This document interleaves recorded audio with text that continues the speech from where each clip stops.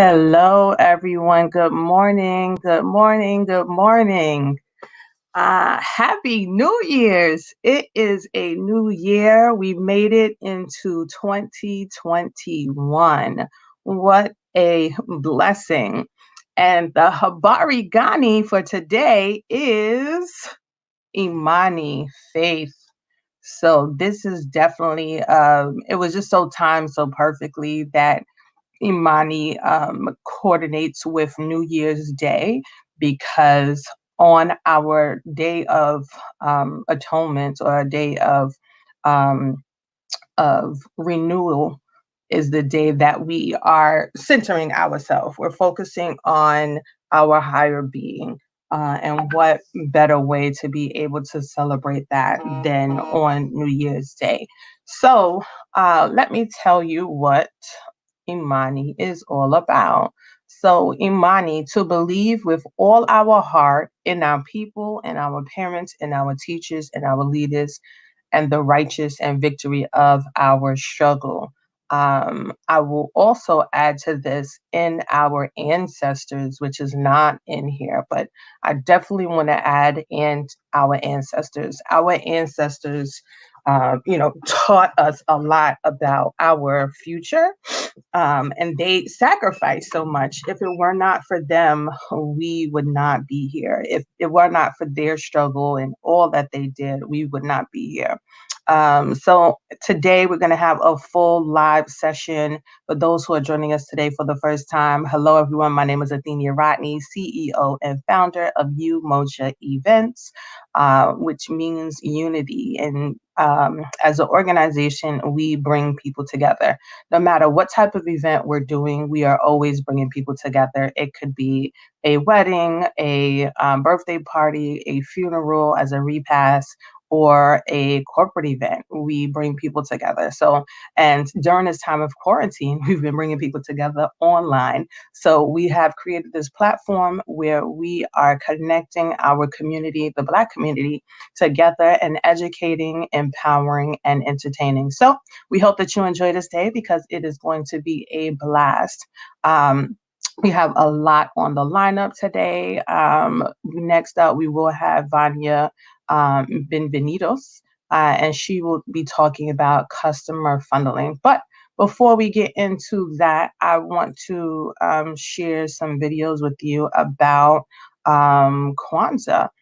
We know that Kwanzaa is a brand new holiday. Or I can't say brand new, but it is fairly new to the community. And most people don't know how to celebrate it, and that's okay. I'm still learning how to celebrate it. It's about us taking that time to come together as family, come together as community. And I have made it my personal goal for 2021 to use the 7 principles of Kwanzaa to govern my business. So I will be governing emoji events by way of Juneteenth Festival Day as well through the 7 elements of Kwanzaa. And we hope that you do too. Now that you know a little bit about Kwanzaa and you have celebrated Kwanzaa, because by joining us here, even if it was just for one day, you are celebrating Kwanzaa. Today, the last day, is the day that typical celebrations are held. People usually get together. There's a full display. There's food. There are activities. You're learning about the history of Kwanzaa. You're doing presentations, games, different ways so that people can learn about the history of Kwanzaa. And then there's gift giving, gifts that the community made on previous days. That is also held as well. So, without further ado, let me share with you a short video so that you can hear from others about what Juneteenth. Sorry, I'm still, my mind is on Juneteenth, what Kwanzaa is all about. So please forgive me, guys. What's Kwanzaa? All right. We've all heard about the holiday that comes around Christmas time. Some of us have been asked by our non-Black friends if we celebrate it as a joke. But how many of us really celebrate it or even know about this holiday? In this episode of The Five, we'll look at 5 things to know about Kwanzaa.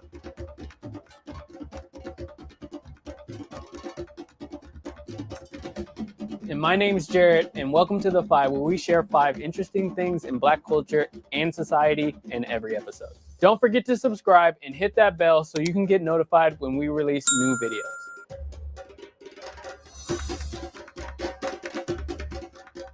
Number 1, what is Kwanzaa?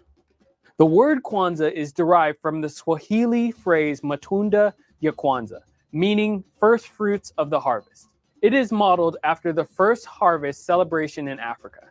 This holiday is celebrated from December 26th to January 1st. Initially, the idea was to replace Christmas with Kwanzaa because the creator of Kwanzaa believed Christmas originated from a religion Black people would shun. But eventually, as Kwanzaa gained popularity, it began being celebrated alongside Christmas in Black households. Number 2, who created Kwanzaa?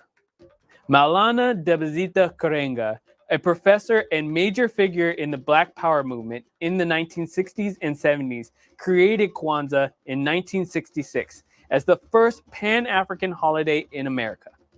His goal was to give Blacks an alternative to the existing holiday and give Blacks an opportunity to celebrate themselves and their own history, rather than simply imitate the practice of the dominant society. Although Karenga is a controversial figure, the root of Kwanzaa and the intention behind it is to commemorate our African roots. Number 3, Kwanzaa and the number 7.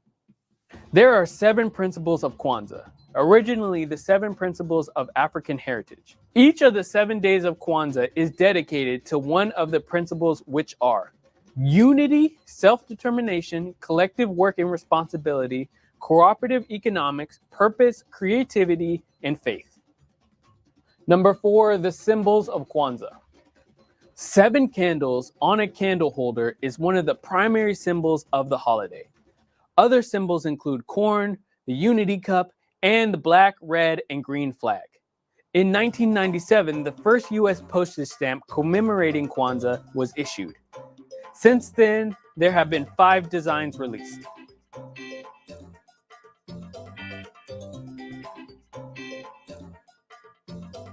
Number 5, who even celebrates Kwanzaa? The answer to this question is anybody who wants to celebrate it. Kwanzaa is celebrated by more than 20 million people around the world.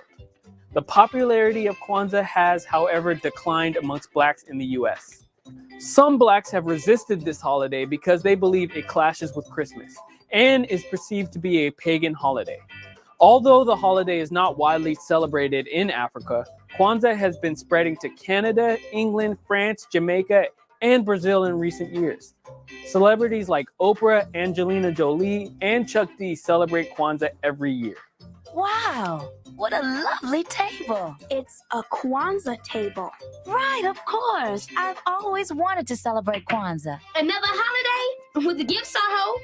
I need a headset to go on my new cell phone. You know. Honey, this holiday is not about gifts. It's about instilling strong values. And becoming in tune with our past, present, and future. Do you celebrate Kwanzaa, or will you start celebrating it after you watch this episode? Let us know in the comments. That's it for this episode of The Five. We'll be back with another episode in Black culture and society.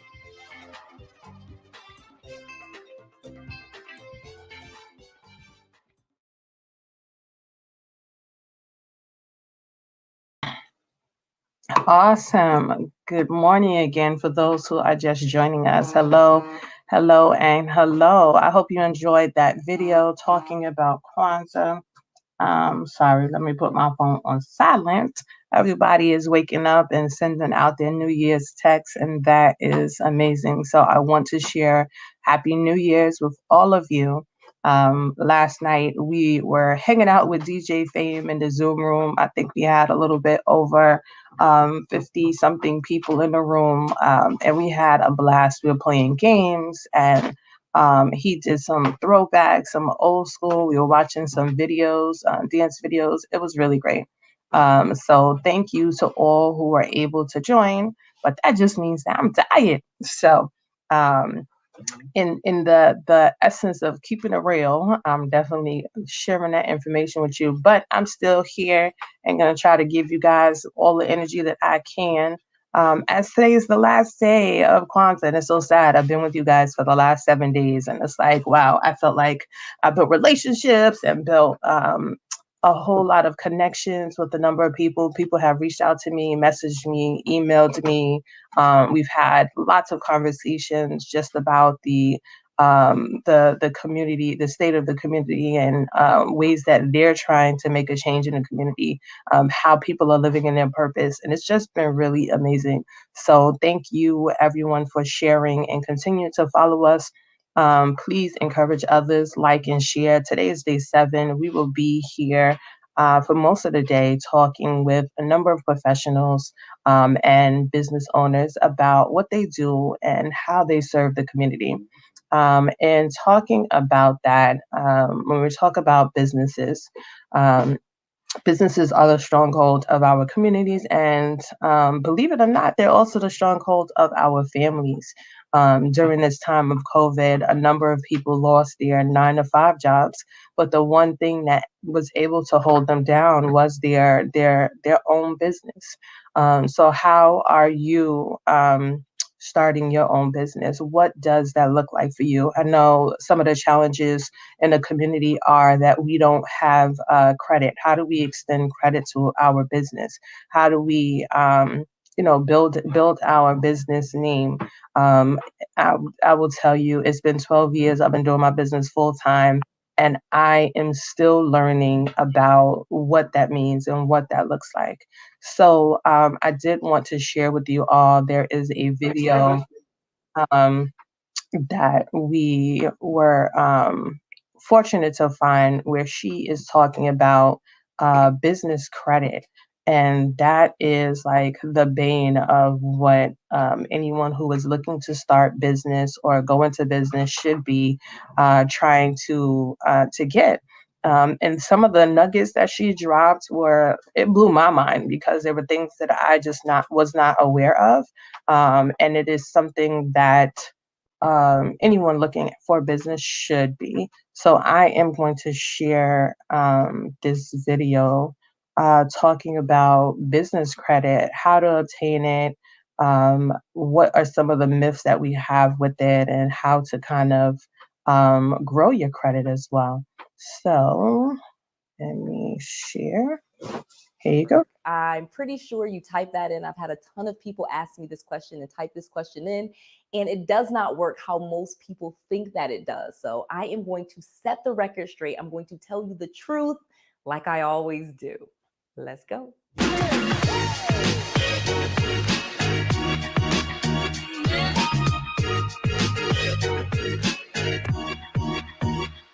I'm going to tell you exactly how it all works, but more importantly, I'm going to tell you why so that you can benefit from this. I'm going to give you my secret sauce on how to get a good business credit score fast. And then I'm going to share with you how I have bought everything from Escalades to Maseratis and everything in between in my business's name, and how you can do the same thing.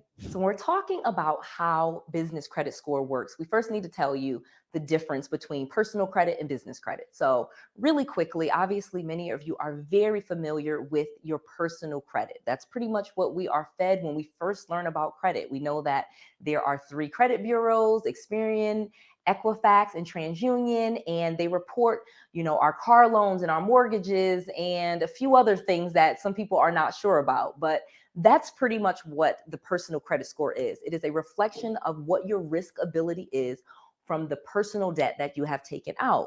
Instead of just those 3 bureaus that I named for the personal credit, there are 3 bureaus for your business credit. Ironically, Equifax Business is one. I know Equifax is on both sides, the personal side and the business side. Experian is also on both the personal side and the business side. But again, they are actually most important on the personal side. When it comes to your business side, there is one major business credit bureau, and that is Dun & Bradstreet, okay? Dun & Bradstreet is like the oldest business credit reporting agency around. They collect all of the data and they report your business credit. They have been around for many, many years, and their system works completely differently than your personal credit, and how they score you is actually really, really different. So let's get into it. When it comes to your personal credit, of course, it's based off of what? Your name and your social security number. So most of our credit on our personal side is tied to our social security number. On the business side, it is not tied to the social security number. It is either tied to your EIN number, but in this case, we are talking about your Dun and Bradstreet number. So when we're talking about getting your business credit and getting a good credit score, I'm really talking to you first about how to do it with Dun and Bradstreet. And the first thing that you want to do, of course, you're going to need an EIN number. You basically submit your whole profile to Dun and Bradstreet. It is a free process to get a DUNS number, okay? A DUNS number. This is what you need. It's a number that identifies you and your business, and this is what they will make a credit report around. And so you go to their website, and for free, you can set up the profile and you can get your DUNS number. Now, again, they're probably going to try to offer you some upsells or things like that to help you, but I do not recommend that. I want you to just go to get your DUNS number for free so that you can start. Because again, Dun & Bradstreet is going to be the #1 agency for the credit bureaus. And I'm going to talk to you a little bit more about how it works and how to kind of get that score really fast. So when it comes to your Dun & Bradstreet number, there is what they call 3 different ways that they're kind of looking at your credit score. They have what's called a delinquency predictor score, and then they have a supplier evaluation risk rating, okay? So those are like the 3 numbers inside of your Dun & Bradstreet. Those are like 3 different scores that they give you. But those are just like, like credit utilization or length of, how long have you had an account? So it's very similar on the personal side to just some information. The real thing with the Dun & Bradstreet that is similar to the FICO score that we are all used to is called your Paydex, okay? Paydex, your Dun & Bradstreet Paydex score. So the Dun & Bradstreet Paydex score works very, very similar to the FICO score in one way. Like it has a score, it has a range, okay? And that's really the only difference.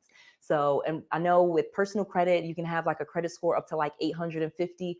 Well, with Dun & Bradstreet, your Paydex score is 0 to 100. And anything over an 80 and above is an excellent Paydex score, okay? And it is really easy actually to get a pretty good Paydex score. But you have to use vendors that report to Dun & Bradstreet. So if you want to start building your business credit and you want to get a good score, you're going to have to use vendors. In other words, deal with companies, make payments to companies that actually report to the credit bureau, okay? So just like with your personal credit, if you get a credit card, they most likely are going to report it to the credit bureau. But if someone loans you money and gave you credit and said, okay, we'll give you a utility bill and it's $400 a month, most likely on your personal credit report, that's not going to show up. It's the same thing. You have to find people, companies, vendors that actually report to Dun & Bradstreet so that you can increase your Paydex score. The other credit bureaus for business are Experian and Equifax. You remember I told you they do actually have business reports as well that are totally separate from the personal side. Like I said, most people still use Dun & Bradstreet, and Experian and Equifax are still not as popular, but telling you some good information. Experian, they have the same thing. You want like an 80 score. It's kind of the same thing, 0 to 100, and anything over 80 is good. Equifax is not really, I don't really necessarily know all of theirs. I actually have not had anyone that I've gone to that told me they were using an Equifax business credit report. I have had the Experian one start to come up, but 95% of all of the companies that I have dealt with that were looking to lend my business money, we're looking at the Dun & Bradstreet credit report and the credit score. So now to the fun part. When we're talking about how the credit score works.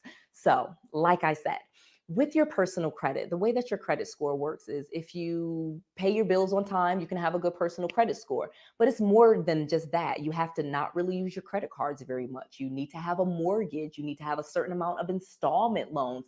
They look at the mix of debt, okay? Like the types of loans you have. Like if you have just a bunch of credit cards, you're not going to have the best credit score because you need a mortgage, you need an installment loan, you need student loans, you need all different types of loans in order to have a really good personal credit score. But on the business side, not so much. You can start with just some vendor accounts. I literally have a student that has an 80 Paydex score right now, and all they have is 4 trade lines, okay? 4, I thought it was 5, it's actually 4 trade lines. They have the Uline, they have the Granger, they have the Quill, and then they have another credit card, okay?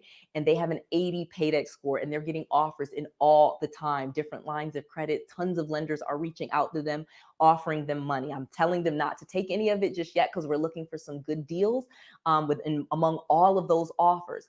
But once you have a good paydex score, they will literally start mailing you in offers, mailing you credit card offers, mailing you lines of credit offers. And again, this is in your business's name. And so what you want to do is take them, okay? Many people are afraid, but this is what you would rather do. Instead of taking more personal debt and things that report to your personal credit report, I strongly recommend you don't do that and you take more things in your business's name, because it's a lot easier to get your business credit score all the way up.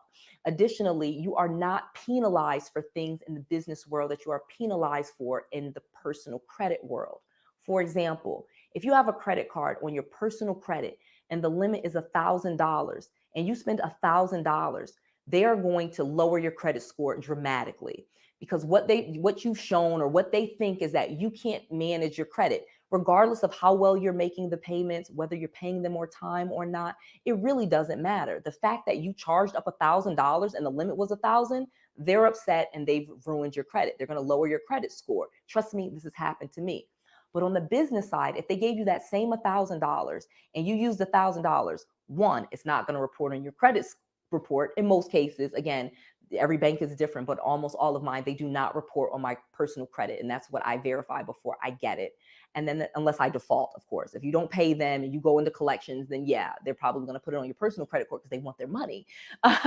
But on the business side, again, if you had that same $1,000 credit card and you use $1,000 of it, they would not lower your paydex score. In fact, as long as you're making the payments and you're doing a good job with that, most likely they're going to increase your paydex score, because they care about how well you manage your debt.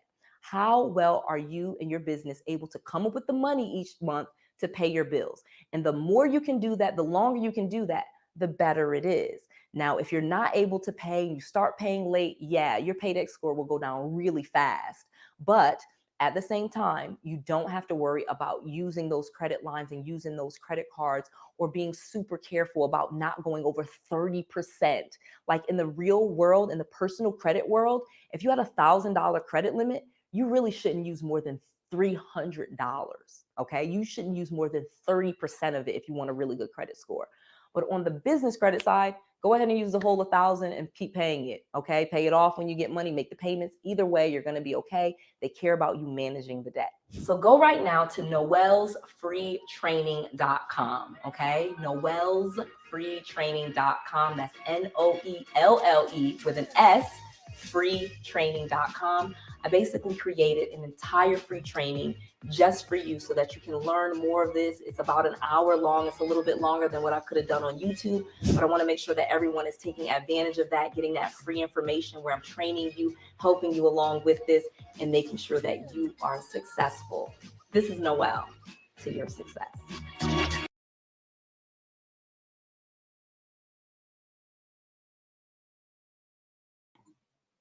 Hello, good morning. I hope y'all enjoyed that. I'm sitting here writing all kinds of notes down. I watched most of it before I shared it. And the nuggets that I was getting from just the first couple of minutes, the fact that getting a credit card in the business name and being able to utilize the credit on it doesn't affect the score. It actually makes it better. I wish I would have known that a couple of years ago when I was using my personal credit cards for the business, and I was hurting. I'm struggling trying to pay off the bills to get it below that 30% mark, and it could have been on a business credit. And look, my business credit would have been skyrocketed by now.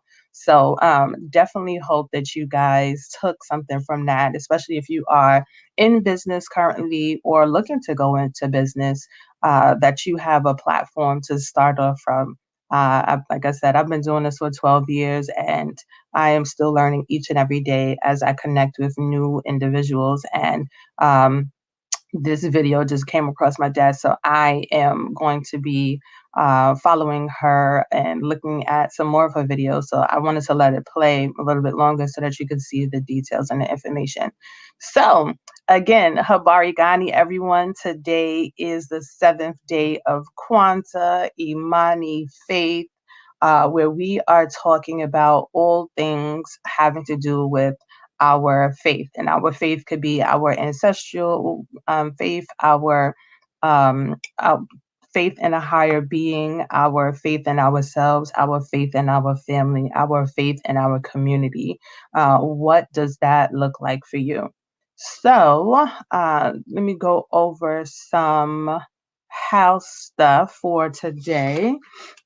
So today we have let's talk about our auction. So we have been talking about our auction today. We are going to close out the auction. So we hope that you join. If you can go to the site, and I am putting the site up here now for you to go to. If you can go to bit.ly/Umoja Kwanzaa auction. What we have going on there is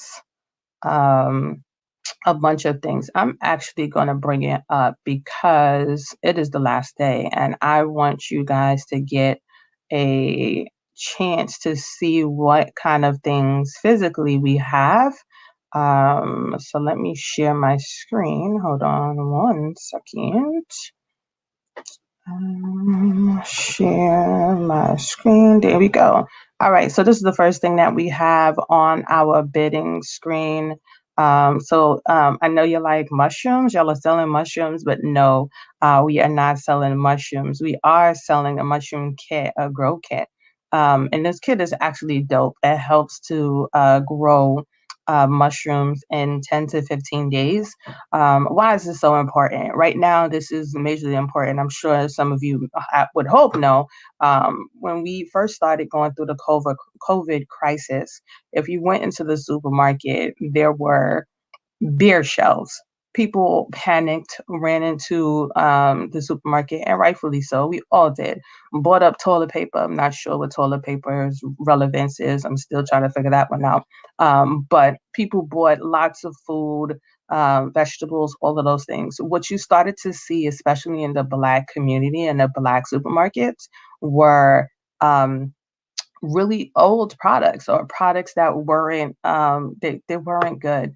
And so it just came to mind for a number of us, especially people in my community. We were talking about this. I have a couple of friends who do farming in the community, and they shared where how could we grow food at home? Like, what there are certain foods that we can grow at home. I just started my little onions garden, and then someone showed this to me. I was like, a mushroom farm. I'm like, this is great.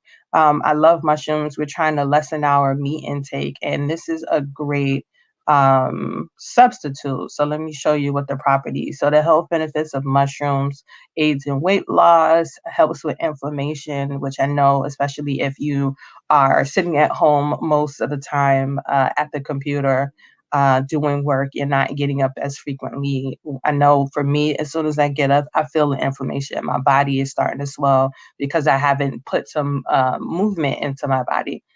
Good for the bones, good for iron. Most females have low iron because their friend visits monthly. So this definitely helps with that. So mushrooms, and I know some people are like, ew, mushrooms, but you know what? Mushrooms, when you cut it up good, put some onions in it, it could taste like some steak or some barbecue chicken. And I am definitely not one for tofu. So my substitute go-to is mushrooms. So I definitely hope that you will join the site as we have these mushroom kits that are being auctioned. I think the current bid right now is at 15. So we have a number of people who have been interested in it. And we hope that you will put a bid in for yourself as well. So the next item that we have up is redwood tree bark. So we talk about um, um, connecting to things, right? And so I just went through this year or this past year, now that we're in 2021, a program called Be the Tree, which is a rites of passage program. And we talked about it on Sunday. So if you are not sure, if you go to the end of Sunday, you'll see a video of what some of the process kind of looks like. But we talk about connecting to Earth, right? To Mother Earth and what that looks like. There's so many things. When a couple of us saw this picture initially, that were like, oh my gosh, this reminds me of ancestry. It reminds me of a female's body. This reminds me of strength, the bark. You're talking about the roots. If you think about that, talking about our ancestors, the body, the trunk of it, where you stand, and then the branches, your offspring, what is bearing fruit into the world or into the community. So this is definitely a great piece to be able to purchase. It's 11 by 14 fine art archival print. This is there are only a few being made of this, so this is definitely something of interest to bid on. And I think we are at $15 or $20 for this. It's a $250 value, guys. So definitely hope that you are able to put in a bid for it.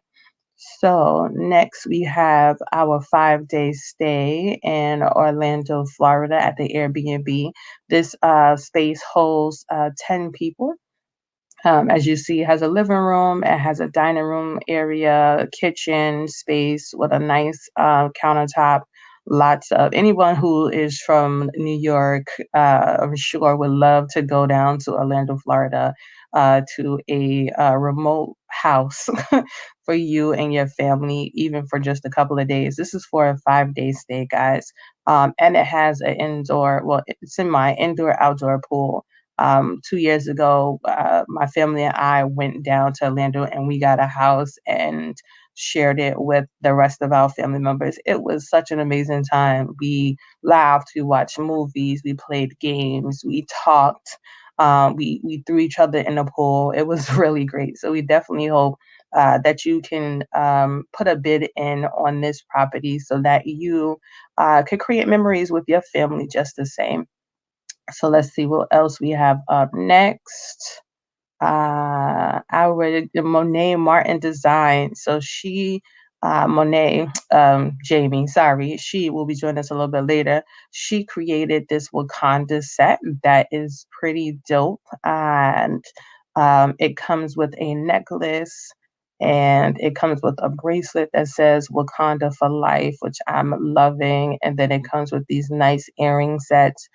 She talked about how all of her pieces have a peace sign and a heart sign somewhere on it, because this is part of the centering of offering peace and love in everything that you do. And she also shared in previous responses that she also puts a leather backing on it, so that for people who have sensitive skin, I know like myself, I'll get a piece of jewelry, and if it doesn't have like a leather backing or something like that, I won't wear it very often, or I'll only wear it with certain items of clothes because it'll bother my skin too much.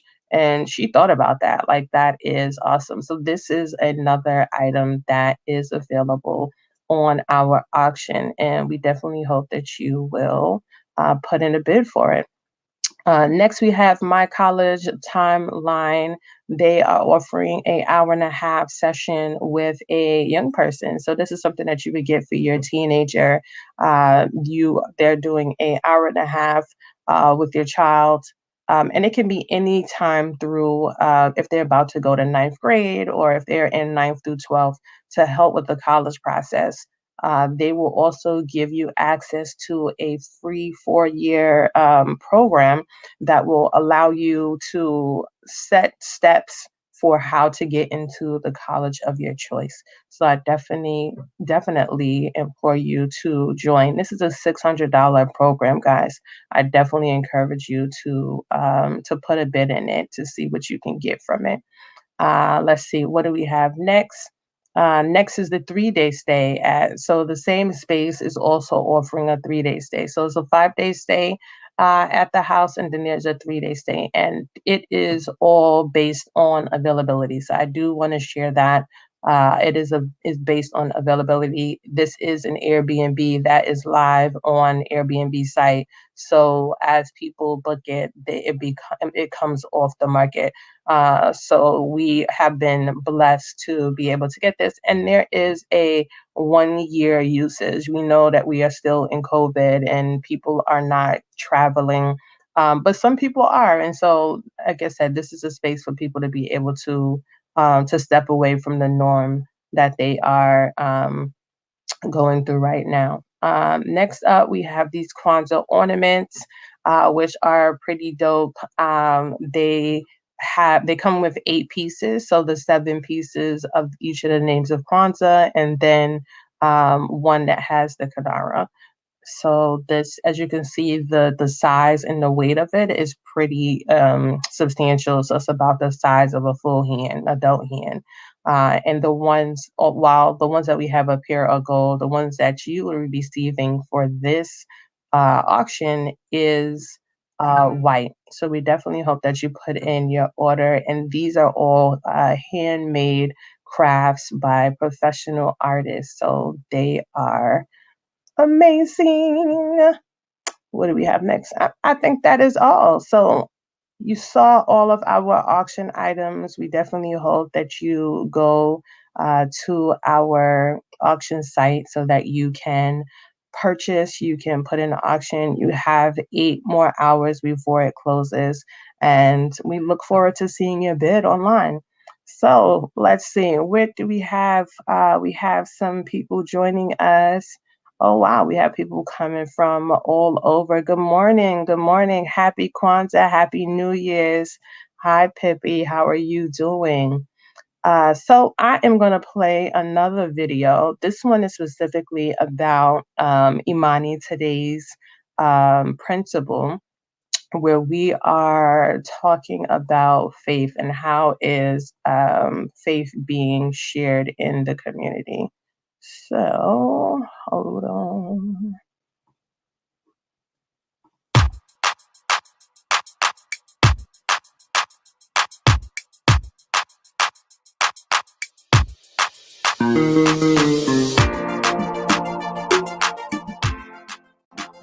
The seventh and final principle of Kwanzaa is Imani.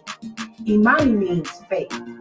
Imani represents our deep belief and link to the Creator that strengthens us to live righteous, value-filled lives.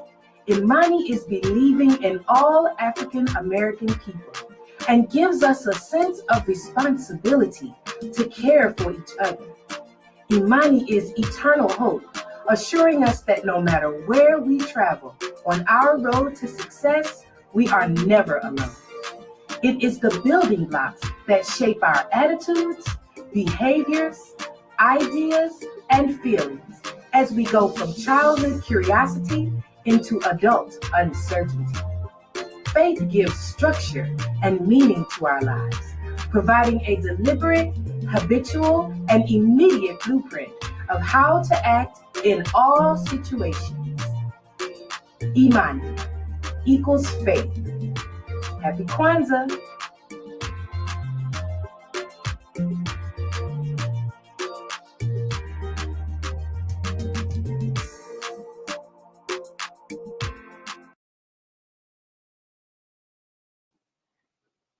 Okay, so Imani equals faith. So I hope you got something from that short clip that we shared with you guys.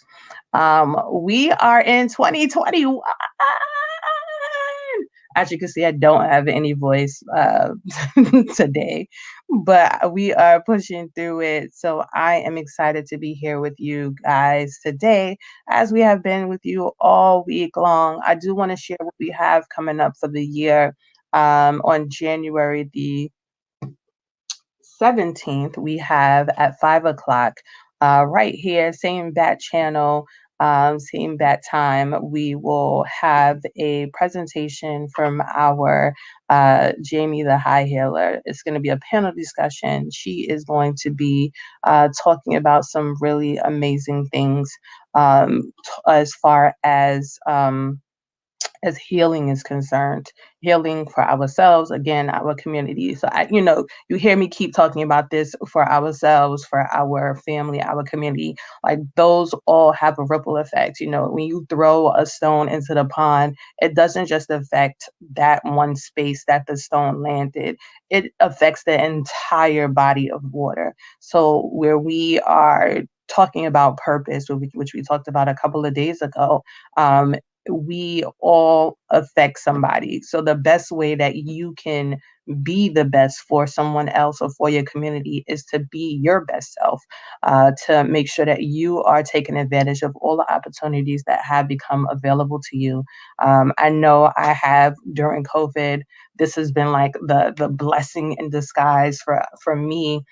Because one of the challenges for me is, I have 3 children and I have a husband, and it is not as easy for me to be able to go to a networking event in the night because most networking events are after hours.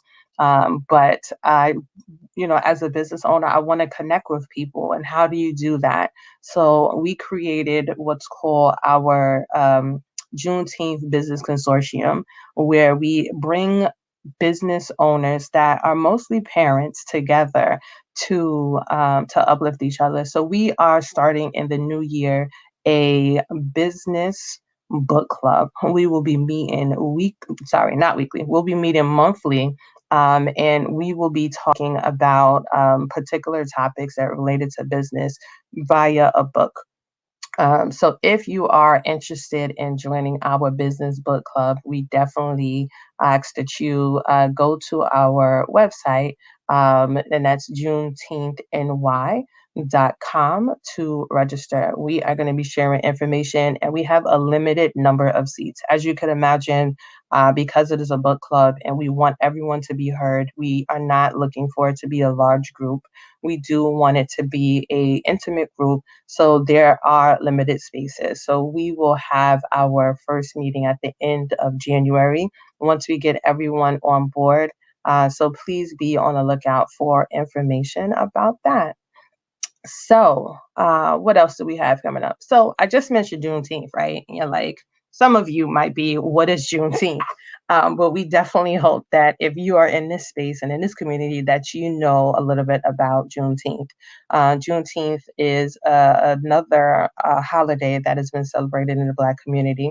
That celebrates the emancipation of slavery. So essentially, it is the Black 4th of July. So that's how I equate it in my mind, just like a lot of people equate Kwanzaa with Christmas.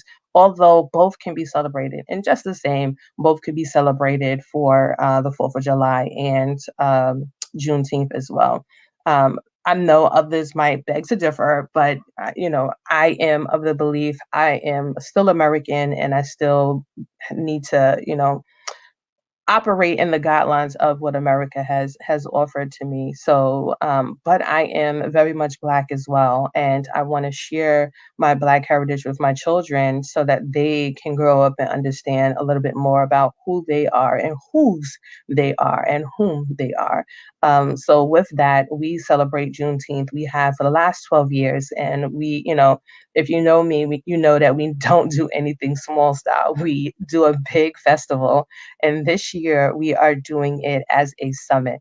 So it is a 3-day summit that we will have 3 days on, starting with Friday, the 18th. We'll be doing health and wellness. So we're talking about mind, your spirit, and your soul. So much about your health has to do with those three. So we will be focusing on that during that day. On the actual 19th, which is the actual Juneteenth. And I think out of the 12 years that we've been doing this is the first time that Juneteenth has fallen on a Saturday. It typically falls every other day. So, and the challenge has always been, of course, that we don't have it off because it's not a national holiday.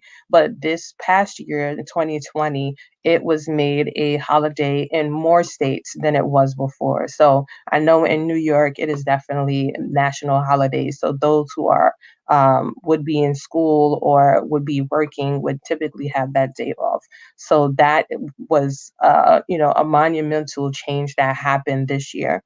So on Saturday, we will be focusing on our businesses. We'll be focusing on our performers. We'll be doing presentations. So a typical Juneteenth style festival will be held on Saturday. Now on Sunday, we are doing something new and grand, and this revolves around our youth.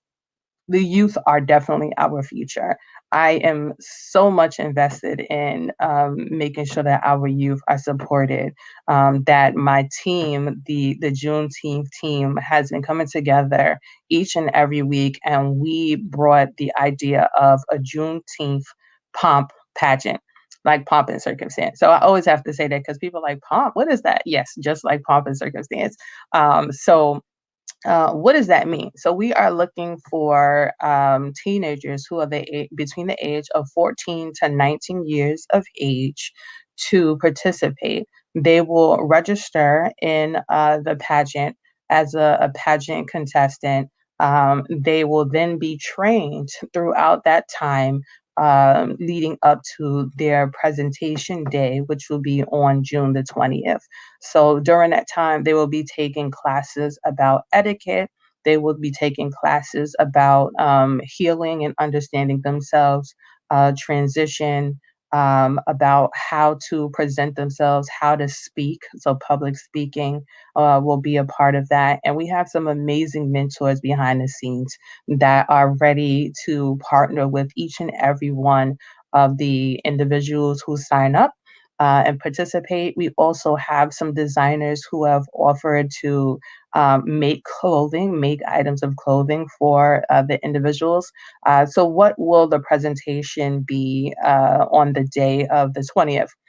They will come in, they will have an interview with our panel during that time. So the panel will not have any, not be aware of who they are or anything about them. They will interview with a group of panel people, still working out the details, but they will do the interview, then they will go and get themselves dressed on premises. Like I said, we will have some people there to do hair and makeup support. Then they have to, they'll do a presentation as far as a gown. So they'll have a gown presentation, and they'll also be doing a presentation, a 3-minute presentation on their business. So what their business is, this will be the day that they get to share it with the world. And they have the opportunity to win, drum roll. So they will have the opportunity to win $1,000 towards their business to get it started. They will also be put into a program, which is a $5,000 program to build their business. So it would help them with clarifying their goals and setting business goals for themselves and for their business, and take them through that entire transition.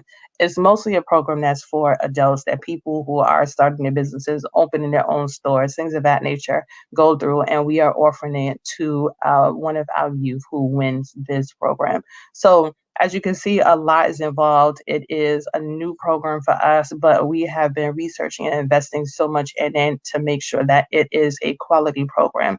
Now, you might ask, is this all free? No, unfortunately, it is not free, but we will work with you to participate so that you are able to raise funds for yourself to be a part of the program. We have a number of different fundraising opportunities available to the person who is interested in participating. But the first thing you would have to do is join one of our introduction sessions. And we will be having an introduction session in 2 weeks. So again, we definitely encourage you. Please go to our JuneteenthNY.com page to register for more information. So I did a lot of talking.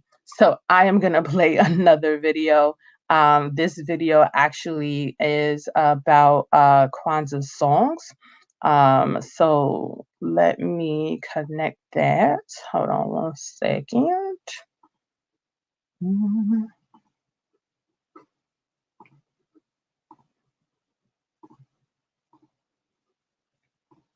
And I hope you guys Imani. enjoy.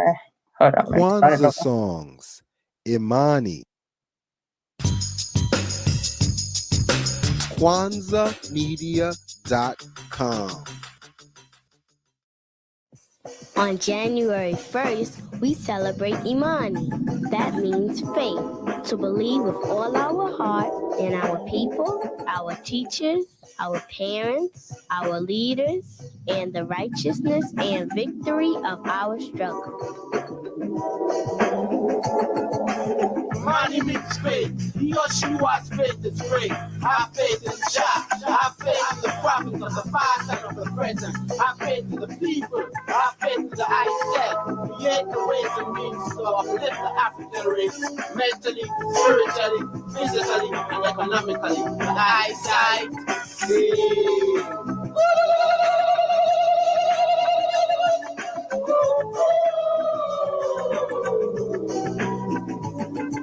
Imani, faith, Imani, coming now your pinky. Imani is faith. It's time for us to relate, debate, and let the booming bass penetrate. Feel the vibes from the African drum, my son. Hold fast through a calm or storm and give thanks to Jah. And don't go long to have faith in our people and our victorious struggle. Fools try to test me because I'm calm and humble, but I stand firm because there's much to learn about our culture. Ethiopia, Shashamani. I'm going there because I got Imani, Imani, Imani, Imani, Imani, Imani, Imani, Imani,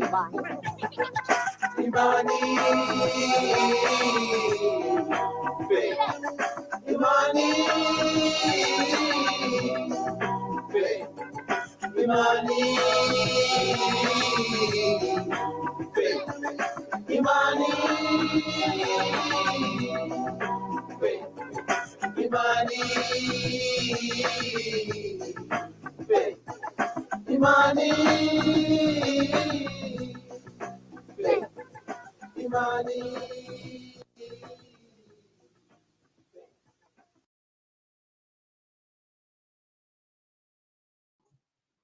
I'm not a singer, but I was definitely jamming back here. Imani.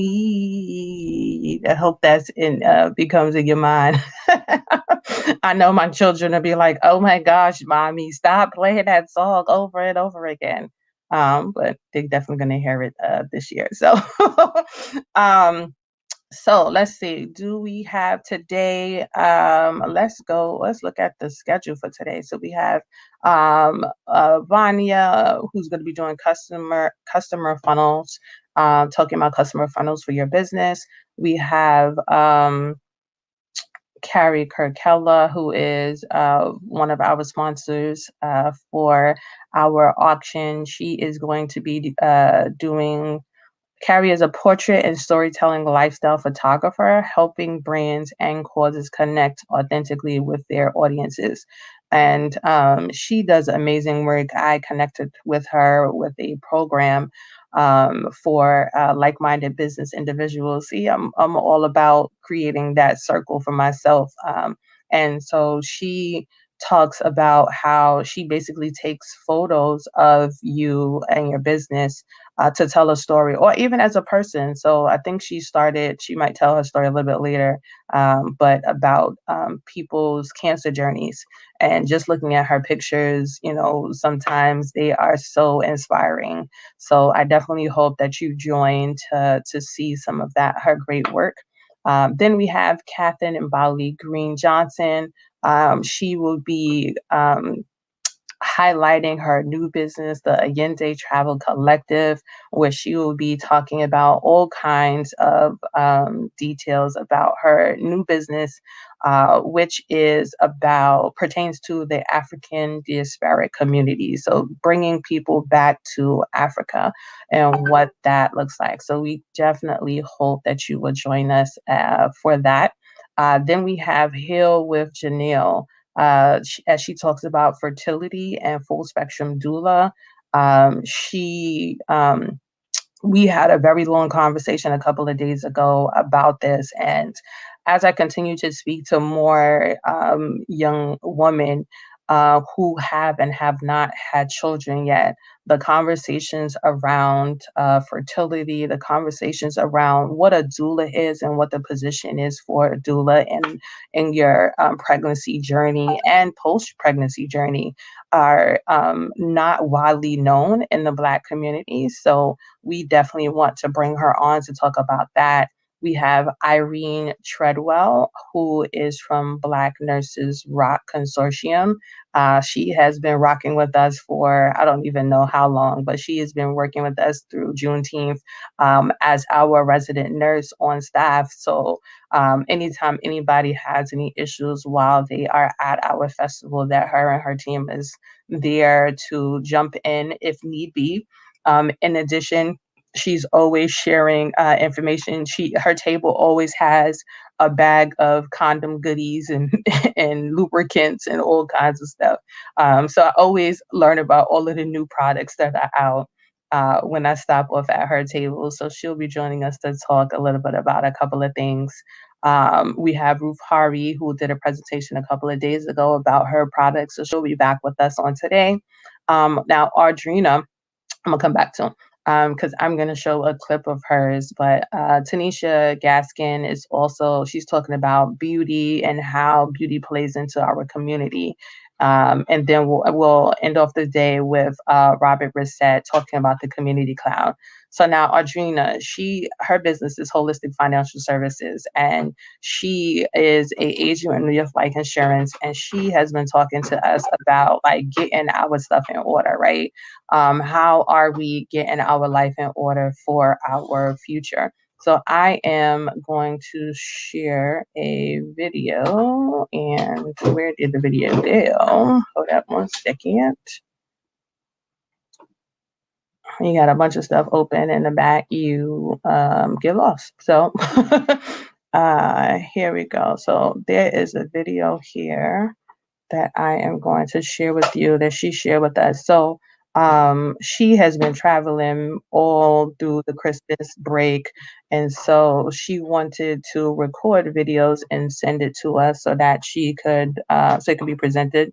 But we were having some technical difficulties and, life happened. So we have them up. So I want to share her videos in the meantime, and she'll be here later on to do a live presentation. So here is the first one, which would have been shown on Monday. Good afternoon and happy Kwanzaa. Thank you for your continued support and participation in helping to keep our heritage and our culture alive. Again, my name is Audrina Russum, and I am a holistic financial services professional.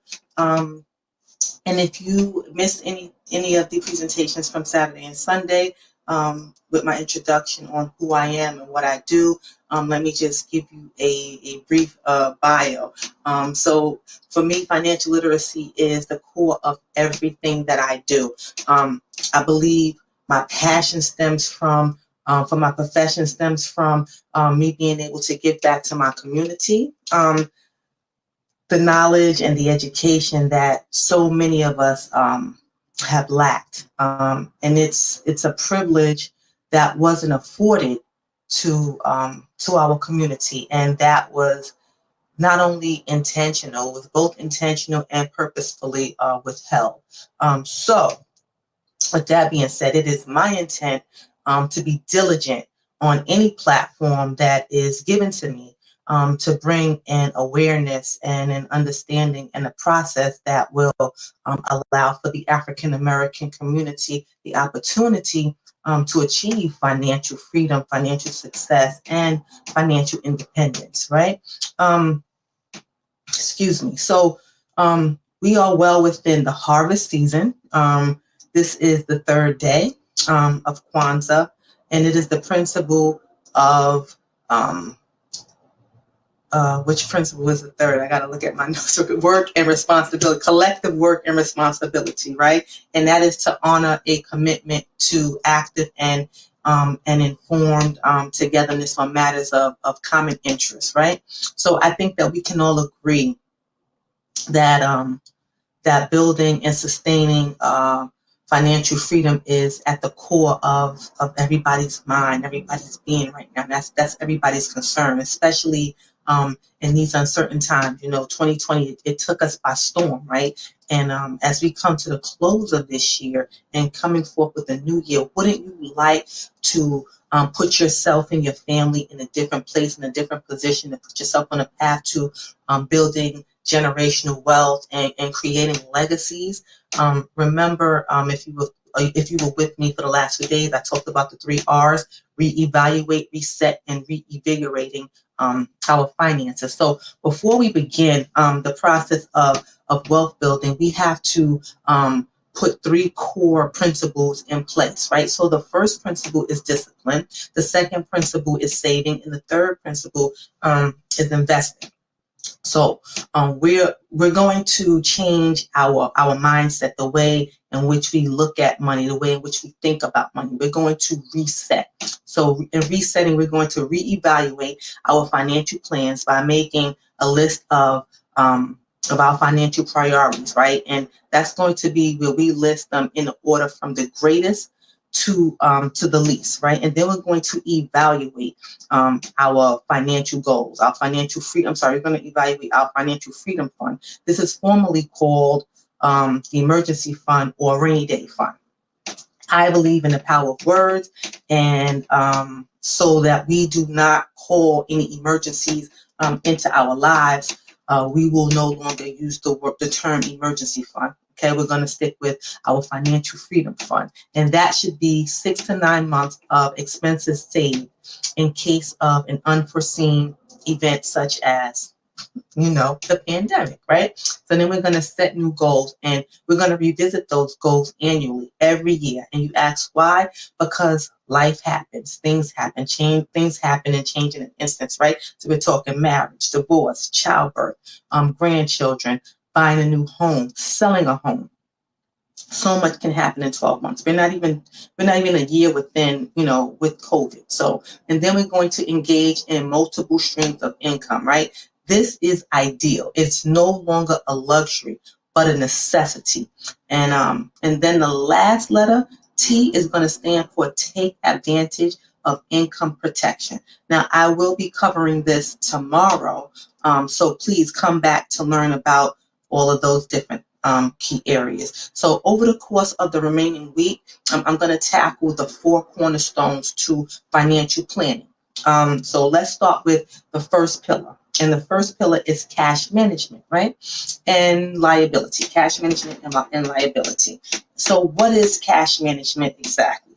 Cash management basically is the collection, the handling, and the usage of cash, of funds. And what is liability? Liability is the economic benefits that an entity is obligated to make to another entity, whether that's a person or a business. So in understanding your cash flow, you want to be in a position of telling your money where to go, rather than asking your money where it went. So I know for me, every time I leave the house,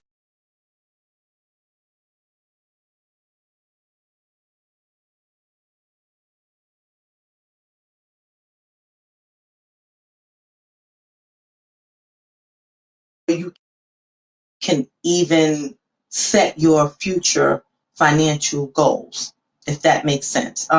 Your goal should be specific and with a clear timeline. So, for example, it should be something similar to, I would like to save $10,000 over the next 5 years. Sounds simple, right? So with this type of goal, it would be easy to track. It'll be easy to track your progress.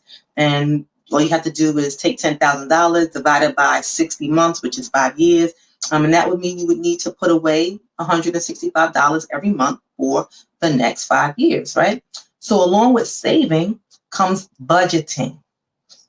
So the first thing to do when putting together a budget is to assess your current expenses.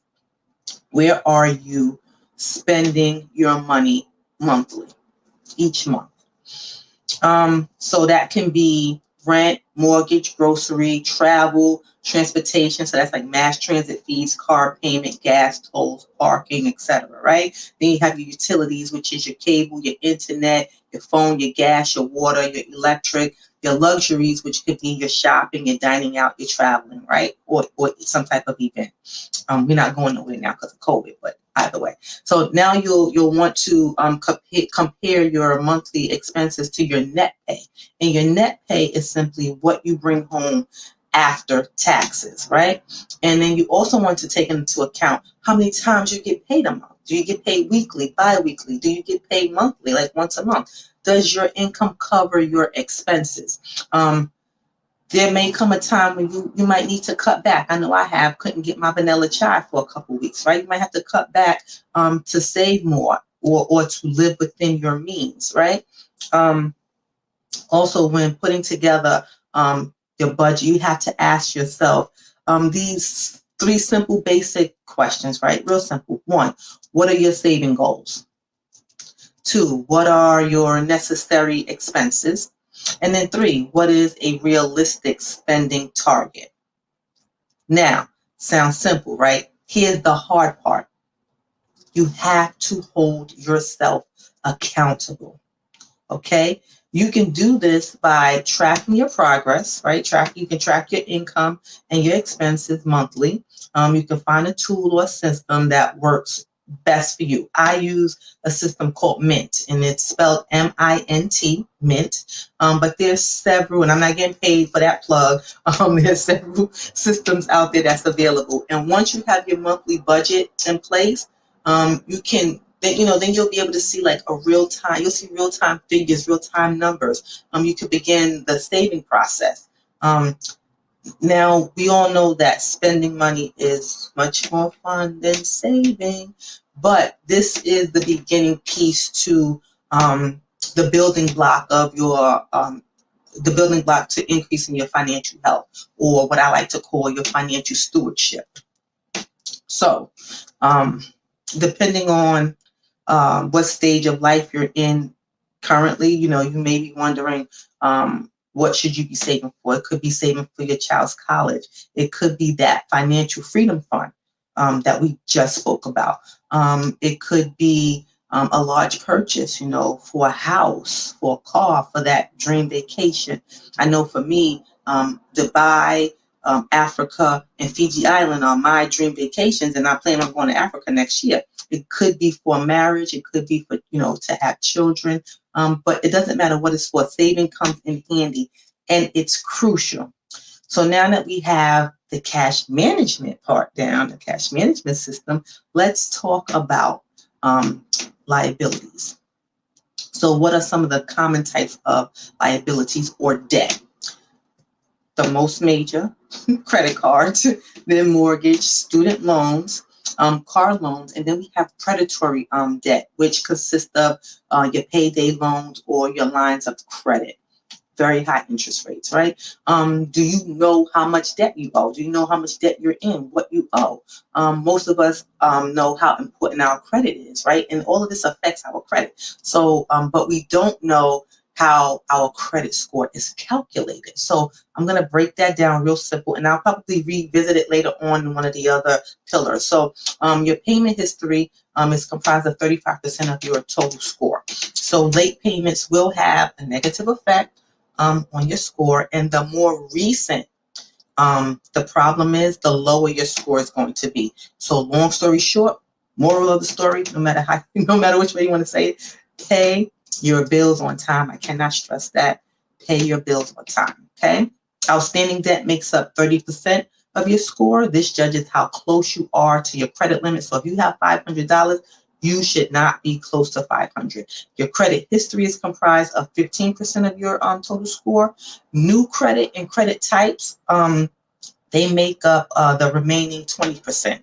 So, excuse me, based on that information, your score, you're assigned a credit score, right? And that credit score ranges anywhere between 300 and 850, 300 being low or poor, and 850 being outstanding. And know that each credit agency, which is TransUnion, Equifax, and Experian, They all score a little differently, but these are the basic standard areas in which you are graded. So again, this is the first pillar in the financial planning process. And I know that I hope it sounds simple in the way that I gave it to you, but I do want to call you to action. I would like to challenge you. And what better time now than to set the ball in motion? Some say knowledge is power. I say applied knowledge is power. So take a mental picture of where you are today, where you are currently in regards to your savings. If you're not sure of what that is, it's okay. Regardless of where you are, please, please, please understand that the good news is it's never too late. You're not too late to put a plan in motion, okay? To put a plan in place to get to where you want to be. I hope that you've enjoyed my presentation, and I hope that you have acquired some knowledge, a little bit more understanding. If you would like help with getting started on your future financial goals, it would be my pleasure. I do have 30 and 60-minute time slots available for complimentary consultations. Again, my name is Audrina Russom. I am your holistic financial services professional. I thank you for your time and attention, and I look forward to speaking with you all in the near future. My information will be put up on the screen shortly. Please come back tomorrow and the day after and the day after and the day after. I promise I have more things to give you, some more nuggets. We're going to talk about greatest assets. We're going to get into the core of some things, okay? So I'm going to give you a little bit of meat at a time. So I hope to see you all back again. I thank you. I thank you. Thank you. I thank you so much. I love you all, and God bless.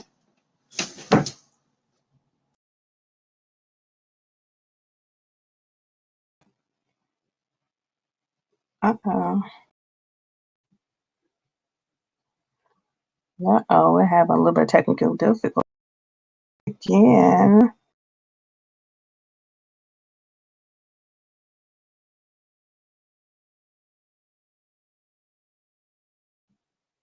Okay, there we go. Sorry about that. I know my computer, my programs are like, you're overusing me. But no worries. That was great. So like I shared, so if people who know me know that I'm in the business of leveling up, not just myself, but those in my circle. And so Adrena is one of those people that I have challenged to level up during this Kwanzaa season. So she is like, I never did recordings like this before. Like this is interesting. And but she did it, and I'm so proud of her. It looks great. But as always, there are challenges that we are always doing. Um, she will definitely be on a little bit later, but like I said, because of the week that we had, everyone was kind of traveling, or she in particular was traveling. So she sent me videos to share. So I am going to share those with you throughout today. But before I show you her next video, I am going to show you a short clip from Dr. Mulana Karenga, who is the creator of Kwanzaa, and what he is talking about when he shared faith. So let me share my screen, share audio, and here we go. Imani then. Imani. Faith. Teaches us to hold fast to the faith of our ancestors, who taught us to believe in the sacred and the transcendent, and who taught us to believe in the good, the right, and the possible. Our ancestors, black people, taught us to know ourselves as bearers of dignity and divinity, divinely chosen to bring good into the world. And we must hold on to their belief. They taught us to believe we can and must be an informed, active, and powerful presence for good in the world. Think about that. Are you a powerful presence for good in the world? Or you just sitting on the sideline, hoping something don't happen you can't handle? Our ancestors said we can and must be a powerful presence for good in the world. We are the people in our faith tradition that hold on to hope when others think it's hopeless. How could we have passed to one of the greatest holocausts in human history? Come out still sane in spite of some obvious damage on some people's part. All of us were affected. Some of us are self-healing, but we're only healed by struggling against the system that caused this damage to us. Therefore, we say, hey, don't be talking about reparations getting a check. You're getting checks now. Reparations is healing and repairing a gross injury. And you can only do it by struggling for justice. Our salvation, our repair, depends not on what our oppressor does, but what we do in our struggle for justice. Because in that struggle, we transform ourselves, we know ourselves, we expand ourselves, and we clear space so we can live full, free, and meaningful lives. Reparations is more than a check. It is, first of all, requires a public dialogue so we can really know what's going on. Rescue me if I'm wrong. That's right. Second, then we have public admission. That is to say, people admit it's Holocaust, not slavery or slave trade, business gone bad with collateral damage. And by Holocaust, I mean a moral and monstrous act of genocide that is not only against the people themselves, but also against humanity. Then you can have a public apology. Don't be apologizing to me for no business gone bad with collateral damage called trade. Apologize for Holocaust, don't apologize at all, sir. Then public recognition. We need monuments. We need to teach it in the media and in the school system. Teach the horror and meaning of this to us and to all the country and the world.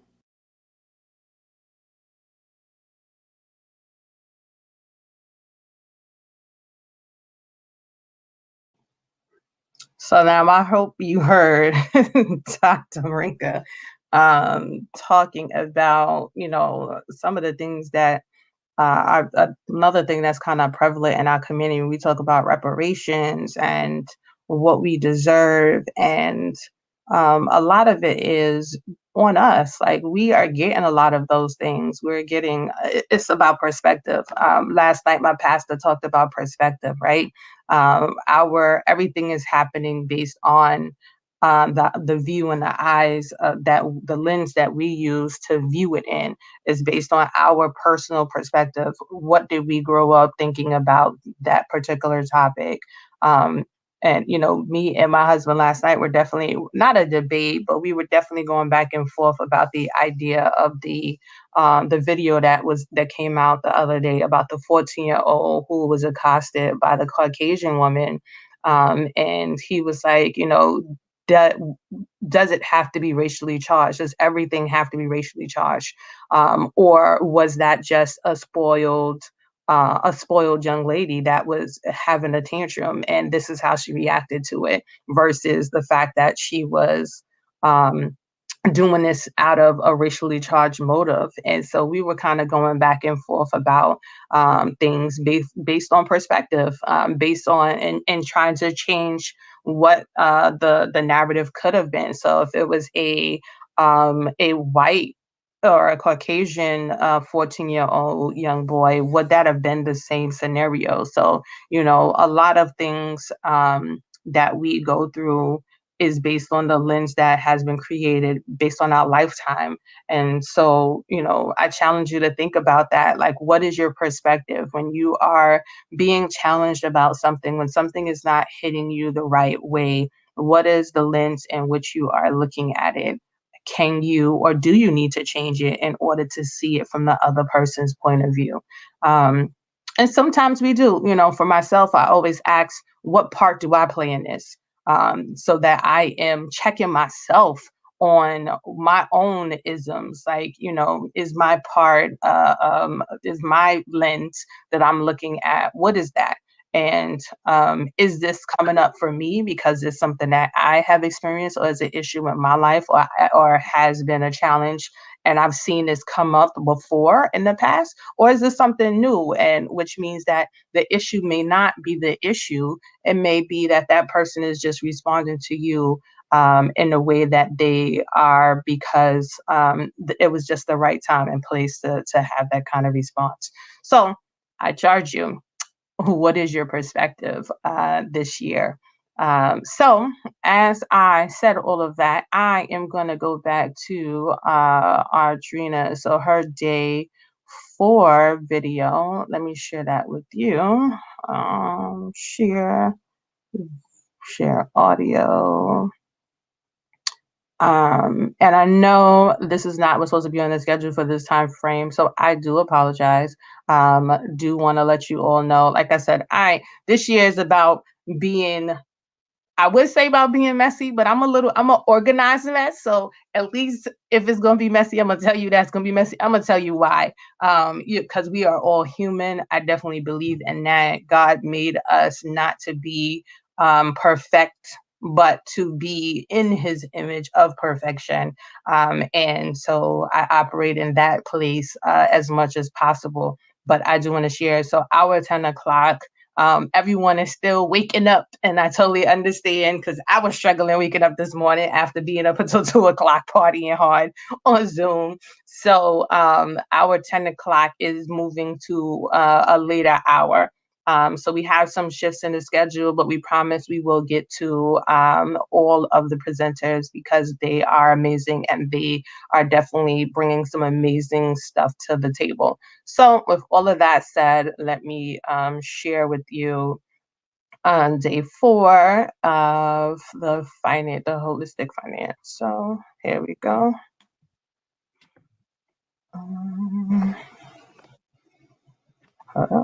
Family, it is an honor and a privilege to be before you again today.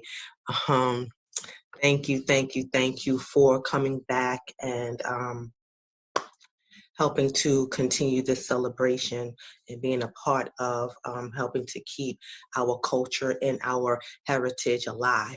My name is Audrina Russum, and I am a holistic financial services professional.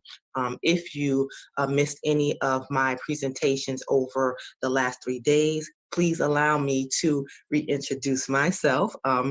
Again, as I've already stated, I am a holistic financial planner. I use the word holistic because I deal with the entire being, not the sum of one's part, but the whole and entire you. Financial literacy is at the core of everything that I do. I believe my love for my profession stems from me being able to give back to my community the knowledge and the education that so many of us lack.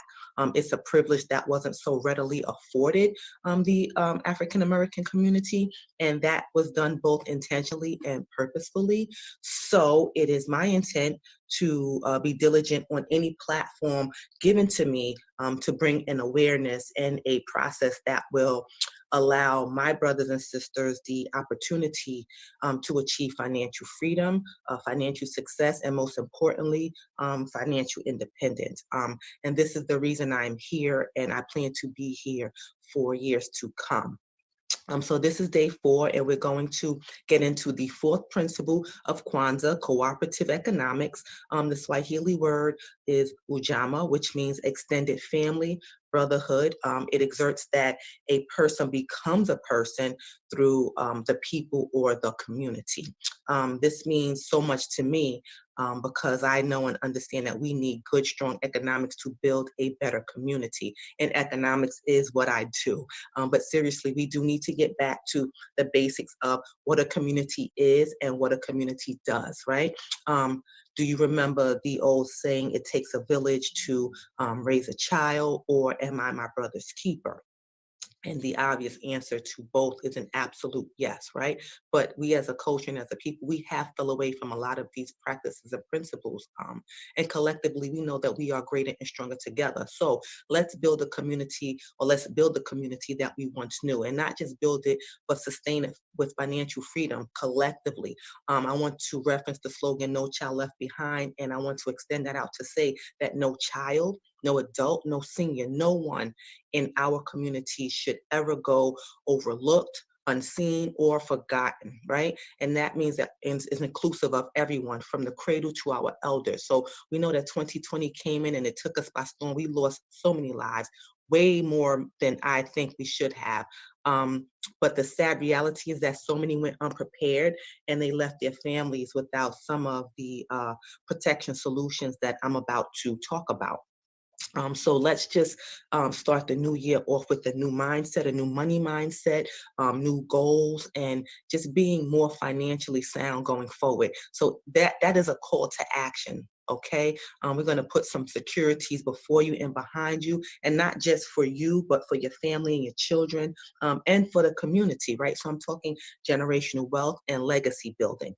Yesterday, I took you through the first pillar of the financial planning process, which was cash management and liabilities. So let's just recap. So first we had the 3 R's and the basic principles to wealth building. We also discussed resetting and changing our money mindset, having 6 to 9 months of expenses saved, and setting goals and revisiting them on a yearly basis.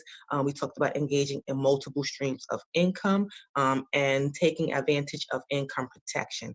And this brings us to our second pillar of the financial planning process, which is protection solutions, right? Also known as the 7 elements of risk management. Protection solutions are vitally important to grow your wealth, but it is equally as important in protecting that wealth, right? So what are the 7 elements of risk management? Well, I spoke on the first element yesterday during the cash management and life, which is Financial Freedom Fund. And I touched on it in today's recap. So then we have health insurance, life insurance, disability insurance, long-term care insurance, auto insurance, and home insurance, right? I'll start with health insurance, and I won't take too long on this one particular element, because we know how important it is to have health insurance in the event of some unlikely mishap that will cause us to have to seek medical assistance. We also know that the medical profession is a $1 trillion business. Therefore, receiving any type of medical care or assistance without having health insurance in place will be costly, right? And there are also tax implications now that have been put in place as a ramification for not having health insurance. So I won't talk too much about the other 2 categories, auto and home, because I'm not licensed in them. However, what I will say is that they are equally as important in the risk management process, just as important as the other 5 elements. So let's jump right into this pillar. I always like to start off by asking the question, what is your greatest asset? And most of the time, people jump right back in and they start responding, start naming their homes, their cars, their 401ks, their pensions, their boats, their RVs. Some say their children, some say their grandchildren. If your answer was not yourself, then you're placing more value on the tangible things that can be replaced. Your human capital, your ability to get up every day and provide for your family, whether that is by working or by being a primary caregiver, makes you an invaluable asset and one that you should protect. And there are many ways to protect your human capital, right? So protection solutions that you may want to consider should be life insurance, disability insurance, and long-term care insurance. And I will tackle each of them in that order. So let's start with life insurance. Life insurance protects your loved ones in the event you pass away prematurely, right? And there are also living benefits to life insurance through various features and optional riders, making it a valuable addition to your portfolio. There are 2 types of life insurance, temporary and permanent, and both are designed to meet an individual's personal needs, right? There's also various types of types of permanent life insurance. And I'm going to play a short video. It's about a minute long. And it's going to give you some of the key benefits of permanent life insurance. So just give me a minute as I cue this up, because I'm not actually the best person in dealing with all of this new technology, but I'm going to give it my best, okay? I think I have it. So bear with me for one quick second. Let's get this up on the screen. Here we go.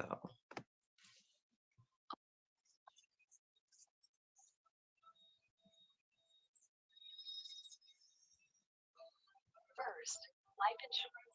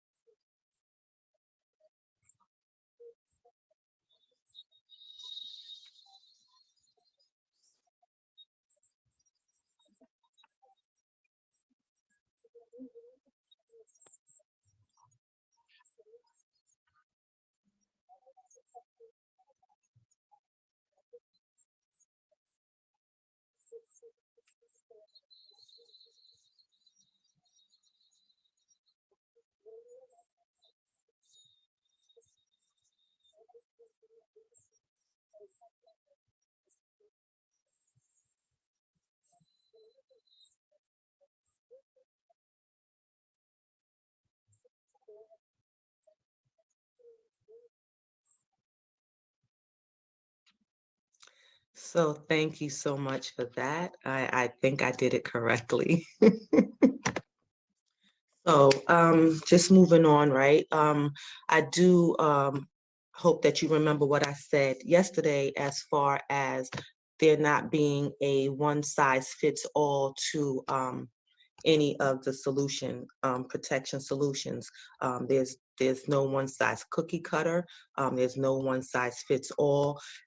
Everybody is designed differently. Everyone's needs are going to be different, right? So now I'm going to talk about disability insurance, also referred to as income protection, and sometimes also referred to as DI, right? DI is short for disability. And what is DI insurance? DI insurance is it's insurance that's put in place to protect the income that you generate in the event that you become disabled and are no longer able to work due to an injury or an illness, right? DI can also replace up to 60%. Different carriers, they vary in the way in which they pay out, but they can pay up to 60% of your income. And so just some food for thought. Have you ever considered what would happen if you suddenly, or your spouse or your partner or your significant other were to suffer a debilitating injury that prevented you from working? How would that affect your standard of living? How would that affect your living situation? Where would the money come from? For your daily, your weekly, or your monthly expenses, okay? Studies have shown that 1 in 4 of today's 20-year-olds will become disabled before reaching age 67. And this is why DI, or disability insurance, income protection insurance, is a key factor in the risk management program. So now let's talk about long-term care and why it is one of the major components of the risk management process. And I put a lot of emphasis on this because it's one of the areas of the risk management that goes unrecognized in our community as long-term care.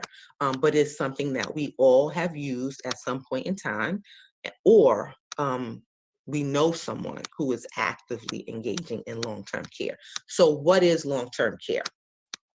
So glad you asked.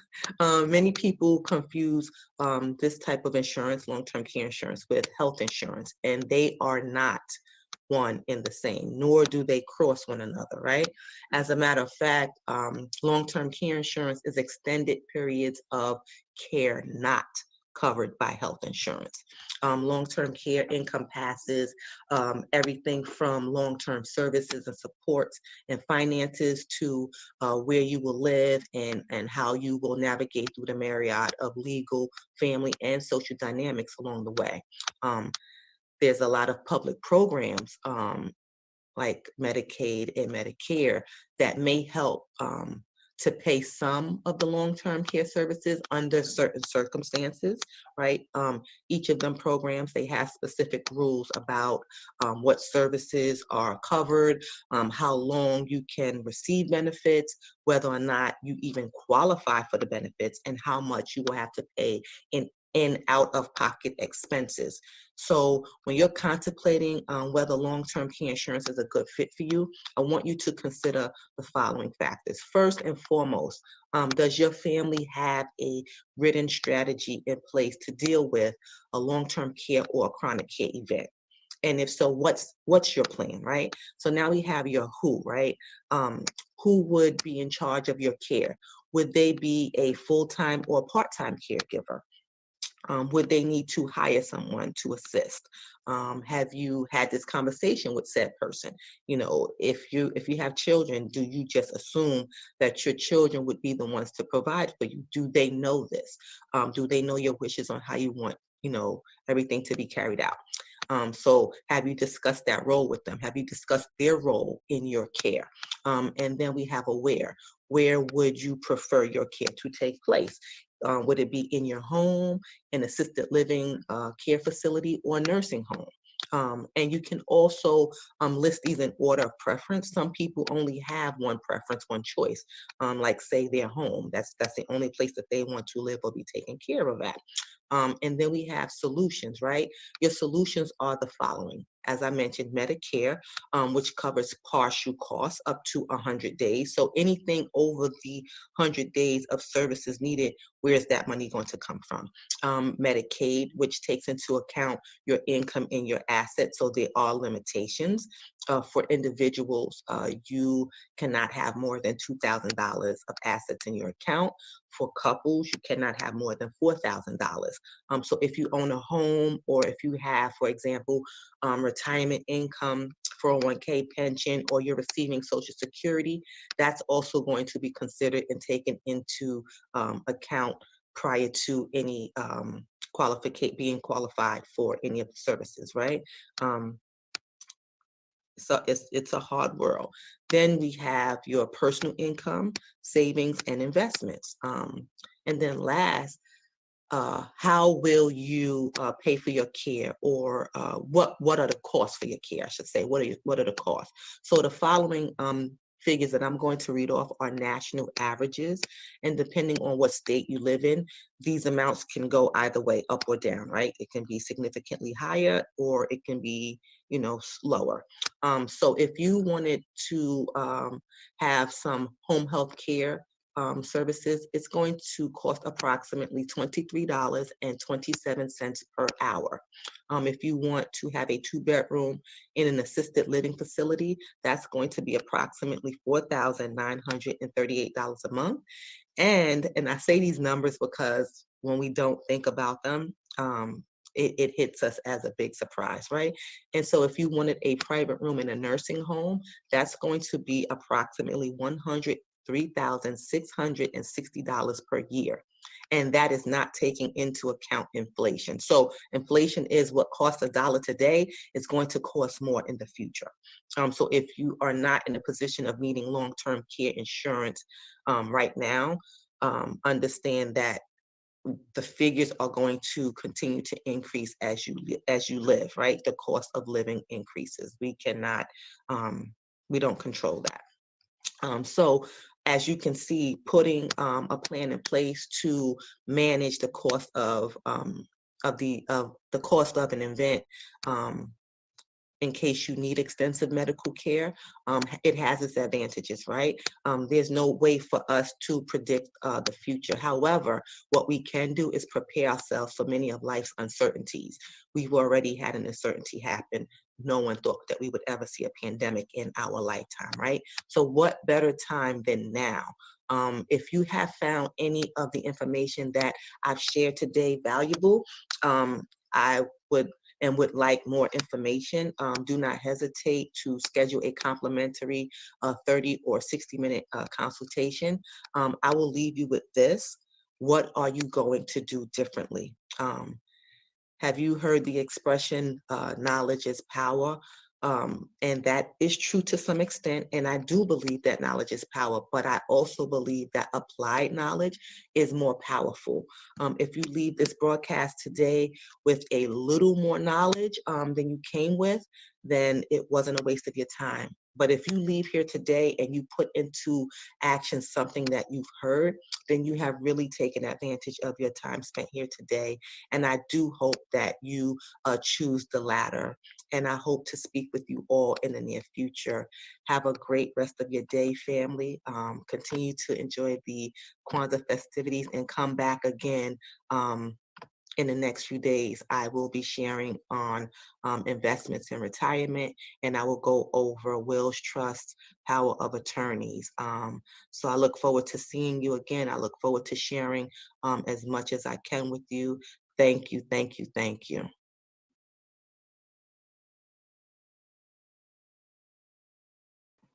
All right. Audrina is dropping those nuggets.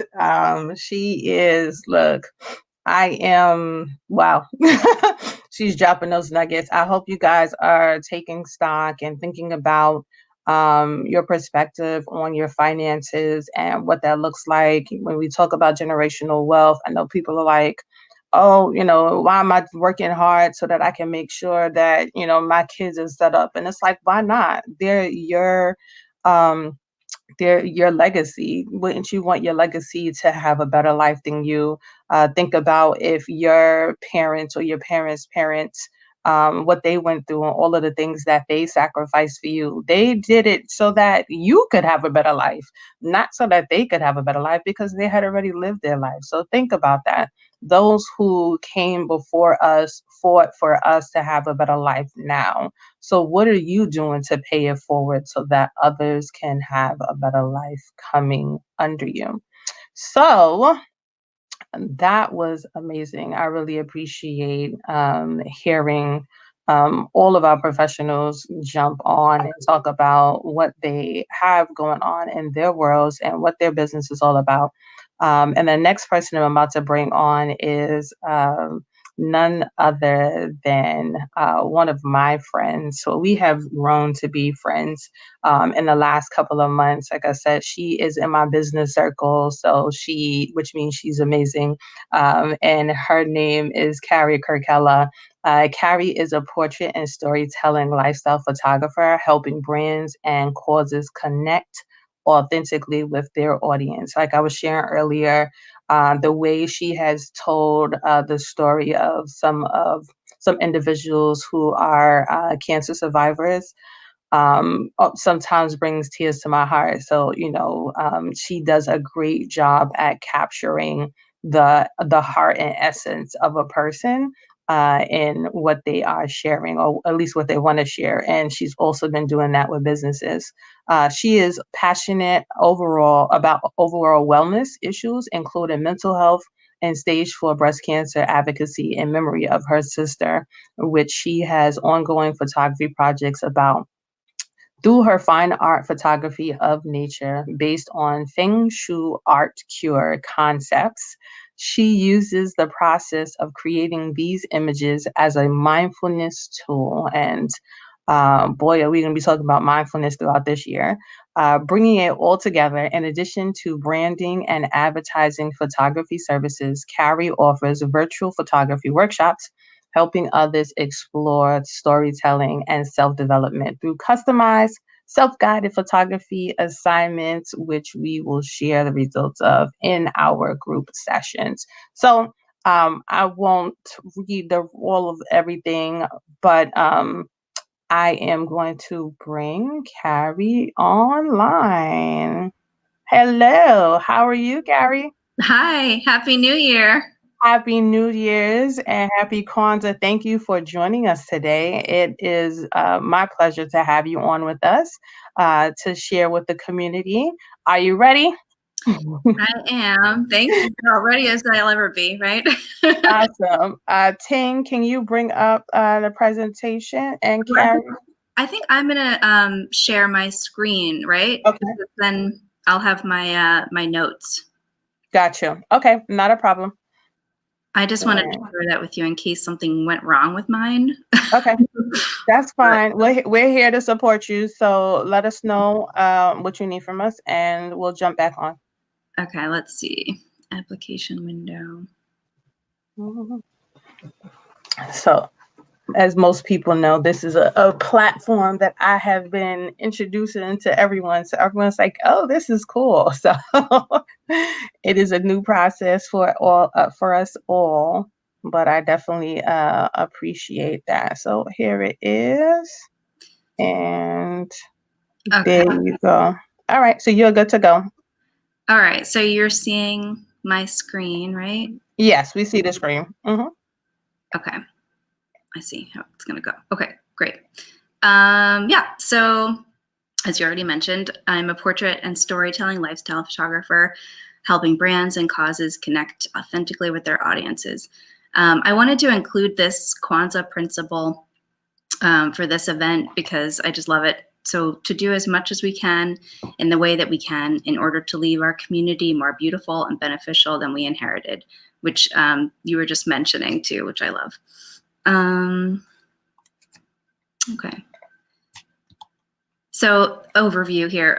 So first I'll share a bit about who I am and what I do, and I'll also share some of my personal photography projects. And then I'm going to share some examples of work I've done for clients and talk about how you can use photography to share your values and stories about you and your business for your brand. And then I'll share a new series of photo workshops I'm offering and how we can continue the conversation. So who am I and how did I get here? So Athenia mentioned we're friends and we're in a women's group, business group together through the Business Outreach Center. And I just wanted to say thank you for welcoming me as a guest in your community. This image was taken by my husband of me, and I'm using my mug today too. I love this mug for Mother's Day. And then the rest of the images are by me. So the three personal photography projects I wanted to share here are, one is about nature, feng shui photography, which I'll explain a little bit. Another is about my son and just motherhood in general. And then another is about a personal project I'm doing, which Athenia mentioned, about breast cancer survivors.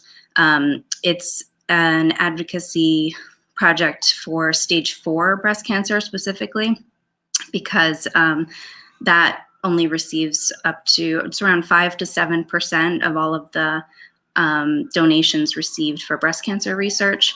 And my sister passed from breast cancer that had spread to her bones when she was 40 years old, just 4 months after her diagnosis. And I'm going to talk a little bit about how I use these photography projects basically as a self-healing tool and a mindfulness practice for myself. And I just want to mention too that there are some images in this that I've done that they're a little bit, they show some more skin. So there's some images of women who've had reconstructive breast cancer or breast surgery. So I just want to warn you, if there's little ones, just so you know, it's a little bit, sensitive, but I'll warn you again before they start. So the feng shui photo is about, so it says, I create photographs of nature that are inspired by feng shui art cure concepts and affirmations. The process of spending time in nature, slowing myself down, and making the images is a mindfulness practice. This image, actually, I donated for the auction. Wanted to just let you know about that, if it's still available, I'm not sure. And then this one is called Two Splashes, and I wanted to share it because in feng shui, art that represents pairs is said to help improve or attract relationships. So that's kind of, a clear kind of concept where it's really a modern take on an ancient philosophy. And then this one, something I've been experimenting in this series which has inspired me to include it in the workshops I'm offering, is combining images like this of nature with affirmations. So this affirmation is, I'm guided in my every step by spirit who leads me toward what I must know and do. I just think, the combination of images and words is just so powerful. So here, these images are of my son, who will be 3 years old this February. So in addition to being a freelance photographer, I'm a full-time mom and the primary caretaker of my son. And I'm exploring childhood again through his eyes, and also what it means for me to be a parent. And I'm actually an older parent too. I'm 43. I had him when I was 40. And I had a difficult time having a child for several reasons.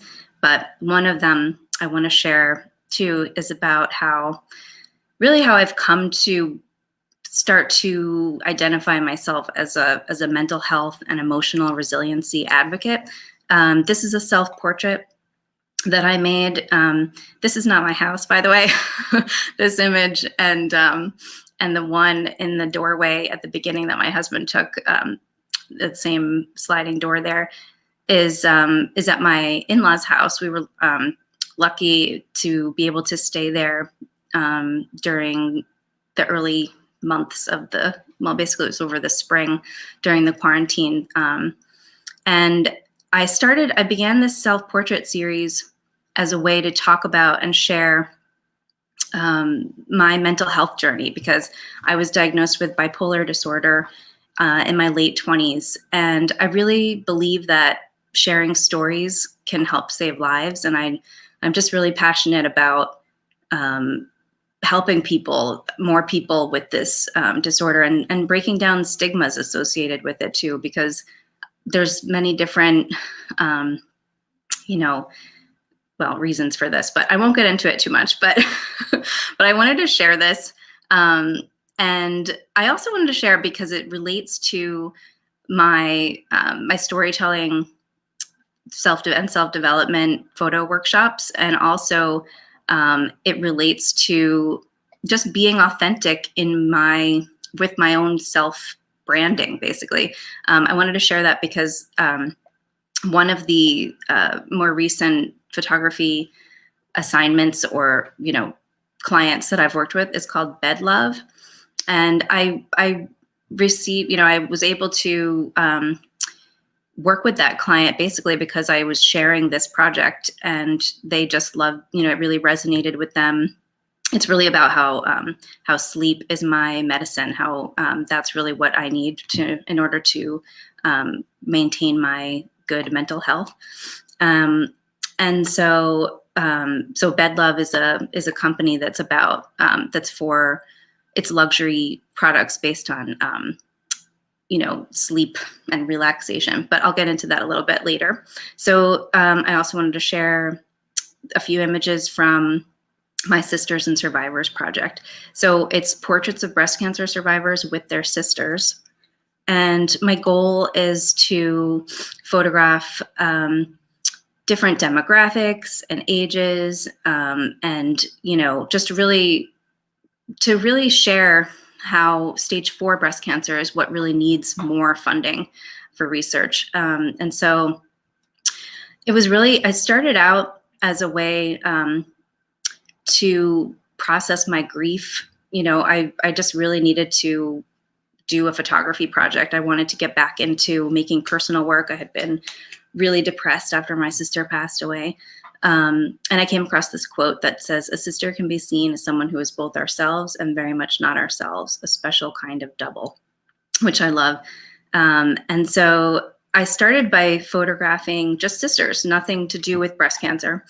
And it was really, it was just helpful for me. And I realized I don't have any great photos of my sister and I together that really, share or show our personality differences and we have a lot of differences. We had a lot of differences, but we also had a strong bond. And so I wanted to do that for other people too. And then I decided to start photographing breast cancer survivors with their sisters. These two ladies are in a cool rock band that I wish I could remember the name of right now, but the one on the right is a breast cancer survivor. And then, you know, I decided to open myself up to that world, which has been challenging. You know, it's not an easy thing, but I really believe that these stories need to be told. And I really want to have a traveling exhibit of this work. And also, you know, it brings awareness even with the sisters that I photographed that don't have breast cancer. 1 in 7 women are diagnosed with breast cancer. And then 1 in 3 of those women will, you know, it will metastasize to stage 4 breast cancer. So that's what the statistics are right now. But I photographed this particular woman who's on the left. Her name is Dana Donofree. She's a breast cancer survivor and a fashion designer who has created a line of lingerie and loungewear specifically for women who've had breast cancer called Ana Ono Intimates. So she has had several fashion shows as part of New York Fashion Week from 2017 to 2020. And each year I've been photographing behind the scenes portraits and documentary style photos of these fashion shows that have raised at least $150,000 specifically for stage 4 breast cancer. So the next slides are the ones that I mentioned that are have a little bit of a, you know, sensitive topic or, you know, visual. So I just wanted to warn you there. And this is pro bono work that I'm doing in memory of my sister. And this is just kind of an overview of several of the images.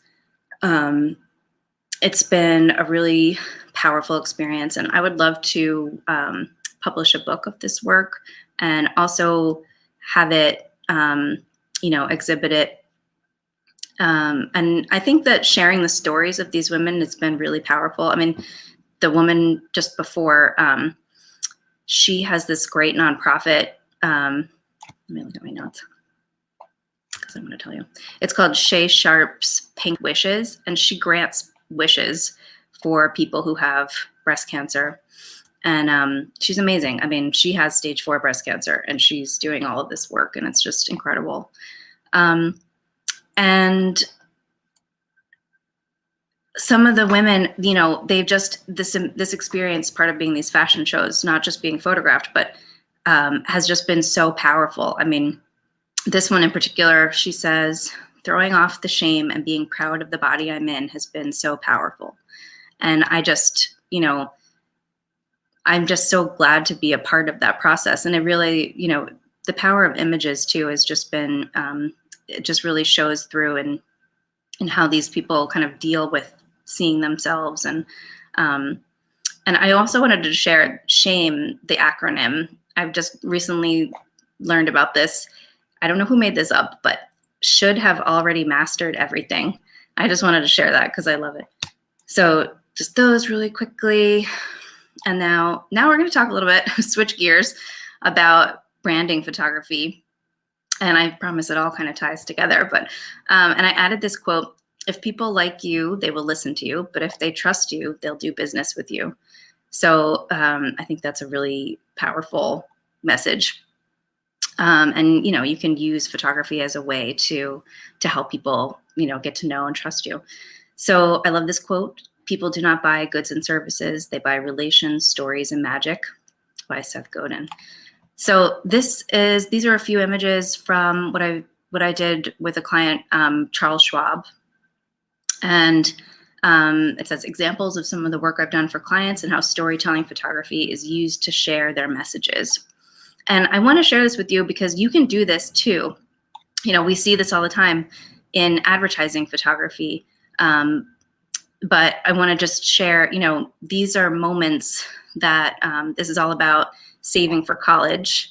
And then the next topic is about retirement. And it's really about focusing on how the people, you know, how you want to feel when you're retired or when you're about to retire or whatever the case may be. I'm probably never going to retire, but, you know, aside the fact, but it's, you know, just about doing, you know, images that are really, that relate to, you know, people want to see themselves in your photos for your branding. They want to see themselves in your stories. So this is going back to what I mentioned to you about my images for a company called Bed Love. This is an online boutique, and they needed an image library, a custom image library for social media primarily, and for their websites. So I want to mention too, it's a mix of portraits, lifestyle images, and also detail shots or still life. I think that really helps kind of make a well-rounded image library for a brand. These are some more images of my son, who I used as kind of the main model for this Bed Love photo shoot in my in-laws' house. And I did all the styling too, and so it was really fun. And my dog and my husband's hands, in this case, lighting a candle. They have, you know, different kind of luxury items, like this beautiful journal and this blanket. And it really shows, it kind of, the client wanted to add a human element, you know, to a products-based business, which I love that too. You know, it's not really all about the products or about people. It's kind of showing a mix, you know, it's really lifestyle. And then I wanted to just share this statistic about Instagram. 6.8 billion is the projected amount that Instagram generated in the fourth quarter of 2020. And 200 million plus Instagrammers visit at least one business profile daily. So that's just to kind of show you the power that Instagram can have on sharing about your business. So these are the steps that I take when I work with someone for a branding photo shoot. And I wanted to share this with you too, because you can do this, you know, with the help of a friend. I really recommend, you know, if you're not working with a professional photographer, to even if you're not working with a professional photographer, to go through the steps and plan what your photo shoot could be. So I recommend doing 3 to 5 different topics, or what I'm calling signature stories for the photo shoot. And I'll talk a little bit more about that. But, you know, I really encourage you to try to incorporate your values and what your brand stands for in your images. And then I say pre-planned with some room to go with the flow. So these are some of my core values that I try to incorporate in my branding: family and community, collaborating with forward-thinking, purpose-driven, and socially conscious businesses whenever possible, highest quality work delivered, authenticity, and mental and physical self-care. So this is a fashion designer. This image is of a fashion designer that I photographed, and she created this line after she had her daughter. She wanted to start working for herself and making her own hours. And so, you know, it was pretty obvious that family is a core value for her. And she makes these matching headbands and tops and skirts for moms and their daughters. And we also did a lookbook photo shoot as part of one of her stories, and we used her niece as a model. And I just want to show too, you can mix it up a bit by getting further away, getting closer, you know, those kinds of things. I added this quote just because I think it's good to keep in mind. What makes you weird makes you unique, and therefore makes you stand out. So what I mean by that, or what Dan Schwabel means by that, is, you know, remember to think about what maybe makes you different. Than, you know, you don't want to look like every other, for example, health coach. Or so this is an embodiment health coach. I don't have any examples of a branding photo shoot where someone has like a really odd hobby, but I would really recommend, if you have an interesting hobby, to have some images of that, because you never know who might resonate with that. And that, you know, could, it just builds that, you know, that trust factor that, oh, you know, you're into that too, I'm into that. And I also meant to share an example that I like to share about with sharing your family values. Like, for example, if you are a real estate agent and you have kids, I think that that's important for people to know, because then they know that you understand, they know that you understand that you want to have a good school district, or, they kind of, they understand that you get it. Does that make sense? So this is an embodiment health coach. And I wanted to share this one especially because it's about doing things that show the emotion and the story of the brand that I'm working with, because those are the kinds of images that help them connect with their audience authentically. So I want to encourage you to actually do the things that you might do. So this embodiment health coach, she always has this kind of morning ritual where she does a stretching routine just on her bed. And I was like, well, let's photograph that, because, that's a story. And, you don't always, branding photography doesn't have to just be you at a laptop. We also went to a nearby park that she frequently walks around with her dog. And we didn't bring her dog this trip, but we photographed her next to her favorite tree. So then I want to share a little bit about my photography workshops. And so this quote says, "Life isn't about finding yourself. Life is about creating yourself."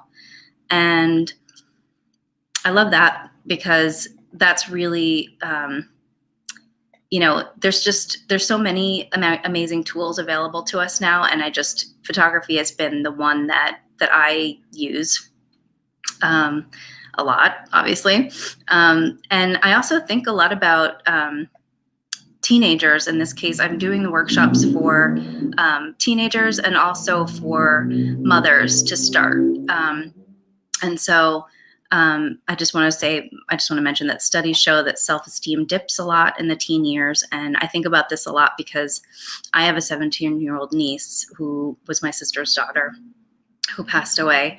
And so I'm just always, thinking about keeping her in mind and what she needs. And so the photography story session workshops, they're virtual, and they'll be self-guided story prompts or assignments, photo assignments that will be about these topics around self-worth, mindset, reflection, and mindfulness.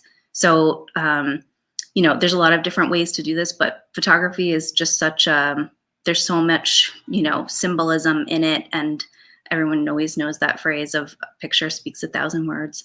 And so it's really about having images as a talking point to talk about these different topics. So there could be things about body image. There's a lot there. So, and also with mothers, I love this quote: "The moment a child is born, a mother is also born," which it's been a real journey for me. I had I had postpartum issues, including postpartum psychosis and also postpartum anxiety. And I knew that I was prone to having those things happen because I knew that I had a bipolar disorder diagnosis. And I think that for me, creating images of my son and really just being in the moment helps me to kind of take a step back and appreciate all the good there is in it, even when there's chaos. And even just, recognizing even if you haven't been through a major postpartum, crisis, just going through that process is a huge ordeal. And, I think it should be recognized. And I think people should be, mothers need to be kind of more stand in their resilience and kind of, and to talk about that and share that with others.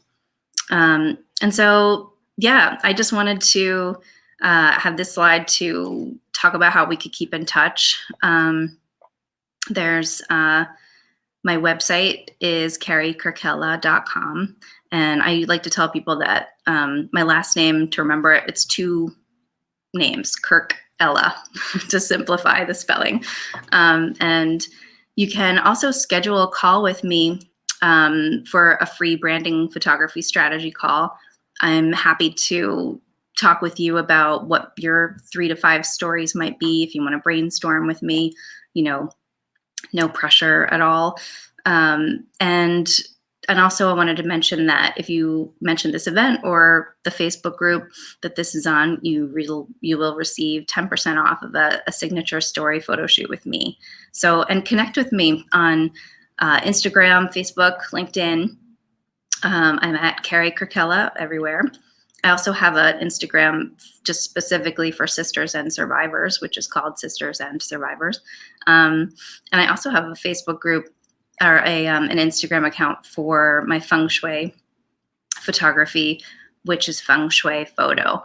And hopefully they'll share in the chat, there's a form where you can, see if I can see it. Oh, I haven't been looking at any of the comments, by the way. So I wonder if we can share it or save it. I just completely just been looking at my my presentation here.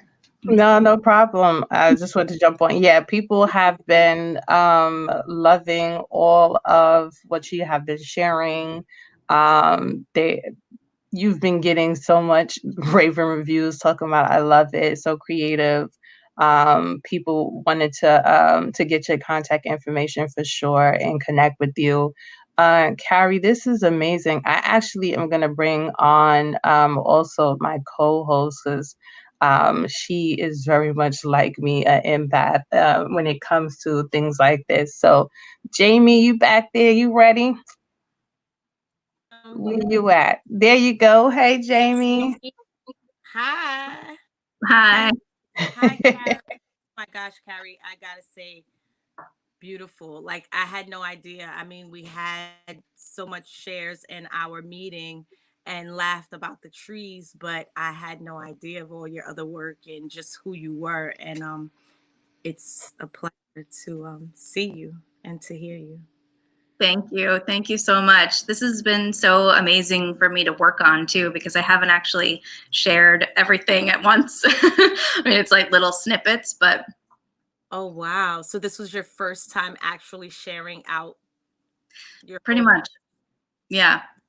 You know it's all me. You know that's me. I'm like, media is amazing, and I just love being in this space because it constantly shows me, whether it's through myself or through one of us other ladies in the mix, that we're freaking amazing, and we can do Yeah. Look at the 2021 is already starting out like with this exciting amazing energy that is like, where else do we have to go but forward? That's right. I agree. I agree so much, Carrie. I was sitting back here holding back tears, just the art. I consider, I mean, it's art that you put together is amazing. And the fact, I mean, how you're living in your purpose, and that's why I wanted to encourage you to put this together because what you are doing, people need it in the world, and they wouldn't have known about it if you didn't share. So thank you so much for putting yourself out there, for making yourself uncomfortable, because I know we all have been in that space. I've been uncomfortable this whole entire week. I've had my stomach in knots, even though I get on here every day. And it's like you would think as every day that I get on that it would be different and the anxiety would be less, but it is not. Each and every day is still a challenge because you never know, whose life you're going to touch. You never know how God is going to use you to speak life into somebody else. And that's what you did. So thank you so much, Carrie, for presenting all that is you and your business. And we look forward to continuing to work with you through our Juneteenth project with our teens. So Carrie is also one of the mentors who will be working with our teens, as we spoke about earlier, for our Juneteenth pomp pageant. So those who join us will get to work with Carrie and go through this exploration project. So I am super excited about that, and thank you again. Thank you so much for, just even saying all of that, because it's been a journey to get here, but I know that it is what I'm here to do. So thank you so Most much. definitely. We don't, I always say, what we go through is not for us only, but it is also for others. It gives them room to shine. So that is what you did today. You gave others room to shine. So thank you for living in your purpose, Carrie. Thank you. Thank you. Thank you. Thank you so much. And I just want to mention there is a link in the chat for just to keep in touch with me. It's an easy way. There's a form that you can tell me what what resonated with you, or just if you want to learn more about the photo workshops when they are more developed and announced. So feel free. It's the bit.ly link. Yep, we posted it in our chats, and we have it on the screen. So please, I encourage you to join. We'll also, Ting, if you could also share that on our Juneteenth page separately, I greatly appreciate that. So thank you, Carrie. Thank you. You are welcome, and Happy New Year's. Happy New Year to you all. Take care. Bye. So Jamie, welcome. Oh my goodness. How are you doing? I'm good. I'm good. I'm awake now. I'm up. I'm up. Yeah. And awake and up. I didn't even party last night. I didn't even have. So this is the first New Year's I think that I've ever brought in that I didn't have any kind of libation. Last year's, actually, I didn't have any last year. I was set up to have some. Well, I did, but it just had a different vibration. I Okay. actually delivered some bad news on New Year's Eve for myself and my entire family. And that was how 2020 started out for us, before COVID even hit. So last night, a candle for my cousin and being able to honor her this full year come circle, and yeah, just be with her. It was nice to it was just interesting for me, the alignment of how much inner healing I've been doing this year, to not look for a libation. A couple of times I was just, I didn't get anything. Champagne. I don't want a mimosa. Even my mom, who doesn't drink, was like, "Oh, what are you doing after 12?" And I'm like, just chilling, relaxing, enjoying the moment." She's That's like, "Oh, right.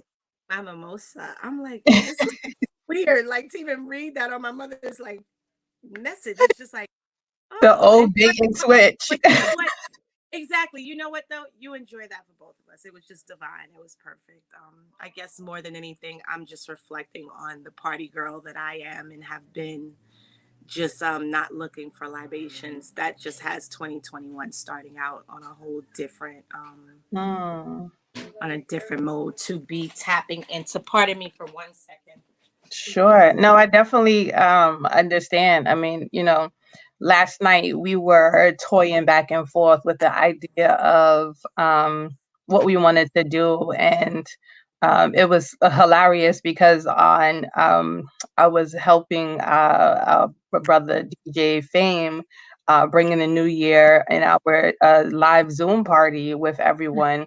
And then so that was on the computer, and then on my phone, I called all of my siblings, and so we're all watching the Zoom partying together, but we're all on WhatsApp partying together. So we seeing each other. So we all with our cameras looking out and having fun, watching each other, watching the same Zoom, mind you. Wow. So That it is was hilarious. another amazing, funny thing that we've gotten out of this period. Like, since when can we be in more than one place at one time. One Like we time. can make it happen where we're like, I find that to be amazing. Like being I able to do virtual classes and travel, like the thought of being able to host someone's virtual jewelry making party, but still be wherever the heck I want to be. Like this Mm-hmm. year is going to be amazing.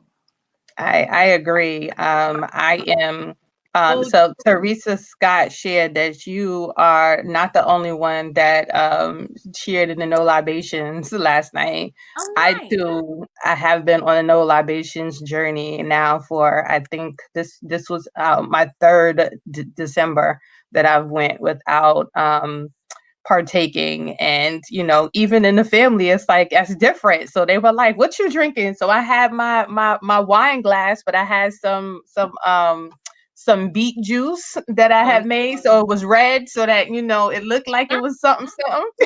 exactly. Exactly. Our cocktails can be whatever we make them. Like they That's don't right. have alcohol, especially not like I'm like, I woke up late this morning and this was just off of pure like being high and low and high off of energy alone. Yeah, So yeah.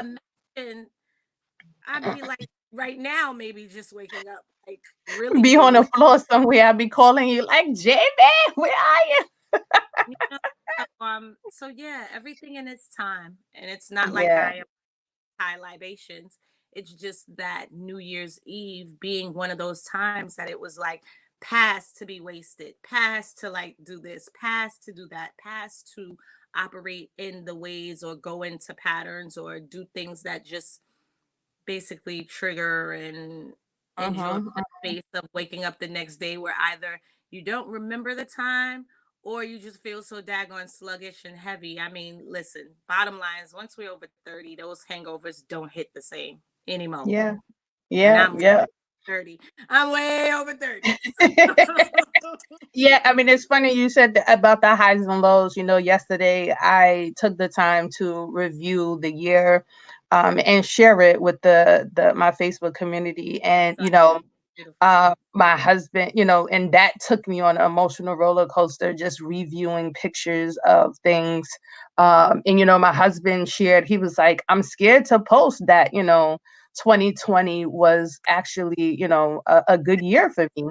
And I was like, that's okay. I said, what you're doing is you're giving space for other people to say that it's okay too. I said, we don't sorry, we don't always need to share all of the negative only of what's going on in our worlds. I said, he was like, he just feels bad doing it, knowing that so many other people in the world did not experience 2020 in that way. And as he was fixing his mouth to say that, we were also listening to our pastor from Christian Cultural Center, and he says that, what did he say? That it's all based on your perspective. And I said, regardless of how you share what you're sharing, someone's always going to take it negative or someone's always going to take it positive. I said, so don't stop sharing because you're afraid of those who are going to take it negatively. I was like, because the people who will take it positively needed to hear it. So be encouraged.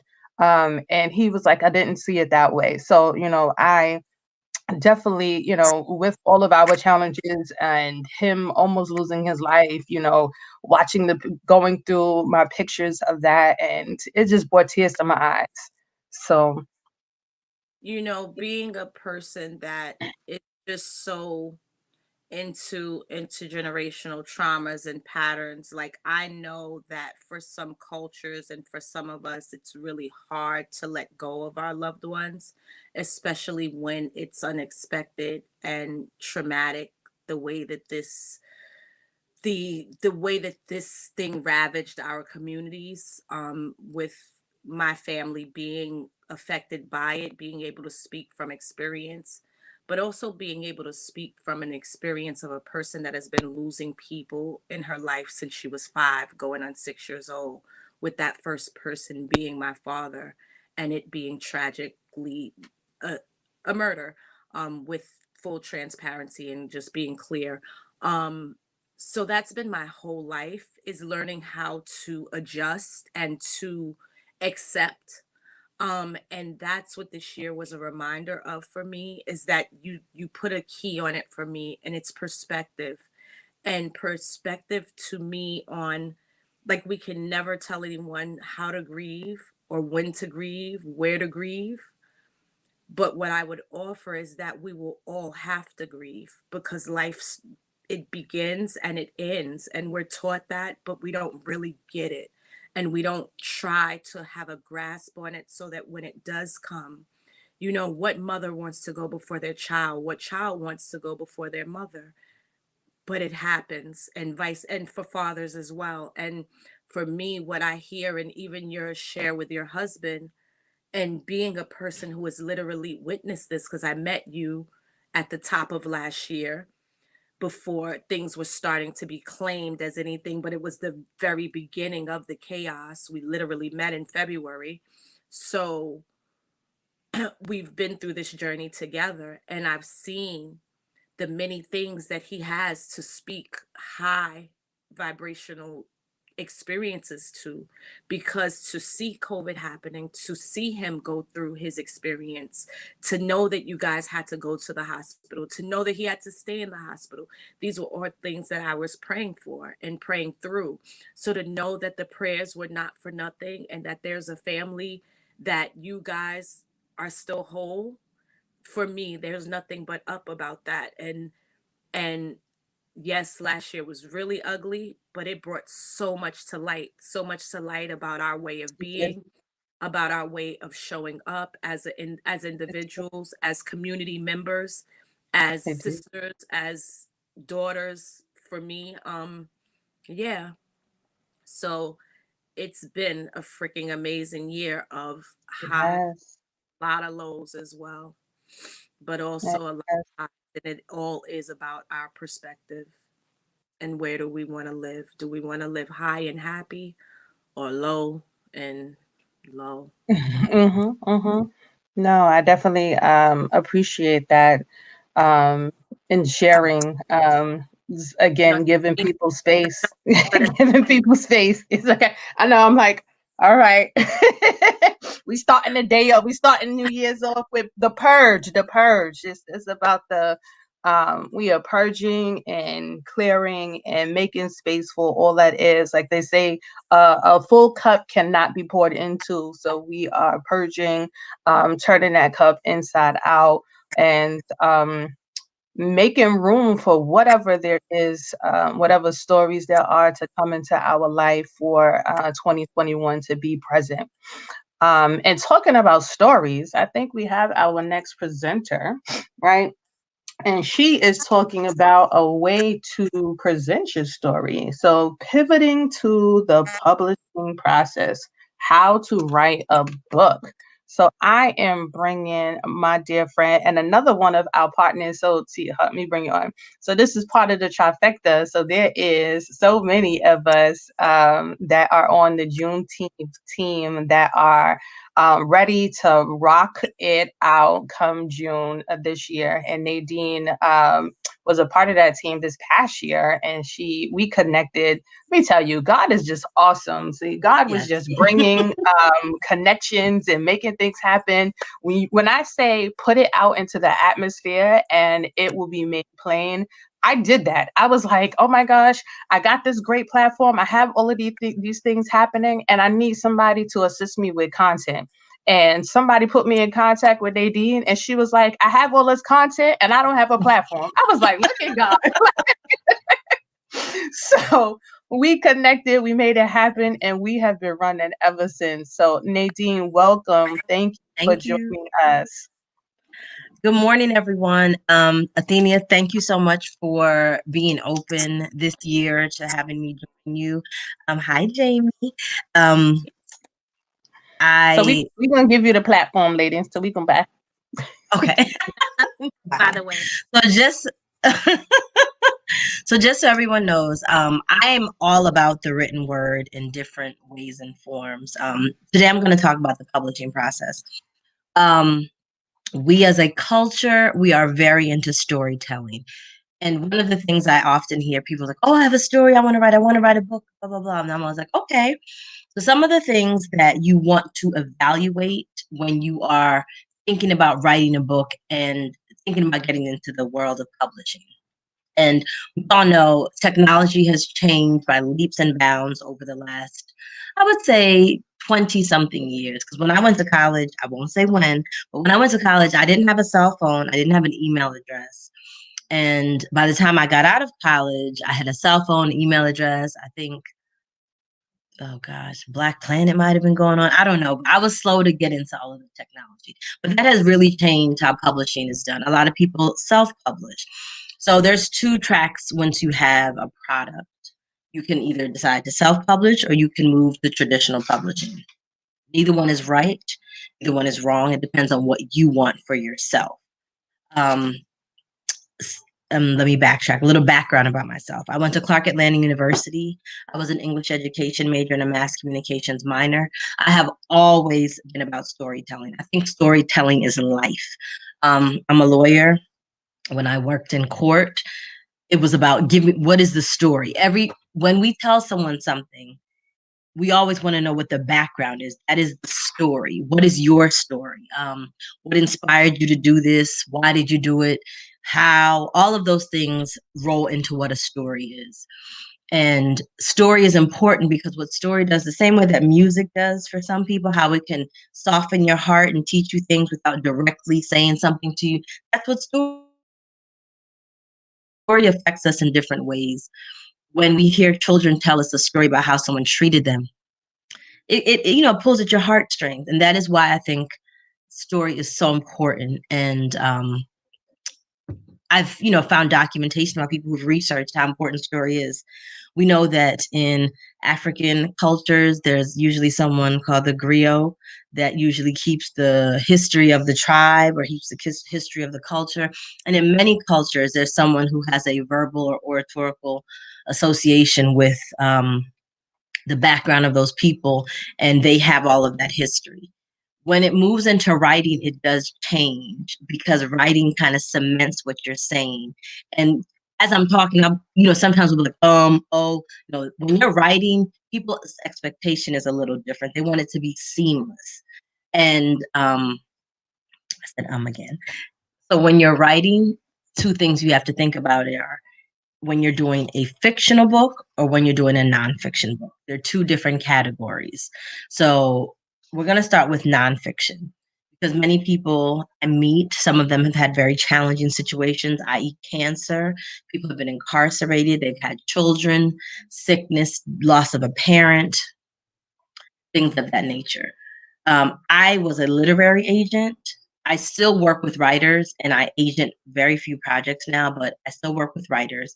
And as a literary agent, what happens is people will solicit me to sell their book to a bigger publishing house.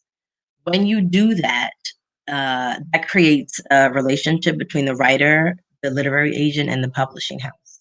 Publishing houses, you heard of them, Random House, Scholastic, there's children's sections, there's adult sections, there's memoirs, there's how-to books, there's spiritual, there's help.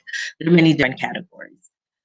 When you approach a literary agent, there's some things that you want to think about when you're looking into the nonfiction space.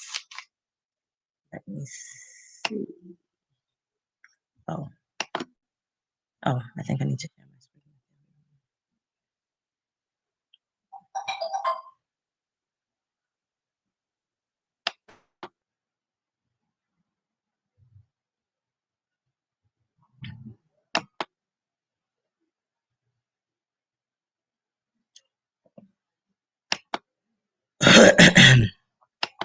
Okay, I'm sorry. Hold on one second. So let me just tell you these things first. When you're going to write a nonfiction book, you want to evaluate a few things about the story that you're telling. And most of the times, you have to present what is called a proposal when it's a nonfiction book. Proposal outlines what you're discussing, the different things that you are going to include in your book, the why should someone read your book, your market, who your audience is, who your target market is. You give a writing sample in what's called a book proposal. I have a lot of copious notes for everyone here, so I'm going to share them as well as I get my share screen function. So when you decide to discuss a nonfiction topic, there's marketing and publishing rationale. What is the reason that you're doing this book? So, like I said, a lot of people will come and say, "Oh, I want to write a book about me having cancer." And I'm like, "Okay, cool." But you have to research and see how many other people have written a book about having cancer. If you're going the traditional publishing route, meaning you want to get someone at a big publishing house to buy your book, possibly give you an advance, pay for everything that is associated with getting that book from your written pages into print format. So they're assessing as well, what is the cost benefit of us doing this book? So, marketing and publishing rationale. You want to outline for the editors and the publishing house who your audience is. So, if I'm writing a nonfiction book about parenting, there are lots of parents. Is this for African American parents? Is this for minority parents? Is this for parents of children that are here from another culture? You want to really drill down, have your primary, secondary, and tertiary audience. Who are these people and what will they get from this book? You want to really tell the publisher what they are going to learn from reading this book and who your audience is and what they will learn.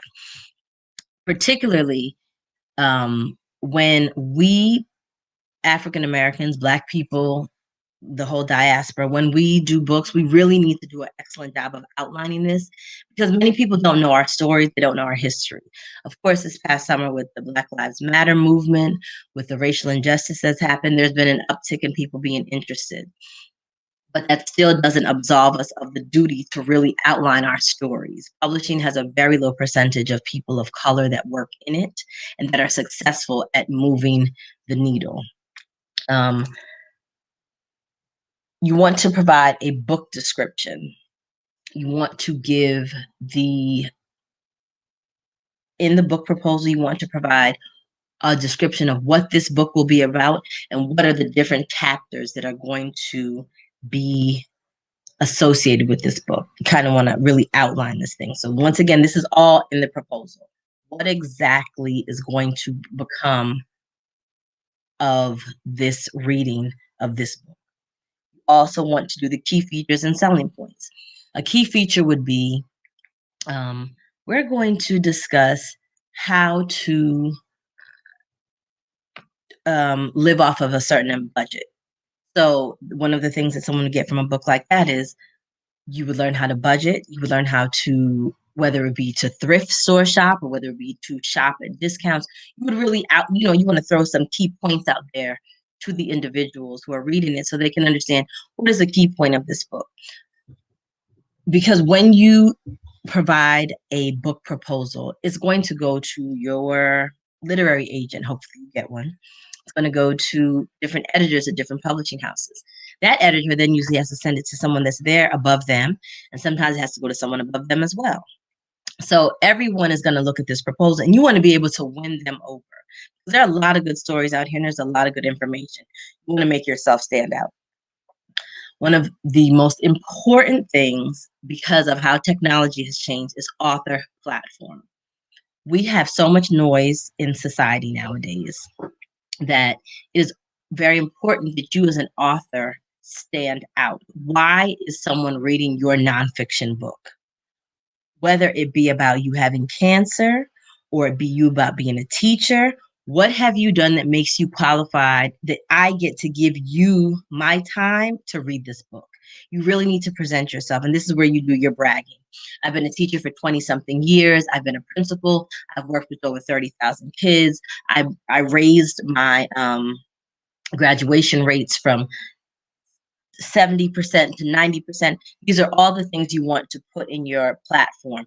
Who can you reach? Who are the people that you can reach with this book? Meaning, I'm affiliated with Jack and Jill of America. I'm affiliated with Juneteenth, or, what are your affiliations, associations? Who are people that have higher profiles than you or just as equal who are willing to stand up for you and say, oh, my friend wrote this book, they're going to promote it for you. All of these things are important because with all of this noise out here in society, if you go on Amazon and look for a book, you'll get so many titles, but you have to rise above in order for people to even know that you have a product. One of the sections that many people don't know about is called competitive titles. When you send in a book proposal for a nonfiction book, again, a book proposal for a nonfiction book, one of the things you want to do is you want to provide titles that are similar or different, but are in the same category as you, and you do compare and contrast. I worked on a book by Mary Ann Howland called Warrior Rising. That book was about it's a parenting book about her journey from raising her 13-year-old child to 18 and how she got him 5 mentors. It's an amazing book. Later on, we will connect through Juneteenth and I'll give you guys a whole breakdown of that book and that whole entire process. But with that book, what we had to do when it came to competitive titles, we had to give them information about what other books have sold that are dealing with parenting of Black boys, parenting of children of color. Another one of the themes in that book was rituals, because she did a rites of passage for her son called a Black mitzvah. We had to provide other books that discussed rites of passage and how they did. And you have to distinguish yourself from those other books, how you guys are alike and how you're different. What else are you going to provide by writing this book? If you cannot provide anything different with writing that book, the question will then come up, why am I writing this book? And that is something that you have to really answer for yourself. Are you writing this book because you believe that this information should be out there? Are you writing this book because you're trying to help people? Are you writing this book because you think you want to get rich? Those are questions when you come to me and you want me to help you with your book, I ask you, why are you writing this book? Because if you're writing the book to become rich, that's very difficult for me to help you with, because the process for writing a book can sometimes take upwards of a year. So if you're writing this book in hopes of becoming rich very quickly, that probably will not happen. And additionally, will you have the motivation if your passion isn't there for this book? We have the motivation to see this through, because your first draft is never your last draft, and there's a lot of rewrites that go into writing the book. So these are things that you assess as you are examining, why am I writing this book? You also want to make sure when you're doing your proposal, and the proposal takes a few drafts as well, and the proposal may change, because as you're outlining these elements of the book, you may wonder, oh, wow, I should change this or I should switch this. That is something that I experience often when we really sit down and we are drilling down on what this book is about, because you want to make sure that it's very clear to the reader, what is this book going to be about? Another thing that you want to discuss when you are doing nonfiction books and nonfiction books that have a proposal. And let me say this to everyone. Almost every nonfiction book needs a proposal. A children's nonfiction book needs a proposal. A biography needs a proposal. A memoir needs a proposal.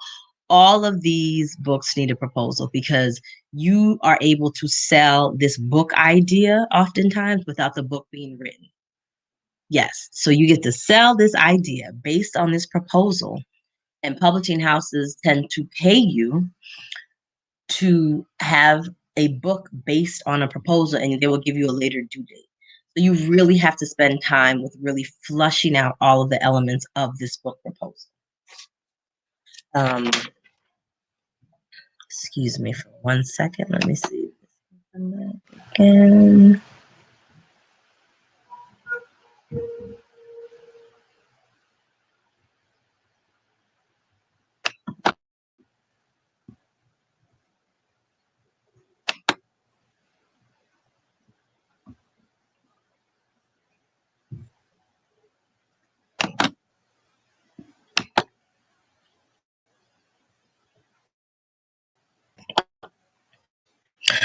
Okay.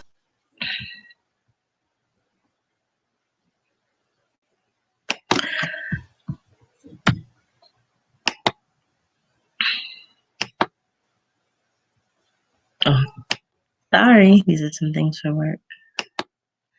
So one of the areas that you can also one of the areas that you can also discuss is when you're doing a memoir. A memoir is different from an autobiography in that a memoir will discuss a certain period of time in your life. You don't have to go from birth to death, whereas a biography will cover your life. You were born, how you died, or where you are. It will go over a longer span of time versus a memoir will discuss a very specific event in your life, something that changed you. When you are discussing that, there's some things that you need to be aware of. I'm just making sure everyone can still see me. Can everyone still see me? Okay. When you are discussing your memoir, there's some things you need to think about. These elements come from a presentation that Regina Brooks of Serendipity Literary Agency. She does a presentation on memoirs that's amazing. She's really good at really helping you guys develop those elements. So if you ever can catch her giving a presentation on memoirs, it's really good. She also wrote a book.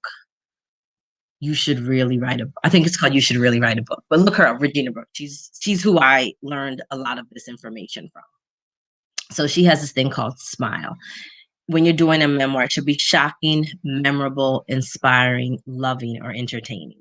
What are the elements of your story, that things that have to deal with your life that are going to make someone want to read about your life and your journey? You want to have a hook for your book. What is going to grab the reader? You want to have excellent writing.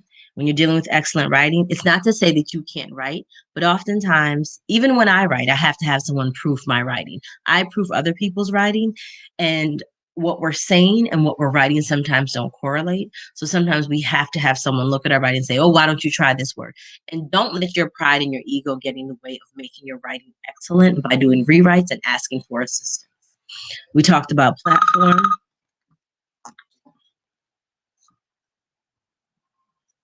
Apologies. We talked about platform, and we talked about motivation to write your book. And we also discussed difference between a memoir and autobiography. These are all things that when it comes to memoir writing that you must think about. So hopefully everyone got this. SMILE. Shocking, memorable, inspiring, loving, and entertaining. Okay.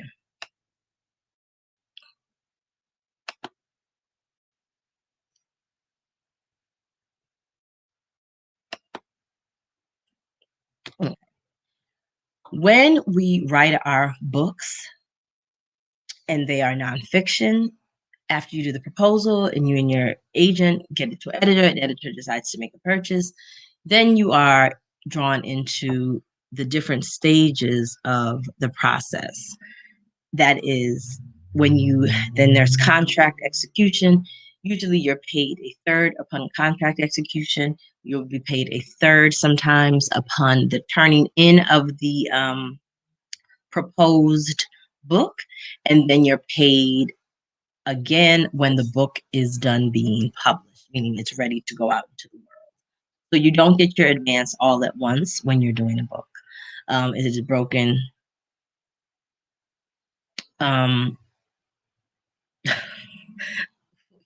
Someone just text, sorry. Your book, it's broken into 3 different sections.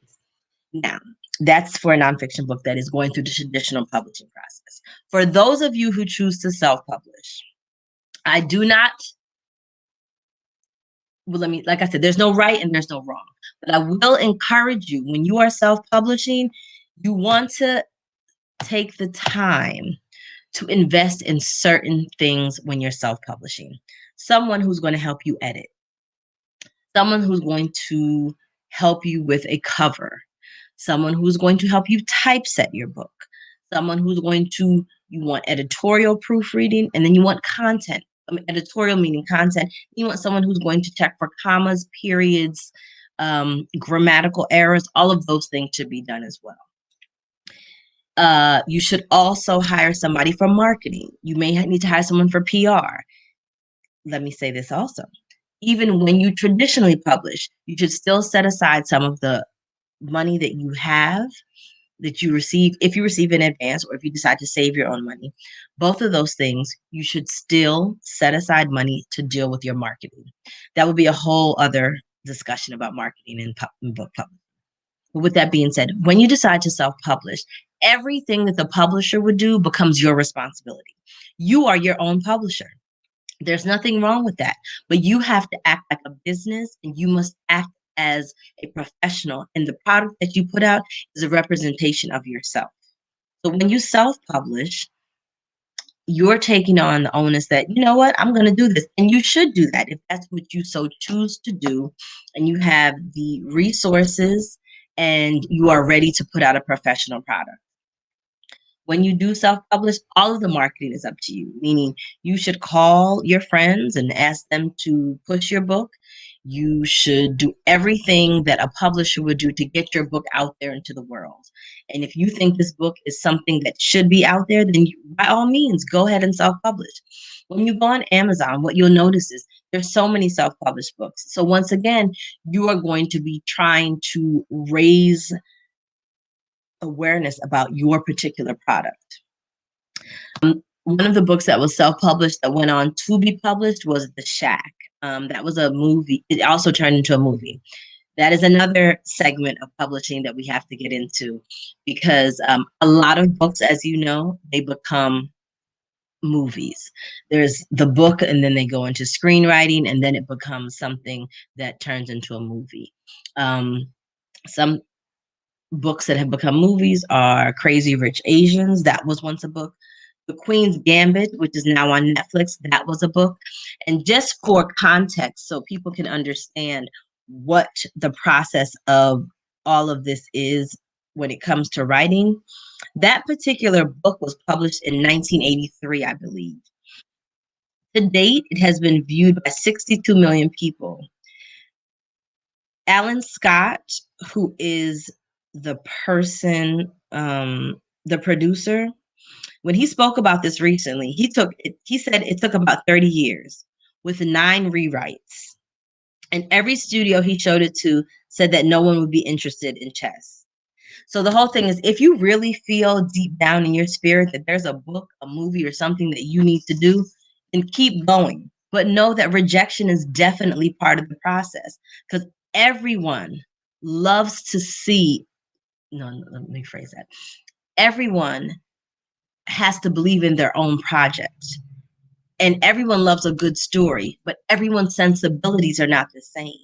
So things that will resonate with me may not resonate with someone else. So you have to find that person where stories resonate with. Some of you love rom-com, romance comedy. Other people don't like romance comedy. So you have to find editors and people who are in the different industries when it comes to written projects that are into that part. And that takes some research as well. If I'm correct, I believe J.K. Rowling, the Harry Potter series, she was rejected over 30-something times with her book series. And that, of course, also went on to become movies. So rejection is part of it. And like I said before, do not let your ego and pride get in the way of you creating something wonderful. Take your time. And the other part of this that I will discuss is the fiscal part. I live in New York City, as do many people, and it's expensive here. So I encourage you, don't feel bad when you have to do what you need to do to survive and you have that creative spirit inside of you. You have to carve out that time to really dive in, and whether it's 5 a.m. writing sessions for 30 minutes a day or it's an hour every day, whatever it is that you can do to get that writing out of your spirit, that's what you have to do. And you have to be disciplined about it because it will nag at you. It will really nag at you when there's something that like, oh, you should write this, you need to write this, or you have an amazing story to tell, or, one of those things. So, I encourage people to do what's best for you. Don't let other people tell you about your creative process when it comes to your financial well-being and your mental health, living in places and spaces and taking care of kids and families and all of those things. all of those things considered, you have to do what's best for you because everything, we live in a capitalist society, is about the money. I'm trying to think what other points that I want to briefly go over with everyone.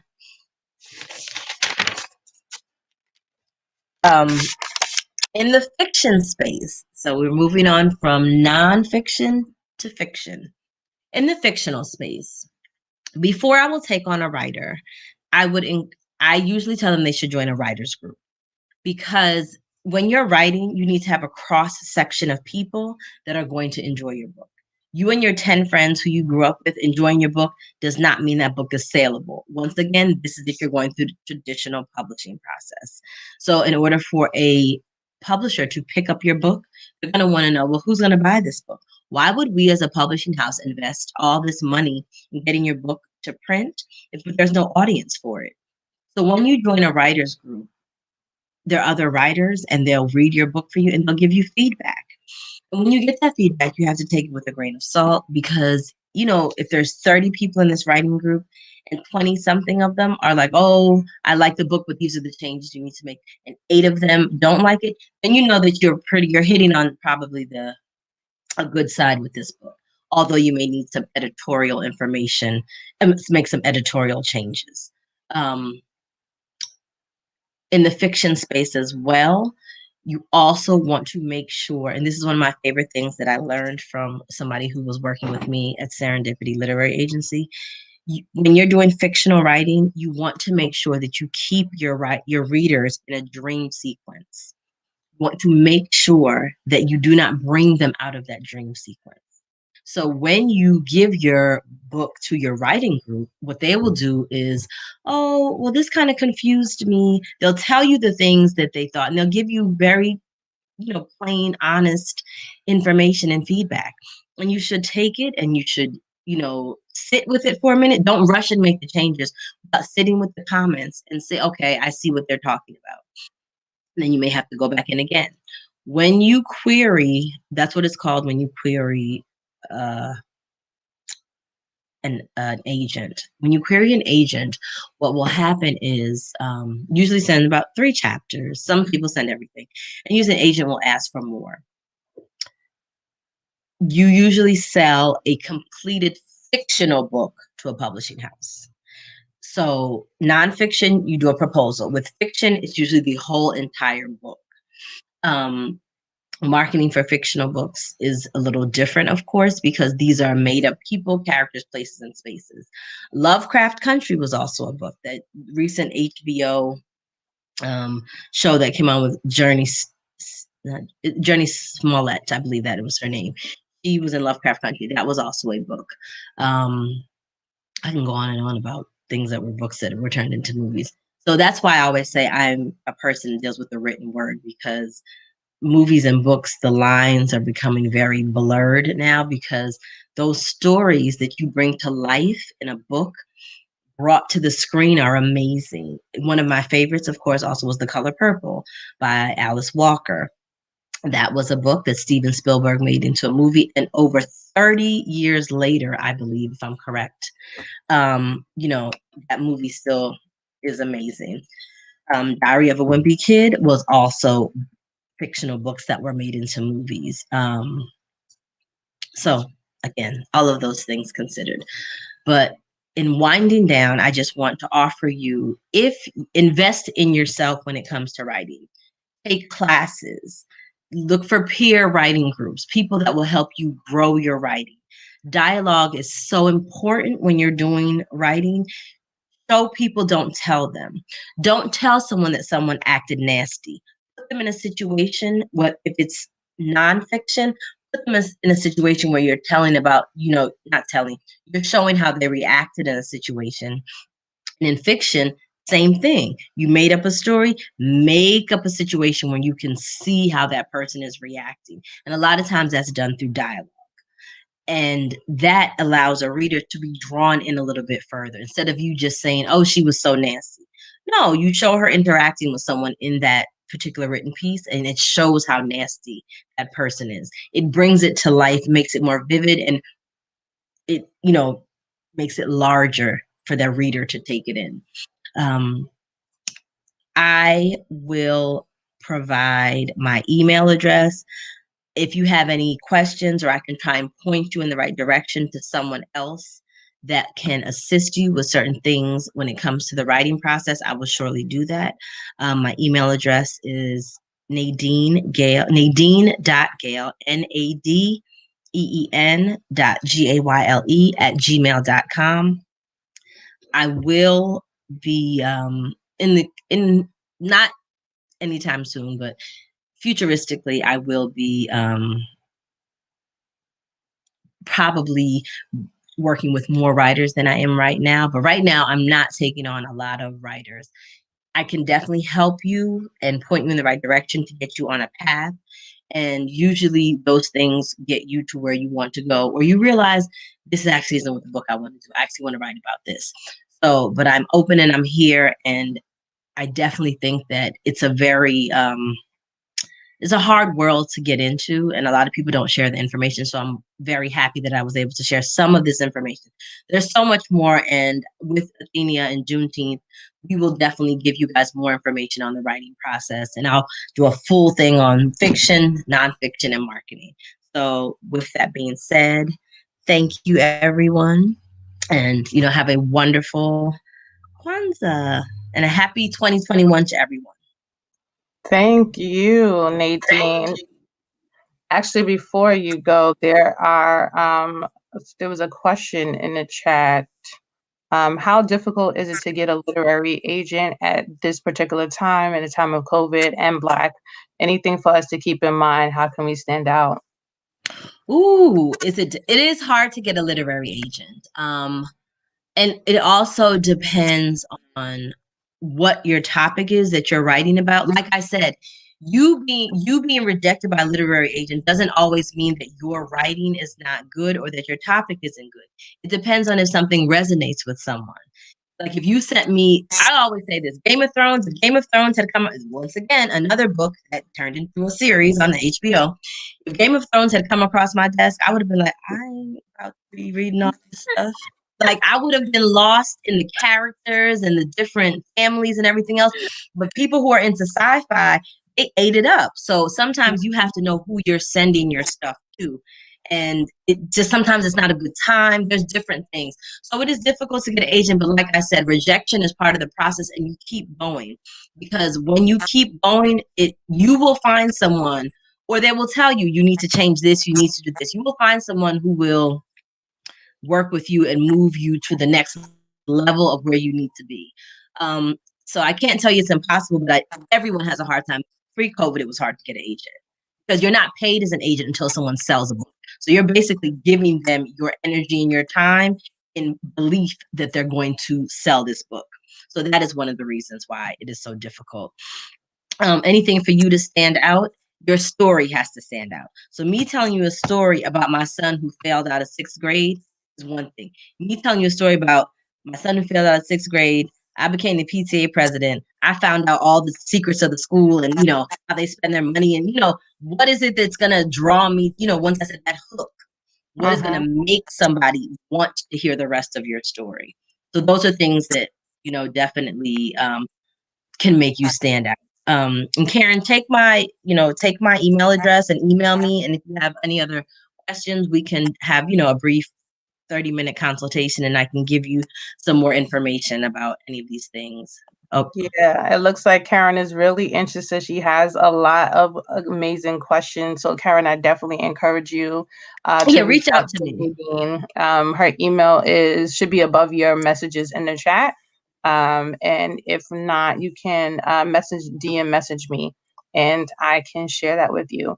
But she says, thanks very much. And thank you so much, Nadine. This was a pleasure, just talking about all of the things that you shared with writing a book. I mean, talk about. And this was just a brief synopsis. Like I said, I will partner with Athenia, and we will bring you a much more in-depth presentation. You say it again?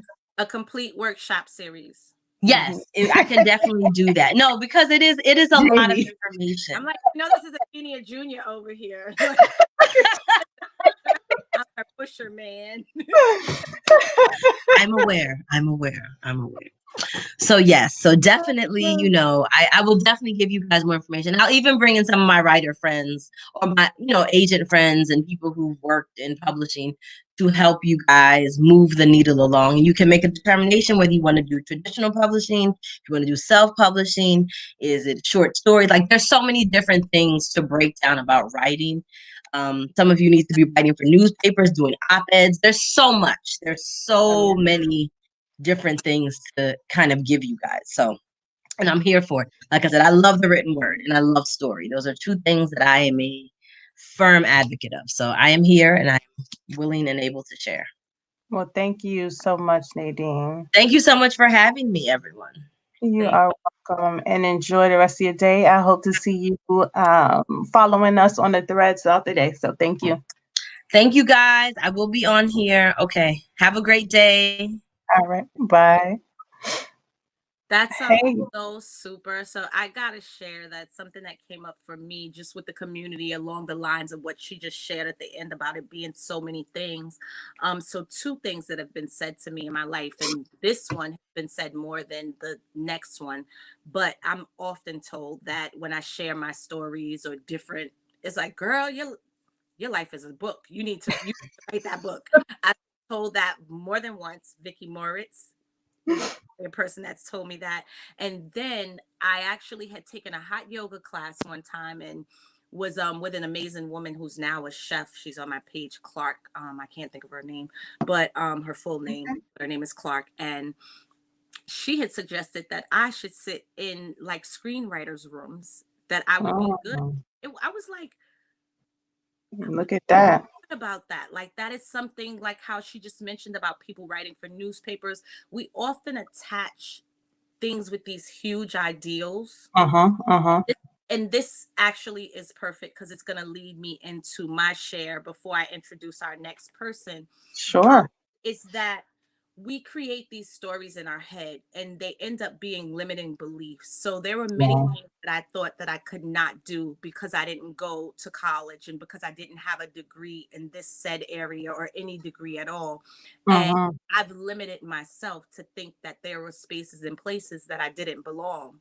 And there are so many people that that I know that are just like relationship experts that write in newspapers that, oh shit, they might not have even gone to college at all. They just might have mastered this whole relationship thing, had messed up and mucked up enough, and then actually had enough successful ones and helped other people have successful ones. Oh, and now for the Times or for that section of a paper that you would have never thought that they could have gotten into. And it's less about all of that stuff. And it's more about how Nay said about selling yourself, about having that confidence in yourself, about knowing about what you're talking about doing the research, doing the work, instead of worrying about what you have to match it. And that actually leads me into what our Juneteenth monthly lab is going to be about. Definitely. Our monthly lab is going to be about stories, breaking the chains, stories that don't serve us. So telling stories.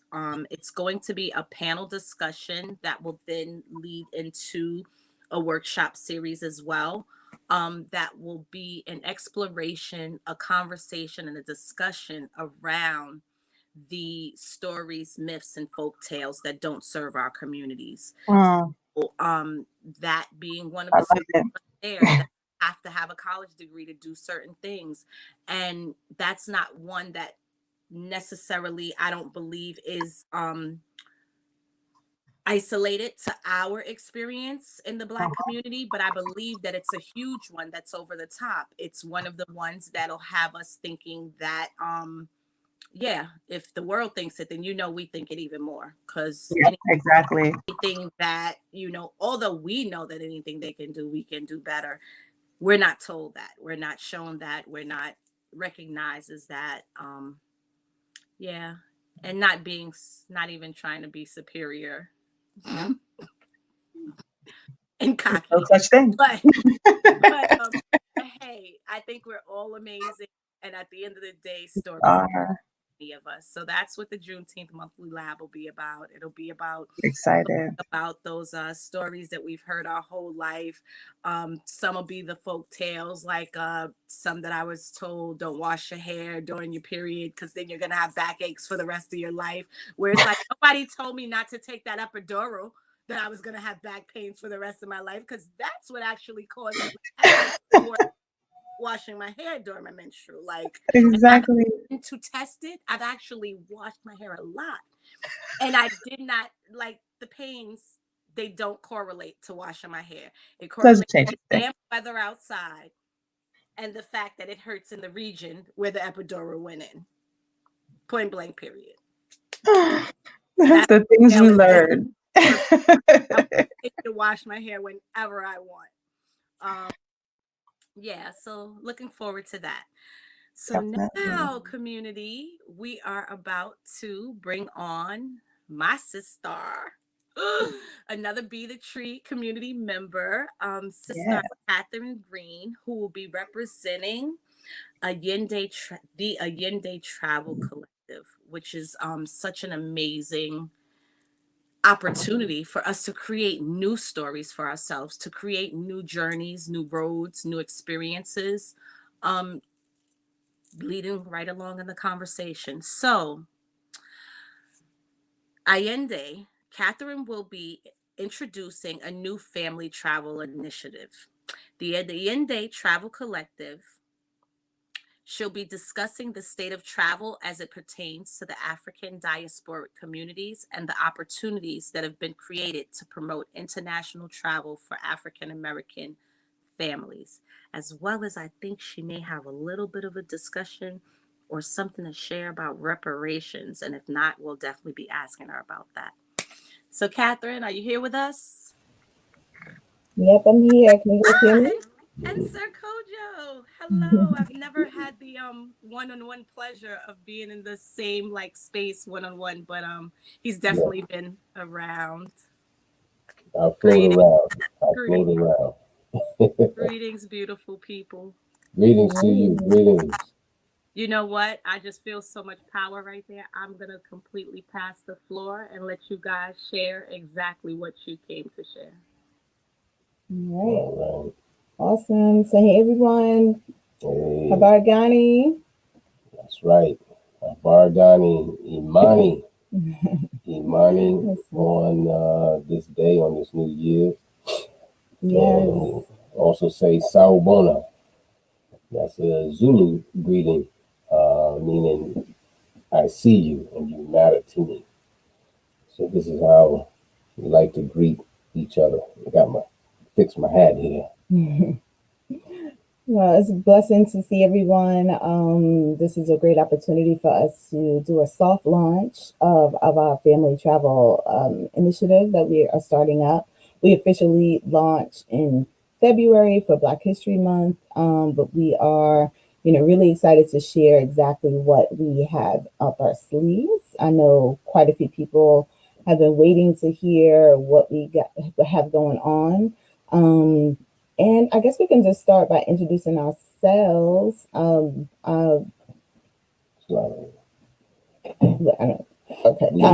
We got to get in the screen. We got to get in the screen right quick. So I'm Catherine Bala Green Johnson. A lot of you may know me from, I don't know which way the camera is. Go this way. There you go. Okay. A lot of you may know me from an organization called Arts East New York. I've been doing that work for the past 12 years now, 12 years, providing cultural services, arts, education to the East New York, Brooklyn community. That has been, my passion and journey for a very long time, along with design, fashion, travel has definitely been a huge part of my life. And I meeting my husband 12 years ago when I started the organization.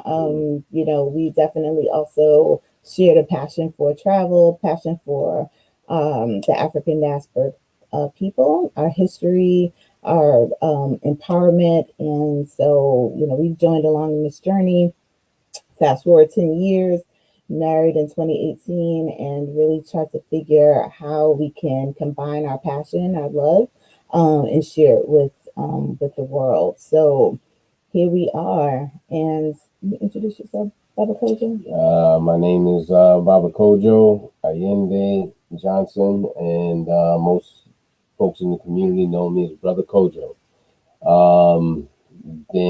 I am a musician, teaching artist. I've been in that field, in that career center, for over 20 years now. Taught throughout Brooklyn and Manhattan, everywhere, all 5 boroughs actually, and particularly throughout in Brooklyn and Bed-Stuy, East New York, Brownsville, teaching West African djembe, drumming, curating after-school programming, working with various schools, various organizations, including Arts East New York, and traveled, have been graced and privileged and honored to have been along my journey, the assistant musical director for Forces of Nature Dance to the company where I began, and I was able to travel throughout the world. So that was actually my first introduction.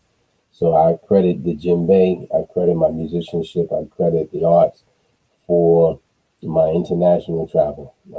After that, I was able to go to West Africa for the first time with my great brother, Harry Kachimba Keita, to go study djembe with our Grandmaster Mamadi Keita in Guinea, West Africa. And that was back in 96, first trip. And that forever changed my scope, changed my life, changed my perspective, broadened my perspective. Still being clear as an African centered, but the importance and the value of knowing ourselves in our international connection and in our international travel. And so, that dropped that seed around the importance of travel and how great it is, how it enriches, my personal life and all of those that I've met.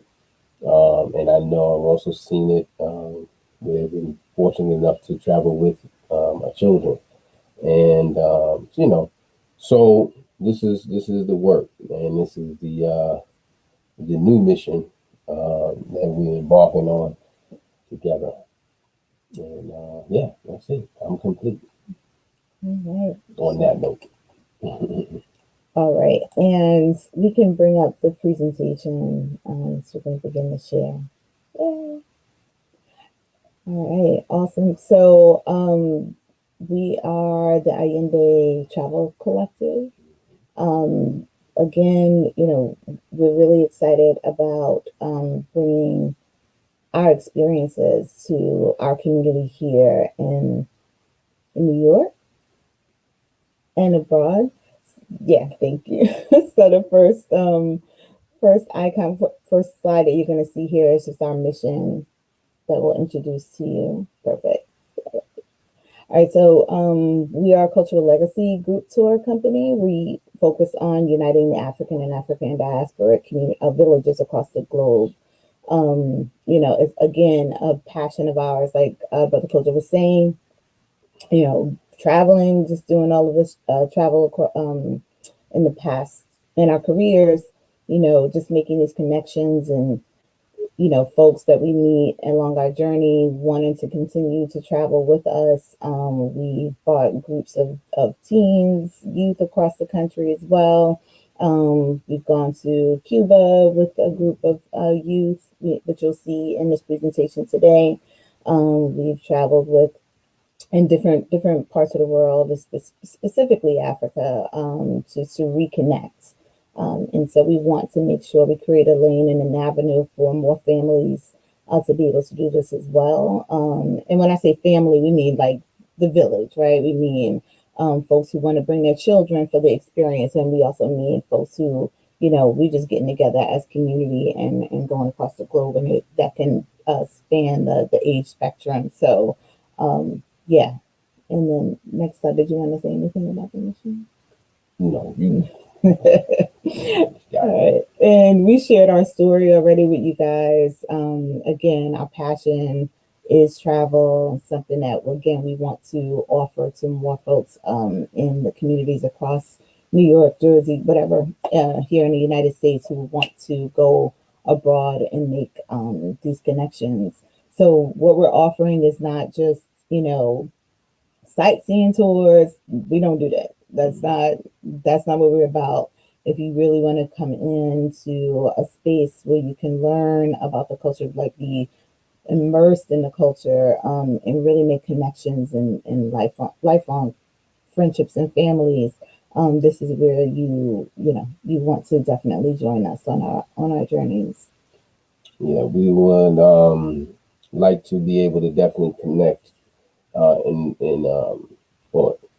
definitely connect, and we'll speak on that with the context of repatriation. We definitely want to be exploring that, increasing our knowledge on that, from what we already have, and also making that definite connection ancestrally, bloodline, and doing the research, helping families make the connection with companies like AfricanAncestry.com.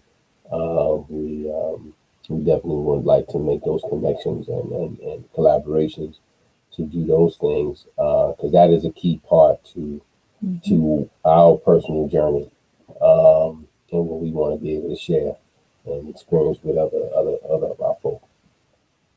And just to add on to that, if you haven't done it, please, doing a little unpaid solicitation, but for African Ancestry, I just recently did our, my father passed away from COVID in April.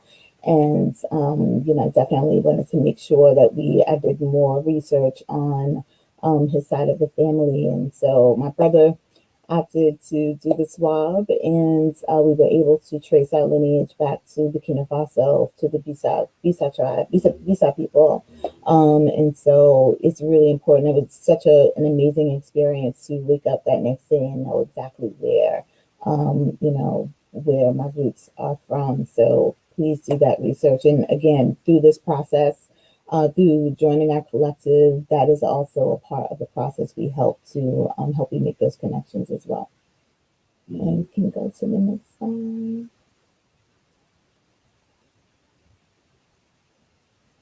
So if you can pause that for 1 second.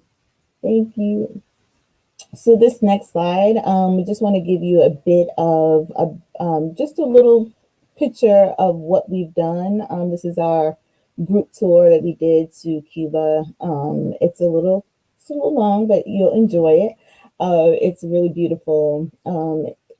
Just to give you, what you would be experiencing on one of our tours.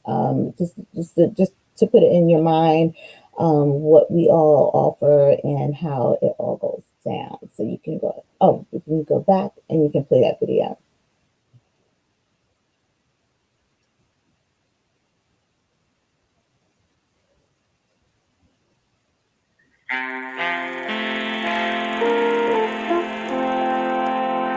Thank you very much. President Castro, the people of Cuba, thank you so much for the warm welcome that I have received, that my family have received, and that our delegation has received. Today, as the President of the United States of America, I offer the Cuban people el saludo de paz. As President of the United States, I've called on our Congress to lift the embargo.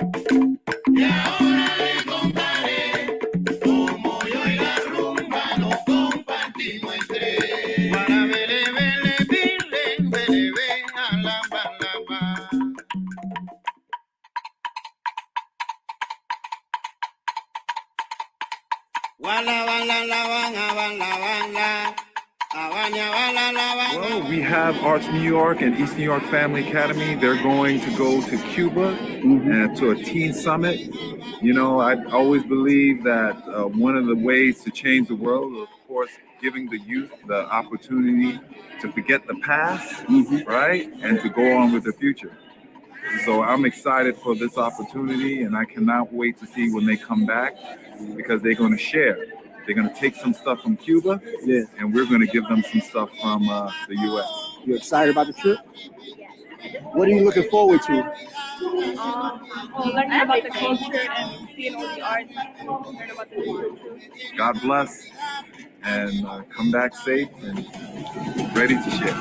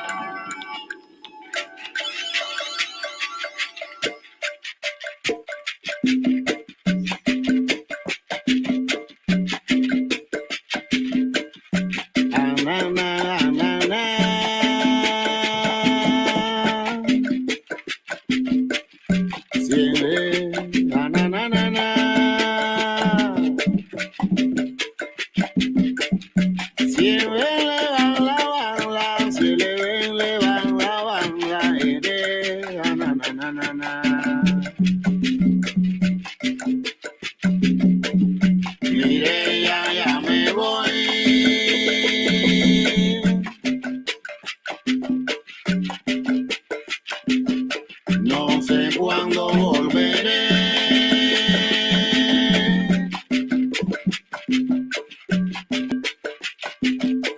Los santos me reclaman y el tambor a mí me llama. Mire, ya voy a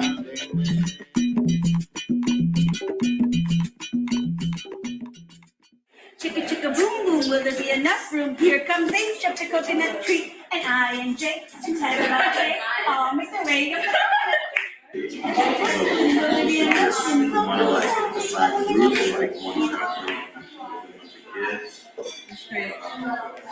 So, Kevin, you're going to continue to be the line leader. I'm going to be the backup. And so, how can you? Buenos días. Buenos días. We are in Cuba, and what an exciting time. Just clap and just applaud and thank you.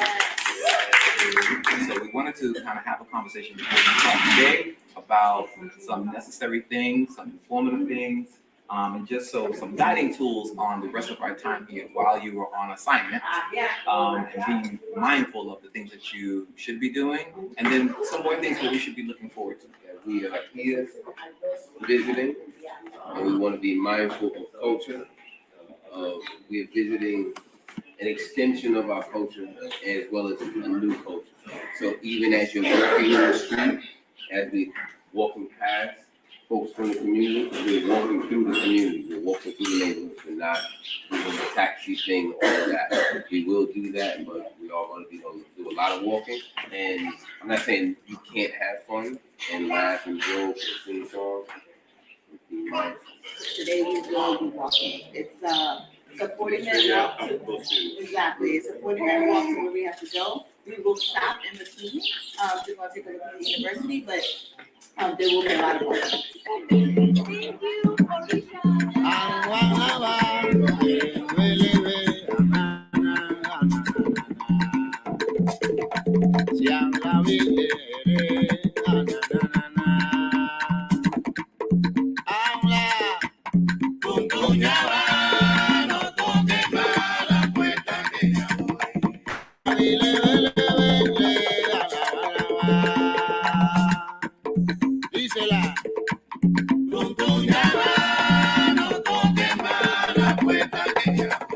Balance the color, don't have the rap. It's in the music. It's the room of it's the vibe of the music. It's the hand. It's not the school there. Over there is the school. Then the Korea is the vibe. It's the hand. We're feeling artifacts, like here it's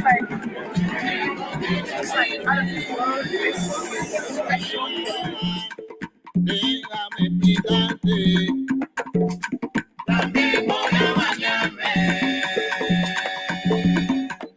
Ay, si vuelves a tocar, tendré que desayunar. Habla. Y si sigues insistiendo, muchacha, no vas a entrar. Ay, yo sé que ella I got a picture of a lip. It's rainbow, it just look really nice. And she's flexible, so like,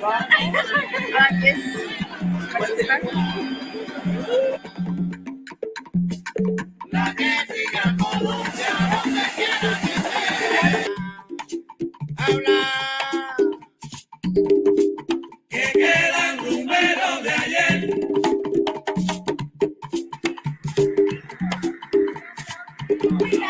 The children are now discovering their rooms and going on rooftops to see what it looks like. We're about to eat lunch in a second in the house. So amazing. The people are so welcoming and beautiful and warm. And we're just really blessed to be in the space right now. After lunch, we're going to go and see artist studios and tour the space. So I'm really excited. Ready for a new adventure? Yes. A good adventure. Yes. Today. Then my name is Aileen. Any questions, lady? Oh, no. My agency is organizing 6 different parks. And today we are going to El Cabo with 7 kilometers to walk. 3 kilometers and a half down all the time. And after the bath time is the same way back. Okay? If you have any problem with it, tell me now, because later is too late. Okay? The things I get. Oh, love you.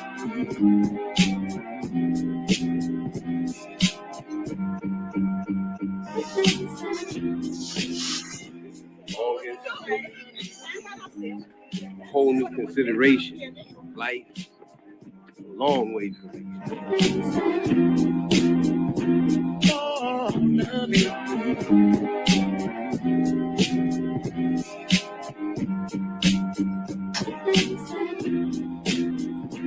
Oh, love you.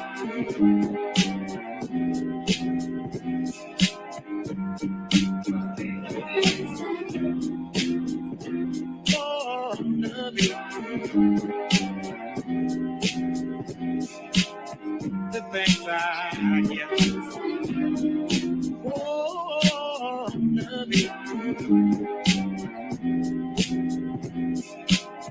The things I want to. It's black, it's white. That's the cave. Evarito Hernández, quiero que nos sigas ayudando. Colombia te está extrañando, aunque estés ahí en el cielo. Muchos no te conocieron, pero conocen tu historia. Por eso siempre rezamos que Dios te tenga en la gloria. Pedimos misericordia y que la luz te acompañe. Porque estás en la memoria, no habrá nada que te empañe. No podremos olvidarte, Evarito, toda esta gente junta. Colombia de Puerto nunca dejará de recordarte.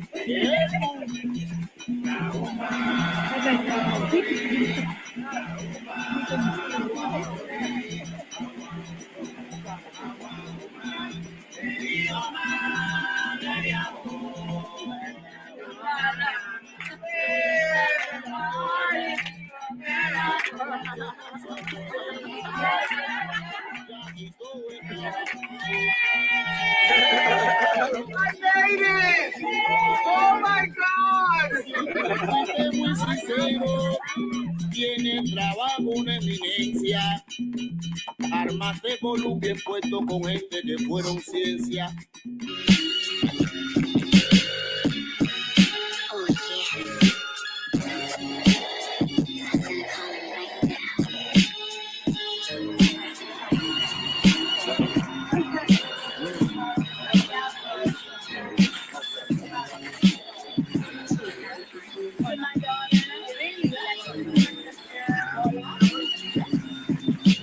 I'd like to start by saying that Cienfuegos is kind of a young city. Just next year, 2019, it will be its 200th anniversary since it was founded.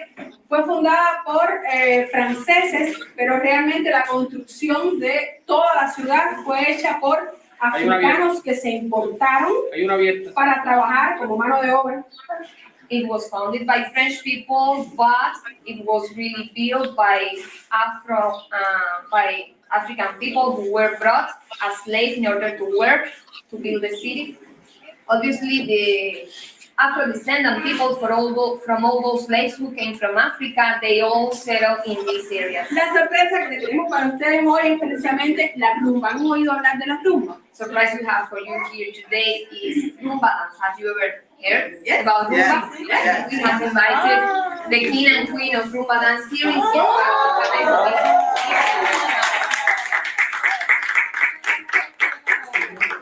When you see rumba dance anywhere in the world, you're going to see how her role dancing is how she dances with her gestures and everything is a performance of her shorts, her house shorts. Y de un coqueteo enorme. And very flirty. She flirts all the time. For example, Lee is going to present what are some of the activities you do. Limpiar la casa, like cleaning the house, tender la ropa, do the clothes on the line, lavar, do the washing, trabajar, work, y a la hora de pasear, coquetear. Now when it's time to go out, she flirts. And the men's role in the game is going to be all the time like to rule. Someterla a la actividad doméstica. She's going to make her work. Y en el juego, él va a ganar cuando él vacune a la muchacha. And in the game, the man is going to win when he vacunar is kind of vaccination, but you're going to see its meaning in the game.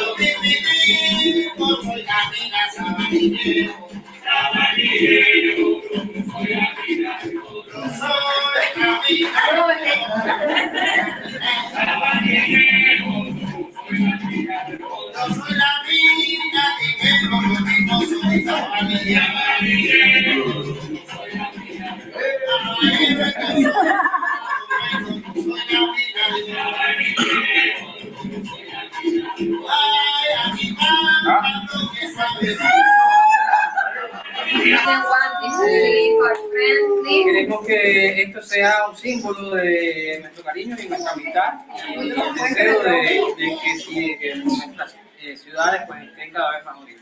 We want this to be a symbol of love and amistad, our friendship, for our cities to be joined together.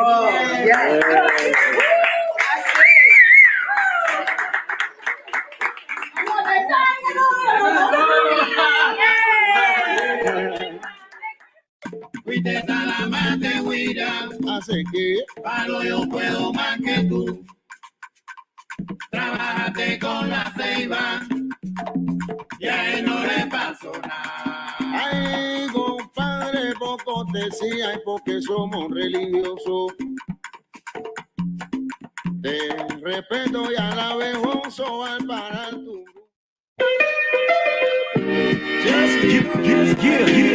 Let's start off with your man. Just let's treat Go, go. We're not ready. I'm not ready.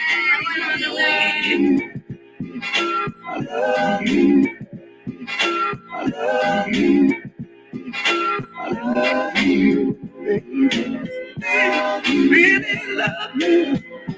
Just so sum it up. Come closer, sum it up. You did it? See, ladies and gentlemen, she's fronting right now. Come on, look at the energy, look at all the hugs and everything. Another legendary situation. Right, mission accomplished. All right, one last word. Oh, yeah. It's important.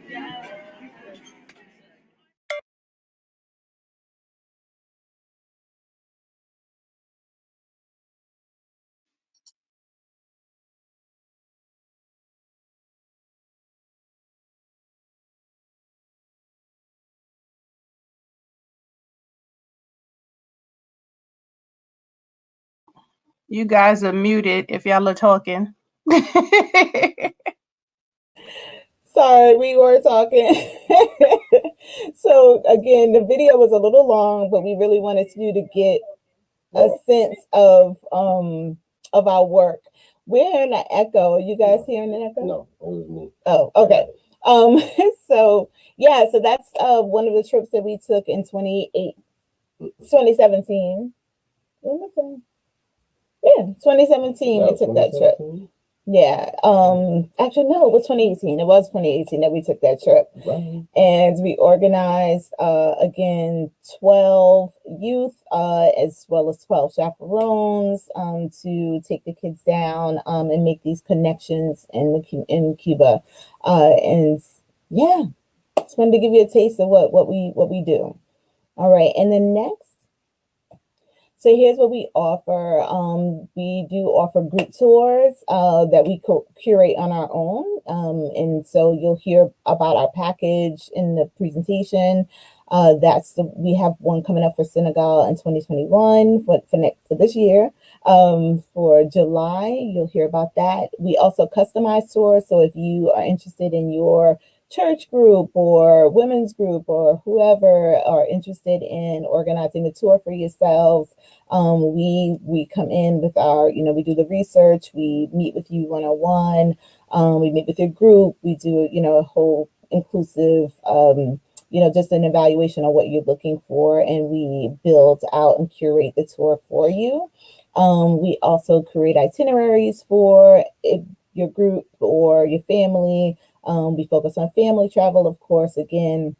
If you have a youth group or a teen group, or if you're a school or you work with a nonprofit organization and you're interested in doing these sort of tours and curating these experiences, we also will step in and help with that as well. We lead most, but because we also have family, we focus on our group tours, our cultural tours during breaks through vacations. So we, once things get better, we'll really be full on doing more tours, group-led tours throughout the year, led by us. But also we can, again, customize things for yourselves. And next slide. All right, so the question that is on everyone's mind right now for our next slide.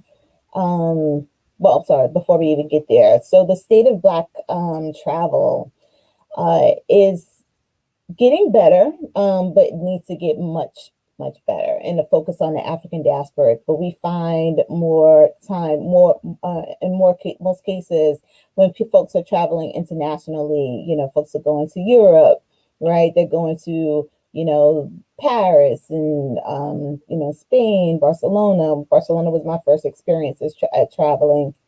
So we're looking to these European countries to focus on international travel and bypassing Africa. And, we thought that it was there's a huge market, and there's this just a missing piece for us to make our connection to our communities and our families abroad. So, we're just looking at the statistics, if you can see that on the income levels and the where people are traveling and how people are traveling. You're less likely, of course, to travel if you are, low income. So we have built in a campaign process for low-income families. So we're raising money to provide funds for families with, youth that they just can't afford to buy a ticket for. So we're doing some fundraising activities to help you all, to help us be better travelers, to be able to travel. Next slide. And again, this is who's traveling. I can't see right now. My eye, can you see? Don't rely on me. There we go. Thank you. Thank God for the Zoom. We getting old.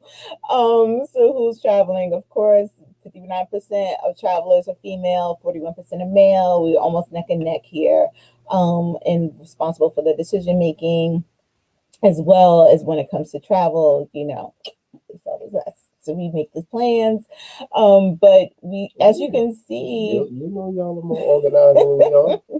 The baby boomers. Some of us. Maybe not that. Some of us. That's right. You're right. The baby boomers are definitely leading the pack in travel, but this is more of a national look at travel. We really want to make sure. That we have a broader perspective on travel.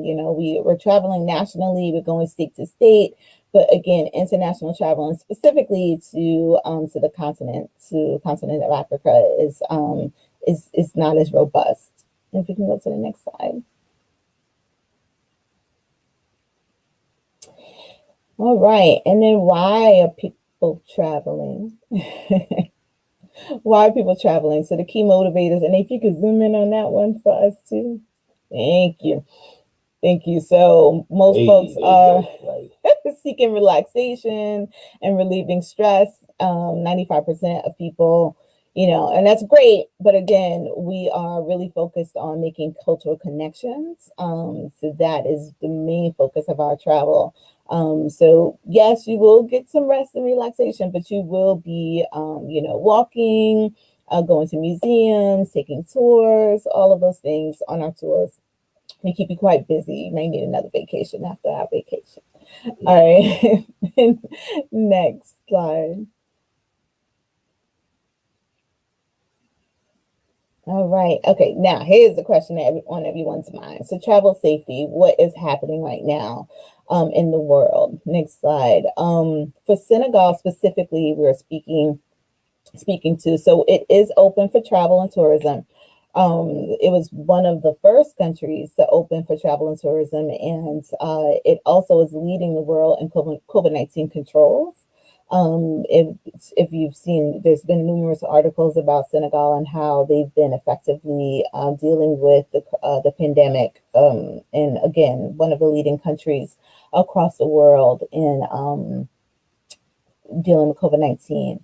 One of the things that you will need to do in order to travel with us, you will have to have proof of a negative COVID-19 test within 5 days of your entry into the country. That's what they're requesting right now. They're also going to do a temperature check upon arrival, and then we're going to take every precaution that is needed, that we do here as well, and up some when we're traveling to the country. Next slide. What we also recommend is insurance. Okay, so just in case, God forbid, there's something happens and we're not able to travel, we encourage all of our customers, all of our collective members to have travel insurance. So just in case, something get canceled, you need to reschedule, your fees are covered by that agency. You can reach out to us. We have a couple of agencies that we have been pointing in the direction to, and we can help you establish getting insurance for your travel. And we also, again, we're offering, in a case of a cancellation or something again in the world happens that we're not able to travel, we will be postponing the trip to a later date. And if you're not able to travel with us on those new dates, we'll work it out for you with a refund or through our cancellation policy, or have you go on any time of your own as well. All right, next slide.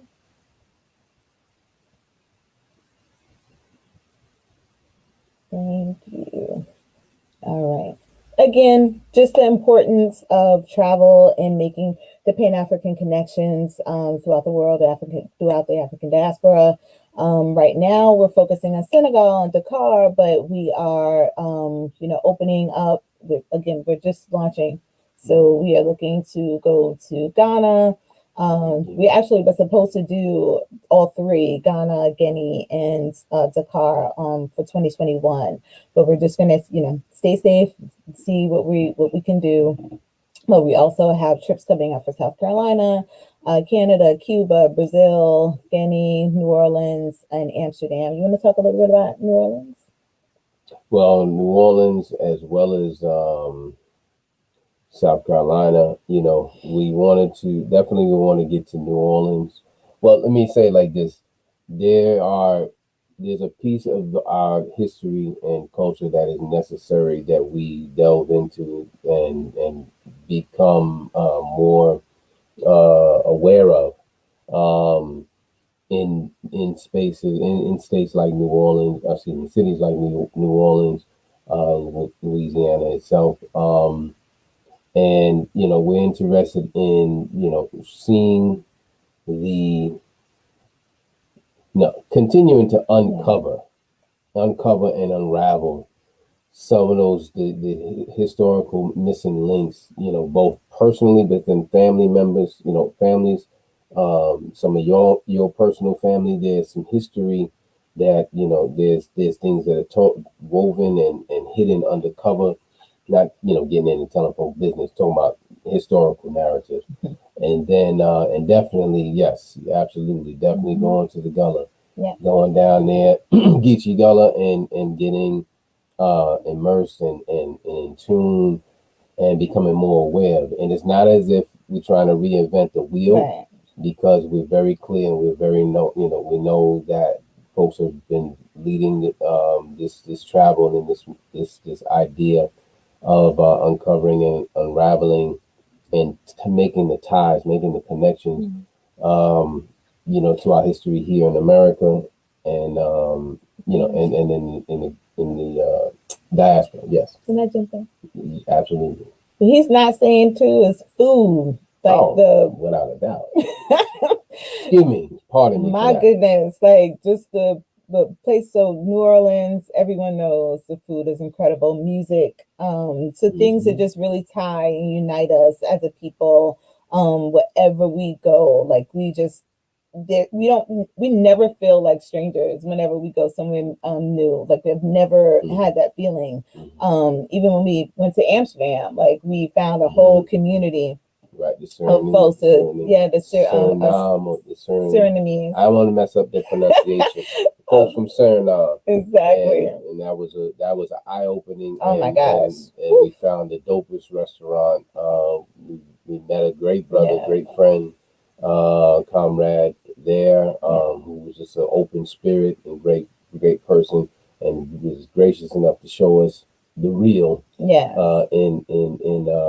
where the people are, where the culture is, and kind of we were able to get a deeper knowledge as to what's happening with the Black and brown folk over there, and of course, the food is a key piece to our culture and to our stomach and heart. So we enjoy that. I say. Next slide. I know we don't have too much time left, so we're going to try to speed through. All right. So in this conversation around reparations and repatriation, so this first article that you see up here, folks have been talking about it. Folks have been doing it. We've met people. Well, I met quite a few people in Dakar who have left the United States and have just, are living their best life across the sea back home. And so, we definitely want to walk people through, what that process looks like, what steps you need to take if you're interested in and leaving for good, or just expatriating, or just looking to leave the United States. I mean, there's a huge emphasis on disinvestment of we're just not seeing what's happening in the country go in our favor, which leads us into the conversation of reparations. I've been working on a large initiative with folks who are pushing for HR 40, which is the federal study of reparations across the country, and pushing that needle, making sure that folks who are here, African Americans, and as well as folks in the Caribbean, are able to get their due, and what that looks like, how we're collectively coming together to come up with creative ways in order for us to all in order for us to, sorry, I don't know what's my computer's making noises. Trying to call us. Yeah, so anyway, so making sure that folks have a way of communicating what we need and what we want from this country and what is owed. Yeah, so you can look onto our Facebook page for more information about that.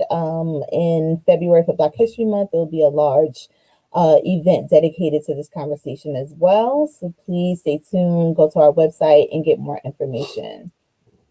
All right, cooperative economic opportunities. So we like to think that anytime we step into a country that is a part of the African diaspora experience, part of our history, we are creating cooperative economics. So this picture that you see here is a woman-led group, cooperative group of women in Lac Rose. Right outside of Lac Rose in Senegal, and they weave these baskets on the side of the road. Each of them have their own sort of tents, if you must say, for lack of better words. And they support one another, and we always bring folks there to support them, to purchase from them. And we also are looking to import information as well. I'm sorry, goods as well, to help them sell their goods here on the side. So that they, can continue to grow and spur. But we're also looking at land ownership opportunities as well. We are looking at a group land ownership opportunity in Senegal, right outside of the airport, which is about to be developed. A large portion is about to be developed by Akon. If anyone has seen information about his Akon City, which is going to be ridiculously advanced, and it looks amazing. So please check that out. In the land ownership piece will be near that. So again, very profitable and very instrumental in helping our community as well as out there. So next slide. I was just going to say I just got off the phone with Guinea, and for years we've been talking about. That's been a conversation that we've been having in terms of purchasing land. It's the same thing in Ghana.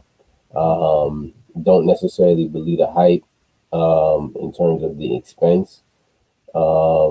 In terms of Ghana is becoming so popularized, and prices are driving up. It's still a value, and it's still an important step in our liberation and in our sustainability. Absolutely. And the other piece to this is we want to make Africa a destination location, the same way we would go to the Caribbean, to the Bahamas or Mexico. Really, look at Ghana, look at Senegal, look at some Guinea and Guinea-Bissau, or the West African countries as destinations, because it's a beautiful, beautiful land, beautiful space there. And then, of course, in the Gambia as well, and spaces that these great people there, so I say don't believe the hype, because a lot of us, you move with with good intentions and integrity, those integral people show up, And I know we don't have too much time left, so also included in our collective, what we love so dearly about what we've created, we will be offering weekly language immersion workshops. So you will learn keywords in Wolof as well as French to prepare you for the travel. And this partnership is with my great sister, our great sister, Fatu Giddens, the Akibulan Institute, master teacher, great spirit, but I'm talking about an excellent teacher. Like, speaks 4 or 5 languages fluently, Spanish, French, and including Wolof, so she can, I'm not going to run on all the languages that she has, but, master teacher, brilliant mind, traveled and knowledgeable. So this is not a, let's take out the Google and do some translation. Right, no, we're not doing that. It's real deal. Holyfield, and got to get your notebook out too. Right. So, including myself. So you have a choice of taking the winter sessions or the spring sessions along with when you make your deposit, you'll be entered into the language immersion so that you can, again, be able to communicate. You may not be fluent, but you'll at least be able to communicate when you travel. Those workshops will be on Wednesdays and Saturdays. You can see Wednesdays from 6:30 to 8:30, Saturdays from 10 to 12. So if you're ready to go and join our collective, just carve that time out so that way you'll be able to participate. In the next slide, I think it's the last slide. We can wrap up. Perfect. So joining the collective. So Senegal 2021, we're offering it for $3,200 per person. It's for 10 days. Do your research. That is a pretty good deal for 10 days. We are leaving July 18th, and we'll be wrapping up our trip on the July 27th. Again, what's included in your tour is transfer to and from the hotel, transportation, tours of the car. We'll go to Gorée Island, which if you're not familiar with Gorée Island, this is where the enslaved dungeons were kept, and you'll get to see that. It's a very emotional experience, but you'll get to see it for yourself. We'll get a tour of Lac Rose, which is the Pink Lake. It's incredible experience there. You'll have daily breakfast. We will offer a welcome and farewell dinner. You will get your Allende Travel Collective t-shirts.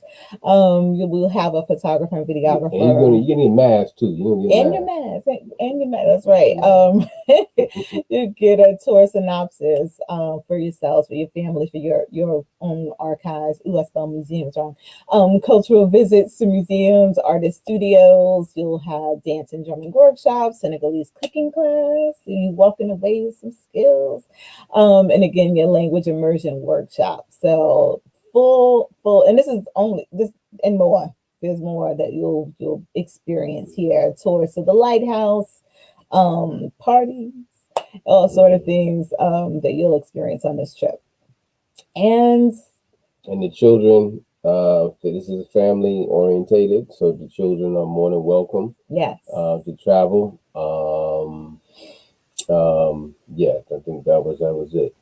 Yeah. And just to really sorry. We are also offering $100 off for essential workers as well. That promotion is going on. You'll see on our site and our Facebook pages. We will be offering that for essential workers.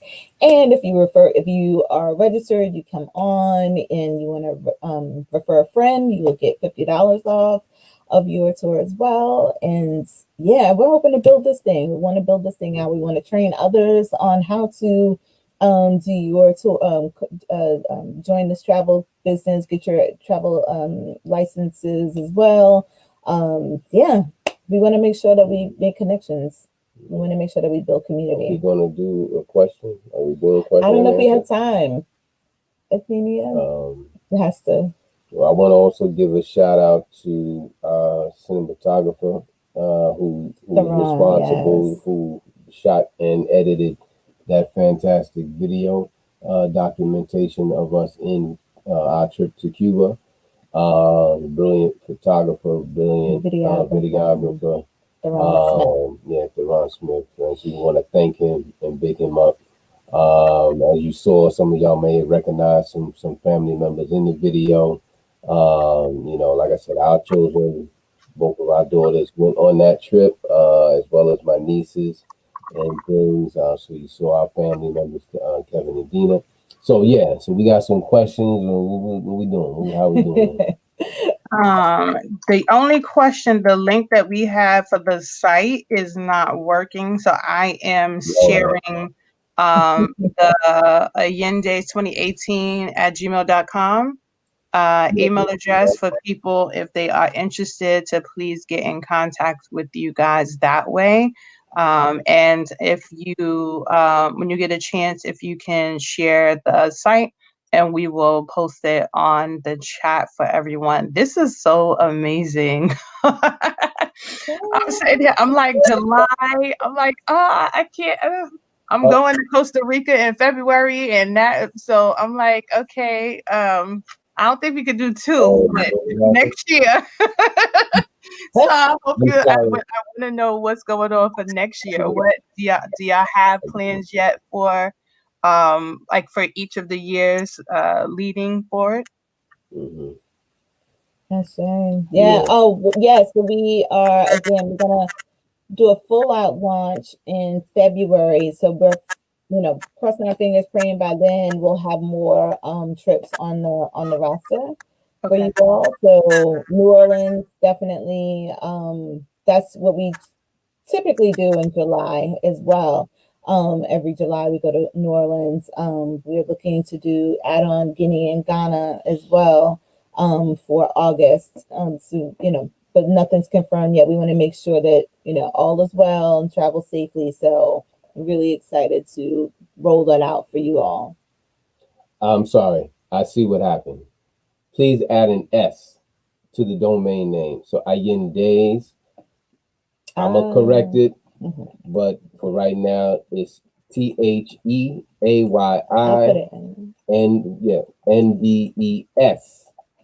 collective.com. So that was the error, and I apologize to everyone on that.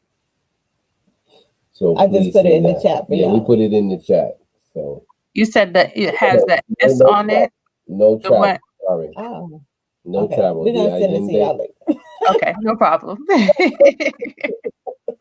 No worries, no worries. Well, thank you, Jamie. Thank you. That was so fulfilling. Like I just got so much information that I wasn't expecting to get. And I would offer to share with you that, sis, that video is not long. No, it's not. It is exactly the amount of time to draw me in, give me an idea of exactly what you guys experienced, exactly to see youth's face, to see your humbleness at the end that always shows up, not being able to just like give yourself all the credit for making that trip happen. I appreciate Baba Kojo for pouring into you and getting that side to come out. And then I'm like, oh, there she goes being Mama Cat, making sure that our plane ride is safe. And she goes straight into safe plane ride instead of like, yes, I did that. You did that. You guys did that. I want you to keep up those amazing efforts. I can't wait to join you guys. I am praying that Senegal is on my list for this year, but if not, it will be on the next one that comes, and I'll be joining New Orleans because that works for me. That is one of my favorite places and spaces. It definitely helped me on my journey to healing. It is a healing place and space, and just a great place for our folks. So I look forward to growing with you guys. Oh, and I also wanted to share how amazing I thought it was that you guys also added in the language piece. How huge that is, that when you're planning a trip on your own or just with your friends, how you could end up somewhere and not even know how to say hello or which way is right or left.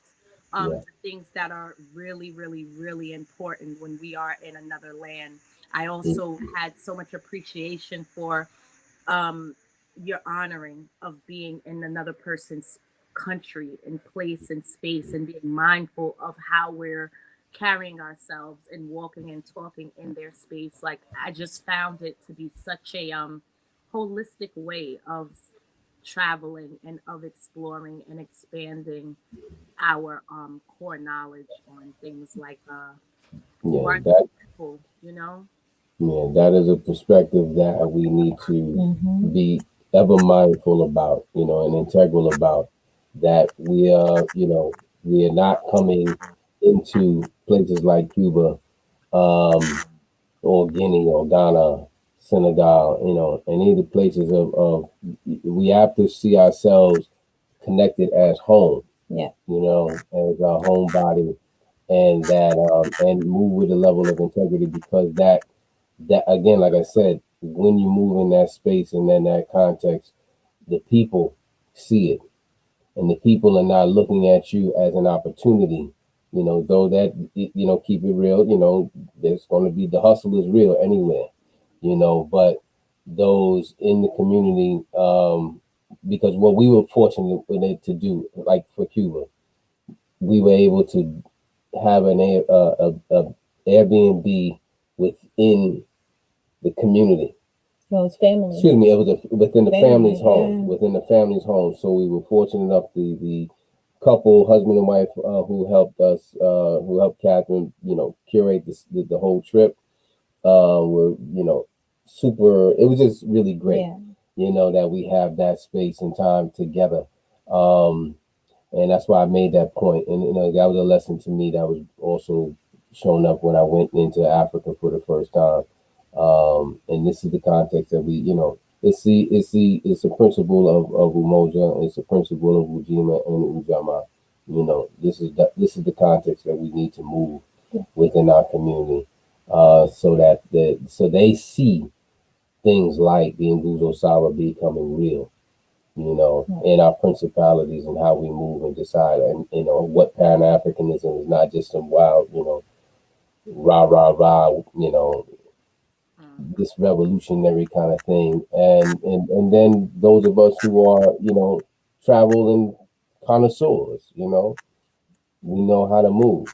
The language piece is also a key piece. So we got to give up and big up that credit, and was so happy to be able to make the connection with Sister Fatu with our Key Bulan Institute. That she put it together and things like that. So, this thing is very important. My wife keeps tapping my leg to tell me to stop talking, but I want to make sure that I get these big up shots, in the stream, because I don't want to leave any of our family out. And thank you for Umoja. Listen, we all have our right to get our Grammy moment, okay? And we all know that some people need the music played, but as long as everything that is on your heart gets to be said, it's divine. It's Right. divine and on time. Hey, And it's important what you said about the link, because I've gotten stuck in where was I, in Barcelona, and like just the language barrier. Like I thought I knew. I had my New Yorican Spanish. Well, it's funny that you say you had your New Yorican, because that's the biggest thing that came up for me is just especially being a New Yorker, we kind of can have a cockiness with us when we go in spaces and places, and we think we are number one of everything, because not only are we American, but we are New Yorkers. So I think that all of those things being said, and just the opportunity that is going to be afforded to our people through you guys collective is going to be priceless. So I'm looking forward to that launch. And that you guys have the Juneteenth and BTT family behind you. Yes. Thank you so much. Thank you. Thank you guys so much for this opportunity. Blessings. Peace and blessings. Shout out emoji. That's the truth. Umoja events. Yes, Athenia. This has again been an amazing opportunity to allow me to just grow and expand. With that being said, we are running a little bit behind on time, so I will be short with my words and my share. And I'm actually going to dive us right into welcoming in Miss Janelle Lewis. Janelle, come on and tell me, am I pronouncing your name correctly? And this is Miss Janelle of Heal with Janelle. Am I saying it properly? Is it Janelle or Janelle? Janelle. So heal with Janelle. So it kind of just flows together. It Yeah. sure does. Heal with Janelle. So heal with Janelle. You know what, Janelle? Give me one moment because I have like pots and pans clanging in my background. Let me go close my door for a moment.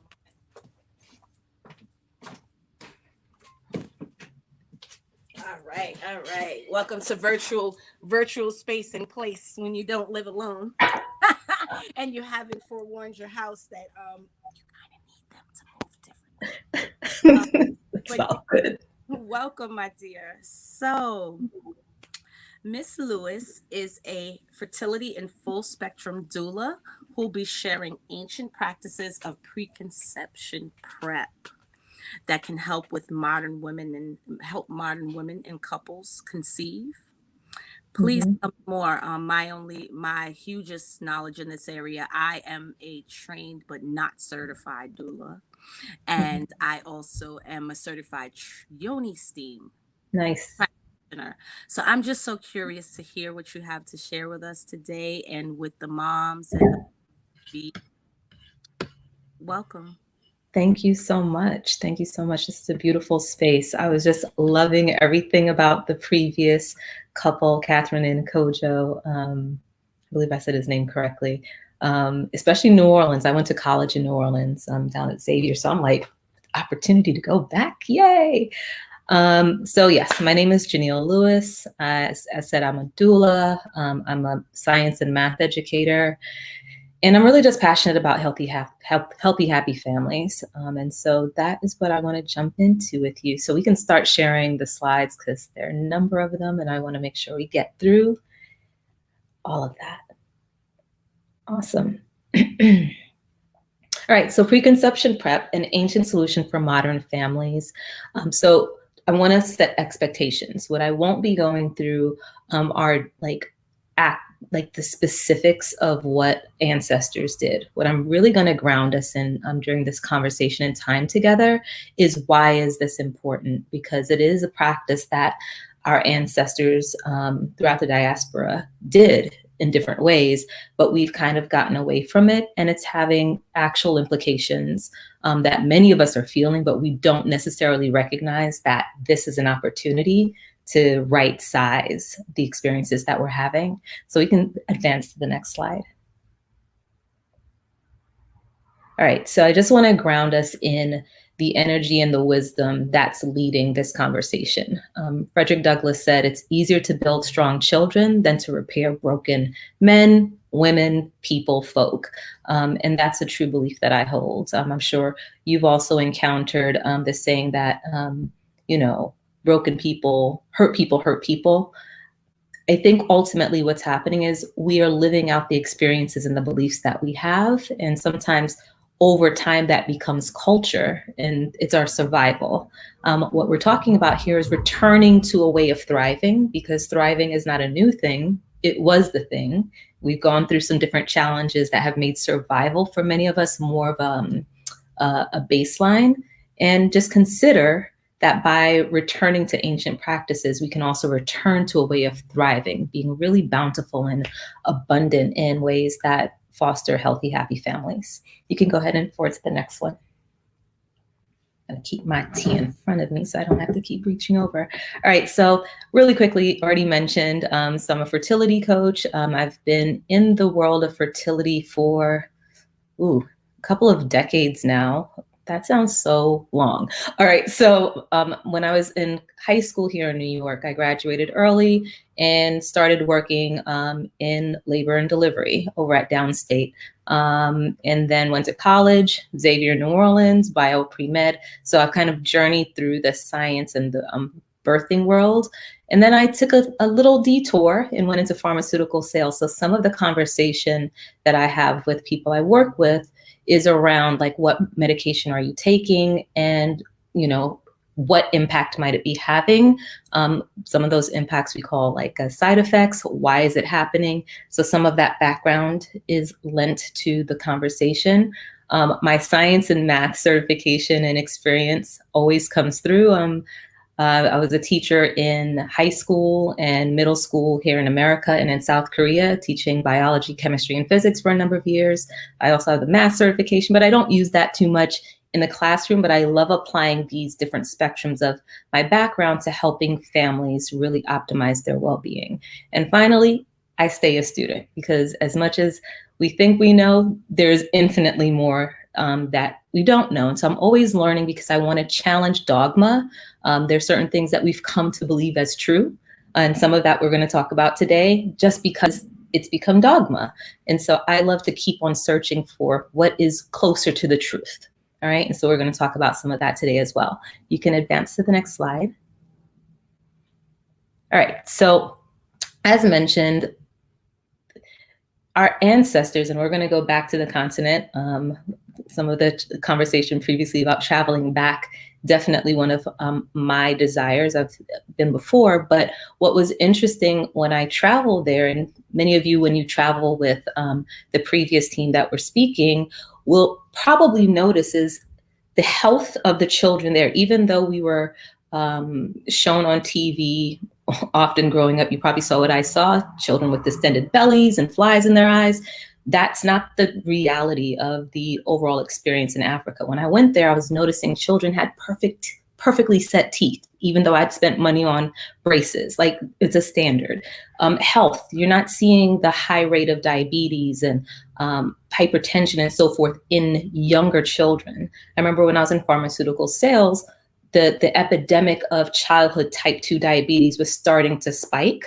And it was something that boggled, you know, the Western world's mind. Is like, type 2 diabetes is not a childhood thing. We associate that with elders.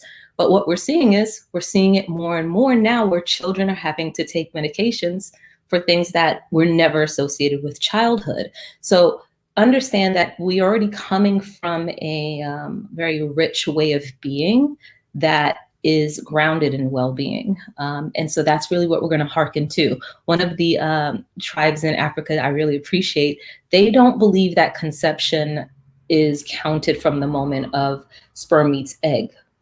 They believe it begins when mother believes and starts thinking about having a child.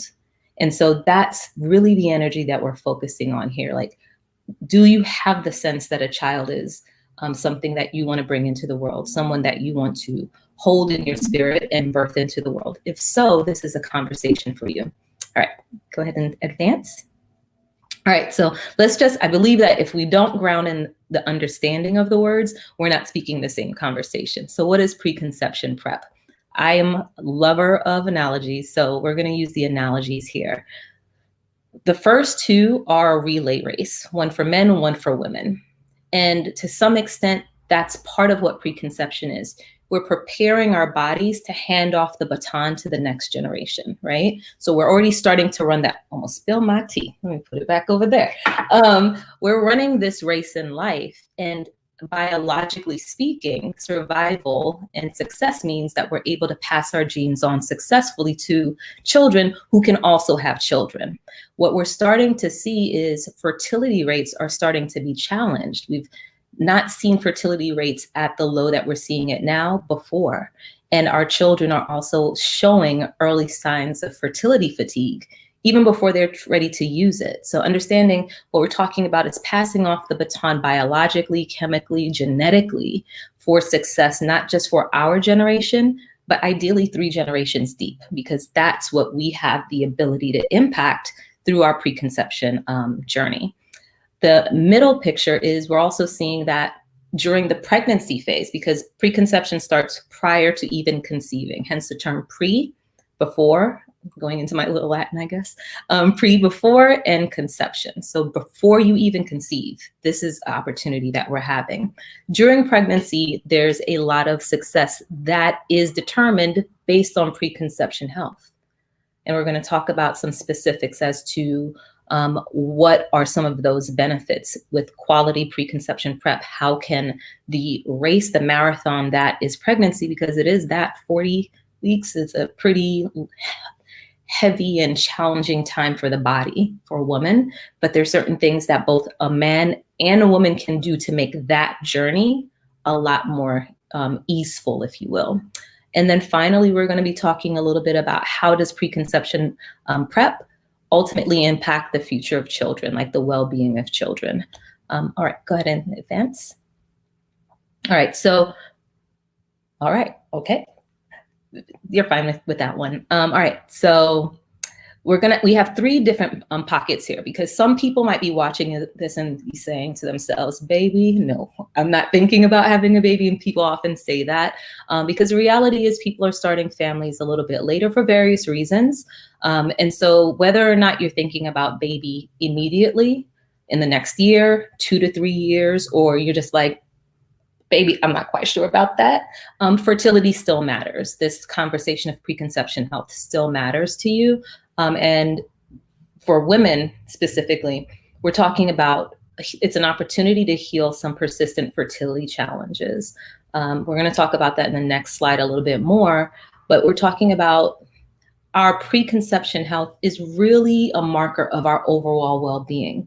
I like with the Ayurvedic system, which is the ancient Indian system, which harkens to some African systems, that our fertility and our baby health is really dependent on how all of our other systems are functioning and how robust and healthy they are. So if you imagine that there's like 7 buckets representing different systems of our being, if any of those buckets are deficient in some way, that last bucket, that 7th bucket, which is our fertility health bucket, it's going to be impacted by what's going on upstream, right? And so if we're looking to be optimally well for generations to come, kind of like a legacy here, we're looking to optimize our opportunity for full well-being, right? The second opportunity here is an opportunity to optimize our egg quality.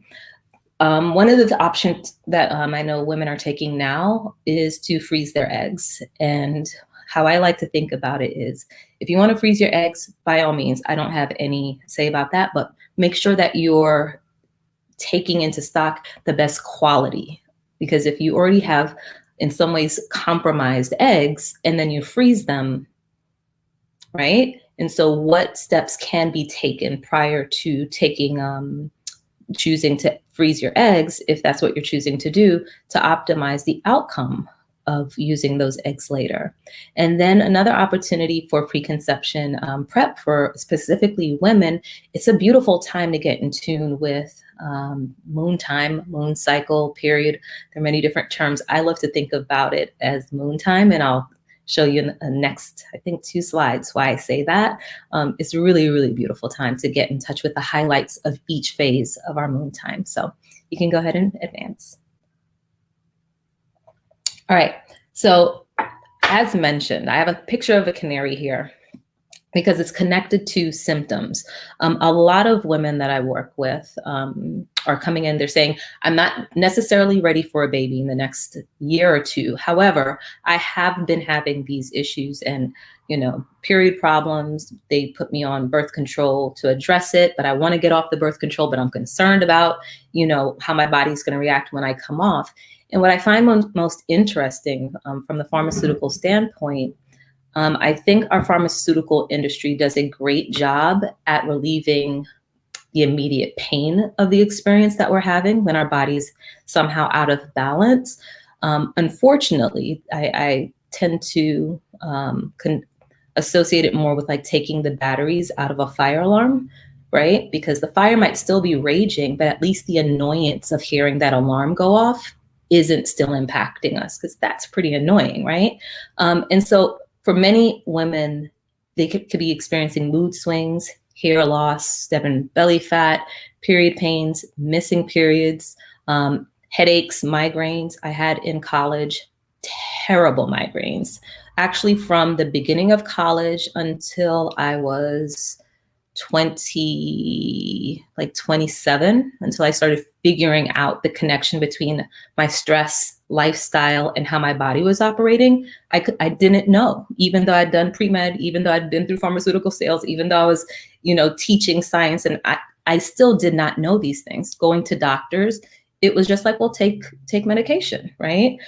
It wasn't until I started making those connections, like, I notice when I do that, I don't feel this way. But when I do these things, I feel terrible. My system's out of whack.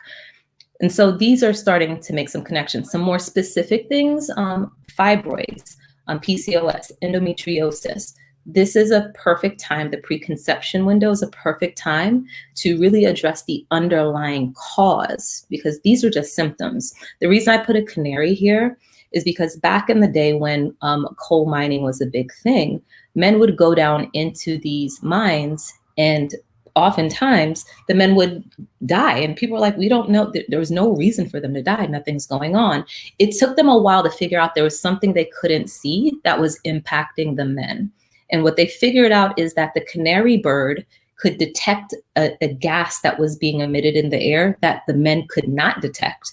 And when the bird started going haywire, that was their sign or symptom for them to all get out, because they knew if they stayed any longer, the impact of whatever they couldn't see or detect was going to be death.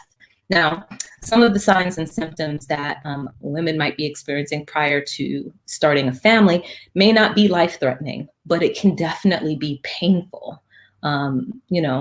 It's not necessary. It's not necessary. And for far too many women, they're getting the message that, well, this is just what it is. What I find most interesting oftentimes when working with women, one of the pieces that I often encourage them to do is speak to the elders in their family, because these are conversations we typically don't have. I don't know about you, but period conversations wasn't something that was normal for my family. We're first generation from Jamaica.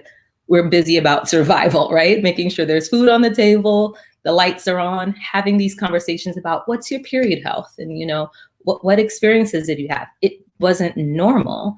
And so oftentimes when women are starting this program and they're starting to talk to their elders, because that's a part of the program, understand what is the history that I'm now embodying. It's interesting for them to find out aunts and grandmothers and mothers have had either hysterectomies or fibroids or other period issues that have been handed down, but they just didn't know. So they thought they were the only one, right? But they're also handed down the lifestyle, eating patterns, stress management patterns. And so it's no wonder why their body is responding similarly to what the women of their lineage have already experienced. But there was no opportunity prior to really know that story. So a big part of this is understanding, I'm here touching the computer like I'm advancing the slides. It's a great opportunity to understand, one, the story. So the preconception phase is also a great understanding of who am I, who have my people been regarding fertility health, and what can I be doing differently to optimize my overall well-being.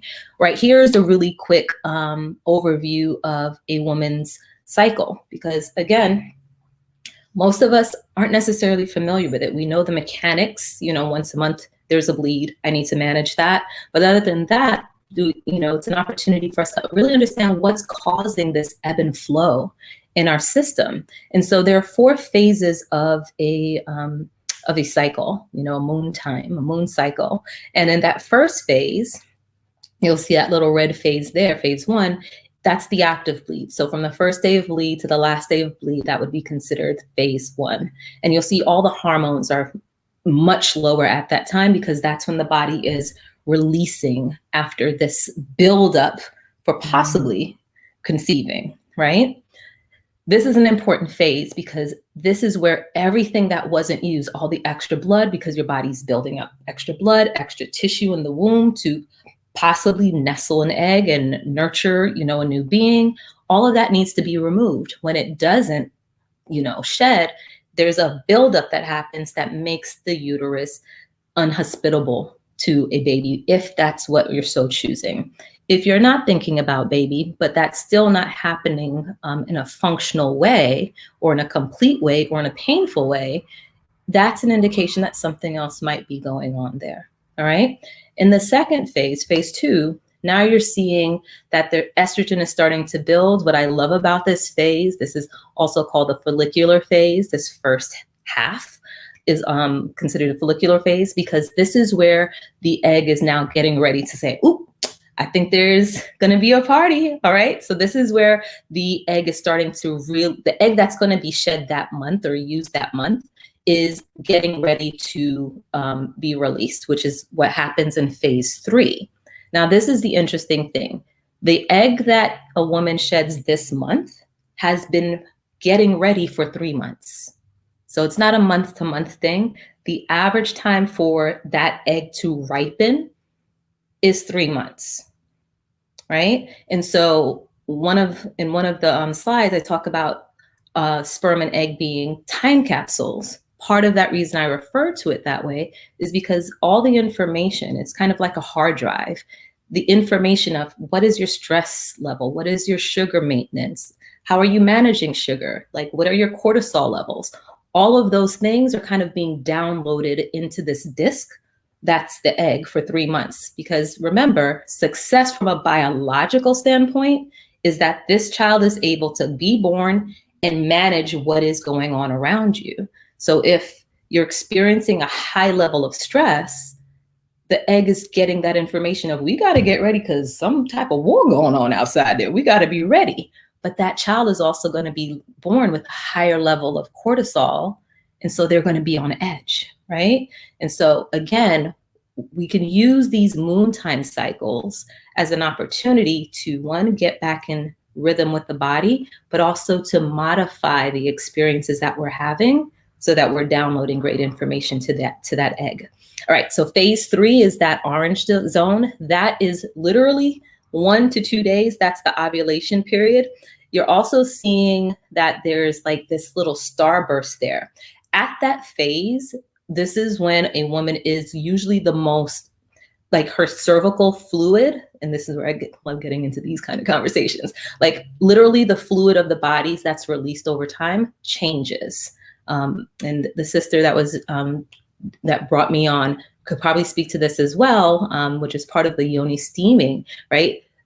There's an ebb and flow of how our yoni space, our cervical environment landscape changes from week to week, day to day, based on what our hormonal journey looks like. So in this phase, we're seeing that the cervical mucus is different to really support the passage of that sperm cell or cells, because it's millions of them, right? But if any of this is out of balance because the hormones or something else is out of balance, it's not going to work. It's not going to work, right?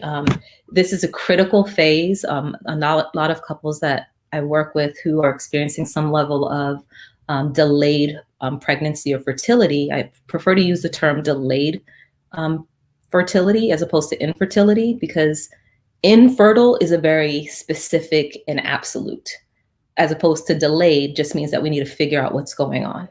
There's a much shorter or smaller window of actual infertility, but we use the term very broadly, even though it's more delayed. So I'd rather use that term. This phase is really, really important because if that cervical mucus is in any way compromised, not enough, not the right consistency, then what the sperm needs, because the sperm actually needs the right quality of cervical mucus, it won't be modified in the ways it needs to be modified in order to actually enter the egg when it meets it. And that's a whole bigger conversation that we won't have time for, but understand that each of these phases have a critical phase or a critical position to play in just conception, right? Making sure the hormones are in balance. Now, for most women, most months, conception is not really the goal. And so what will happen is we'll enter into phase 4, which is the second half, which is more the luteal phase. And that's where the body's saying, well, I guess we're going to go ahead and get ready to release this, right? We're either going to wait for this egg to implant, which means our progesterone will help hold this baby, or we're not going to have a baby and we're going to release all this built up blood and fluids that we were going to use. Now, if you go to the next slide, I'll help you understand why I refer to it. We can actually skip through this because we kind of spoke to a number of those things. Now, the reason why we call the, why I refer to the cycle as moon time, moon cycle, and I'm not the first one, I didn't make it up. This is something that's quite ancient and making a comeback in many different communities, is because of this. Imagine we're starting at the very bottom. So if you remember the 2 slides ago, that first section was the phase 1. We're going to look at that as the menstrual section at the very bottom. Connect that to the moon, because actually Tuesday was full moon. I hope you got a chance to see it. Was gorgeous, right? So if you're watching the skies, and just imagine that you were living in a time before Edison bulbs existed. You know, we only had starlight, we had fire. We would be a lot more in tune with what the moon is doing, because that moonlight was the third type of light. It was stars, it was the moon, and it was the sun, right? And fire. At new moon, you would look up at the sky and you would see no moon. So nothing is happening. That would be the menstrual phase. That's where we're releasing. When the moon starts to grow, that would be the equivalent of our body starting to grow and prepare. So that would be the follicular phase. Full moon would be when ovulation is occurring. So that 1 to 2 day window where actual pregnancy can occur, that would be the ovulation period. That would be the full moon phase. There was actually an understanding that many women bled in connection to the exposure to light from the moon, right? So imagine the entire community of women were ovulating around the same time. And then the waxing part, which is where the moon starts to shrink again, is that second part, the follicular phase. The cool thing is the average cycle for a woman is 28.9 days, 28.5 days, which is the same time that it takes for the moon to go through its full cycle. And so that's why it's connected to moon cycle, right? For many of us, it may not be exactly that time frame for various reasons, but this is an interesting connection of how preconception can also be a great time for us to recognize, well, am I in a hormonal balanced space, not just for preparing for a baby, but for my own well-being? Because if the body is out of balance and pregnancy is achieved, the body is amazing at trying to make it do what it do, right? It's like, well, we're here now, we're going to try to figure a way to make it happen. But what happens for many women who haven't necessarily gone through a robust preconception plan, this baby is now taking, you're building a being, right? So this baby is taking, you know, it needs some minerals for building bones. Guess where it's going to go? To your piggy bank. But if your piggy bank isn't topped up, they're overdrafting on you. And so this is where you're seeing osteoporosis for women who are pregnant. They're seeing weakened bones, or very tired, or forgetful, or here's all of these side effects are signs that possibly there was an opportunity or missed opportunity to optimize the nutrient stores or balance out hormones or things like that. I want to make sure that I'm not missing any questions. Okay, I think there are questions, but because there's so much, I'm going to run through. And if we have time at the end, I'll address the questions, right? This is just another way to look at the fertility cycle as opposed to the cycle of the moon. You can also look at it as different seasons of the year. So the bleed would be the winter, spring would be the follicular phase where it's growing, summer, all the juicy fruit is would be the ovulation window, and then autumn is going to be the luteal phase. All right. And the beautiful thing is it's a reflection of nature because we are nature, right? Okay, go ahead. All right. So this is not just for women. And I think this is one of the critical things that I've noticed over my years in this work is a lot of the conversation when we talk about preconception tends to be focused only on the women.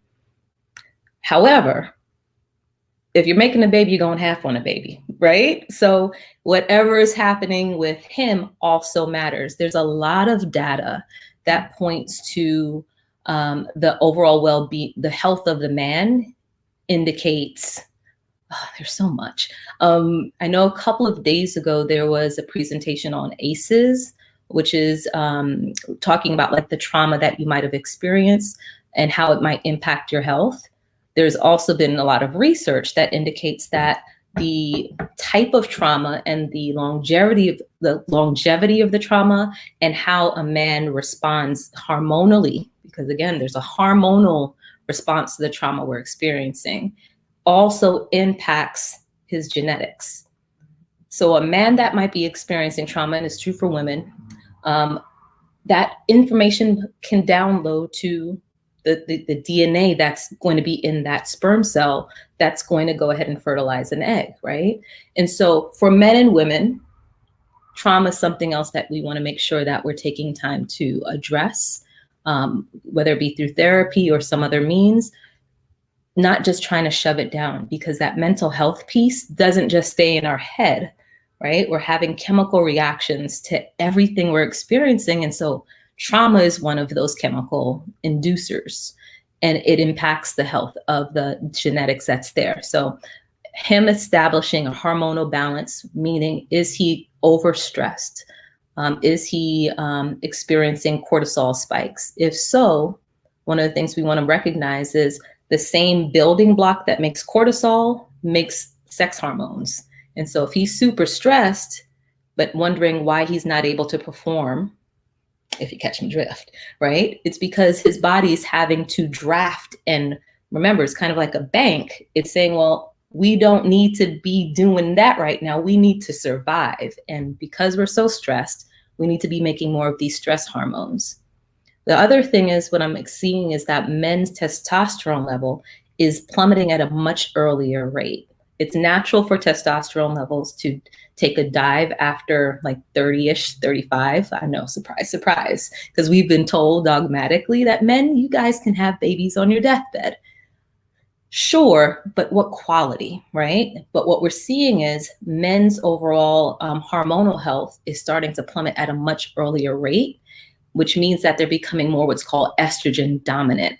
How that might look is that men might be developing more breast tissue. Men have breast as well, but they don't have, they're not producing milk. However, if there's too much estrogen, they're actually developing breast tissue, or hips are widening. So what we're seeing is there's some hormonal changes that are starting to also be experienced by men who want to go on and father children naturally. Preconception is a beautiful time for him to figure out what is his hormonal balance looking like now, and addressing the root causes of that. The other thing is sperm quality. If you go to the next slide, I think the next slide talks about sperm quality. Some of the symptoms and signs of hormonal imbalance, or that preconception would be great for a man, are the following. So cognitive decline, depression, ED, erectile dysfunction, fatigue, hair loss, loss of muscle mass is a great indicator, even if he's going to the gym 24/7 and he's like, why am I not getting ripped? It's quite possible the testosterone levels are dipping. Low sex drive is another great indicator. Memory loss, right? You want to build a business or you want to do something great, but you can't even remember what's going on. That's an indication of hormonal imbalance. Weight gain, and then of course the compromised sperm quality. You can advance.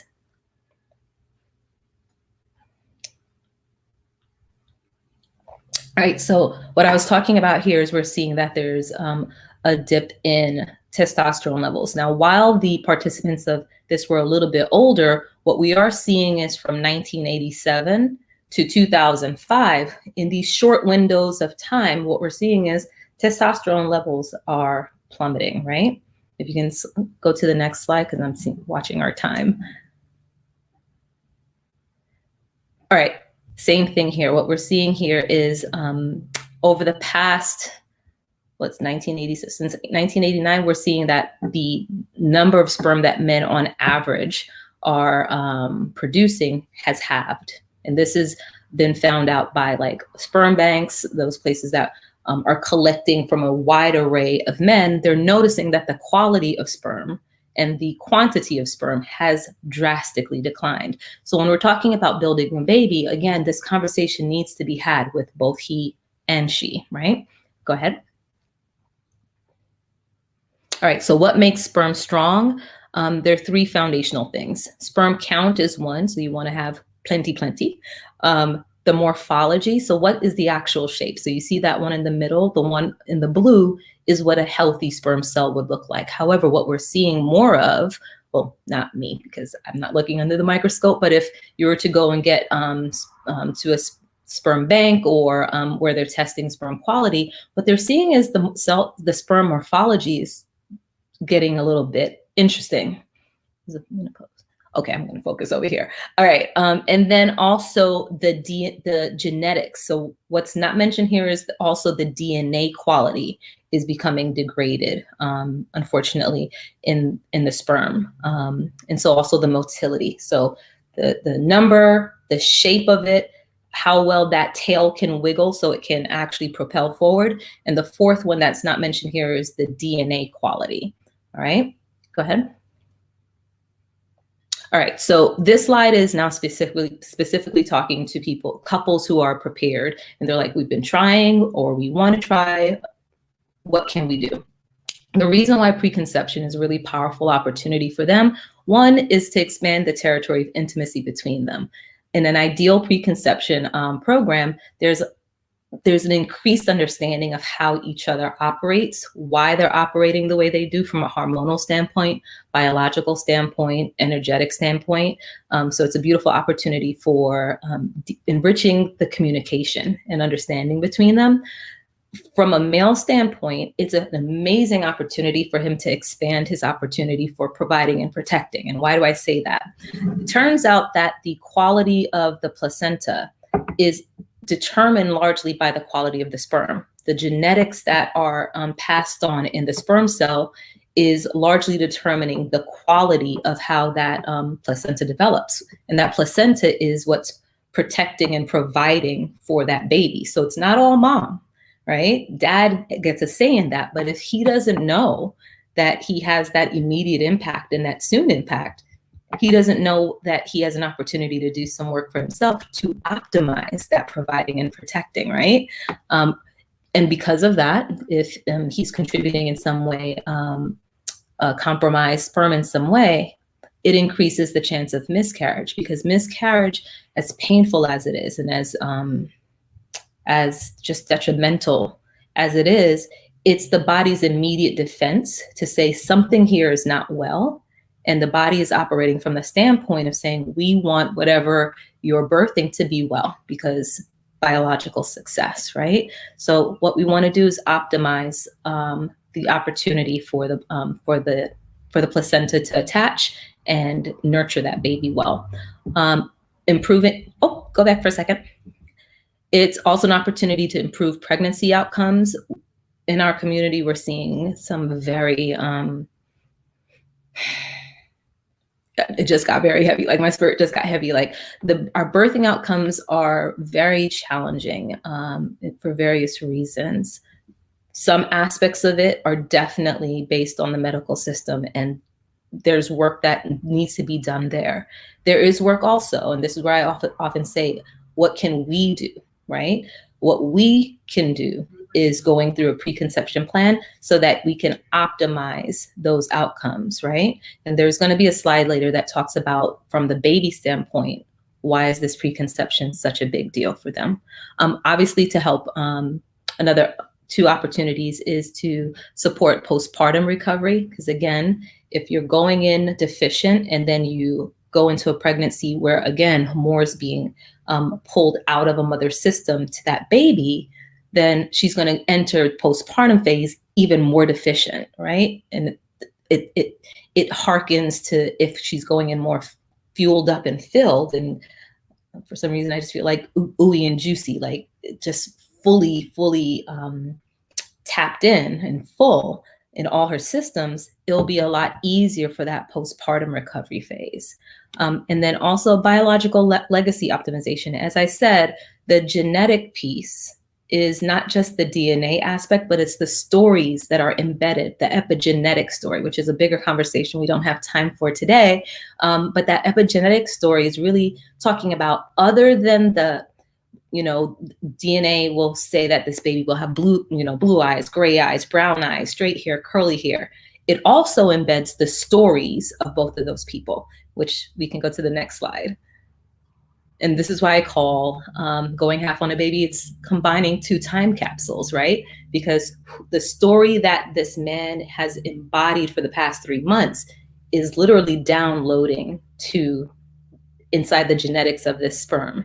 And the same thing for the woman. And so when they unite, they're literally uniting stories for that baby to start understanding from an energetic standpoint, from a biological standpoint, from a chemical standpoint, hormonal standpoint, nutrient standpoint, what is necessary to be well in the society they're coming out to, right? And so we just want to make sure that that baby is getting the best stories combined possible. Go ahead. All right, so then the question I will ask you, and you don't have to answer me, this is more your thinking for yourself, is are you ready to pass on the current state of your health, right? If success for the next 3 generations is what we're looking to prepare for, how confident do you feel currently that if I passed on my current way of thinking, being, feeling, stress level, all those things, that the next 3 generations will be just fine or thriving, right? You know, and so just consider that. I'm going to cut this slide a little bit short so that we can fast forward to the other sections. Go ahead. All right, so this is a slide that I think is very critical for us. Most birth defects or why did I just have a brain slip? When your genetics are starting to change, for some reason, I'm blanking on the term for that. It happens in the window of time where women often don't even recognize they're pregnant as yet, right? But if you're looking at this slide, it's kind of small. What you'll want to notice in that critical window, that first month to 2 months of time, is when the brain stem, the central nervous system, which controls everything, that's when the wiring is laid down. So imagine we want our child to be brilliant. We want our child to be stable emotionally, mentally. We want their brain to connect with what's happening in their foot so that they're having great coordination. We want their teeth to grow in. We want all these things for our children so they're well. What's often happening though is we're not aware that we're pregnant because we weren't actively planning, right? So we weren't prepping. They were like, whoops. Most of us were like, whoops. But what's happening is if we're not living a lifestyle at the time of pregnancy, that's conducive to the optimal well-being of that child, that developmental period, that critical developmental period, specifically for the brain, gets compromised, right? And so I remember when I was in the classroom, what I do know is that parents sent their absolute best to school every day, right? And what I also knew is that there was a range of inherent abilities that showed up every day. And these are truths that we need to be able to speak to ourselves so that we can take the opportunities that we do have to optimize things, right? Some children came in and their minds, you could just see that they weren't fully present for various reasons. There were some children who were able to just be they were grounded in that space. But when I would speak to parents and ask, what's going on for breakfast, what's going on for dinner, what's going on with stress management, let's have these conversations, the stories that they would share with me would indicate that that child's system was depleted in some ways, even before they were conceived, right? And so this child was playing out some of the stories that both parents had unknowingly. And this is not to make anyone feel bad. So please don't take anything like that. What I am saying is that this is an opportunity that we have as a community to reclaim the possibilities and the opportunities to optimize what's happening in our community. Why do I say that? If we're full, before we have children, if we are well, optimally well before we have children, if we are understanding what our stress points are and how to manage it, not just push it to the side, but actually manage it or reduce it or address it, right? What's happening is that we're setting our children up to be better than where we are right now. And isn't that what any parent really wants, right? We want our children to do better than we did. And so that critical window is really something that's sacred. But in order to safeguard that, we want to be preparing for it and acting as though we're pregnant if we're trying to get pregnant, or actively doing things that can cause pregnancy. Wink, wink, right? All right, go ahead. Now, more specifically, how is this impacting us right now? What we're seeing right now is the autism rate in Black and Hispanic communities are starting to outpace white communities. And for a very long time, this was something that was more associated with Caucasian communities. We were like, well, autism isn't something that happens here. What we're actually now seeing is that we're starting to outpace other communities, right? So there's something that we're not knowing or unknowingly doing or being exposed to that's creating this cascade effect that's showing up as autism. Next slide, please.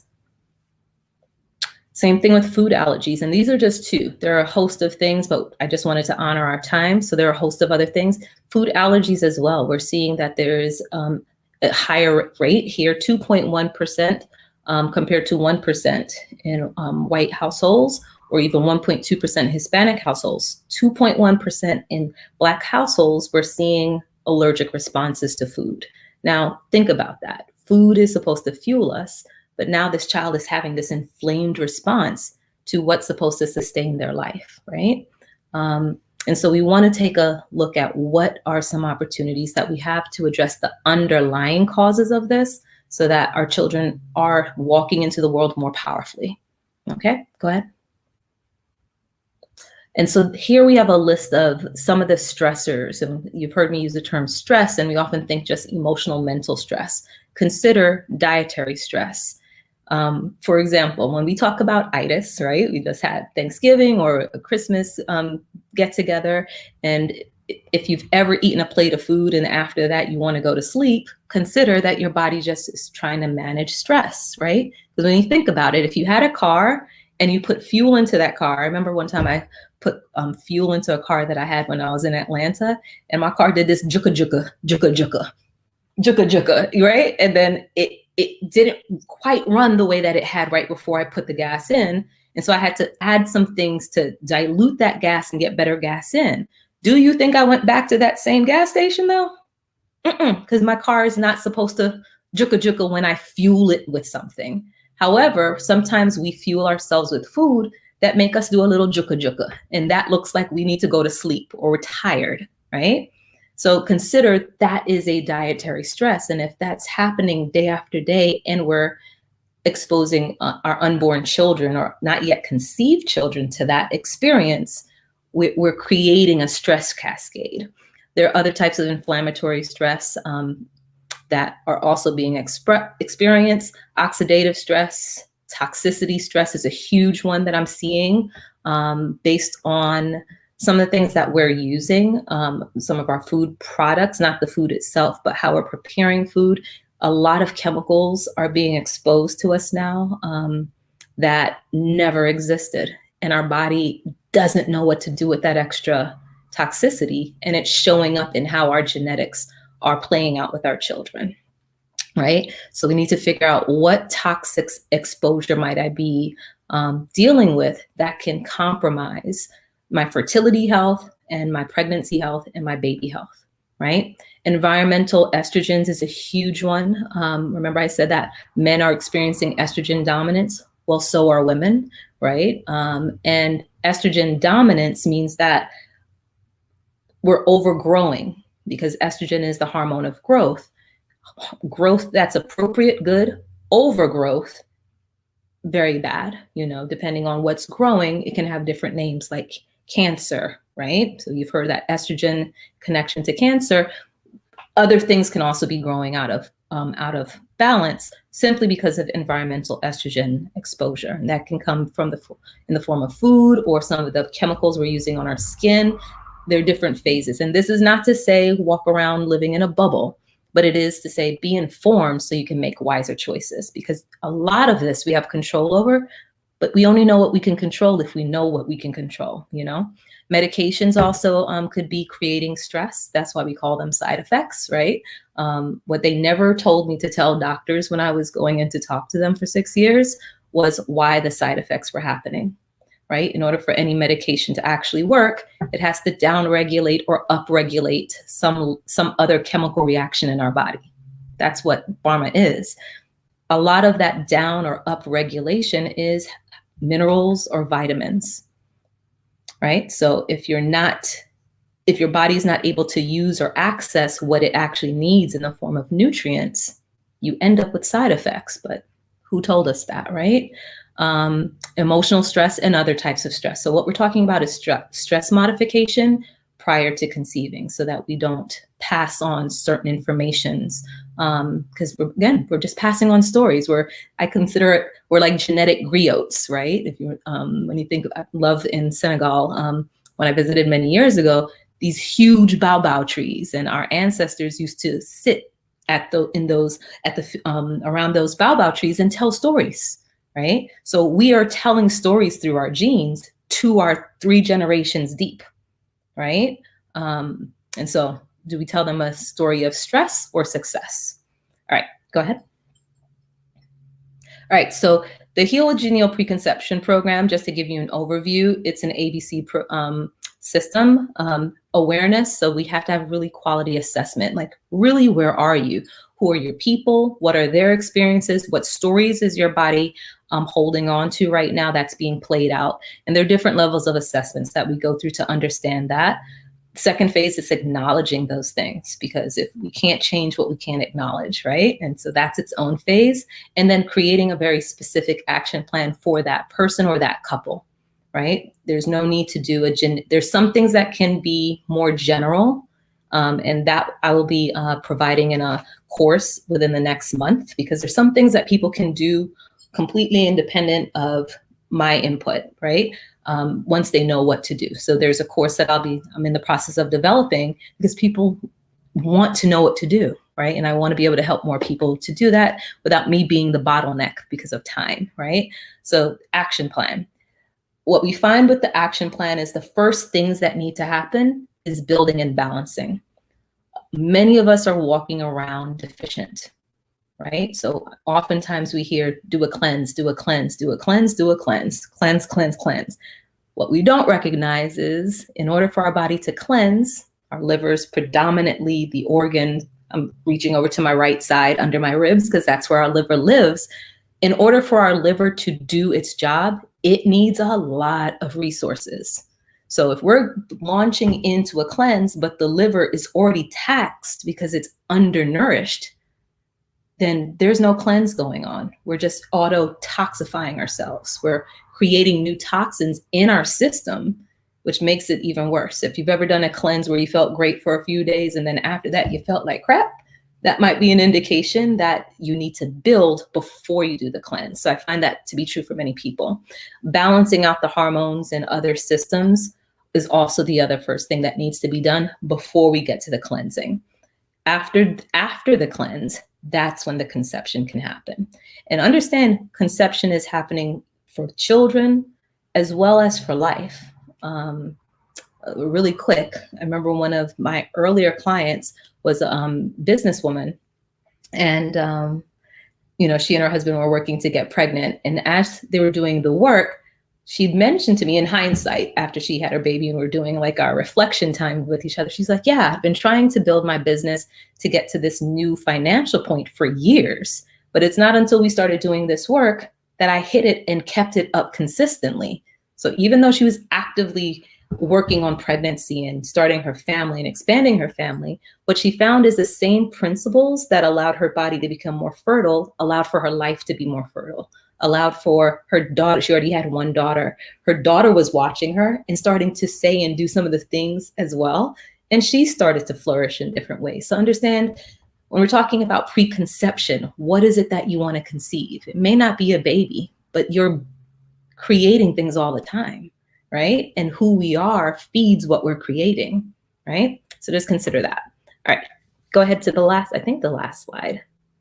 We can skip through this because I was going to explain what my model is, but if you're interested in working with me, I'll explain it to you then. And so if you feel like preconception prep support would be helpful for you at this time, these are 2 ways you can reach out to me. You can inbox me at Heal with Janelle, or you can send me an email. And done. Were there any questions that I probably missed a couple questions? Greetings, welcome back. Oh wow, that was amazing, Janelle. The first question I'll share that is just a topic that I really love is especially being a Cancer child, is speaking about the moon and the moon cycles and how it kind of fits into womanhood. So some asked if that is how come. Hold on one question. Let me get to that question. Is that why when ladies are around each other, they usually menstruate together? Oh yeah, we sync up. Yeah, totally. Because who we are is not just like our physical. When I was in the science classroom, one of the things that we talk about is like, what are we made of? We're more energy than we are physical, right? And so we're radiating information, hormonal information, and we can pick up on that as well. But the moon also helps to sync us. So we sync each other through proximity. That's why be mindful of who you share time with. But we're also syncing to the overall nature that we're around. So yeah. Ashe, thank you for answering that. I have knowledge in that area and dibble and dabble on moon stuff, but I was like so happy that you had knowledge on it and were able to bring that into the space. So many things came up for me. The first one being that one of my challenges is realizing that we can't be, or that I can't be everything and everybody. So I mentioned earlier being a trained doula, but not certified. That's one of those things that I tried on, one of those hats that I tried to wear because I felt the tug spiritually to go in that direction. And what it is that I am just a healer and I'm here with a purpose of helping people cope, deal, and heal by any means necessary. So with that being said, I'm super happy to meet you, because I had considered myself only willing to do that for people I love. Now I don't have to, because I can lead them to you.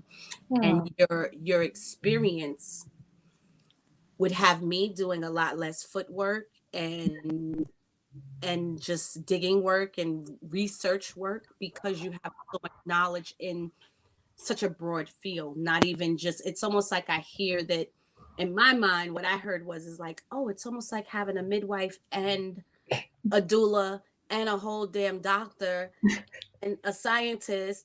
And I was just like hearing all of these things that I see when I look at you now, and now we'll be sharing you with my communities. Ashe, thank you for that. Thank and you. Is there anything that you're called to share with us before you exit? I'll be hosting a webinar on the 20th. So if you are interested in that, one is specifically around fertility after 35, right? Because that's a growing community and we want to support them as much as possible. And like I mentioned, I'll be releasing the course, because so many people have been asking, like, what can I do? What can I do? What can I do now, right? Not necessarily ready for coaching or being a part of a group, but what can I do? And so because of the questions, I'm creating that course, and that will be launching at the end of the month. So either one of those, if that feels like something that you're interested in as a community, speaking to the community, reach out to me on IG or email, and I'll keep you posted. Well, the links will definitely be in the chat. And I think the only thing that came up for me just now when I heard that is that the webinar on the 20th, will it also consider people over 40 who may not want to take birth control, who may be allergic to latex, who don't want to end up with that conception story? Will there be space and information for them as well? Can you restate that? So I'm asking because I'm a 44-year-old woman who is allergic to latex. Okay. So there are other things that I can use, yes. But when you're, intimate and in love, Mm-hmm. when we're in those spaces, Mm-hmm. I don't want to have a baby.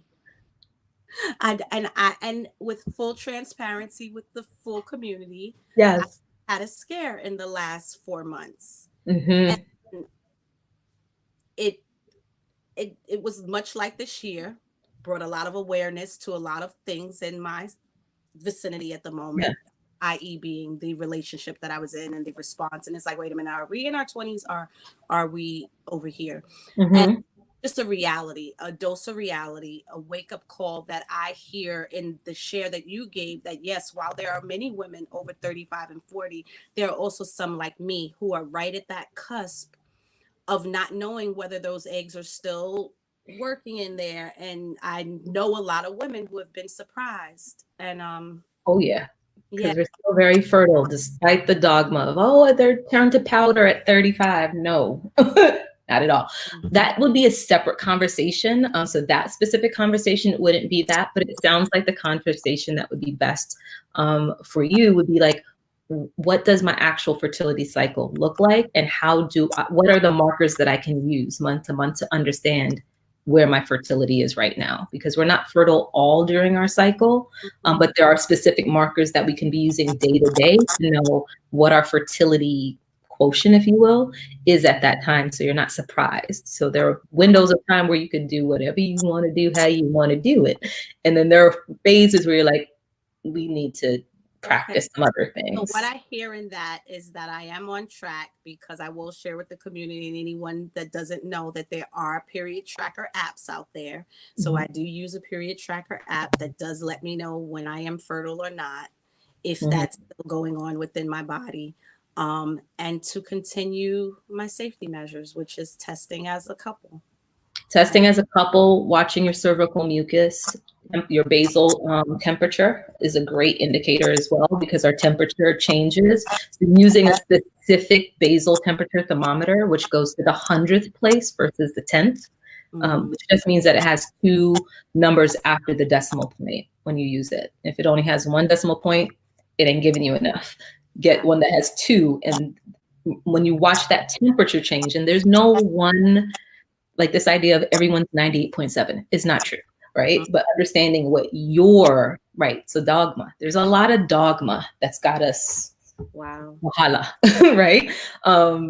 But understanding what your actual temperature terrain looks like based on your hormonal mix will help you also understand, like, when y'all could do what you want to do when you want to do it, and when you might want to take some other measures. I love it. Well, with that being said, thank you. It was a pleasure. There is an endless amounts of stuff that you could pour onto the community and out to the community.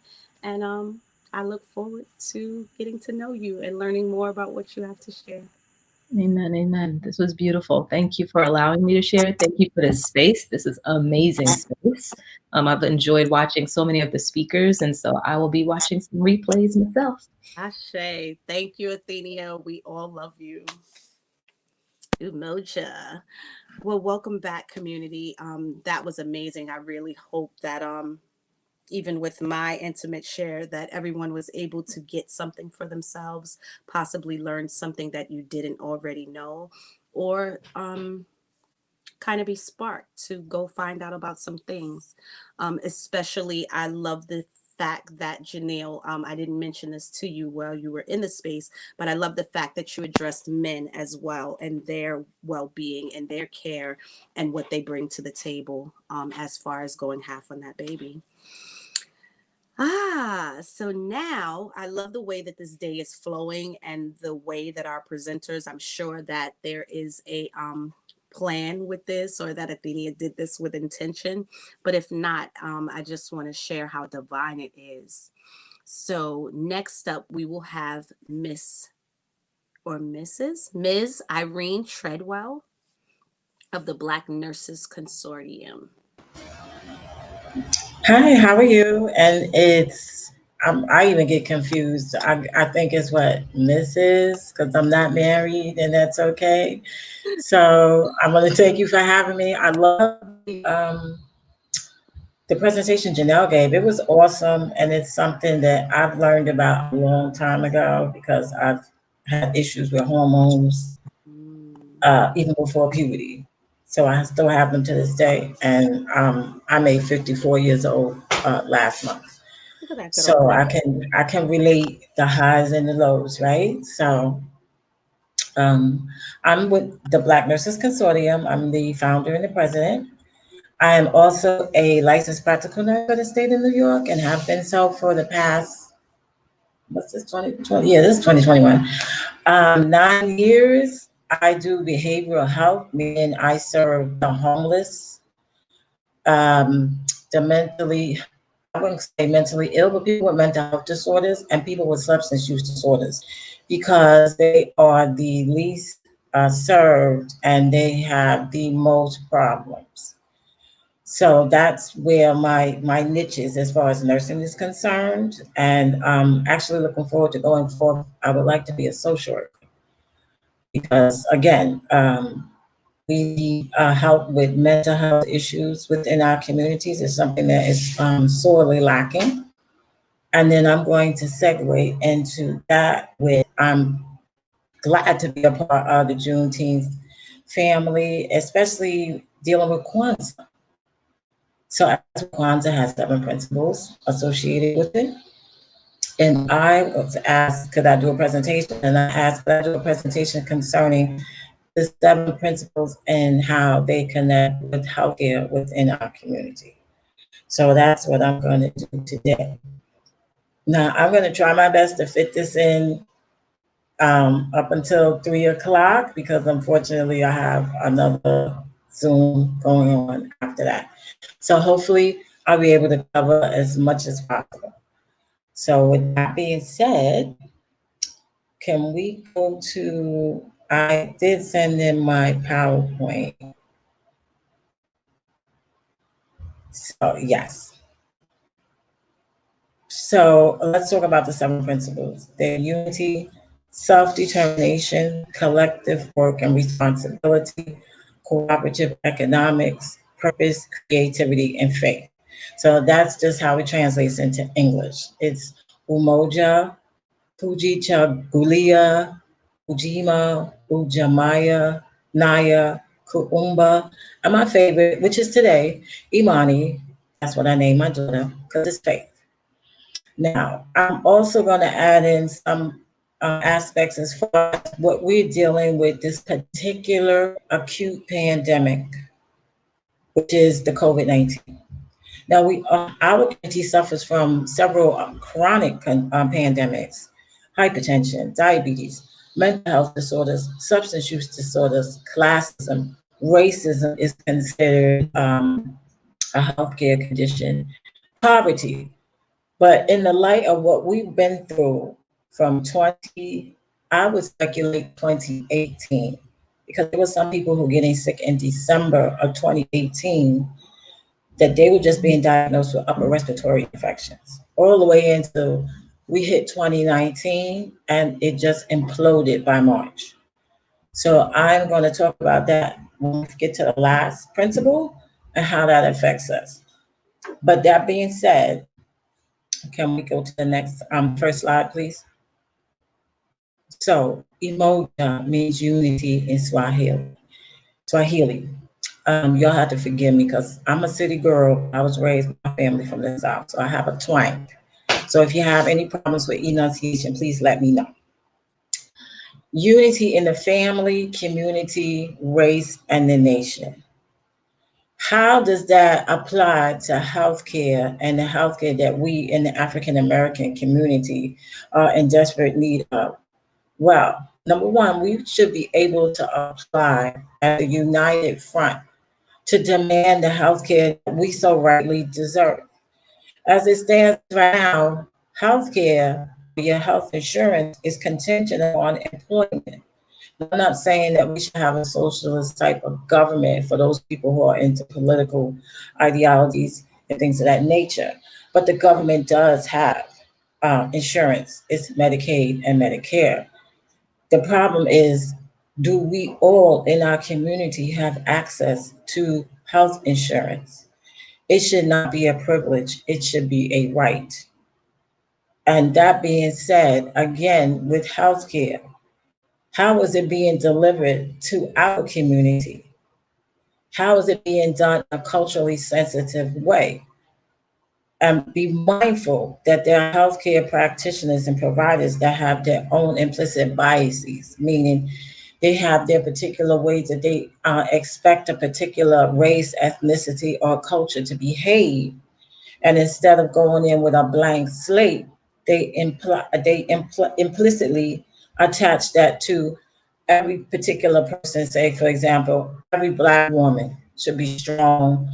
She doesn't need any pain relief. When I'm talking about Black women maternal health care, because I know, and there's police, maybe some more sisters on here who can testify. When you're in labor, it's no joke. So when you raise your hand to say, I'm in pain, can you help me out with this? Sometimes we're just left there. You're not in pain, you don't need anything, you can handle this. When we are post-op from any type of surgical procedure, particularly if you have a past history of substance use, it's assumed that you just want to get high. So we're not going to give you the prescription that you need. We're just going to give you ibuprofen. For somebody who's had a knee replacement or a hip replacement, ibuprofen is just not going to do it right then and there. Now, that's not to say if there has been issues in the past, you are supposed to address that in a team-like manner to say, how can we make sure that the patient gets the right pain management they deserve? The basics of access and availability to healthcare. How many of y'all have as many health clinics in your community as you have the fried chicken spots, a bodega, a liquor store, or a funeral home? You don't have to answer that right here, right now, but you can look around in your neighborhood. Some of us where we live, we have an even, when I say even kill, you might have a few clinics, a few private doctors where they hang their shingles outside. You might have some pharmacies. You might even have some urgent cares. You might live in close proximity to an acute care facility, which is known as a hospital. So you don't have that problem with access and therefore availability. But there are others in our community who have that, who literally do not have car fare to get there. There might be one, it's overcrowded and therefore understaffed. There's not enough pharmacies in the neighborhood. And if there are, they're being charged ridiculous prices. That leads to a particular place where people are apathetic about this is the way it is, this is how it's always going to be. We have to unite to come together to affect that type of change. Now, whether it is by, the pen, P-E-N is mightier than the sword. You get a right campaign, you reach out to your elected officials, you go on social media, you demand these things. You go to that nearest healthcare facility and you ask them, what can you do to help us get the care that we need? You can even lobby your insurance company. Insurance companies do not like people who we consider high utilizers of their resources, meaning you're so sick they're using up everything they got because they don't want to spend money. So that being said, we have to be mindful that some of the practitioners, if they have their own implicit and bias, will not give us the necessary tests, diagnostic ones that we need. So in my personal experience, I had to go to 2 other doctors before I found the right doctor who said, I don't think that you should be suffering with this type of GI disorder. But why in God's green earth would they prescribe you medication before they had the necessary diagnostic tests done? So he put that in. This is a white man. And made sure I got the right diagnostic test for him to say, no, you don't have anything wrong with your gallbladder. No, I don't know why they need to do an invasive test. You just have acid reflux. I'm gonna help you change your diet so moving forward, you won't have these problems in the future. So that's what I mean by unity and how we could come together and demand the type of care and respect and a culturally sensitive treatment that we deserve. Next slide, please. Now, Kuji Chagulia means self-determination. So I will say this. There's nothing wrong with speaking up for yourself, for advocating for yourself, and for the community. We have been told that we're combative when we speak up, or we're the troublemaker. We just stir up. The old folks say, you just stirring up trouble. No, I'm not stirring the pot. I'm trying to bring it to your attention that patient or client-centered care needs to be in the forefront. Meaning, if like the cell, I'm the patient or the client, I'm the nucleus, and all the other parties around, or the mitochondria, they are on the team. I am the center. I have my doctor, my nurses, my dentist, my social worker, my pharmacist, whatever, my pharmacist, whatever other team members on that team. I have the right to say, let's combine our thoughts. This is the situation. And you ask to be educated to make an informed decision about the type of care needed. And it is the assumption by quite a few healthcare practitioners that we are an afterthought, that we need to be told after they make the diagnosis and after they do the care plan. And then for some people to just sit there instead of, they're either afraid or they're not being taken seriously. Now, there's a video going around on social media about the doctor who died. That's a doctor. It's a Black female doctor who is advocating, okay, self-determination. Say that I'm not receiving the proper care, and I'm basing it at the end of the day on some type of implicit bias, discriminatory type of thoughts that the provider is having, because she was suffering from COVID-19 and she did not receive the care that she did. And by the time she did receive the care so needed, it was too late. But the hospital response, as they sent out the press release, was maybe some of the staff felt intimidated by the doctor. Yeah, that is some of the things they will say about us, because we have the nerve to use our mind to speak clearly, to advocate for ourselves. So at the end of the day, do not be afraid to advocate. If you don't get the right answer, go back and ask another provider. Reach out. You can utilize the internet. And I'm not talking WebMD. If you have questions about something, you can reach out to the CDC's website. You can reach out to the National Institutes of Health website. If you don't like that particular doctor, you feel that they're not working for you, you have the right to choose another provider. It is not etched in stone that you're supposed to be with that person forever. So please continue to advocate for yourself. Sometimes that squeaky wheel, it does get the grease. You squeak on. Sometimes I tell people, maybe a little honey do a little better than vinegar. However way you do it, you must advocate for yourself, because no one else knows what's going on with your body but you. Next slide, please.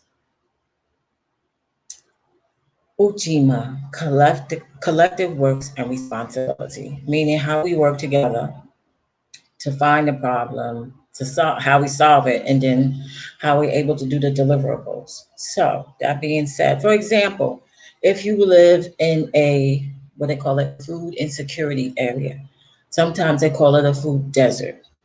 Sometimes it's called a medically underserved area. And I'm not talking about in a rural population. I'm talking about in what is called an urban setting. So again, if you notice, you have more bodegas, fried chicken spots, Chinese food spots, liquor stores. You don't have enough doctor's offices or urgent care or pharmacy. You're in a particular area that's not being serviced. And if the community can see that problem, number one, how do we address it? Again, let's advocate for ourselves. You need to reach out to your fellow elected officials. You need to reach out to the other healthcare facilities that might be in or near the area. Sometimes they would like to come in, but they don't know how to come in. If you come together as a team, Make a committee. You need to have your voices heard. Black lives do matter. That includes with medicine. If you have to do a silent protest, a letter writing campaign, a social media campaign, then do whatever you have to do that is legally necessary in order to bring to attention. This is the problem. And sometimes when you address the problem, sometimes you have to do it in dollars and cents. If we had the proper medical facilities in our area, the community would be able to use them as opposed to going to a hospital. So there's less money spent by the insurance corporation and more money spent at the particular doctor's office or center. And then we move into preventative medicine. And in doing so, that's how you're able to deliver the necessary healthcare needed to the community. So that's what I mean by a collective works and being responsible. We all are in this together. And if we don't say nothing, our community will eventually disappear. Next slide, please. Uja Maya, y'all have to excuse me. Cooperative economics, meaning how do we uplift our communities economically? There's enough money in the poorest communities to shed light on how we, with little or no funds available, can do certain things for the betterment of our community. For example, if you have nonprofits like your church in your community, they can reach out and receive grants at the local, state, and federal level, or a private donation to set up a pop-up clinic, to set up a mobile van that comes around. If we collectively pool our monies together, you can set up a mini clinic right there in the church, in the church basement, even if they come around once a week, twice a week, whatever the case may be. If you can't set one up there, how can we pool our resources to ensure that all the people in our community, again, ride share. Some people don't have money to get to the treatment. It's not a problem that the treatment is there. I can't literally get to it. If I have to choose between car fare and eating, I'm not going. What we mean by collectively, how can we think in a proper manner? What can we do with the resources we have to get this type of care that we need? And if we don't have enough of the resources, how can we go out there and pull those resources in? Not just pull them in, but keep them coming in. Can you not have people volunteer to come in and do the services? For example, on Black Nurses Consortium, we work with quite a few organizations. We've worked with churches. We've worked with schools to come in, do testing, do education. Sometimes you just need to do one turning of the light bulb on to spark the thoughts of what we need to do for our communities. So that's what I mean by how can you economically use the resources in your community. You have to start somewhere. Next slide, please. Naya, purpose. What's our purpose? What is our mission? The purpose here is the importance of health and wellness within the African American community. We as a community in the United States of America, we make up just maybe 30% of the population. Yet we suffer from the most amount of preventative type of illnesses in the United States. We should not be at the forefront of, say, being the first to be diagnosed with HIV. We should not be at the forefront with what I call diabetes, heart condition, and high cholesterol. We should not be at the forefront of our mothers dying in birth. Our culture is the one that all of the people in the world look up to. That's what we should be known for. So our mission is, how can we get this health and wellness, preventative care, and the resources we need into our community? That is our purpose, and that is our mission. Next slide, please. Kuamba, or creativity. So what are some of the ways that we can implement these type of necessary treatments, plans that we need in our community to at least get the ball rolling as far as how can we have a betterment of healthcare delivery systems. So can we not just think outside the box? Like I said earlier, why can't we have it done at the church? Why can't we have a pop-up done? Why can't we have, like, as we do, like, say, for Juneteenth, and I'm crossing my fingers for Juneteenth 2021, that we will be able to go outside. That's another way. Meet your client where they're at. If all my clients are at one particular festival or event, why can't we not create a way to deliver the type of services we need right there where they are? Can I not come to your home and provide you with the care? Can I not just come out and ask the community, how do you want these services done? You tell me, because if I can get the community to be a part of it, not only are they going to buy into it, but they're going to expect it. And they're going to tell us what's going to work, what's not going to work. That's what we mean, how can you be creative? How can we have an emergency or urgent situation, the care we need right then and there? Why should we have to wait? So that's some of the things when I say, let's be creative. How can we get these systems started, implemented, and keep them going on a regular basis? So that's with Kuumba. Next slide, please. Can you hear? Oh. And my favorite is Faith, because that's my daughter's name. Faith, to believe in each other and in each person in our community. First and foremost, whatever faith, whether some people believe in a higher power, some people don't. That's your personal preference. We all must come together. We need to have faith in each other in our communities. And in the Black community or African American community, however way you want to address it, our faith manifests in our houses of worship and in the churches is like the nucleus in the cell. It is the core of our community. It springs forth where we're educated how to read, how to write. That was how our ancestors learned how. They were self-taught how to read and how to write. Learn how to read the Bible, learn how to recite, learn how to write, teaching the others. The same principle. How can we at least let's bring the healthcare to the church? Before we have service, how can we have people tested for their diabetes or the cholesterol? Or, for example, COVID-19 testing. How can that be done before the service? Can we do it after the service? Can we do a teaching about it? Remember, it's at the center of the community. Can we not, again, have some type of services, say in the basement, in the rectory, in the temple, in the synagogue, wherever you go to worship? Some people, if you go and worship in a home, in the basement, again, how can we use the church to utilize the resources we need to deliver to our communities of color to the health care that we need? Because not only do we need emergent and urgent care, we also need preventative care.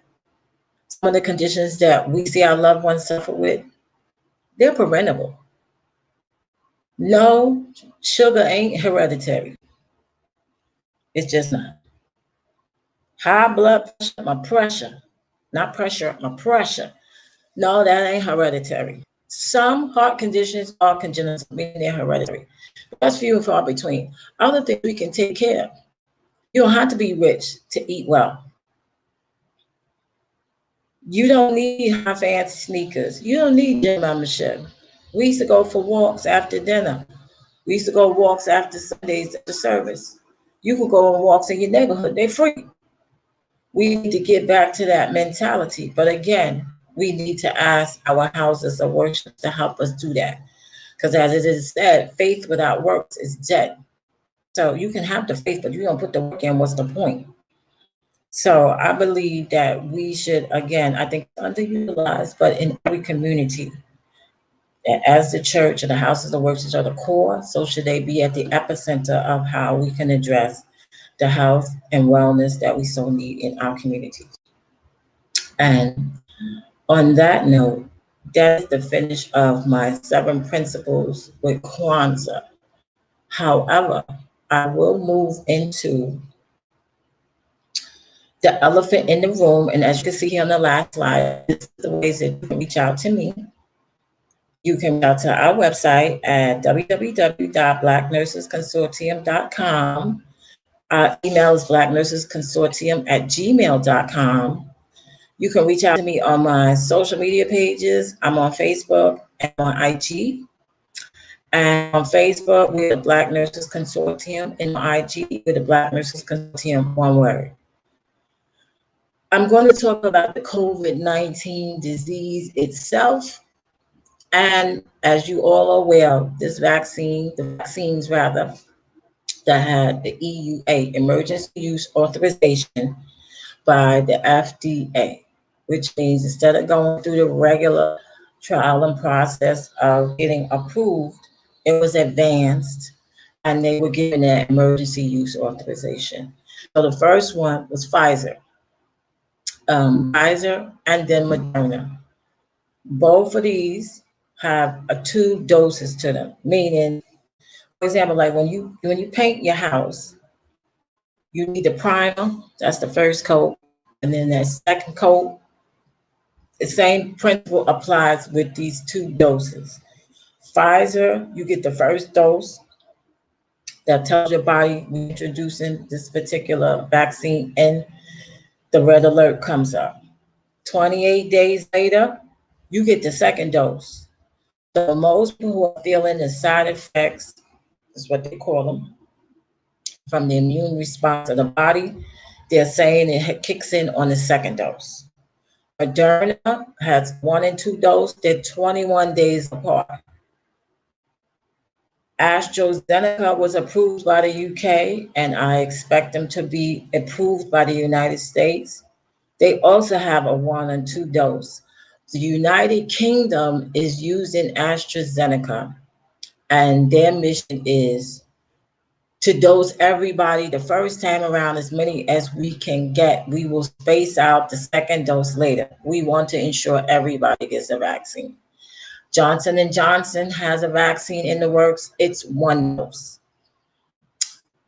No, you're not going to turn into an alien, because there are some people who feel like if I take it, I'm going to turn into an alien. No, you're not going to turn into an alien. No, it is not a live virus. It is messenger RNA, meaning it works on outside layers in the cell, and it helps on the protein spikes. Yes, there are variant strains of the virus going around, and it is to be expected because viruses mutate. The cold virus mutates, the flu virus mutates. I'm not advocating that everybody should get it. I just want people to be educated and then make your proper informed decision to consent whether or not to take it.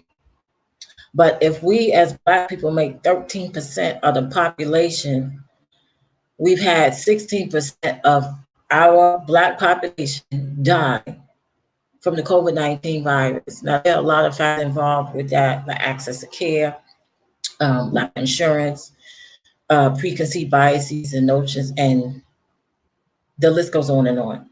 The point being said, we have to make informed choices. But before we get to that, some of the things I want to leave you with. It is a virus. There's no antibiotic for it. Some people get it. I'm a COVID-19 survivor. I had it in April. I can tell you I got the call April the 4th, 2020, 8 o'clock in the morning, it's the standard time, that I was positive with COVID-19. The only reason why I got tested, because at that time they were rationing out the test. 10 months before that, I had pneumonia with a collapsed lung and ended up having sepsis. So it hadn't been a full year since I was fully coming around, and here I am with COVID. And no, my only symptoms were, it felt like a sinus infection. So that's to say everybody's symptoms are different. And then some people are asymptomatic. So when we say just get tested, just please get tested, please socially distance. We miss our loved ones. I did not see my mother till the day before she died.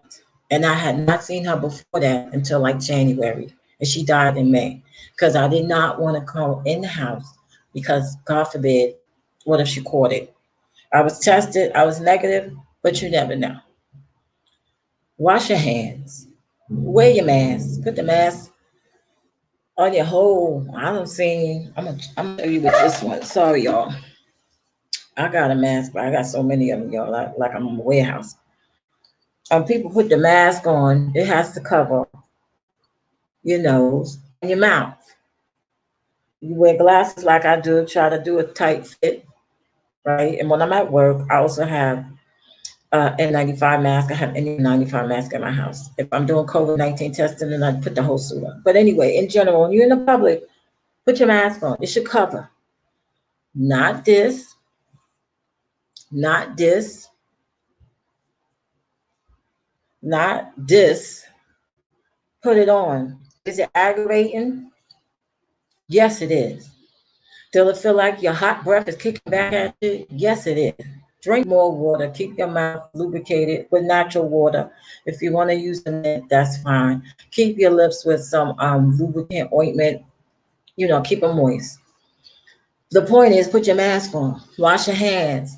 We was little kids. Our mama used to say, when you come in the house, you bring in here all this dirt from the outside. Go in the bathroom, wash your hands. Before you eat, wash your hands. When you go to the bathroom, wash your hands. When you come out, it's not hard. We have hand sanitizer now. Use your hand sanitizer. That's socially distance. I mean, I tell people, err on the side of caution. So we in the house now. We could come out later and all be together. We all have known too many people, our ages or younger and older, who died. And we always say the same thing. I talked to him and her yesterday. I, as it stands right now, have a few dear friends of mine who are in the hospital with the COVID, and it's shocking.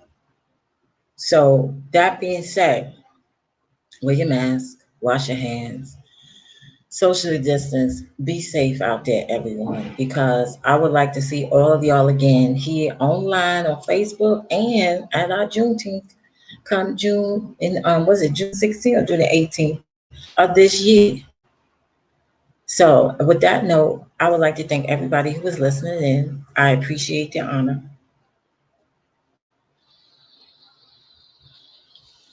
Did you mute yourself, huh?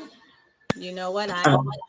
But you know what? That's the first time I did that today. So I'm a lot further ahead than I was this past Sunday. I think every time I came back in, I was on mute.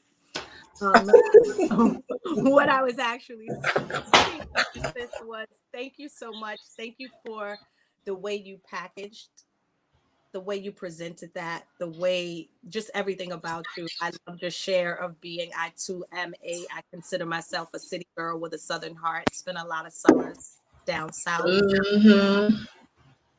And it was just a lot of information that we don't always know, especially when it comes to the advocacy part. I know, speaking from the training in the doula field, that's kind of what kept me from going deep diving into being a doula, is the care and concern and the advocacy work that you end up doing as a doula. The person I am, it wasn't for me, but I know that there's so much needed and the information is needed, and tying it together to how it actually affects us. Mm-hmm. A lot of times we're lost. Like, a lot of the information is sort of similar to how Janelle mentioned it about dogma.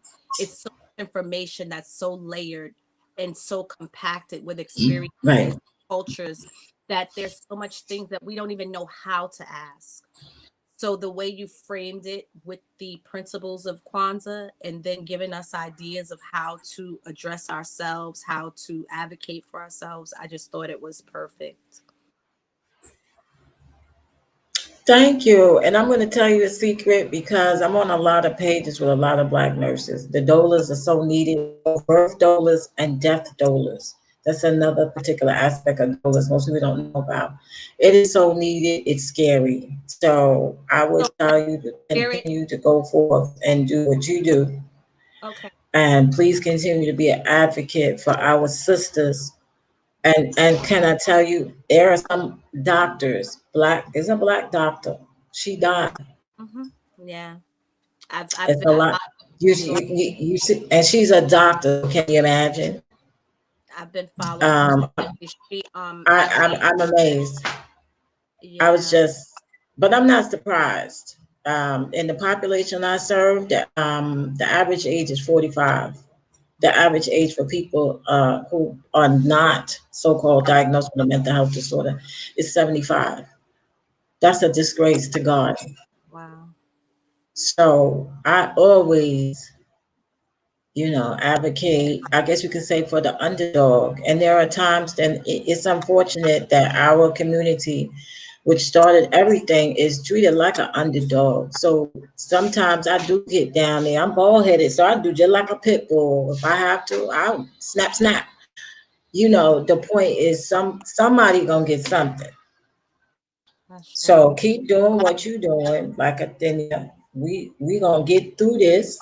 You keep doing your sharing, your healing, teaching, and I thank you guys for this opportunity. Ashe, thank you. I want to thank you before you leave us. I know you have to go to your other thing, but I just want to thank you for allowing spirit to speak through you.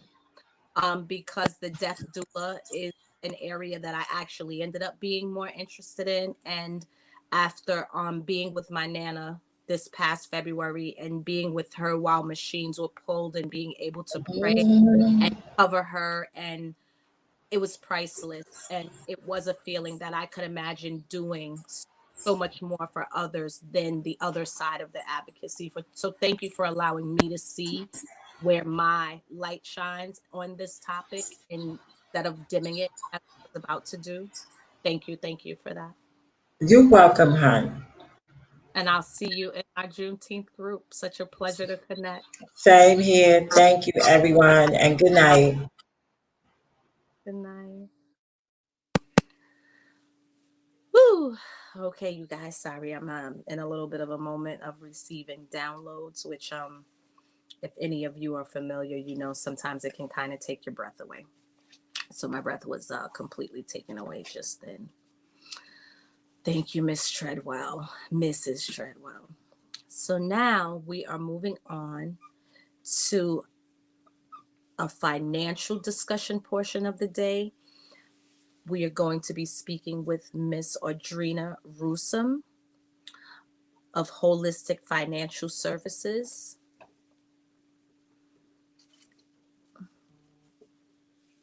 All right, so she's an agent for New York Life Insurance Company. She offers a variety of products that can help meet a number of insurance and financial needs, including but not limited to college funding, retirement, managing costs for extending periods of care, and lifetime income strategies.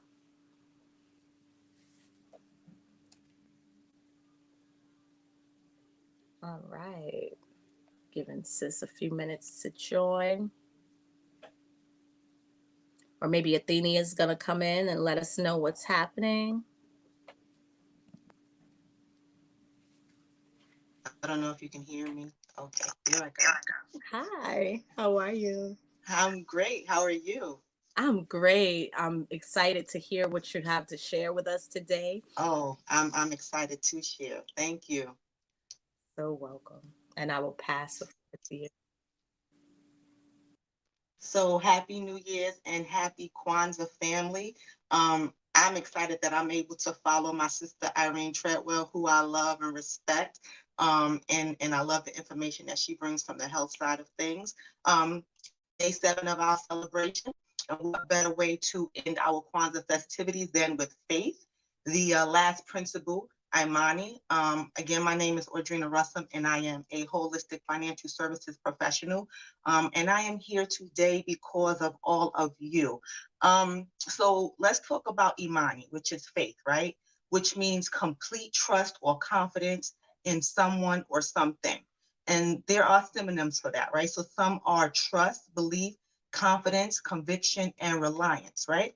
And some people tie faith into the spiritual world by having a strong belief in God or in the doctrine, some doctrine of some form of religion based on a spiritual apprehension rather than in proof, right? And I'm here for it all, spiritual, natural. But when it comes to the world of finance and building our financial portfolio, we know that we can't predict the future. We can't predict outcome events. So we literally walk this life in faith, right? Hoping and believing for the best. This entire week, I've called to action every principle in the 4 pillars of financial planning. And today, as we end the celebration, it will be no different, right? And why? Because faith without works is dead. And I'm going to say that again. Faith without works is dead. You can believe, but you have to put some actions behind them beliefs, right? And we know that we've lost so many lives in 2020 senselessly. And in 2021, we shall live and we shall live abundantly. I'm speaking that into existence, right? I'm speaking it into the future. So I'm going to go over the key points of financial planning. If you've missed any of my broadcasts from this week, hopefully we will be running them again because I broke down each pillar in more detail. I'm just going to give the overall aspect today. The essentials to a good financial plan is like building a house, right? So we begin with the foundation. So the first pillar we covered was cash management and liabilities. And cash management is the collection, the handling, and the uses of cash. And liabilities is basically what we owe, right? My objective in going over this pillar is to help you to discover the benefits of adopting the financial habit of saving first and spending last, right? Setting specific, realistic goals with deadlines, establishing a financial freedom fund, which is 6 to 9 months of expenses that are saved, using credit wisely, right?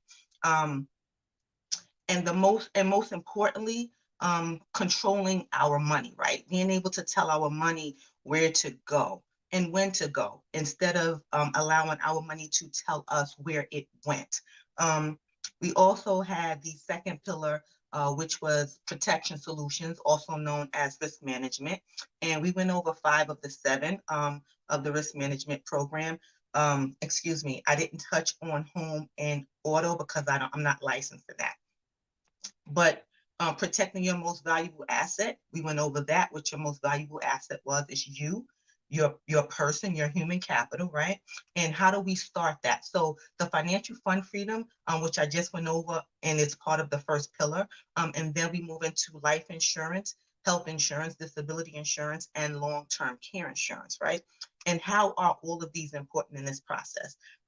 Before we can protect our golden eggs, and our golden eggs will be things like our houses, our homes, our cars, or any asset that we acquire from what we work hard in, right?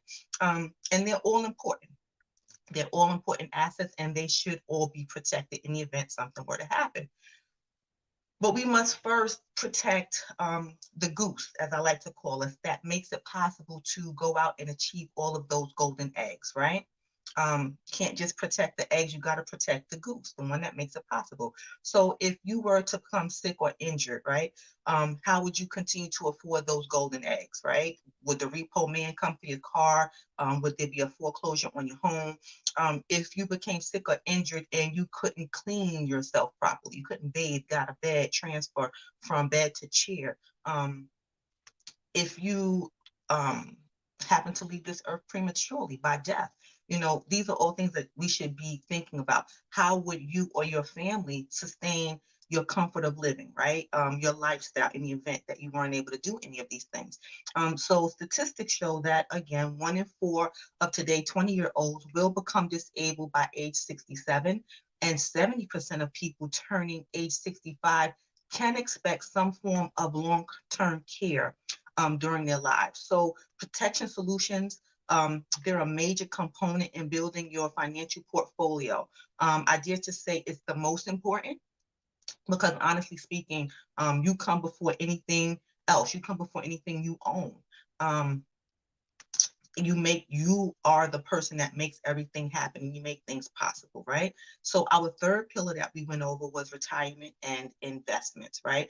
And because this is probably the most complex of the financial planning pillars. And the reason being is because there are so many different investment vehicles to get you to retirement. This process, it can be diversified so many different ways in order for us to reach our goals. So that's why it's kind of the hardest one to kind of delve into, because you can't touch on every single topic or every single component that would make up investments in retirement. But one thing that is going to be constant for everyone planning financially for the future is how much will you need to be comfortable in retirement. And that's going to happen according to how you invest, right? Unfortunately, every day, the amount of time that we have to earn money and to accumulate our assets decreases.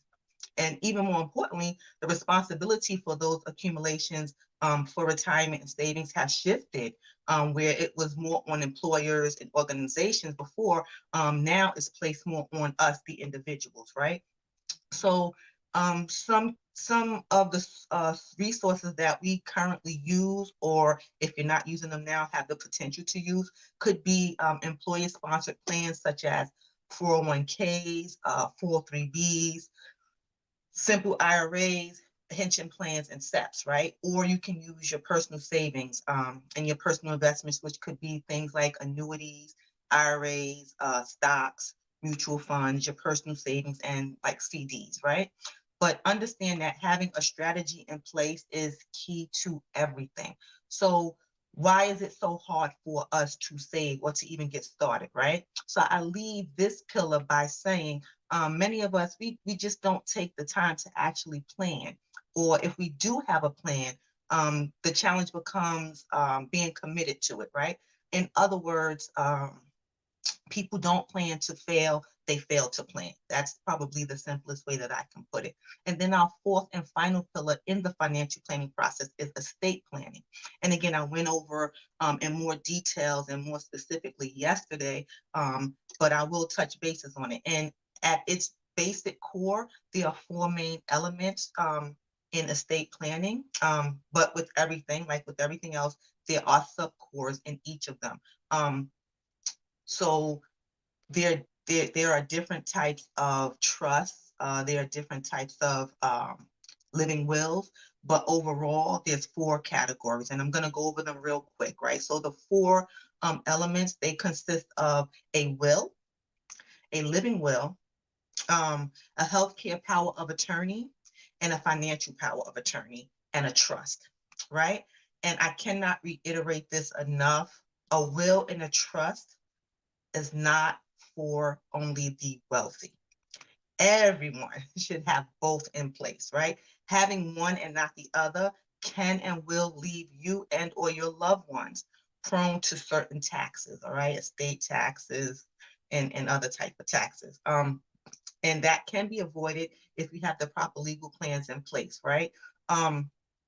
So what I will say also, and I said this on the other on yesterday, we had some celebrities that left without either a will or a trust or both. So those would be more recently Prince, Aretha Franklin, and our late great Chadwick Boseman, right? His wife now is in probate court trying to acquire at least $1 million that was not accounted for in his will. So you can have a will, and if you don't have a trust, you will not skip probate.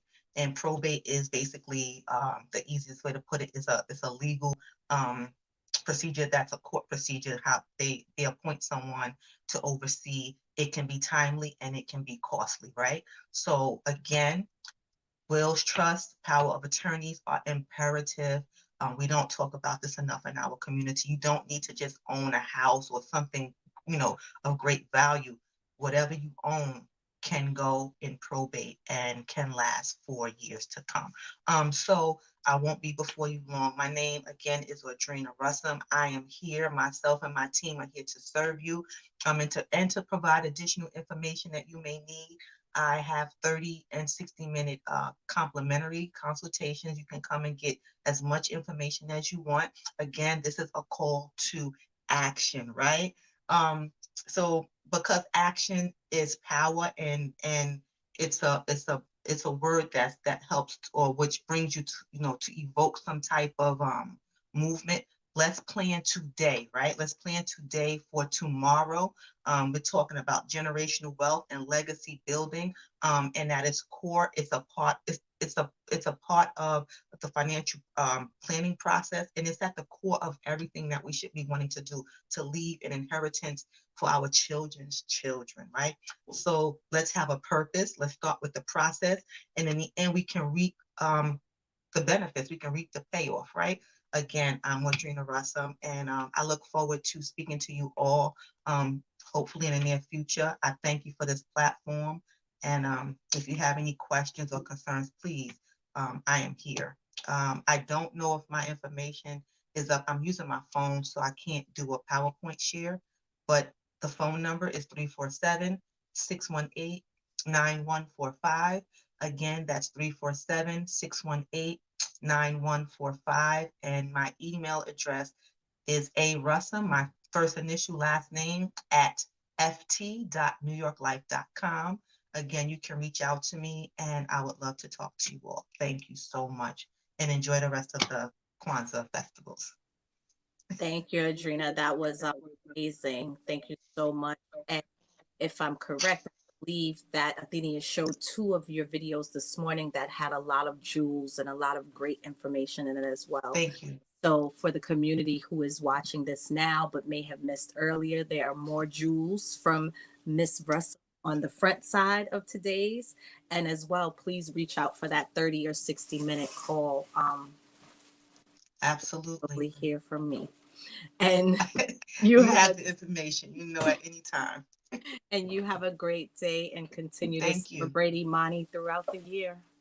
Thank you so much. I appreciate you guys. Love you. Welcome back, everybody. Welcome back. Wow, this day is just I feel so full with knowledge and wisdom and information in areas that are not necessarily my areas of mastering at all whatsoever. Definitely not when it comes to finances, with all transparency. Anyway, up next we have Miss Vanya A.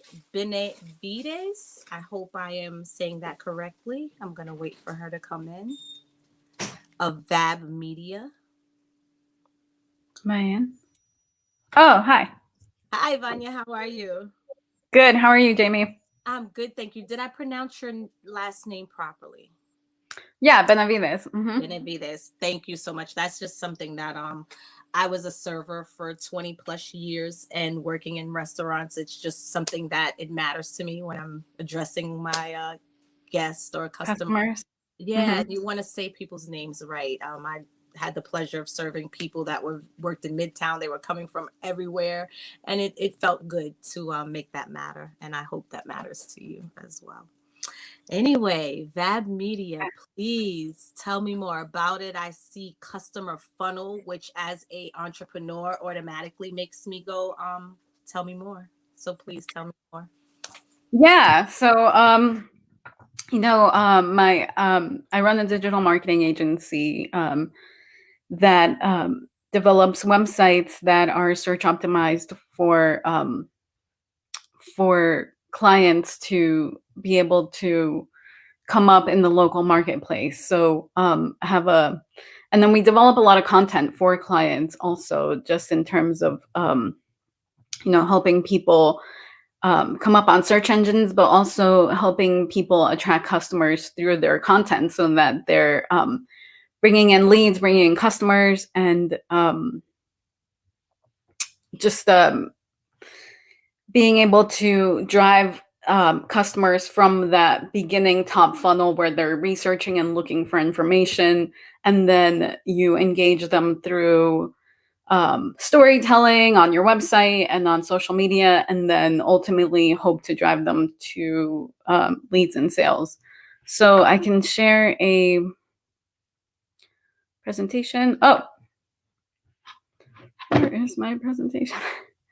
Okay, so as I said, we're a digital marketing agency, and we Oh, I'm trying to present, but okay. And we develop content for clients. Trying to access my, okay. So, Vanya, Yeah, do you want us to present it for you? Because that's what I was sharing. You can't see the screen and see your presentation Yeah. at the same time. Sure, yeah, that would be great. Just go from one slide to the other. Sorry. All right, sure. Hold on one Okay, second. great. Thanks.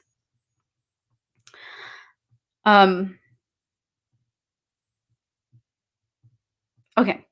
So if you can go to the next slide, like so what I'm gonna teach, or what I hoped you to get from this presentation, is that I'm just gonna introduce content marketing and what can help you to drive customers to your website, to your social media marketing channels.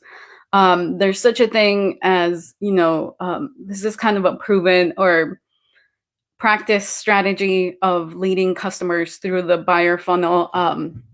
And so just discussing those different strategies and what kind of content to develop to bring them in at the top when they're doing research, and like I said, engaging them when they're on your website, and then helping them to make a purchase. And that can be either on your website or also on social media. So I'll go over that a little bit. And then also, because we're really good at providing search optimized content for clients, and we do a lot of search optimized content to help clients come up on search engines. So when people are looking for our clients' products or services, they come up on the first page. So I'll go a little bit through the details of what we do for that. And then finally, wrap it up with like just some basic ideas for all different channels, social media, website, ads, and then I'll take any questions toward the end.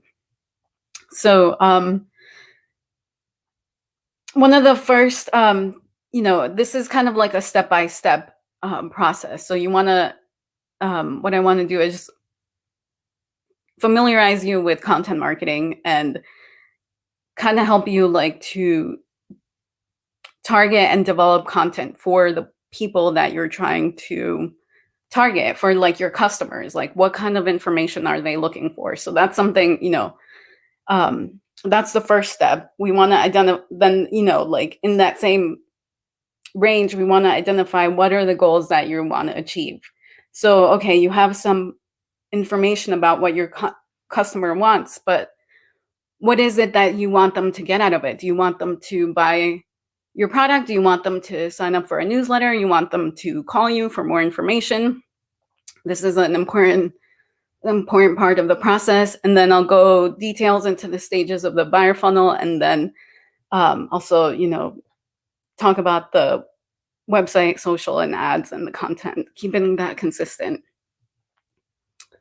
Next slide. Okay, so content marketing, you want to develop content that attracts people through the search engines, but also attracts them when you post something on social media. So the purpose is to attract customers.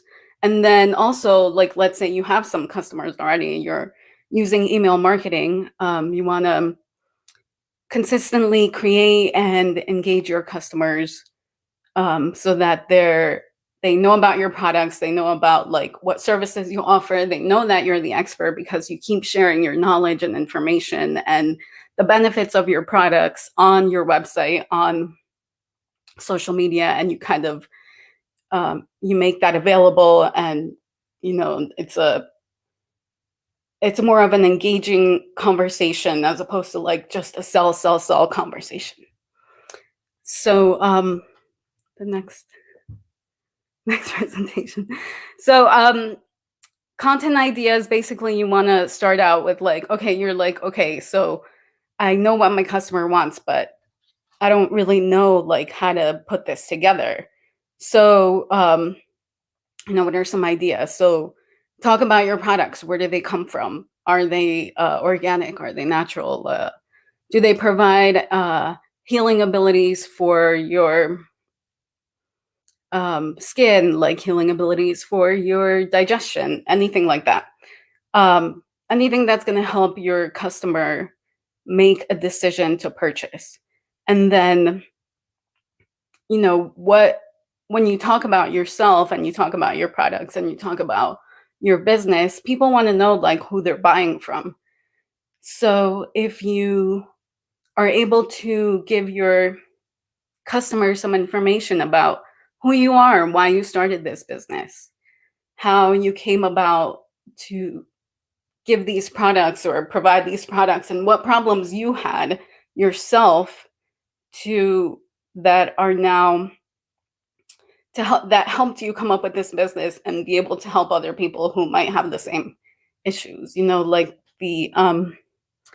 like Audrina, she has a financial and life insurance consulting business. She was the person before me, so she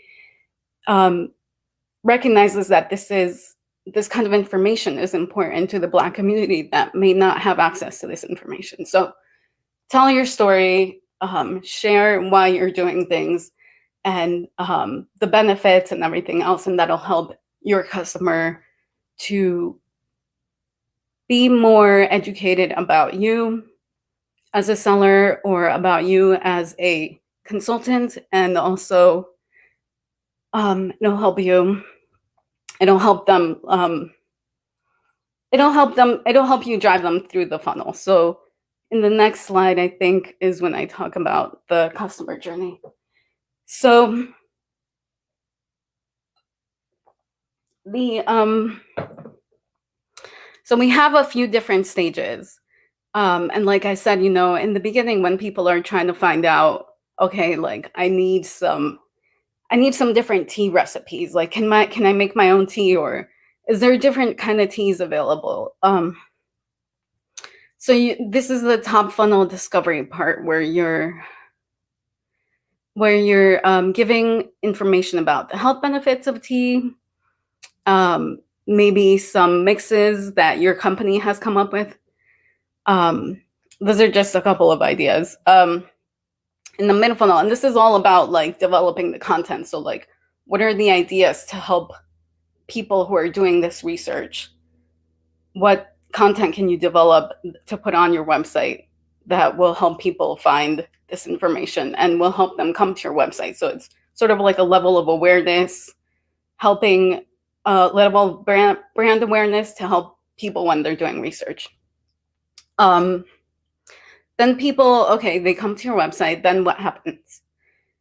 Then you want to kind of give some information about your brand story, like I was saying before.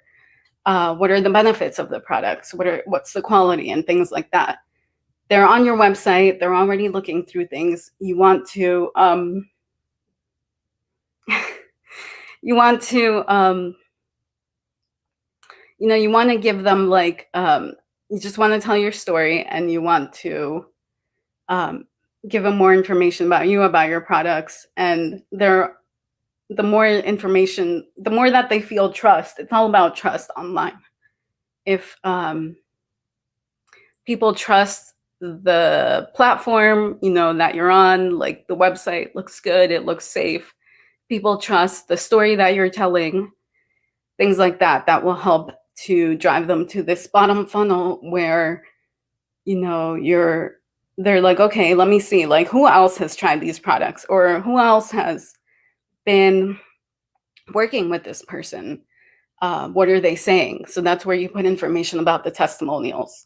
Or also in this phase, like there's such thing as an advertising remarketing. So remarketing meaning there's some people that have come to your website, you've set up these different things on your website. It's called like remarketing tags, something that you can set up through Google Analytics.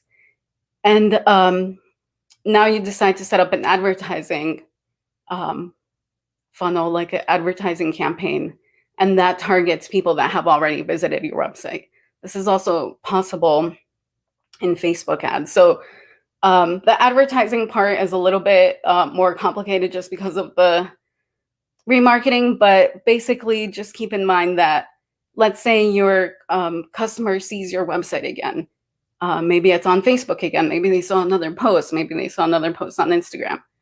You continue to bring them in, this time with just, like, here's what John had to say about the benefits of this lotion for his skin, or, here's what our client had to say about our financial or digital marketing services.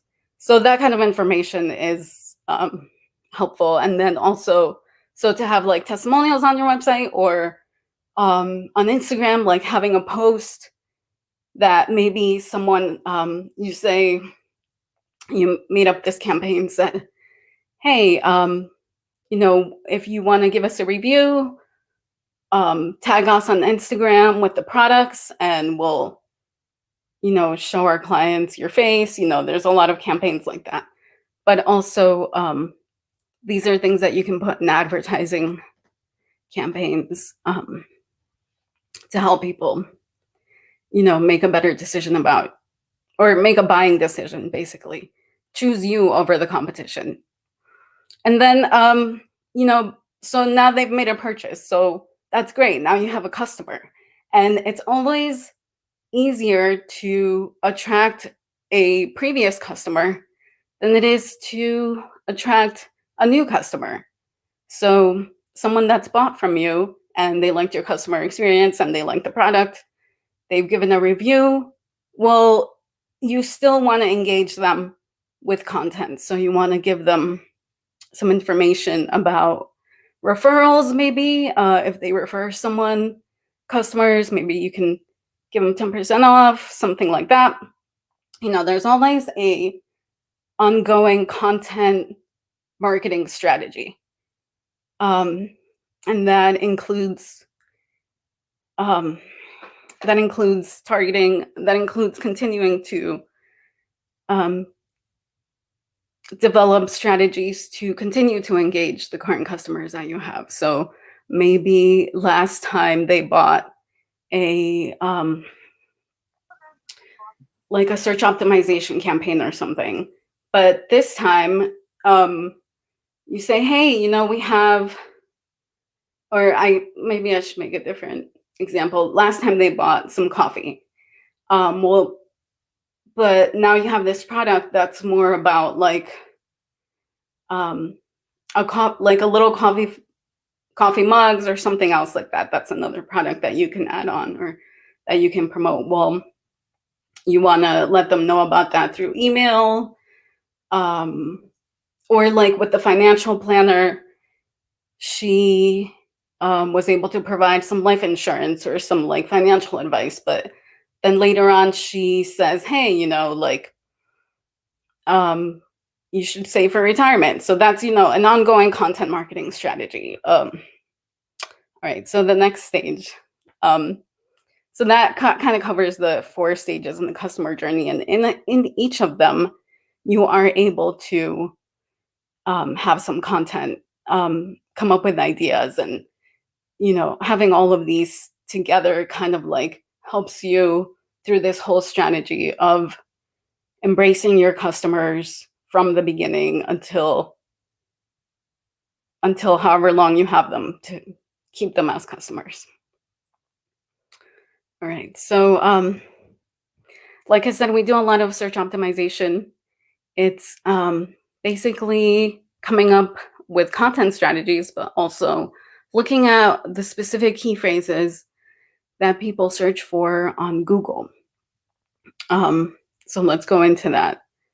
The next slide. All right, so the first stage of this search optimization is keyword research. So, and then you also want to look at the competitors, like who else is in your field, who else is selling teas. I saw a vendor that's actually in the Kwanzaa event, as part of the Kwanzaa event. She does tea parties for birthdays. I just put weddings. So that's like, that's an interesting field. That's something that very unique. Not a lot of people are helping people do parties. So okay, like let's see what people are looking for. So maybe people are looking for tea parties for birthdays, tea parties for weddings. We'll go more into that in the next slide. But the basic step-by-step of keyword research and integration is first there's, you do some of the research, then you start coming up with the content. Like I said, the content that gives your customer some information about what you sell and the benefits and all that. And then also, maybe like a limited time offer, things like that within the content. But the part of the search optimization is including the key phrases. So you have to see like, okay, what's on Google?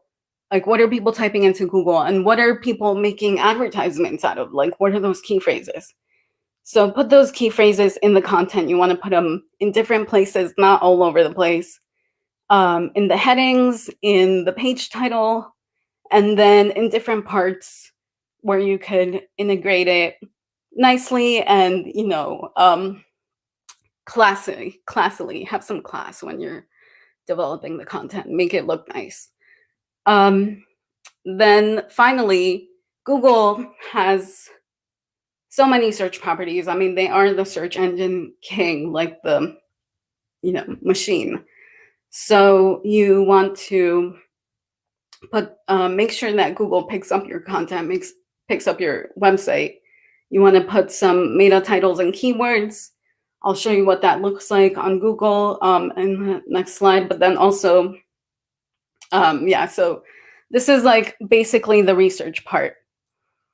When you start typing something on Google, it already starts showing you like other suggested results. So this is a great time when you can come up with some ideas of like what kind of content you could do, or what kind of products you can sell if you're just starting out in developing business. So I thought for me, like I would probably buy a tea party set for adults. And so then I looked up over here and was like, oh, okay, what are the tea party sets for adults? Like, what does that come up with? What is that? Who shows up on that? Or like what website or what business, So the first thing that came up, and Google is doing this, if there's a good website, like let's say, and we've actually developed some of these web pages for our clients where we have enough information that Google features it up top. So in the middle, I typed in tea party ideas for adults. It gave me this article that someone posted and has like, ideas for Valentine's Day, Mother's Day, holidays, things like that. So boom, like there's a whole year of content. If you were to just write one blog per month, you now have like 12 ideas that you can write about that will continue to drive traffic to your website, that you can set up an advertisement on. You can set up your products on that page. You can, there's a lot that you can do here. So doing that research really helps, and it helps you come up with ideas. It helps you put content on your website. It helps you, become a better marketer yourself, be able to market your products better, be able to get your products shown on Google. And so like the next part of that is Google has a, oh no, go back, sorry. If you're selling products, Google has a merchant center. So if you Google Google Merchant Center, you can set up your products to show up on the shopping feed, which is this last part of the website of the page. Okay, so this last part on the right-hand side, if you ever look for any products, you'll see all these little like squares, and each of them have products and prices and stuff. That's on Google Merchant. They have a property. So that's what I was saying, like at the sign up for all these properties, whether you have a website, selling products. I mean, you need to have a website to sell products, like sell services. you will benefit from setting up with Google Analytics, Google Search Console, Google Merchant, Google Local Business. That's for local businesses who have a front brick and mortar store, a physical location, but not necessarily. I have a Google Local Business, and I have an office, and then I work out of different co-working offices. So, you know, I can see clients wherever. So even if you have like a virtual business, you can still have a Google Local Business. Okay, so in the next slide, this is like the nitty-gritty details of what Google looks at. So, and this is how the search result shows up. So like I was saying, like, let's say you have an idea about throwing a tea party for adults because you're selling tea sets, or you're selling something related to providing the services for tea parties, for weddings, or anything related. Kind of like one of the vendors that was on the Kwanzaa event. So you want to, the blue part of this is kind of like the headline. So you go down the search results page after you search for something like tea party for adults, you'll see a bunch of listings. The blue part is your headline. It's also the title of your page. So this one caught my eye because it says it's your ultimate guide to throwing a tea party. So you're like, okay, wow, it has everything, or you think it does, you know? So that's why you click on it, and then you go see what it is that article has. And obviously, if it has a lot of information, if it shows up on first page, Google thinks it's relevant enough. They have a lot of data, they collect a lot of data, so they're able to see visits of a page and things like that. So the more visits you get, the more links to a page that you have. Like I said, you know, there's a lot of details about the search optimization, but basically the main part of it is for you to be a creator, to develop the content that you know is going to help your customer make a decision about your services. And then you just kind of like, you know, fine tune it for the search engine. So, and you make it nice and like catchy, you know, so and then you also include the keywords. So this one says your ultimate guide to throwing a tea party. So ultimate is not one of the key phrases that people are looking for, but they are looking for a tea party for adults. And that's in that blue part. That's the blue heading. That's the meta title. And then the black part, sometimes that's the meta description, but we've seen that Google grabs whatever they want. They used to, things have changed, so they've had to evolve their algorithm. So you want to make different parts of your website catchy. So this one seems to be just right from the beginning of the article that says, tea party ideas for adults. 1, invitations. You know, and then it keeps going. So you're like, oh, okay, yeah, I need invitations. I need to know more. Let me see what this business has. So anyway, so that's, you know, that's like kind of like the thought process. If you're a business owner, you're like, okay, what are other people doing? Oh, I do need to include maybe a list of things, you know? So looking at your competitors is always going to help you come up with content and all that. Next slide. Okay, so, you know, like I said, you know, there's just, you know, in this day and age when there's social media marketing, you want to make sure that you have really good content on there too. And the really great thing about Instagram right now, that I liked when Twitter first came out, that then I didn't see on Facebook, but basically, if you're on Instagram, you need to use hashtags. So your website will have the keyword tea party ideas for adults. What do I put in my, you know, like, what are the hashtags that are similar to that? So if you look up on just like you do a regular search on Instagram, it'll say Tea Party theme, hashtag Tea Party theme, hashtag Tea Party ideas. That doesn't have, those aren't the most popular ones. The most popular with like 1 million or so posts is just Tea Party. But this kind of like also helps to like narrow it down. And hey, you never know when people are looking for Tea Party ideas on Instagram. So you want to make sure that you include these hashtags in your social media posts. And then you also have to, when you set up ads on Google, you also set up keywords because that's how you're bidding for the auction. You bid for the auction based on the keywords and how much you're paying for them. So your keyword here is Tea Party sets for adults or Tea Party favors. Those are your products that you're selling. You also want to make sure that you have good headlines for each of these things, you know? So like I said, the headline really does matter. The title, you know, it was like that meta title is like the title of your article. Themes and ideas for tea parties for adults is probably not a really catchy one, but it does answer the question of what it is that is on your page. So, you know, just be a little bit more creative. And then the same, you know, with social networks, you want to put in social networks, something like Instagram, you want to have a really great image, or on Facebook, you want to have a really great headline. And why should this person come to your website? You know, like, what is it about you that, about your product or service that is unique? So put that on the title, you know, make that stand out.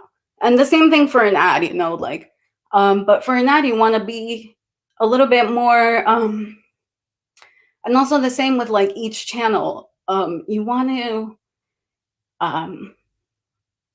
you want to capitalize on the current events too.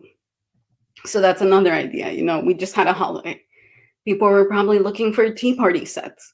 So why not just, you know, like, so then you just add Christmas onto it. So tea party sets for Christmas, that's could be the name of an ad, the name of the product set, the gift set that you're offering. You know, you know, ideas like that, things that that will help people make the decision, like, oh yeah, I need a tea party set for Christmas. That would be great. Like, that's a great gift for my friend who loves teas and like likes having little tea parties. Then you also want to call, you know, it's great to have content on your page, but then, you know, how do people contact you, or how do they buy your products? So you want to make sure you have some kind of call to action that says like, hey, get this. Like, let's say you develop this little guide and you want to send it to everyone that signs up to your newsletter. So you say, hey, like, get the tea party guide, or get it, or you're selling the product, like, get a tea party theme set.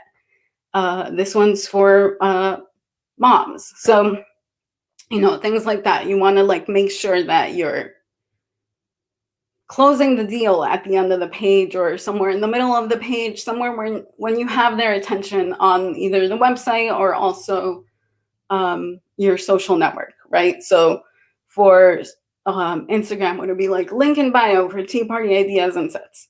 Or then also, you could also just, the woman that had the business on the Kwanzaa that has the tea parties, she had more of a customize your tea set for your event. So that's your call to action. That's your unique offering. So that's what you want to do. You want to make your call to action unique for your products and your services, and you know, get them to you know, have something to attract that client, to bring them to a purchase, or to get them to contact you.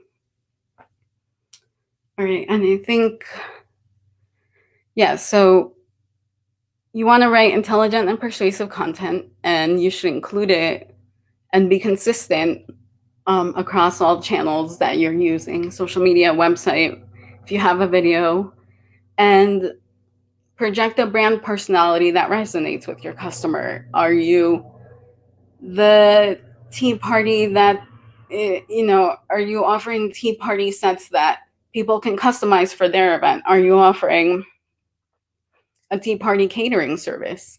And what kind of tea party catering are you offering? You know, like how much are you covering? Or, you know, are you the caring financial planner? Are you the one that's giving as much information and education about digital marketing like me or something, you know? So continue to do that when, you know, keep it consistent on different channels, on your website, on your social media. If you're doing videos, you know, keep the brand image consistent. That's always important for just people to familiarize themselves with your brand, but also to know that they're going to also always receive this consistent experience with your services and products. Thanks.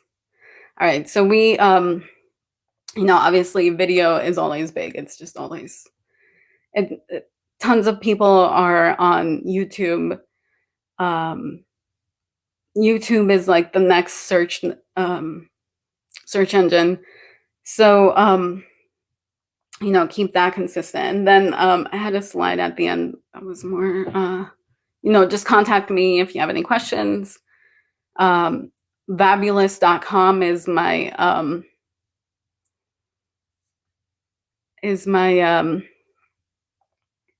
my website, vabulous.com. I'm at Vanya at vabulous.com. Vab Media is the name of our digital agency. You know, we have we can offer free consultations. We really like talking strategy with people. If you have a new business, you're thinking about something and you're like, I wonder if this will be something, you know, do some research yourself, or, you know, we can have like a little session where we're doing some research with you and we'll help let you know, like, okay, like these are your competitors. These people are doing that, you know, like, are you, you know, let's have a talk, let's have a chat, and let's help you sell more and get more customers. Thank you.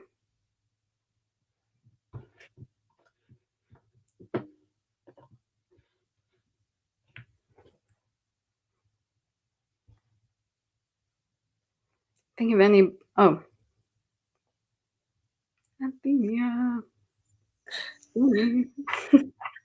Pressing a whole bunch of buttons. Sorry. See, I Jamie. don't mean to get out of breath sometimes. It's bouncing on me. Thank you so much, Vanya. Yeah, no problem. Of course. This is always fun. This was amazing. So, Jamie, did you get any nuggets that any takeaways that you would? Definitely a lot. So quite a bit. I was just going to say it was a lot. So I haven't really processed what to do with it and where. So I definitely know that there are some key moments that I want to go back to in the presentation, that I'll kind of like looked at the number on the thing and was like, oh, okay, go back to this minute. Okay, go check that out. But more than that, I just want Vanya just so much like praise for doing what she just did just now. Yeah. Thank you. Was that your first presentation? In a while. I wasn't expecting to be nervous, but sometimes it does happen. I love how the body tells on us. And like, you were so amazing, your knowledge, your wisdom, it was all so like right on, that it just allowed you to keep pushing through. And I could hear, I'm like, well, this must not be your first time, but I could feel the anxiety and I could hear the nervousness. And I'm like, but she's got this. And all the while I'm like looking at these amazing graphics. I'm like, okay, so she's her own walking testimony.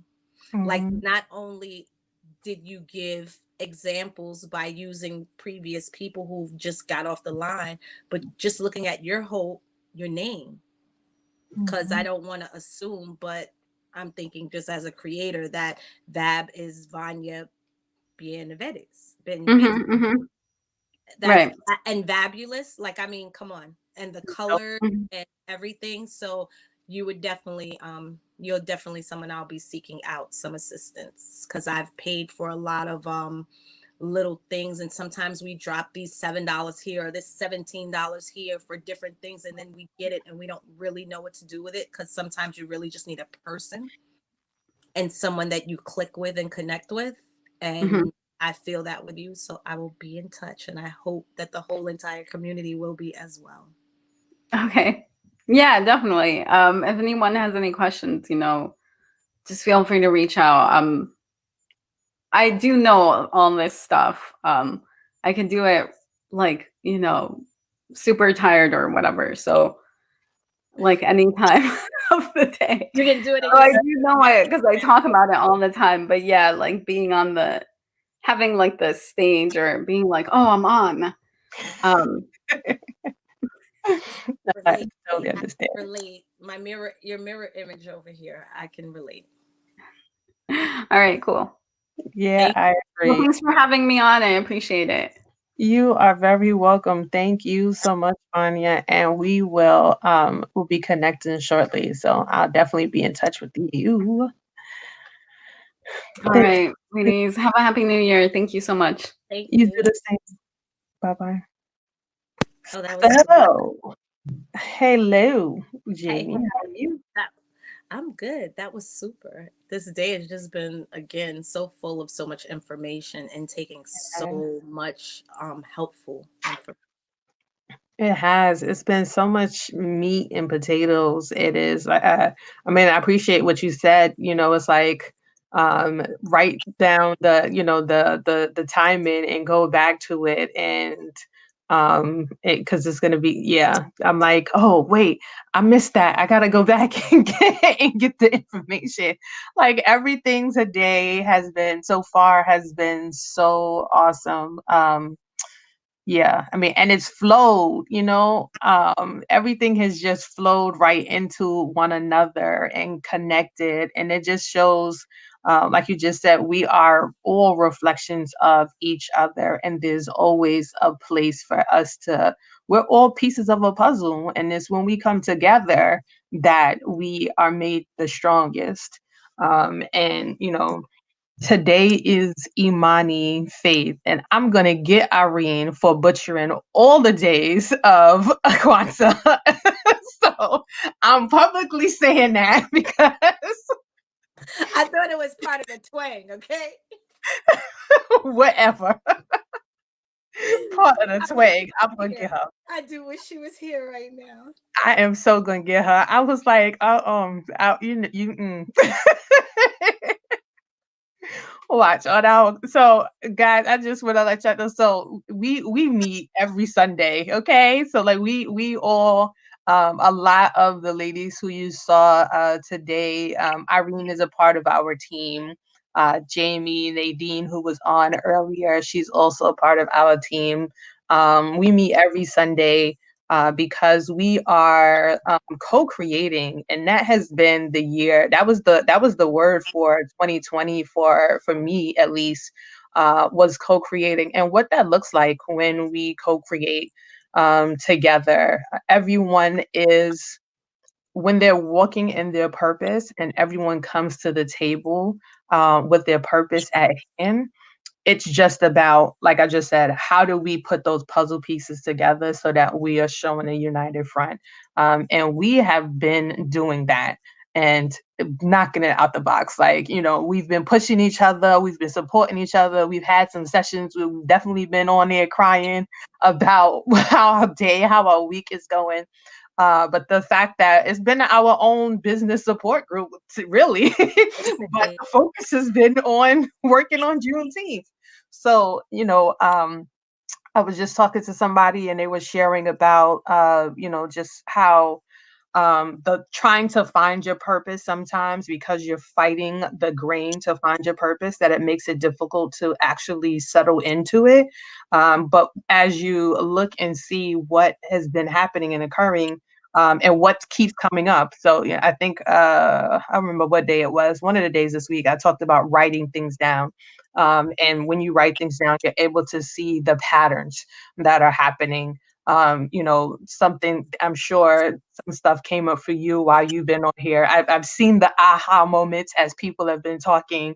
I was trying to put in, I was like, deaf doula. I was like, wait, I was like, I didn't even know that that was a thing, but I'm like, yeah, I could see that.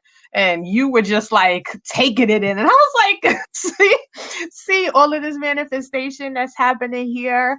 And I had a couple of those moments as well. And Nadine, even when she was on, she texted me and she was like, oh my gosh, I wrote about this. I spoke about this, but she's like, there's so many different ways that I could take this that I didn't even think about until I came on the platform and I spoke about it. So, this is another way of, writing it down. If you're not a writer, then verbalize it, right?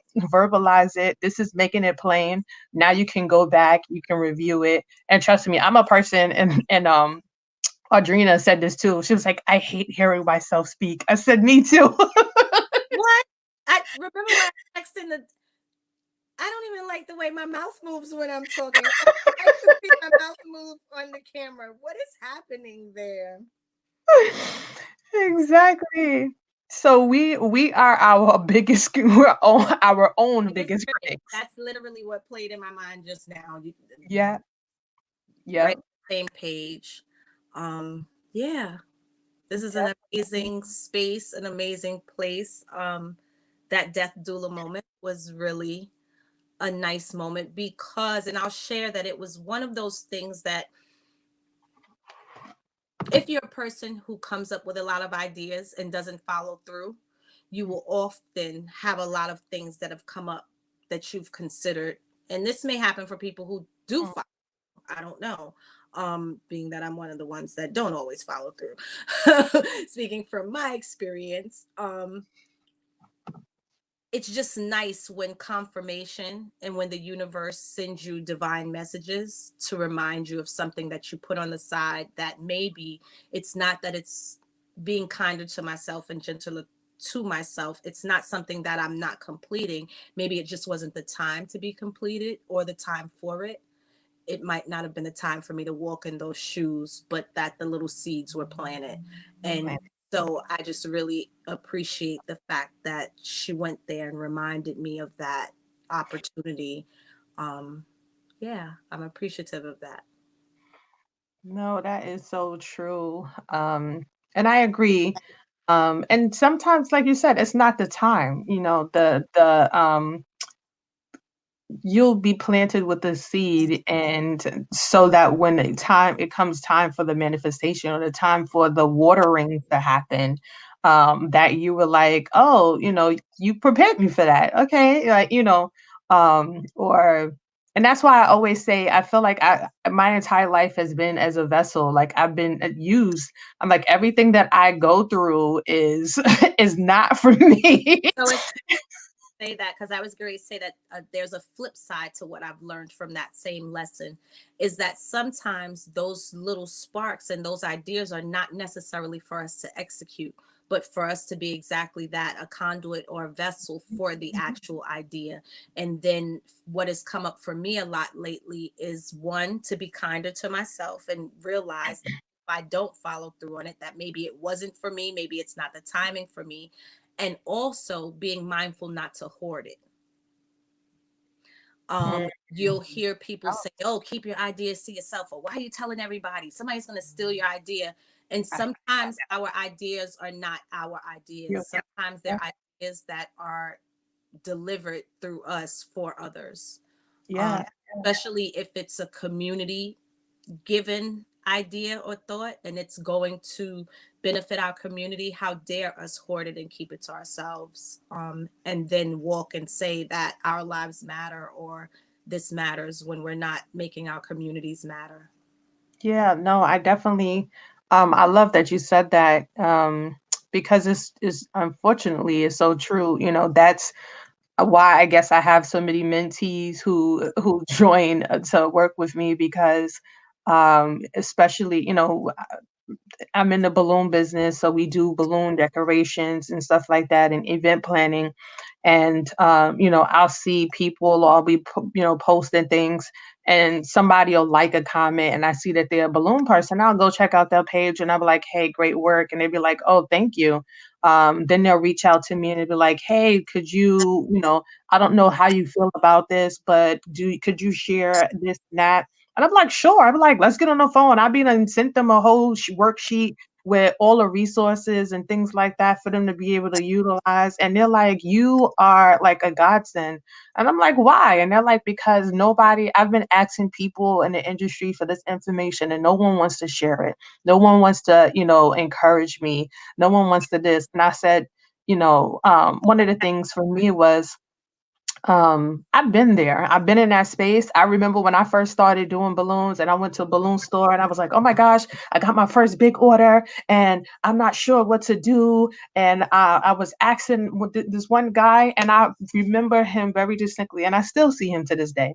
And I said, well, what should I do with doing this balloon? And he said, give it to me because you don't know what you're doing. And I was so livid. I was just like, thank you very much. That was the encouragement that I needed to keep on moving forward. And when I see him now, I'm always like, how's business going? Right. doing like the balloon people at parties, like whip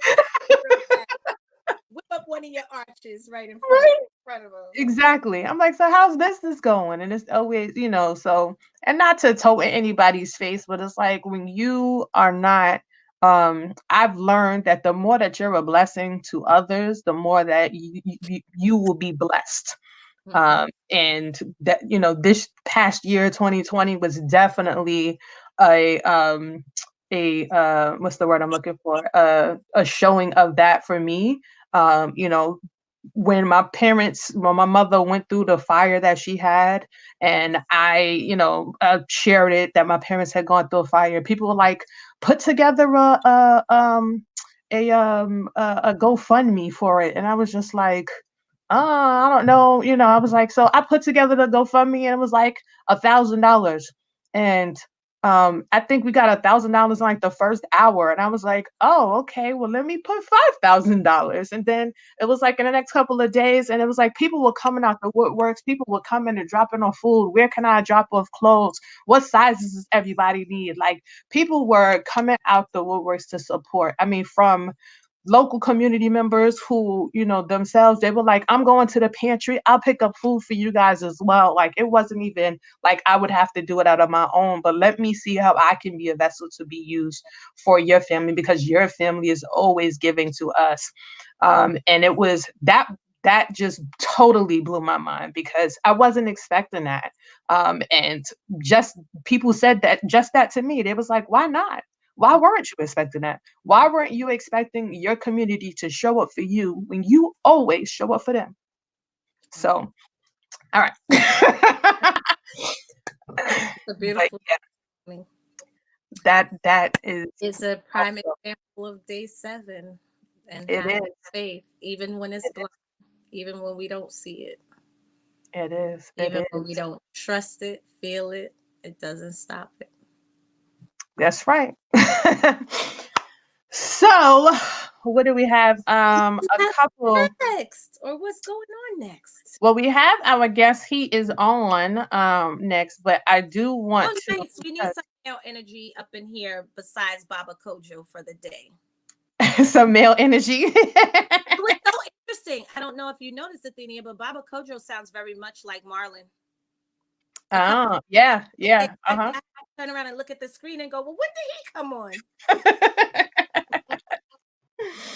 And just so that you guys know, Marlon was one of our speakers / comedians / host / auctioneers that joined us for the month of December to talk about our auction. And that's a great way to segue into sending you guys the link yet again for our auction. Do you want to share what the auction is about while I look for the link? Sure, I can tell the folks. So the auction is for us to raise some funds for our Juneteenth efforts, as well as have you guys get some amazing gifts at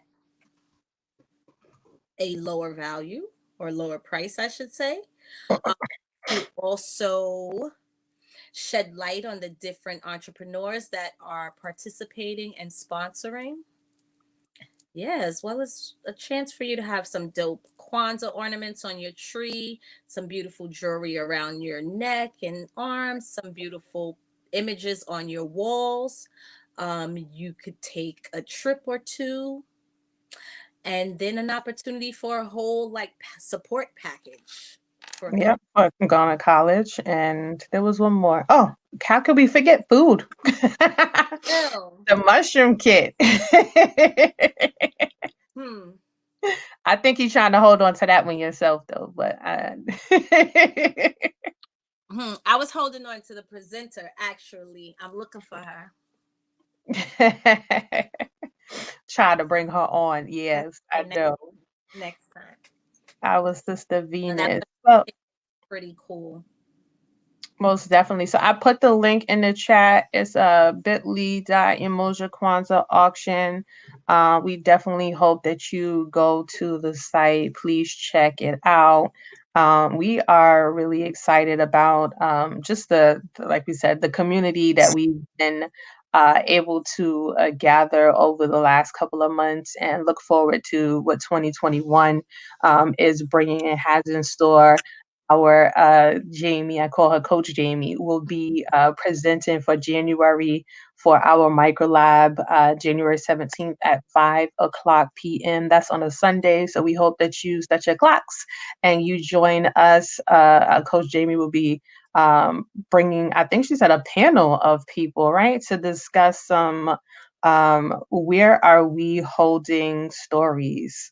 And that's, yeah, I know I've done some unpacking in myself and continue to do unpacking of where I hold stories. So I am looking forward to that presentation for sure. I was going to say, oh, that's actually super dope. I'll be sure to add some of that in there. But we are definitely going to be sharing, and the panel will be joining me to share. I'm going to invite people of other cultures and other states and different regions of the world, and I'll see. I'm almost complete with who's coming, but so far I have my BTT bestie who is from Trinidad, so we'll be here dispelling our community stories, folk tales, and myths. Is that Madison? She got a story to tell. Who? Madison? No. She she have too many stories to tell. She can go ahead. Exactly. So what we want to do is break up and dispel some of the ones that she doesn't need to even have in her energy zone, in her anywhere. So that way she doesn't even hear those. She only has her little innocent stories and her own life's experiences, and won't be colored and operating and living from old paradigms that don't even serve the world that we live in anymore. So that's what we'll be doing next month. Or we in this month now. That's what we're doing in this couple of days. That's what we'll be doing in this month's monthly lab. Yeah. 16 days from now. Yeah, we'll be talking about the oh, if you eat so much sugar, you get diabetes. Those type of things not being true. Those type of things. Those are the things we'll be talking about. Got you. Okay. Well, I look forward to that for sure. For sure. For sure. So like you said, we have some male energy in the backstage right now with us. And he is the spouse to one of the members of our team, our Juneteenth team, Mr. Robert Brissett. This is hold on, let me bring him on. Hold on. Where you go? Where'd he go? Where'd he go? Hey, Robert. Welcome. Hello, can you hear me okay? Yes, we can. You Okay. see, you got the whole setup over there. He got the whole microphone set up, ready to go. I love it. How you guys doing today? We are doing amazing. So you are going to be talking to us about how to grow community for your small business or your brand. So the end of the day is packed full of business support and business tools. So I am, again, see how everything is just flowed throughout this day. So we are excited to have you, Robert, and we will give you the floor, and you can share if you want. If I know your operation, you have multiple screens, so you will be able to take this away. Just a little bit. Okay. Give me a second. So, how do I share screen?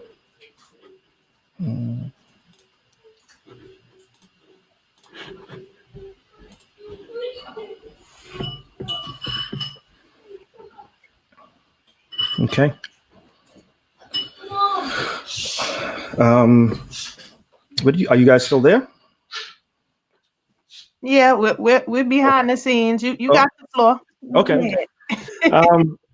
So I'm here to talk to you today about some challenges that small businesses have and brands have with getting their business off the ground. So I'm Robert. I'm I'm a father, son, and nephew, and I'm also the founder of a company called the Umoja Group. We're a custom solutions integrator, and all that means is that we use software to help businesses operate more efficiently.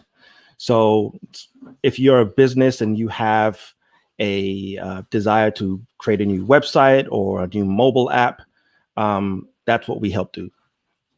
So we've been in business for a little over, this is our 12th year being in business. And during that time, we've worked with companies from very small companies to pretty large international companies, helping them build software platforms for either their customers or for their employees.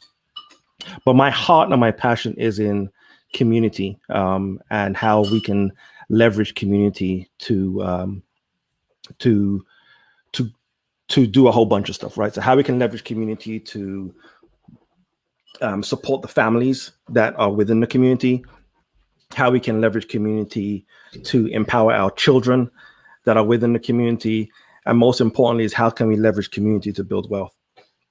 So I've been on this path for a little over 3 years now, studying what it means to build a community and how you can leverage community in support of your business. And this is near and dear to me because I'm a small business owner, but like I said, I'm a father of 3, and a part of my passion is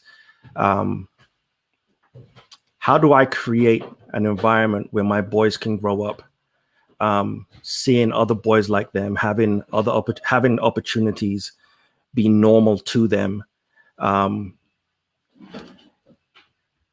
an environment where they can feel protected.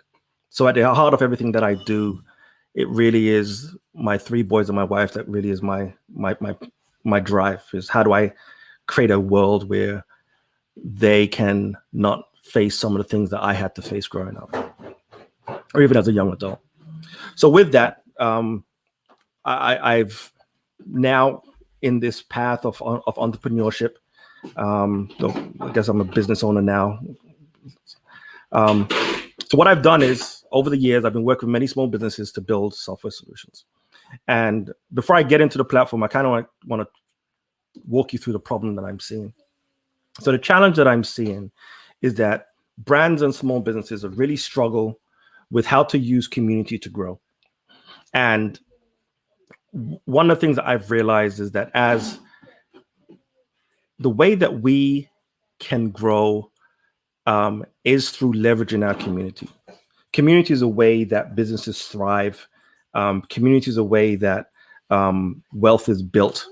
A lot of us as small businesses, we run into challenges of we cannot get the capital to grow a business or implement an initiative. That's always one way to do it. Another way is to provide a service or provide a good that meets the need of the community around you. And you can find that most of your funding needs can be met within the community. But it's a give and take, it's a relationship, because as you are given to the community should also be able to give to you. And in many ways, a lot of what we need as small business owners is the community to give back to us in a way that isn't in terms of charity, but it's in terms of giving us an opportunity to get it right. So the model that most people teach in terms of how you grow a business is you come up with your idea, right? This is these little folks down here. They're very happy. They have their idea. Their first step is to make people aware about it. How do you go about making people aware of your business idea? In today, that's in word of mouth. It could be creating a Facebook page or a social media page, building some type of email list. And then you're going to look to engage those people that you come in contact with. And the premise there is to get them, in today's fashion, is to like, subscribe, or follow you in the hopes that they will spend money with you. And for those people that do spend money with us, we, as business owners, do one of two things. We either thank them with a follow-up, or we're going to re-engage them again to try and sell.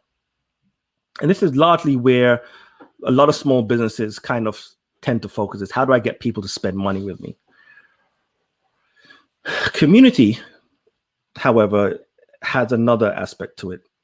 Is people not only spend their treasury with you, but they also spend their time with you. And this is where I see a lot of value for small businesses, and even for people with brands that are trying to create, that even with entrepreneurs that are creating new brands and looking to build a following around it. It's acknowledging the fact that people spend with you in two ways. They spend with you with their time, and they spend with you with their money. And today's business model that we see the uber successful companies doing, we're really focused on this one, them spending their money with us. And this model really only works with large organizations, because they are the ones that are able to take a transactional approach to business. Smaller businesses, family-owned businesses, community-based businesses, they are based on relationship. So as a business owner, once you get to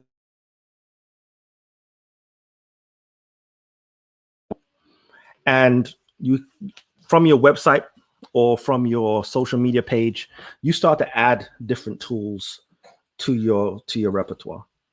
And you tend to look like this, right? You tend to develop a process where you would use a bunch of different tools and you're juggling them. And this process works pretty well for a lot of people, right? It's not too expensive, but it does take a lot of time.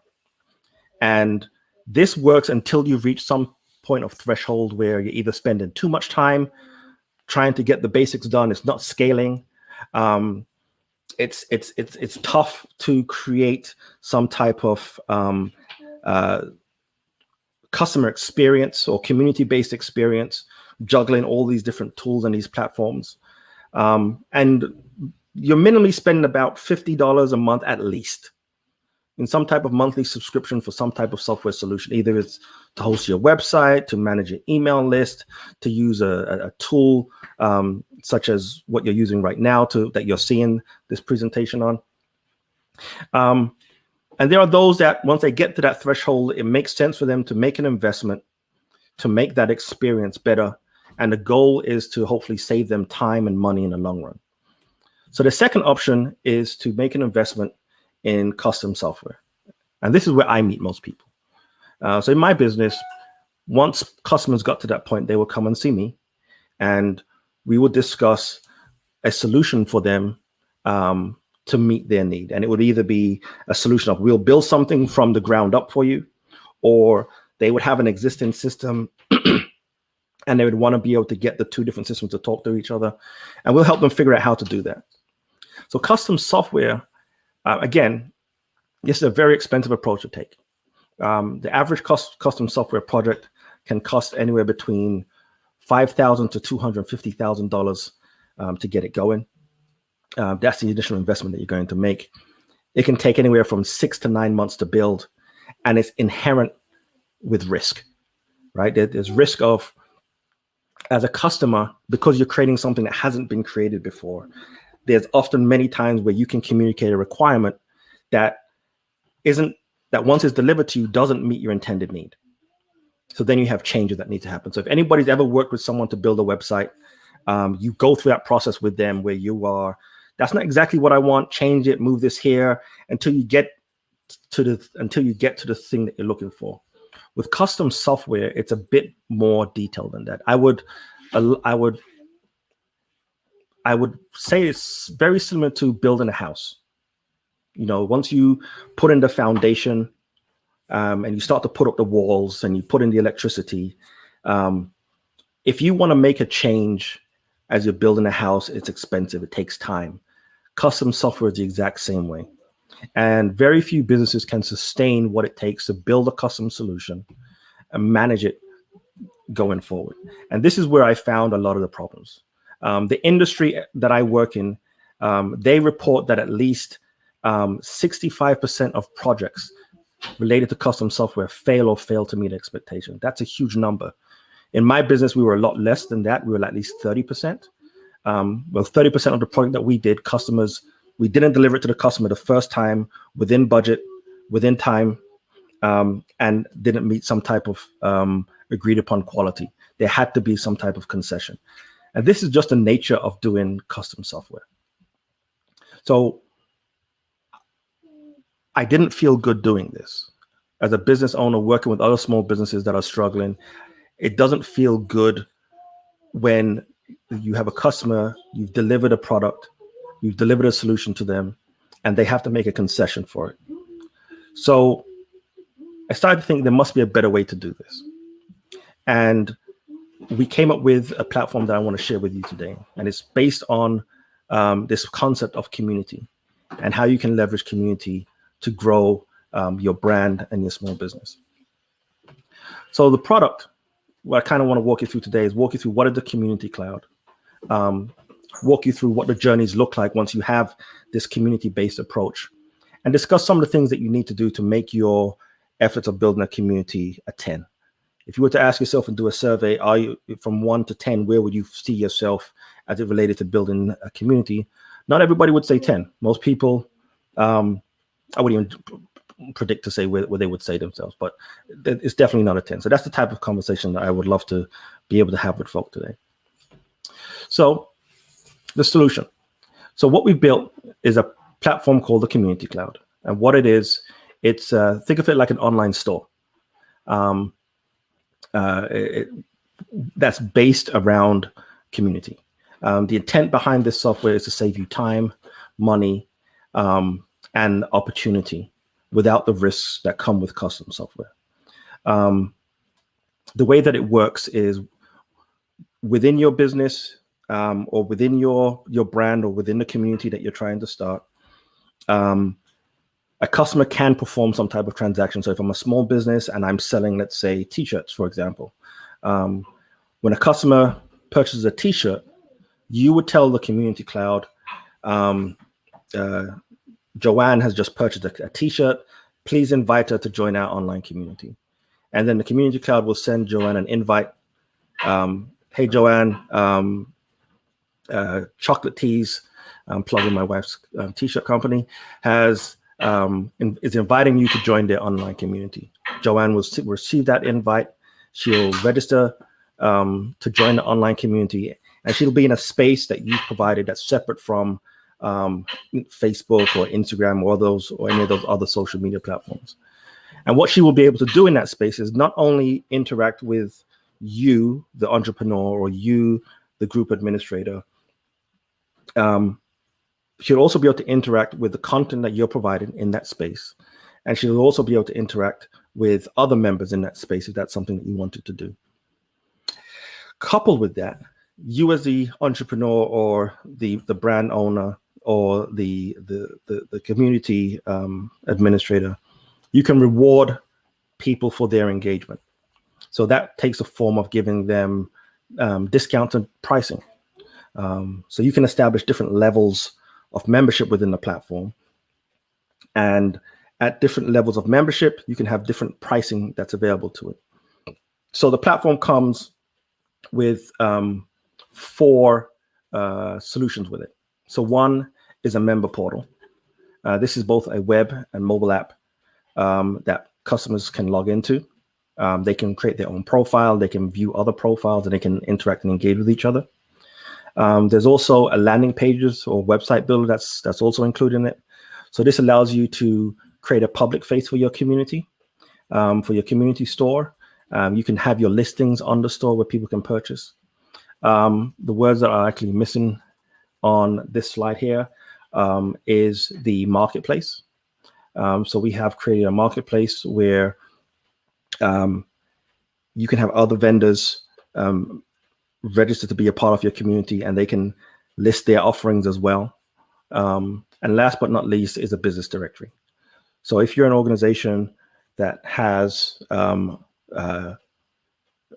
members that have businesses, or you're an organization that wants to allow outside businesses to advertise their business, we have a directory built into the platform for that.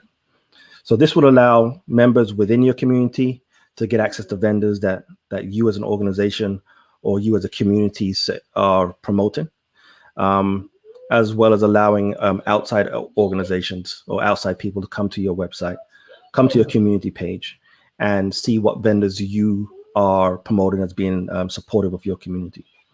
So that's the solution. That's how it works, and that's what you get. So with that comes a different type of approach. It's the journey. So if you remember before, you make people aware, you engage, you ask them to like, subscribe, or follow, and then you look to have them buy from you. This model is a little different. You make people aware as you do today. You engage people as you do today, and you can even ask people to like, subscribe, and follow as you do today.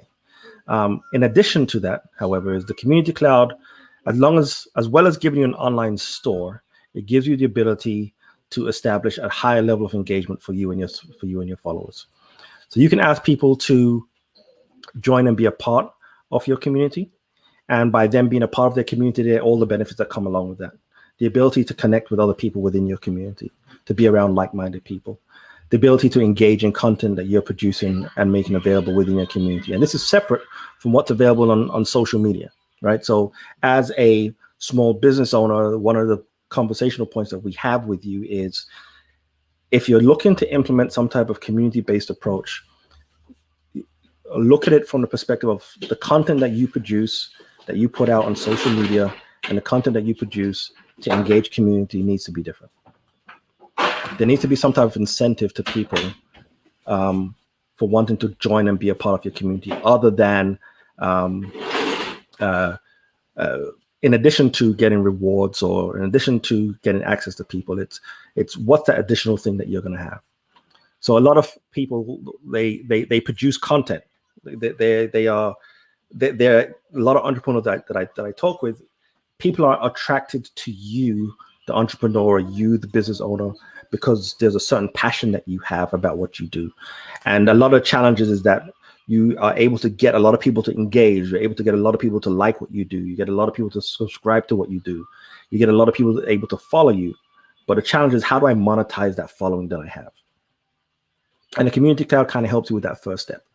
That first step is about establishing some type of membership base where people can enroll into that and get the benefits of those intangibles that are you. Those intangibles that you cannot bucket, that you cannot wrap, that you cannot sell, but it allows you to now be able to do that through the community cloud. So in short, it allows businesses and brands to create a membership-based revenue stream for them. Coupled with that, the platform also allows you to establish different levels of membership. So as you're building a community, one of the things that you're going to run into is, now that I have people in my community, the conversations that I have within my community are not all the same. There are different levels of communication. There's different levels of engagement, and with each level of engagement comes a different thing with it. So you can establish different levels of engagement. So in this example, you have your entry level of engagement.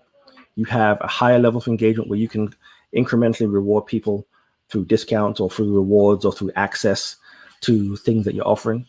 And within our platform, I think this is what really separates us from like a PayPal type solution, is that as well as being able to do commerce, transact business, we've built in over 10 different ways that you can engage people within this online store.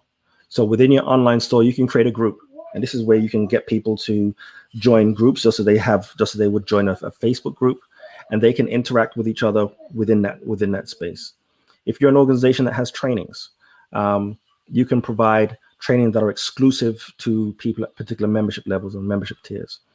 We allow you to be able to keep track of volunteers. So if you're an organization or a brand that want to get their community to volunteer and support different efforts, this is a platform where someone that's a part of it, they can make a request to volunteer for a particular event, and you can manage that on your event list. You can manage your meetings. So we have some boards that use the platform for recording their meetings and minutes and motions that can be captured in the platform. You can use events just like you would use Eventbrite. And the list goes on. You can direct message, you can FaceTime call, you can manage referrals, all these different types of engagement in the platform. And then we have high levels of engagement around engagement rewards. So this is where you can, as well as getting people to engage, you can reward them, you can give back to the community.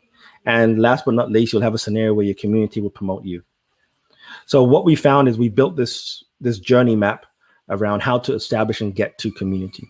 So again, the process is, you start from here by making people aware, and you want to kind of work to get your way here where your customers and your group members, they're promoting you, they're promoting each other, they're promoting the community. And once you get to this level, there's a ton of success in there, not just for the business owner, but also for everybody that's involved. So at a high level, I kind of spoke you through what you get, what's included in the platform. So again, you have a business directory there, you have a mobile app, you have a portal, you have a marketplace, all within a platform. This slide kind of speaks to around who's involved in community. So as well as our product is available to the business owner, the community owner, the brand owner. But once they license a product, they have access, they can support through this one platform. They can engage supporters, customers, members, even business partners on the platform. They can have their team plugged into it as well, their employees, managers, and even set up administrators. So it's a holistic, it's a complete platform that engages everybody that's involved in community as we've defined it. So I have a quick demo that I could show you. So this is an example of an organization. It's a small business. It's called Make Doing Easier. They offer products. They sell tickets. They do services. They sell merchandise. So with that, I'll kind of show you what the platform is. So I am going to stop sharing for a moment. With that, I will switch screens to the platform, and I will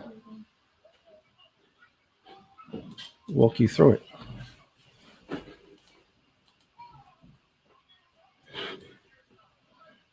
If there's any questions, please don't hesitate to ask. I love questions. Makes it a bit more engaging. There's a question here. Is the community account just for small businesses?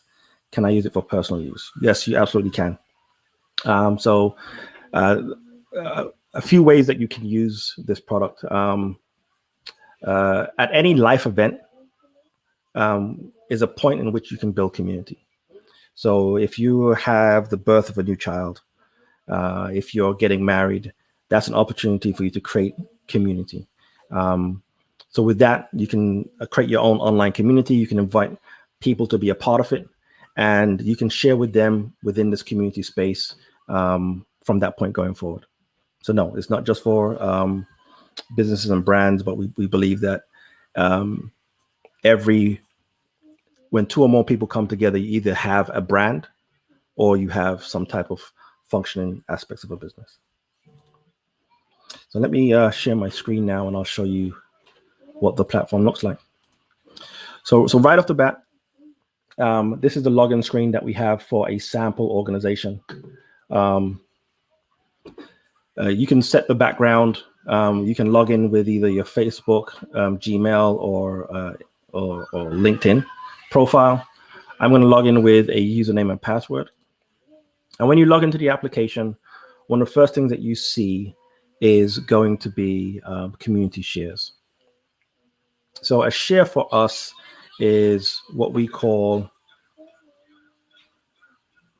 a share for us is a way that you can share information with your community. So it's just like your Facebook screen or your LinkedIn profile, but this is your own private space where people that are a part of your community, they can come and they can share and they can connect and they can engage with each other. As a part of that, they can connect and share and engage with each other. So shares can be broken up by different topics. So for a given topic, I can subscribe to a topic. And what it means to subscribe to a topic is whenever somebody makes a post, they select the topic that they're posting to. Robert, are you Yeah. able to make that a little bit larger? Because it's difficult to see on our. How's that? That is a little better. If you can go a little bit more, that'd be. Yep, that's good. Good. Okay. Thank you. No problem. So a topic is just a conversational point that you're interested in. So what you can do is anyone can subscribe to a topic, and whenever somebody makes a post to that particular topic, you'll be notified and it will appear in your feed, which we call shares on the platform. Communities have activities. So once you log in, you can see your community activity. This will be your calendar of activities that are going on.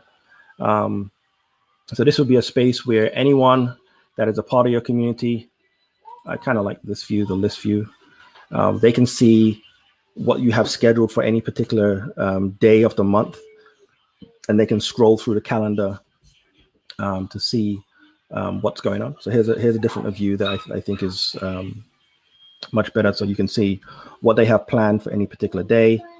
Any one of these things, you can click it.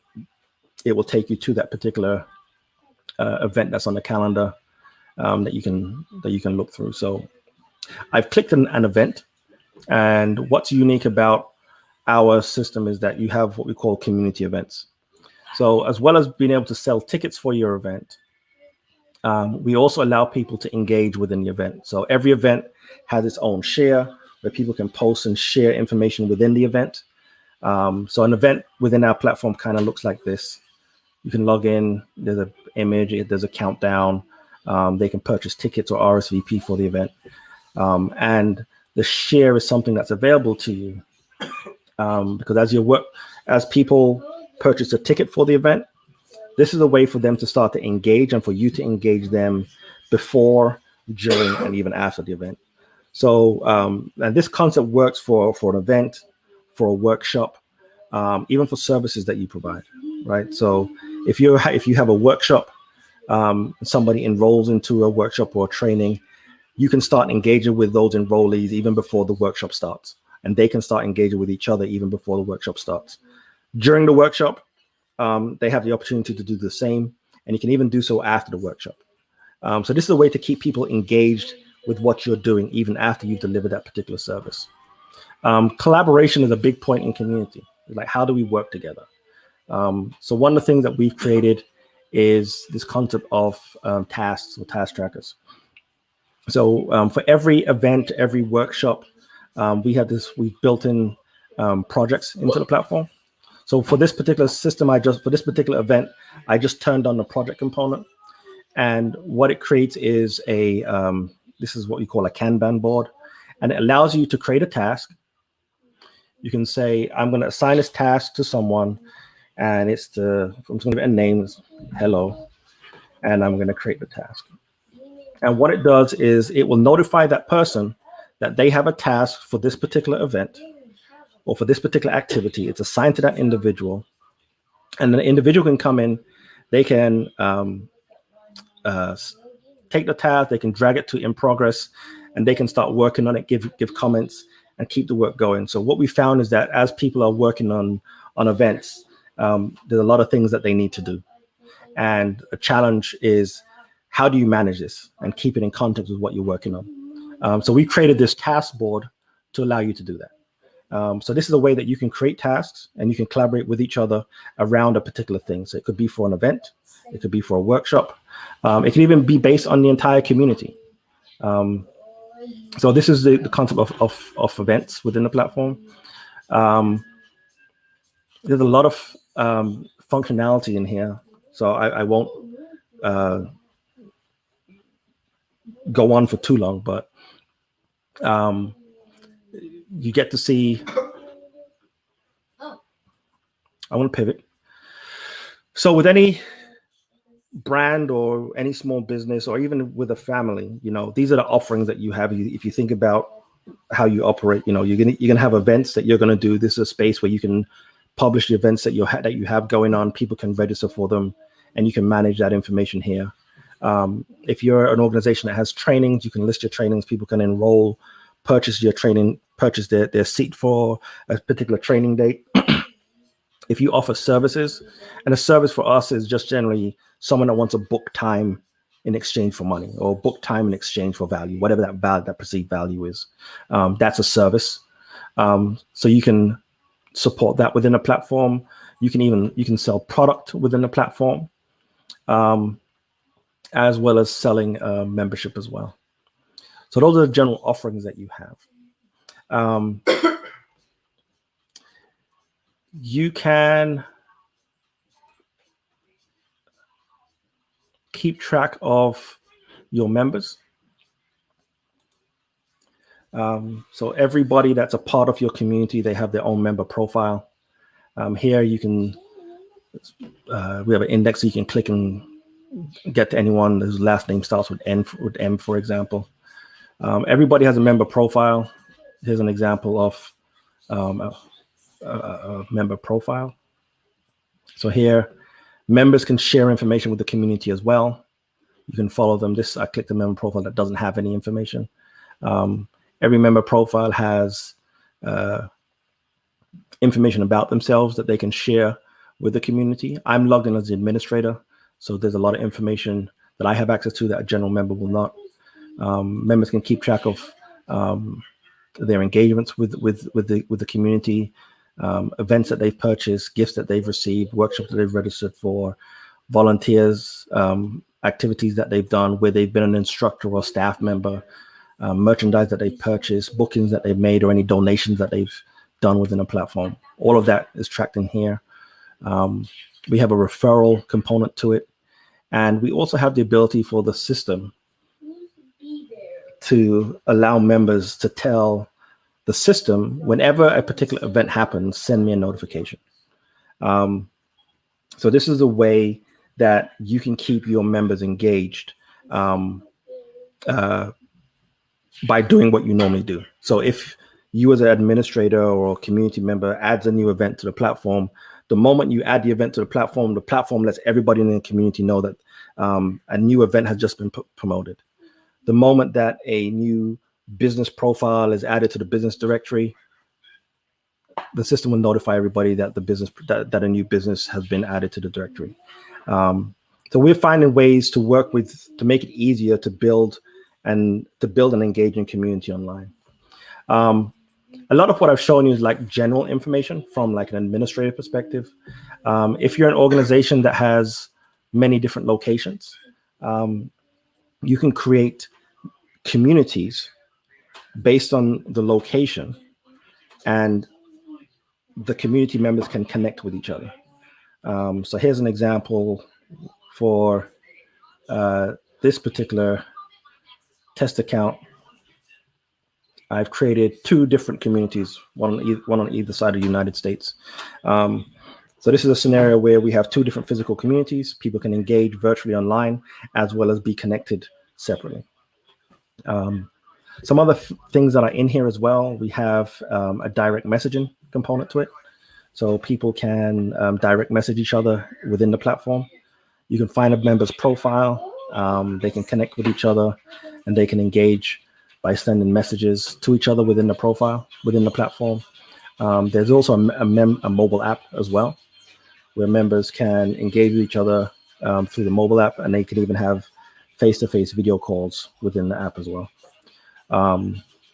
So this is the Community Cloud. This is the platform that we've been working on. And what we believe is that this is going to change the way that small businesses and brands build and develop online. A part of our setup process is, sorry, let me just share back my screen with you.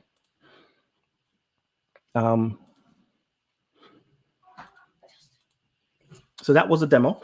Hopefully, if there's any questions, I'd love to answer them.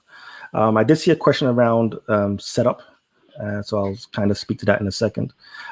This is a for-profit business, so we do have pricing for this platform.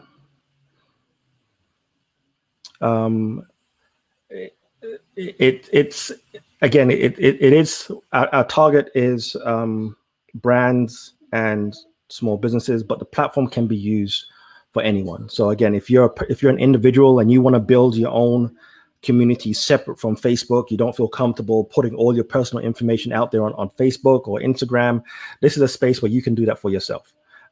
We do have a free plan that is available as well. So yes, it is for individual use as well.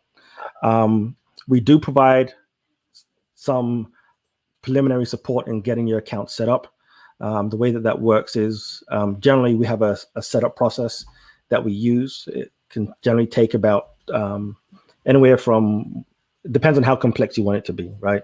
So we can support with you, because we will sit down, we'll work with you on cultivating what your new member journey would look like. We'll walk you through the process of getting your community set up. We'll walk you through a process of training you to get that done, and as well as giving you activities so you can manage it going forward. So the information stays on the platform for as long as you're using it. It doesn't get deleted. So as long as you're using it, it's available to you. In celebration of this partnership, we've created a discount code.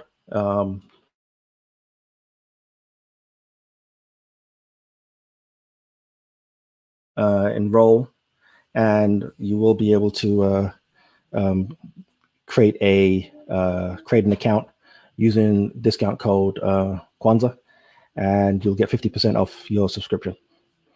There was a question that came up that I missed. Am I able to stream directly into the page as the event? Are you? So the platform doesn't have streaming services built into it. There are companies out there that are much better at doing that than we are. What we're really focused on is giving you the components to build community. So if you wanted to do streaming, it doesn't currently support that. You can use tools like Google Hangout or Zoom as a way of streaming content as well. Hey. Hey, so that was my question.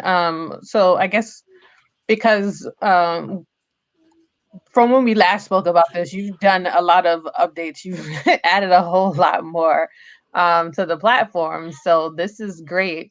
I am just going back and forth between different platforms. And so, I use Trello, a program called Trello, to manage our events. So, all of our team kind of is on there, and people get to put different information that's related to a particular event in that space. So I saw that you have that. And then this platform that we've been using for the whole Kwanzaa, this was our first time using this platform. And one of the issues that I had with it is that it doesn't allow for community inside the platform. So I am pushing people more so to go to our Facebook or our YouTube page, because people are able to watch and see what's going on. But if they have a question or they want to, engage, they're not able to do that in that space. So that's why I was asking if there was a way. So for example, like this is a YouTube feed that we have that's placed on the event page for our event, and people are able to watch the event live there. So I was asking, are we able to, for example, stream, so use what they call it, a stream key, to put in on the page somewhere, so people could watch what's going on and respond to it? So the answer to that is right now the system isn't able to do that. Okay. But what I think I'm hearing you say is, Robert, we use Google, we use YouTube. We do our streaming through the YouTube platform. Mhm. We want our people to be able to engage with the stream through the community cloud. Is what I think I'm hearing you say. Yeah. That's actually a nice problem to look at. So I would actually be very interested in adding that to see how that could work. So let me take a note. Well, let's definitely talk offline about that, because if we're able to do that, then I am publicly saying this, right? Willing to to utilize the platform for our Juneteenth event that is coming up in June. So if that is something that you are able to work out so that we can stream onto the platform and able to create community within that space, that would be amazing. I'm not going to make a commitment, but I will say this: it makes sense, and that's something that we'll definitely look at doing. We do have a product roadmap that we're in the process of currently building out. I'm very happy that I can now publicly share that the Community Cloud as a platform has been selected by Amazon to be its community platform for its CTO group.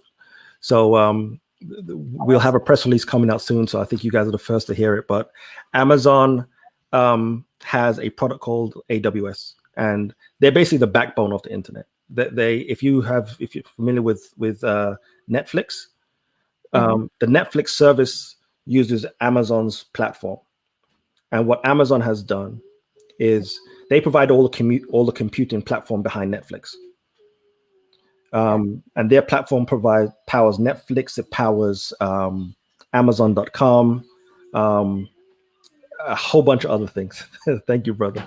And we've signed a deal. The money's on its way. They've selected the Community Cloud as that platform. We beat out Slack. We beat out Salesforce. So for me, this is my moment to say,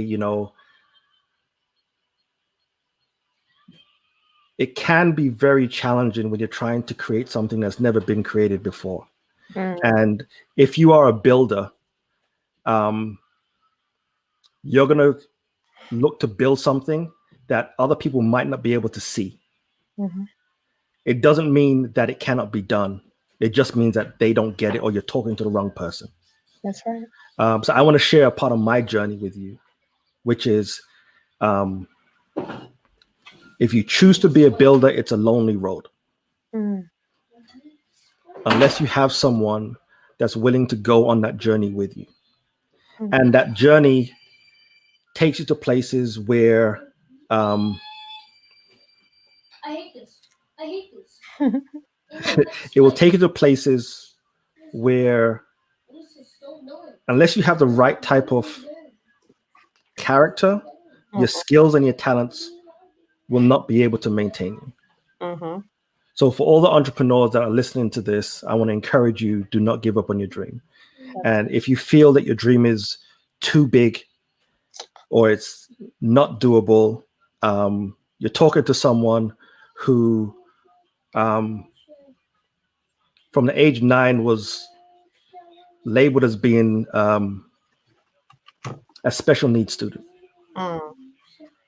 And if you've ever gone through, it's tough being a special needs student, especially at a time where it wasn't really understood what it means, right? So I'm dyslexic and I learn differently. But my dyslexia is my superpower. So I had to go through many a conversation where I didn't get things the way that some people got it. But once I understood, it became my superpower. I take in information very differently from other people. And I have the ability to absorb information in many different ways than other people do. It doesn't make you, speaking to, these young kids out there that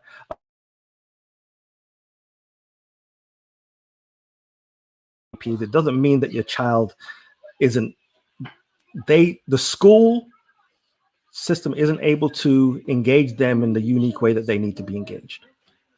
And if you are able to do that and help them figure that out, they can soar. So from someone who was labeled special needs in school, teased all of his life, I beat out Slack, a multi-billion-dollar company, from my basement. And now Amazon has this platform. So I just want to put out to everybody out there, it's doable. Believe in you and leverage your community, because I wouldn't be here if it wasn't for my wife, if it wasn't for my kids, if it wasn't for my community. So sorry about that little thing, but community is powerful. What you sorry about? You sorry about sharing your story? Yeah. No, don't ever be sorry for sharing your story, because your story just inspired a couple of thousand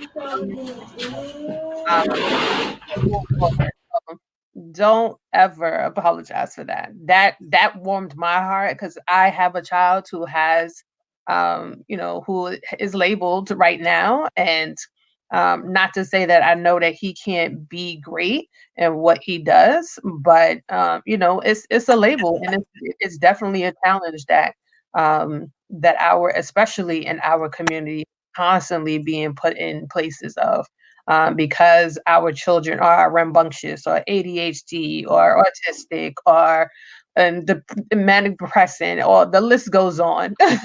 It just means it just means we don't fit into their mold, and we're not supposed to. Exactly. We're not supposed to. Exactly. We're not factory workers. The educational system is designed to raise factory workers. Exactly. Right. So they're scared that Bill Gates said this. His biggest fear was the next kid working out of their garage could take down Microsoft. It's lonely. I want more people that look like me out there. No, So you're right. I want to work with as many companies, as many communities, as many households that we can to build community, because I firmly believe that community is our path to unification.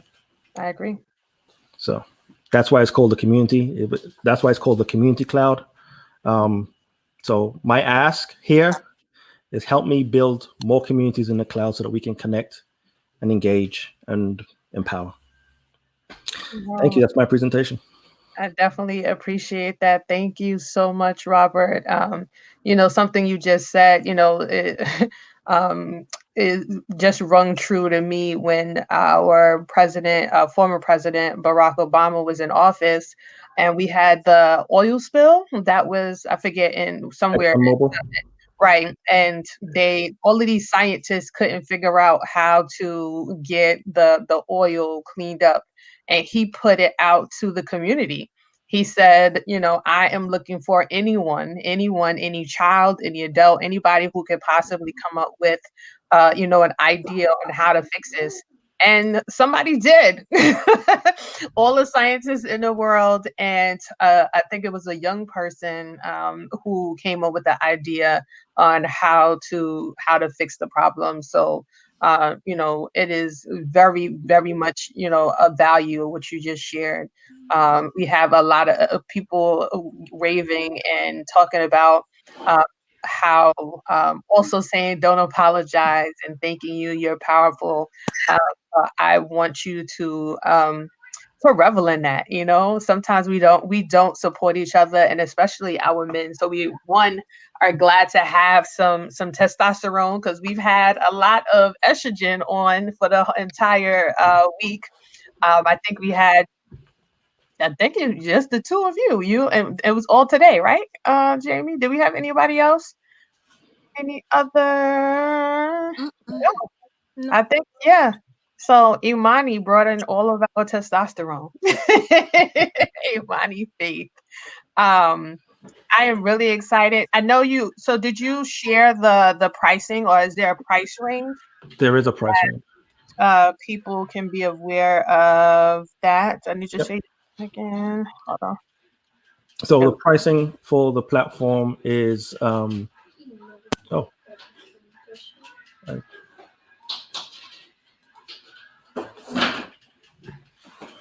So the pricing for the platform is $49.95 a month, or $99.95 a month. We do have a free plan, And the free plan, you have access to limited features.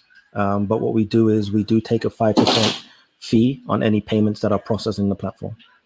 So that's how we get compensated. Again, this is a for-profit business. We believe that our pricing, not believe, we've done our research. We know that our pricing is extremely competitive, and we provide more features at a cheaper price point than any of our competitors out there. No, I like that. Can you make that a little bit bigger so we can see let's see you all? Thank you for that, Athenia, because I was definitely about to fall into my I'm like, wait, I want to really see what's under there. So you can go to the so he, you know, I'm sure his big screen TV, so this is big on his side. So it looks great to me. No, but the website is thecommunitycloud.com, thecommunitycloud.com. And you go there, you'll be able to see all the information that I'm sharing with you today.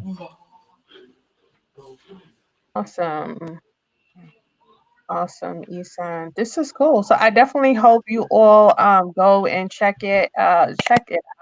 You have Ian McKay. He says, I'm so happy to see a Black man doing this thing.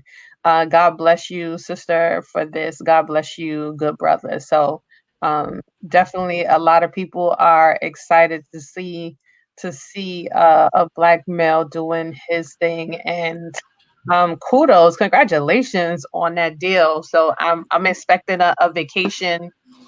You know, just I tell you a little secret. I gave them the word. I told them that, you know, you had this great platform, and I told them to call you. So just remember, little people, you know. So again, my whole thing is about community. So for me, right, it's not just I hear you on the vacation, and I know it's a joke, but I know it's serious as well.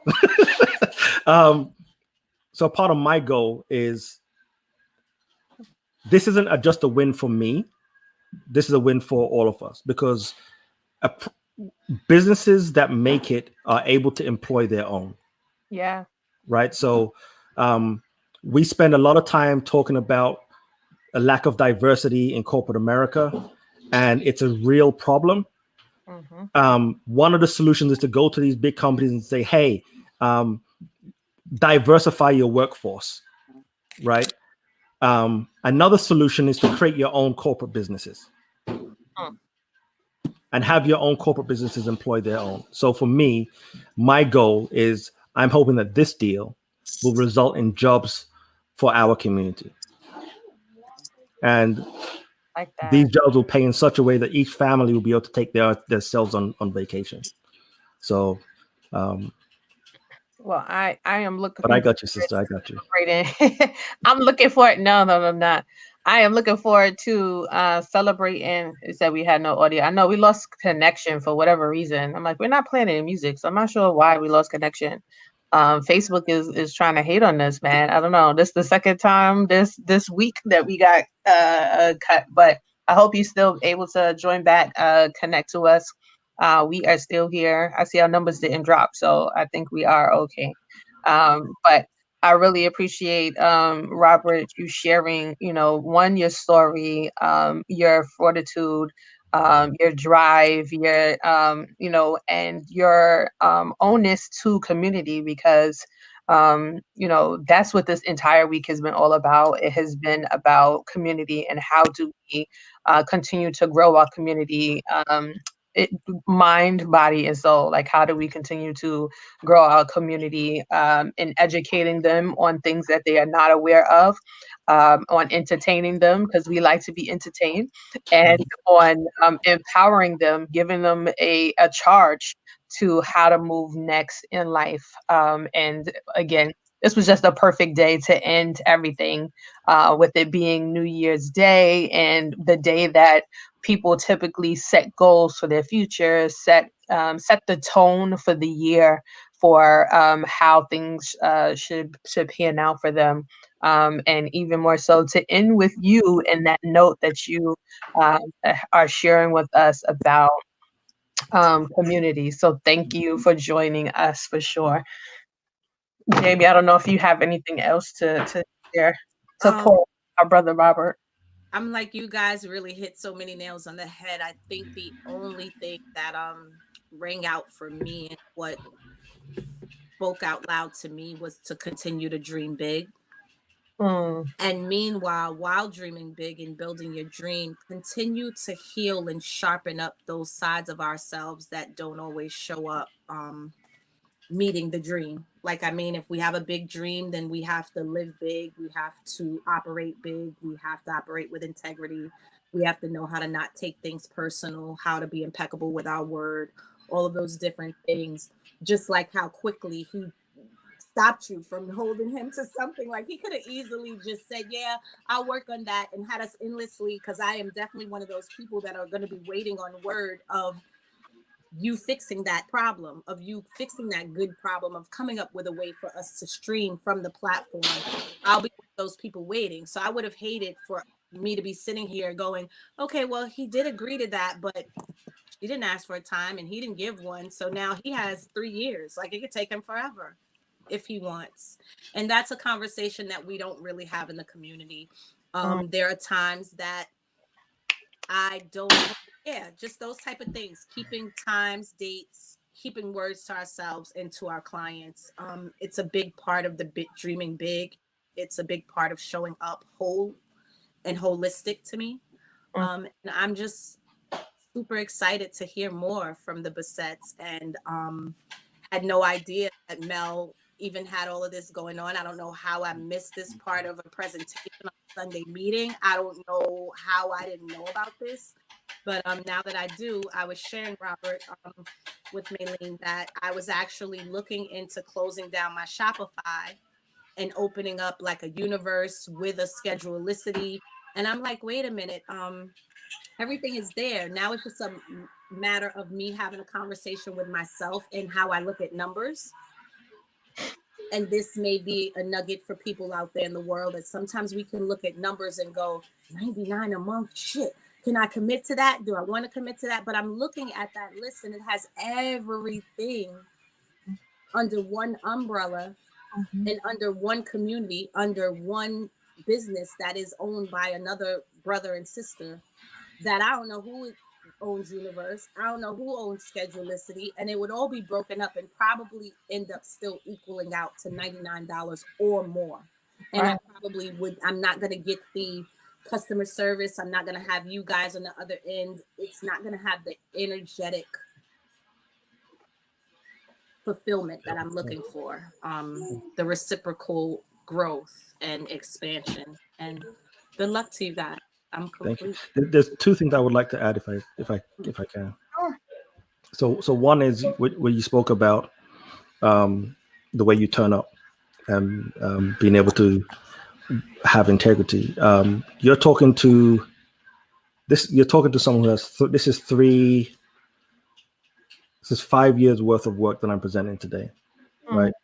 And between 5 years ago and now, there's been tens of thousands of failures. So I want to put out to you that community is a space where you can fail and you fail forward, right? So one of the things that I had to do was to change the definition of what failure is. For me growing up, I was always told that failure is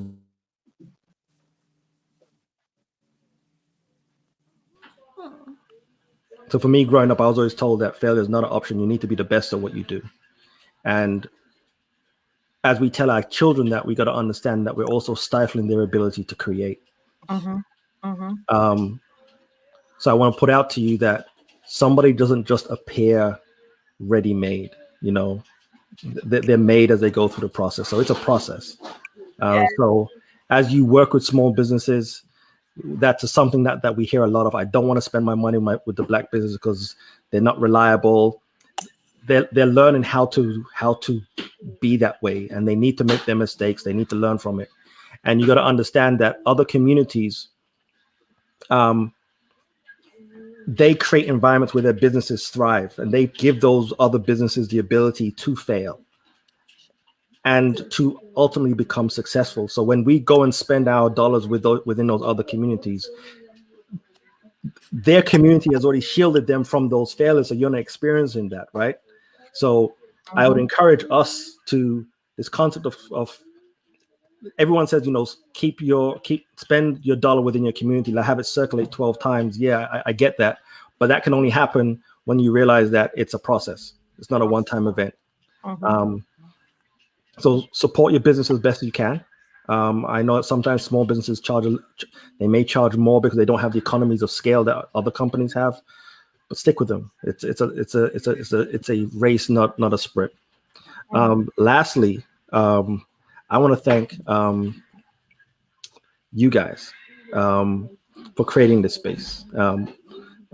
There's a lot of people that were involved behind the scenes. Many a Sunday conversation that I. Yes, we know, taking your wife away from making sure that the Sunday meal is on the table. Sometimes a little late, but it's okay.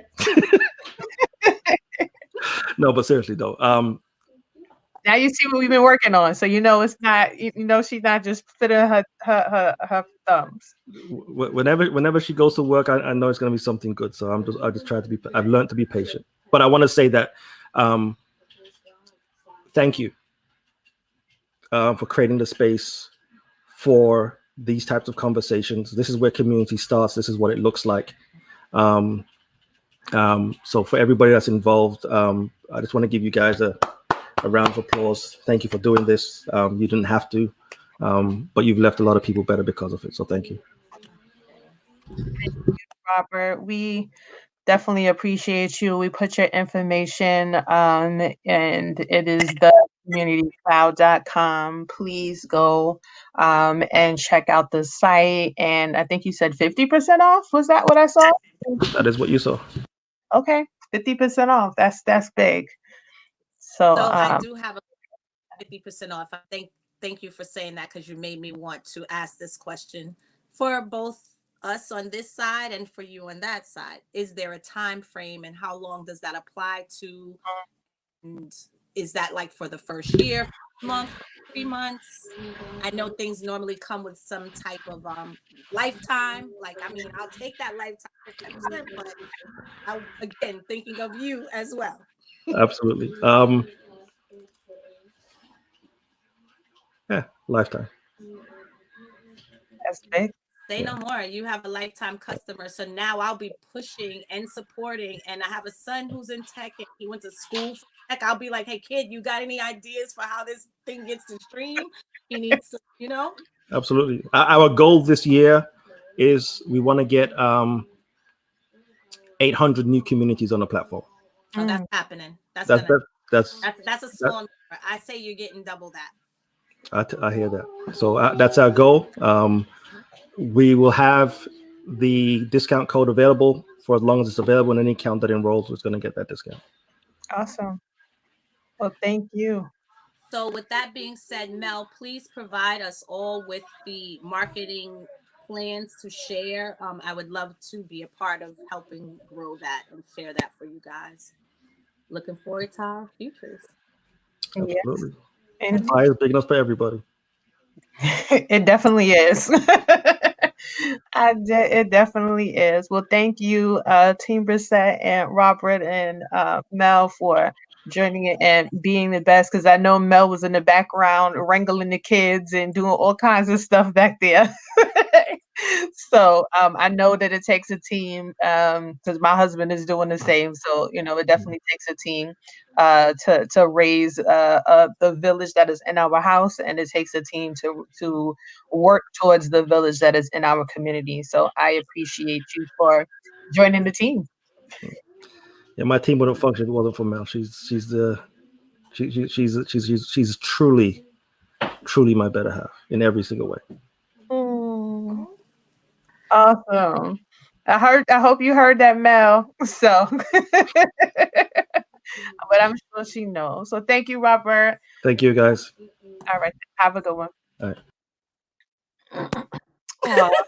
Make you all tear up. I know. I'm like, oh.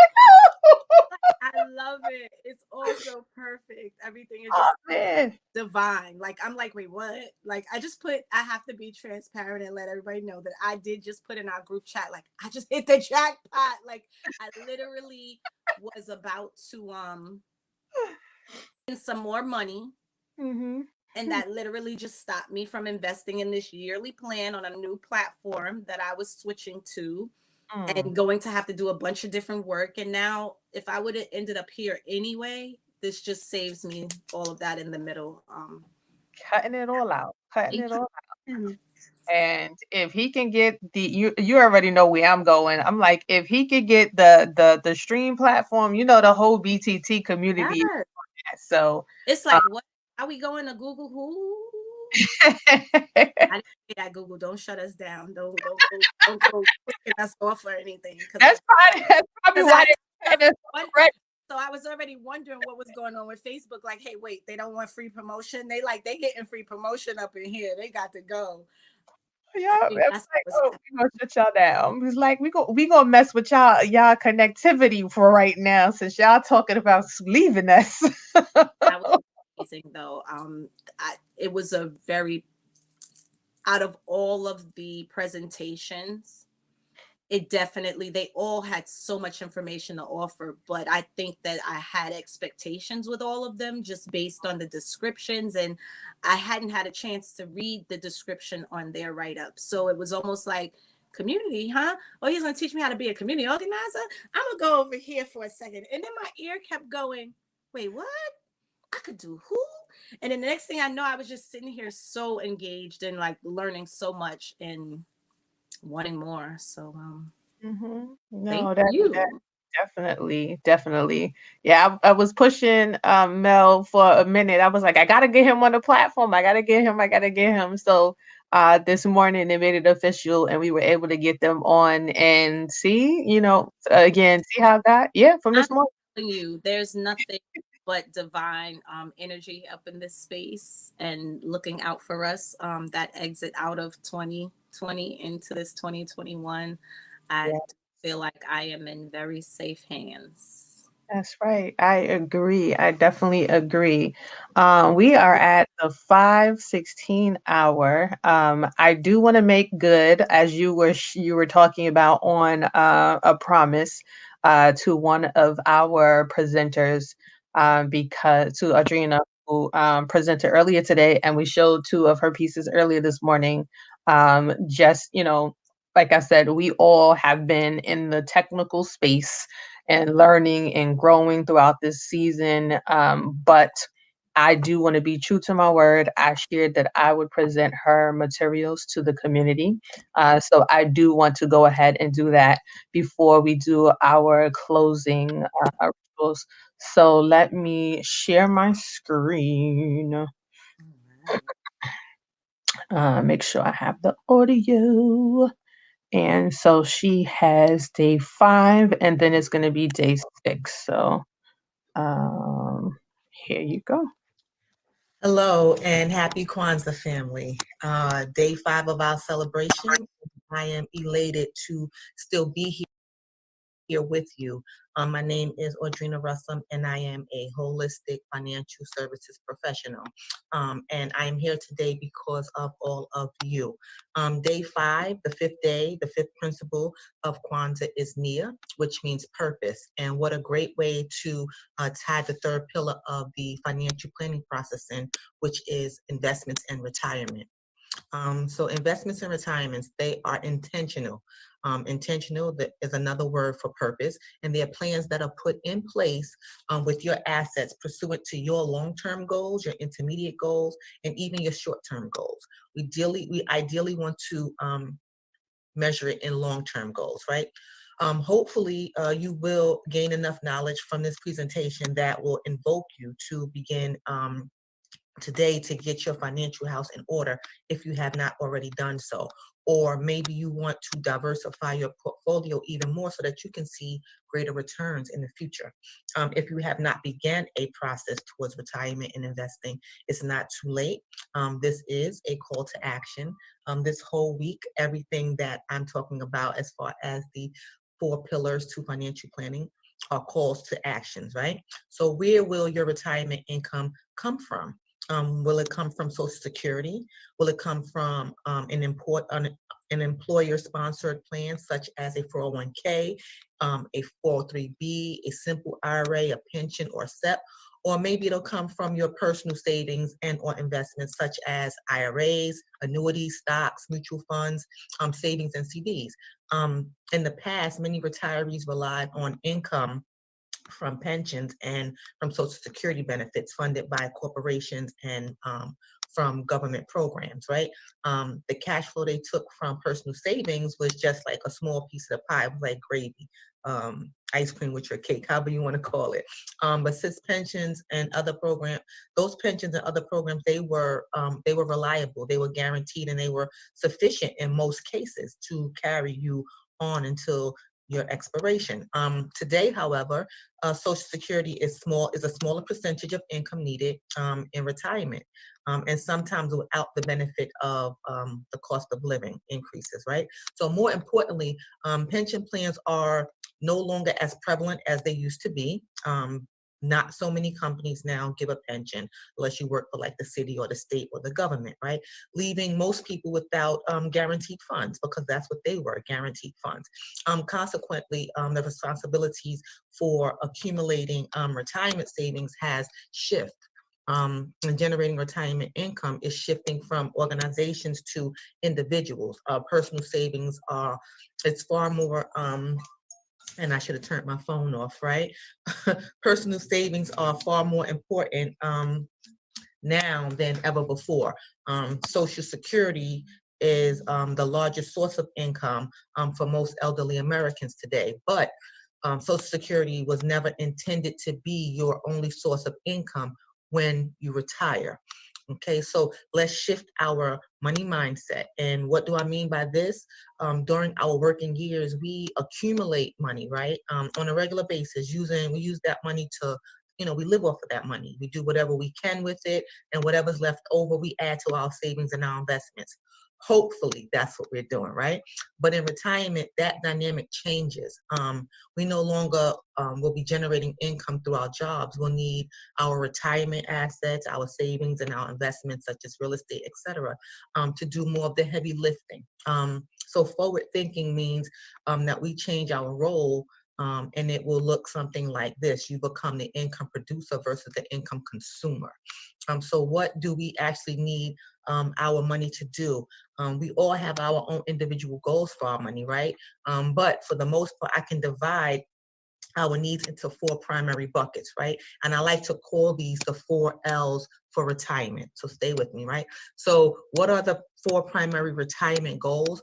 One is lifestyle, which means we want to maximize our spending power and use the assets we have wisely to create our desired standards of living, right? The second L is longevity. We want to make sure that our assets can maintain our desired standard of living for as long as we're alive. And then the third L is liquidity, which we want to build a reserve, a cushion, if you will, to help to overcome unexpected contingencies that might disrupt our quality of life. And then the last L, the 4th L, is for legacy, right? And we want to leave something behind to enhance the quality of life for our future generations. As I've been preaching for the last 4 days, we've been talking about generational wealth building and leaving a legacy. So how much will you need from all sources of retirement so that you can retire comfortably?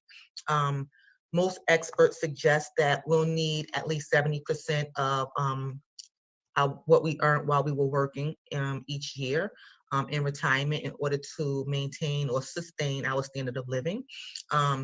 Some even suggest that we'll need 100%. So the numbers are real. And you know that saying, men lie, women lie, numbers don't, right? So the real question is, how much do you want? How much, or I should say, what standard of living do you want to maintain? So based on your needs, your risk tolerance, and your time horizon, I can help you to customize a plan that will build the kind of retirement and legacy you envision for your future. And that will be done using a variety of investment options. And that can be, spread across the board. I spoke about the different types of protections yesterday, which was life, disability, and long-term care. I mentioned some earlier in this, which would be 401ks, IRAs, mutual funds, etc., annuities. But here's the real challenge. We can't predict like what the stock market is going to do. We can't even predict what the weather's going to be for tomorrow. Sometimes they say that it's going to rain and it doesn't, right? What we do know is that we can take control of what we can do today. So finding the right financial tools to cover as many contingencies as possible without one, losing control, with two, without losing principal, and three, without losing any sleep, right? So when you're evaluating your assets and your future plans, ask yourself these questions. What do you like about where your money is, and what would you change if you could? I know for me, if I knew 10 years ago what I knew today, there's a lot of things that I would have done differently. So I pose that question to you. If you knew 10 years ago what you know today, what would you have done differently? You've heard me say over and over the last few days, and I'm going to continue to repeat it. Knowledge is power. I hope that I've given you some knowledge today. However, I do believe that applied knowledge is more powerful. Again, my name is Audrina Russum, and my contact information is available via the live stream. If you are interested in learning more and scheduling a 30 or 60-minute complimentary consultation, I would love the opportunity to sit down and help you to make a plan that's feasible for you. And again, we are in the process of building our financial future. Okay, so have a great day, people. I hope to see you all back again tomorrow. I will be talking on power of attorneys, wills, and trusts. And those are things that a lot of us don't really talk about in our community. A lot of people think that wills and trusts are just for the rich, and that is an absolute misconception. So come back for a little bit more as I wrap up the fourth pillar of financial planning tomorrow. Enjoy the rest of your day, and I thank you all so much for joining in.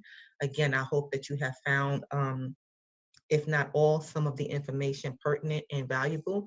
And again, I look forward to speaking or seeing each and every one of you in the near future. Enjoy the rest of your day, family.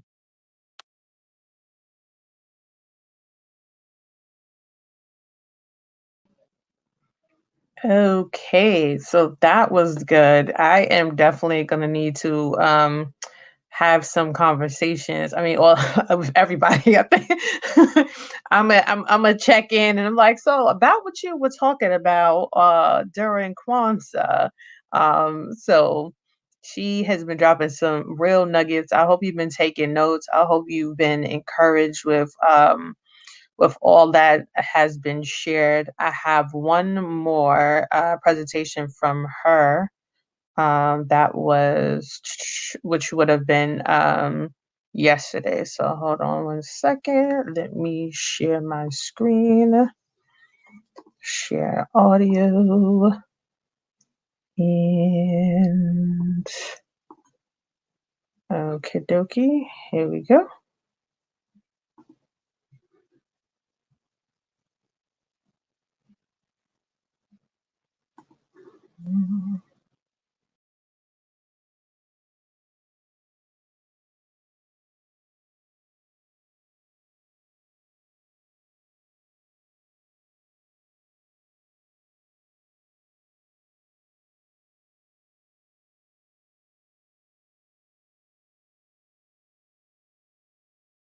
Okay, looks like we're having some technical difficulties here. It is not loading. Let me see if I can refresh it.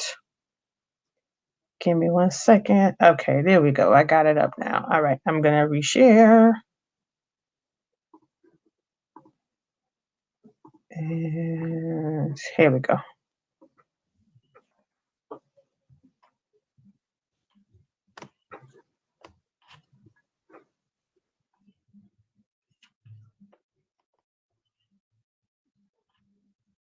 Day 5 of Hello and happy Kwanzaa family. Day 5 of our celebration, and I am elated to still be here with you. My name is Audrina Russum, and I am a holistic financial services professional. And I am here today because of all of you. Day 5, the 5th day, the 5th principle of Kwanzaa is Nia, which means purpose. And what a great way to tie the 3rd pillar of the financial planning process in, which is investments and retirement.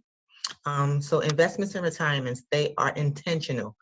Intentional that is another word for purpose, and they are plans that are put in place with your assets pursuant to your long-term goals, your intermediate goals, and even your short-term goals. We ideally want to measure it in long-term goals, right?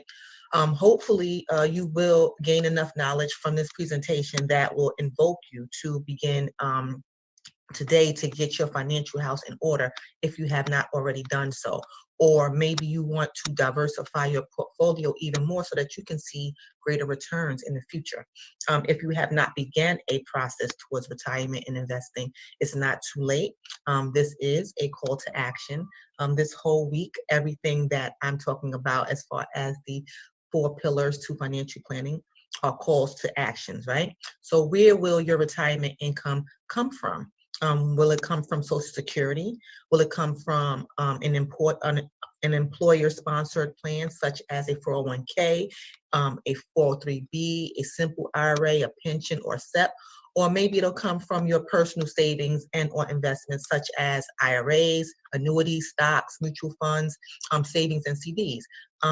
In the past, many retirees relied on income from pensions and from Social Security benefits funded by corporations and from government programs, right? The cash flow they took from personal savings was just like a small piece of the pie. It was like gravy, ice cream with your cake, however you want to call it. But since pensions and other programs, those pensions and other programs, they were reliable, they were guaranteed, and they were sufficient in most cases to carry you on until your expiration. Today, however, Social Security is a smaller percentage of income needed in retirement, and sometimes without the benefit of the cost of living increases, right? So more importantly, pension plans are no longer as prevalent as they used to be. Not so many companies now give a pension unless you work for like the city or the state or the government, right? Leaving most people without guaranteed funds, because that's what they were, guaranteed funds. Consequently, the responsibilities for accumulating retirement savings has shifted. And generating retirement income is shifting from organizations to individuals. Personal savings it's far more, and I should have turned my phone off, right? Personal savings are far more important now than ever before. Social Security is the largest source of income for most elderly Americans today, but Social Security was never intended to be your only source of income when you retire. Okay, so let's shift our money mindset. And what do I mean by this? During our working years, we accumulate money, right? On a regular basis, we use that money to, we live off of that money. We do whatever we can with it, and whatever's left over, we add to our savings and our investments. Hopefully that's what we're doing, right? But in retirement, that dynamic changes. We no longer will be generating income through our jobs. We'll need our retirement assets, our savings, and our investments such as real estate, etc., to do more of the heavy lifting. So forward thinking means that we change our role, and it will look something like this. You become the income producer versus the income consumer. So what do we actually need our money to do?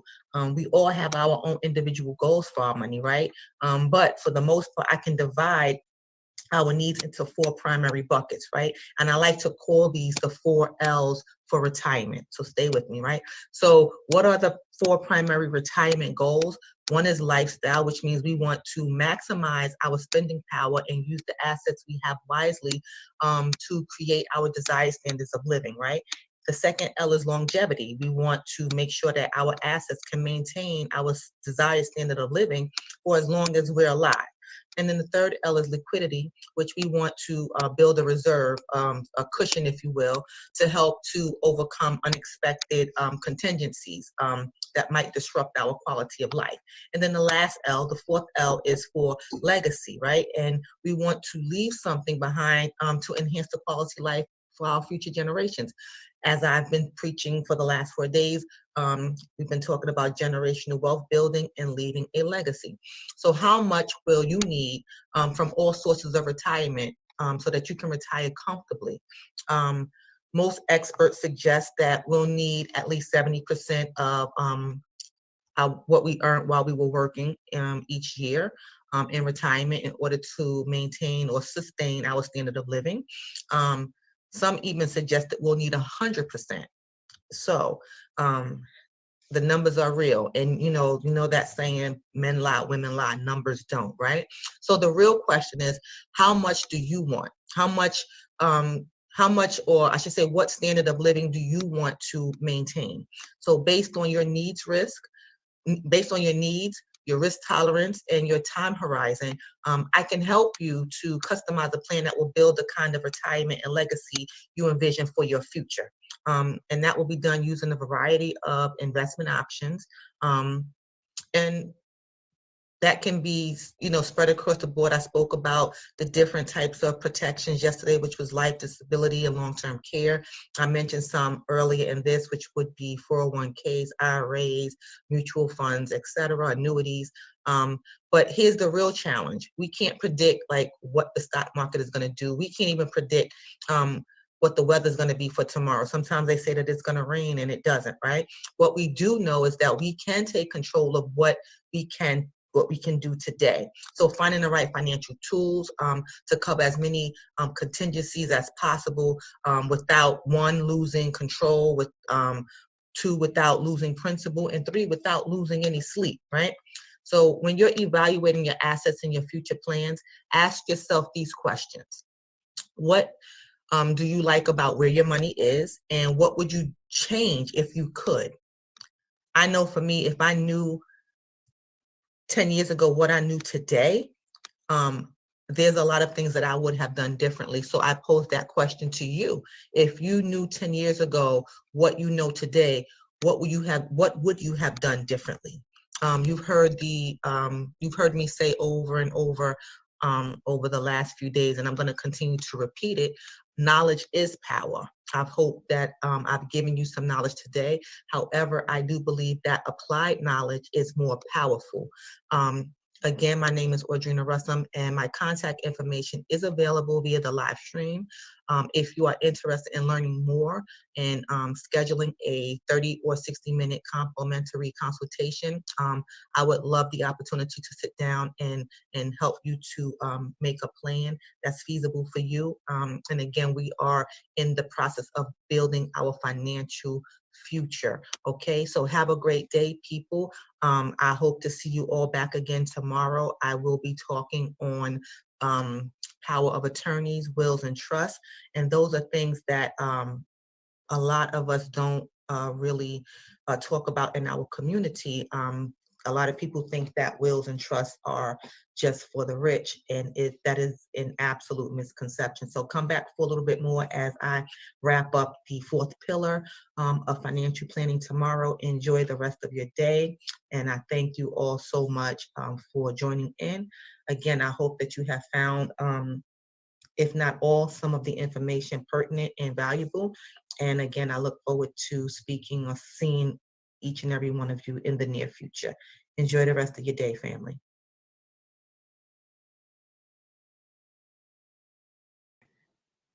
So I think I made a boo-boo, right?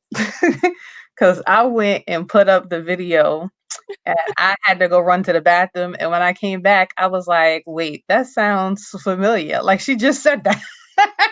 Oh, something just told me that the community needed to hear it twice. Maybe there was something that someone heard on the second go round that wasn't heard on the first go round. I agree. Or gave folks that been here with us all day an opportunity to go to the restroom also. Exactly. I was like, oh, good. This is a rerun. Let me go run to the bathroom. Divine time. Oh my gosh, this has been awesome. Thank you so much for being my co-host, Thank Jamie. you for pushing me off the ledge. As, so, as you do so well, you really do it well, and you do it gently. It's another one of your gifts and talents. I don't know if you recognize that. I know you realize it, but I don't know if you recognize it. It's actually a gift and talent that you have, not just something that you practice. But thank you for pushing me out of my comfort zone. I have still not quite gone live for myself, but I don't feel the level of resistance when I even say it. Just spending the time here and allowing myself to be my authentic, goofy self and be okay with it and be fine with it and to enjoy it. It's been fun and a great opportunity. I thank you. I agree. You know, it's been fun building community in this space because you know, what's funny is like when you go outside and you run into people that you've met in this capacity. I think a couple of months ago I had to run to another state, and at the airport somebody noticed me by my eyes because you know I got my mask on. So it was like, Athenia, and I was like, yes, how do you know me? I love it. And The they were face like, that oh, girl. Oh my god. So we have, what's this? How can I get finance contact information? Oh, sure. Let me find it. Well, actually, if you go to the Eventity page, and you look up, hold on, let me find the Eventity link. I have all of these links that we have been going through. So like as soon as I can find the link. All right. So if you go to this link here that I am putting in, it's a bit.ly Kwanzaa / Kwanzaa festival. Um, and if you look up a holistic financial services professional, you'll see all of her contact information there. And we actually had two people in the finance industry.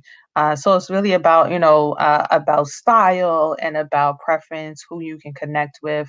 I always encourage those to, you know, to touch base with someone, especially with finances, because it's a lifelong relationship. It's not a relationship that's just going to be, it's not going to be a hit it and quit it kind of situation. You know, dealing with your finances, what I have learned, that the most successful relationships that I've had with my finances have been ones that have been ongoing. So those who just like sign me up and then they're kind of off to the races to the next person, I quickly left them and found someone else that was a little bit more personable, because I'm a community person and I'm community minded, and you know, I have questions. So people, it's funny, and I think I had posted it. Robert said something along the lines of that. I'm trying to. What did he say? Hold on. He said earlier on something about the community. Oh, I said you're preaching real good, Robert. I'm just bring it up. He said local businesses are based on relationships. And that is so true. It's something that I constantly, you know, share. People are like, how are you able to be in business for, you know, 11, 12 years? And it's because of the relationships that I've built in the community. I've seen balloon businesses open up stores in the community, and people will try them out, and then a year later, they're closed. And I'm like, what happened? Well, what happened was they weren't going to the community meetings. They weren't, you know, standing outside and protesting or encouraging others. They weren't, you know, talking about things that were relevant to the community. They were just there to make money, to get in, to get out. Exactly. So that was why they didn't survive in the community. And I encourage those, you know, especially if you open up a brick and mortar space in any community, that you become a vested part of the community, so that people know that you're there, they know what you're doing. And just like being in this space, like I said earlier, we all heard things that we've been seeded, that that we are now looking to put into fruition for the future. So I'm pulled to touch on a topic without really disclosing and diving in and going too far with it, of course, Okay. because part of our sacred communications on our Sundays. But what comes up for me, and it's been coming up for me quite a bit in the whole community thing, is sometimes how we will, or us as individuals, individual owners, entrepreneurs, how we can cut off our nose to spite our faces, or throw the baby out with the bathwater and wanting to do everything on our own, or to keep things to self. Um, and that's just one of those things that it keeps us small. It keeps our people small. It keeps our community small. And to not have forgiveness for our own people, it just really does our own souls a disservice. And not to mention, it's like a domino effect of not serving each other. And we all want something, but we're not willing to sacrifice, or to make the commitments, or to have the patience or the care and kindness for each other. It's like he also mentioned about, we'll take our money away from the smaller person because maybe it's not flowing as smoothly and easy, and we'll turn around and pour into these companies that are basically practicing corporate slavery. Some of the same companies that, the conversations that are about the big labels, the big liquor brands, the big boot brands, without naming any, the big companies that will rep and will spend money. Like right now, even the conversation over these Birkin bags. There are a few companies. There's an African-based company. There's definitely a company based here. I know of a gentleman from Brooklyn that makes gorgeous bags, gorgeous handmade, hand-stitched, sewn bags from gorgeous pieces of leather. But because the names don't have the standing, we make it mean nothing. We will rather go and pour into companies that won't even recognize us, that don't even see us, that don't really even want our money. And it just it can be, as a creator and an entrepreneur, it can be disheartening sometimes. It can be disheartening knowing that the item that I auctioned, that I handmade, has not had anything big. But if it had been possibly a knockoff of some Chanel, Fendi, something that had fake bling bling, or something that, because it had a name that was already known, that somebody might have plopped down $25 for something that's only really worth $25. But because it has that name, it means so much more to the world. But it's an opportunity always to implement those 4 agreements, to not take things personal, to not assume, but to also recognize and share that we can do better as a people. No, I agree. In supporting and showing up for one another, and in seeing where it is that, like, who are we pouring into?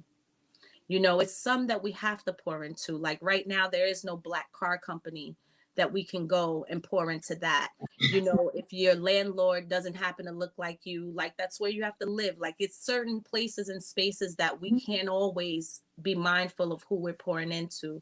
But with the material things, and with the business support things, and with other businesses that are out there that can support us, why not? Well, not yet. Not yet. The goal, not yet. I mean, we had Catherine earlier talking about buying land in different areas and creating, and we've been talking about different things in that capacity as well. Building back the Black Wall Street, what that looks like, what are the goals, all of that. Guess why I don't word it that way yet is because I know that part of it is us acknowledging this and getting past this blockage, getting past the blockage of looking at you and going, oh no, we can't, we ain't neighbors. And because how can we go and build a thriving community if our foundations are going to start off shoddy? We don't need that either. No, you're very right. Yeah. Oh, you definitely talking about some stuff that are hitting home in so many different areas. I mean, we talked about this especially in the food industry with the first Black supermarket in Georgia that opened up, and it's like, what do we need to do to support them so that they can be an example, so that we can have more Be like every. right. Because that's not something that we have. We look at some of our and nothing against, those who have put the infrastructures together, but we don't have it. It's not a space where we've thrived currently, or we're thriving currently, but it was a space where we were able to thrive in the past. So it is possible. It's just about us putting our minds together to make it possible, to make it happen, and what that looks like. So Teresa is saying preaching so deep to us. Teresa Scott. Well, thank you. Let's see, what else do we have going on? Juneteenth. We want to talk about Juneteenth before we end out the day. So Like, Juneteenth. tell them what is Juneteenth. They're like, what is Juneteenth and What's Kwanzaa? Juneteenth? It's Kwanzaa. It's December. What is happening? It's like all these random Black holidays, and not for nothing. When I was in school, my best friend, she was pro-Black everything, and she would just be coming out the woodworks, and she'd be like, "Oh, I'm not going to school today because it's a Black holiday." I'm like, "What are you talking about now?" But now, it's funny because they were having their Kwanzaa festival, so I jumped in for a second just to tell them thank you, because it was them that got me here. If it were not for them having their annual meetings and session and celebrating Kwanzaa on New Year's Day, like that was where I always was. Every New Year's Day, me, my family, my mother, my husband, he would get off of work and he would meet us right over there so that we could learn and be in community with others and to break bread. But because of COVID, everything was online. So they were doing their presentation online. And like I said, I just wanted to jump into that space for a moment to just tell them thank you, because I saw how they put things together and how they shared with the community. They gave so much of themselves. It encouraged me to be able to do that for the wider community. So I thank them for putting the seed that created this entire platform of the 7 days of Kwanzaa. And this has been amazing. Like, I've got so many responses that were like, initially before, they was like, 7 days, that's real ambitious, sis. And I was like, well, yeah, you're right. Cause sometimes I don't think about it. I thought about it afterwards. I was like, oh, 7 days during vacation. Tomorrow I'm gonna be passed out. I'm asleep. I'm gonna be in the bed till 1 o'clock tomorrow, Saturday. I'm gonna find me some cartoons. I'm gonna be a little kid tomorrow because the whole break I was being the responsible one, and I was here with my family, my other family, my community, and sharing with you all. And I don't regret it at all. I don't regret any moment of it. Because it kept me accountable. It kept me going. And it was a great way to bring in a new year. Like it just it was I don't know, it was just such a high to bring in a new year, knowing that I'm being of service, that I'm being a vessel. So yeah. I'm not gonna start crying again. I think we done had so many tear up sessions and That's quite everything. all right. That's quite all right. You already know about the libation that pours out Indeed. of the eye. So you were saying Juneteenth. So, right, that's what this whole thing started, the whole conversation, right? So Juneteenth, the emancipation of slavery. So it is another Black celebration that happens in June. Typically, it happens June the 19th every year, hence the Juneteenth part. But we here with Umoja events celebrate Juneteenth NY on Father's Day weekend. So I always share. I'm I like to pivot things around holidays so that people can easily remember them. And I was like, since Father's Day is in June, you will always know that whenever Father's Day is happening, that the day before Father's Day is our Juneteenth event. So there's never a question whether it falls on the second, the third, the fourth Saturday, whenever Father's Day is when our Juneteenth festival will be the day before. So we celebrate it or have celebrated in the past 11 years as a large festival in East New York, Brooklyn. We usually do it by the park on Vermont Street. We have had in the past over 100 vendors that come out. We've had well over 5,000 attendees that come for the day. We have an area for the children to play and engage and do all kinds of things. We also have a presentations, performances, dances, gospel. We have some elected officials that come by and they share. We've had basketball tournaments in the past because we wanted to find ways to get our men engaged and to get our young boys engaged. And basketball was the place. So we had basketball competitions where they were winning trophies, and we had T-shirts and the whole shebang. So we have definitely been trying to bring to the community that greatness of togetherness. So where we lived at 2020, we had to bring everything online because everything had to go online for COVID. And that was one of those things that people were like, sis, you really gonna do this online? Do you even know how to put this together online? And I said, no, but God's gonna make a way. And sure enough, he did. I was able to you on mute, Jamie. And in a matter, if I'm correct, if I'm recalling correctly, it was like literally a matter of like 3 weeks that you pull this together, if not a little bit less, maybe even 2 weeks to 3 weeks. Yeah, it was 3 weeks. It was a total of 3 weeks that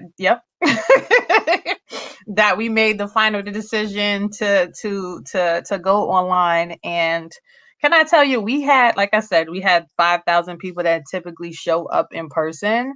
We had 28,000 people who were on the feed, who were engaging and participating with us. And that was in less than 3 You had me I do. had, yep, I had to do a whole bunch. So not for nothing, world. I'm gonna share with anyone out there who may have any blockages or stoppages in their way getting on stage. I call it. This is the time. This virtual world is the time to do it because you're able to have a stage out there that you don't even see or feel. So you have an opportunity to zone in, like that thing that they always say, like find one person or one thing to actually focus on.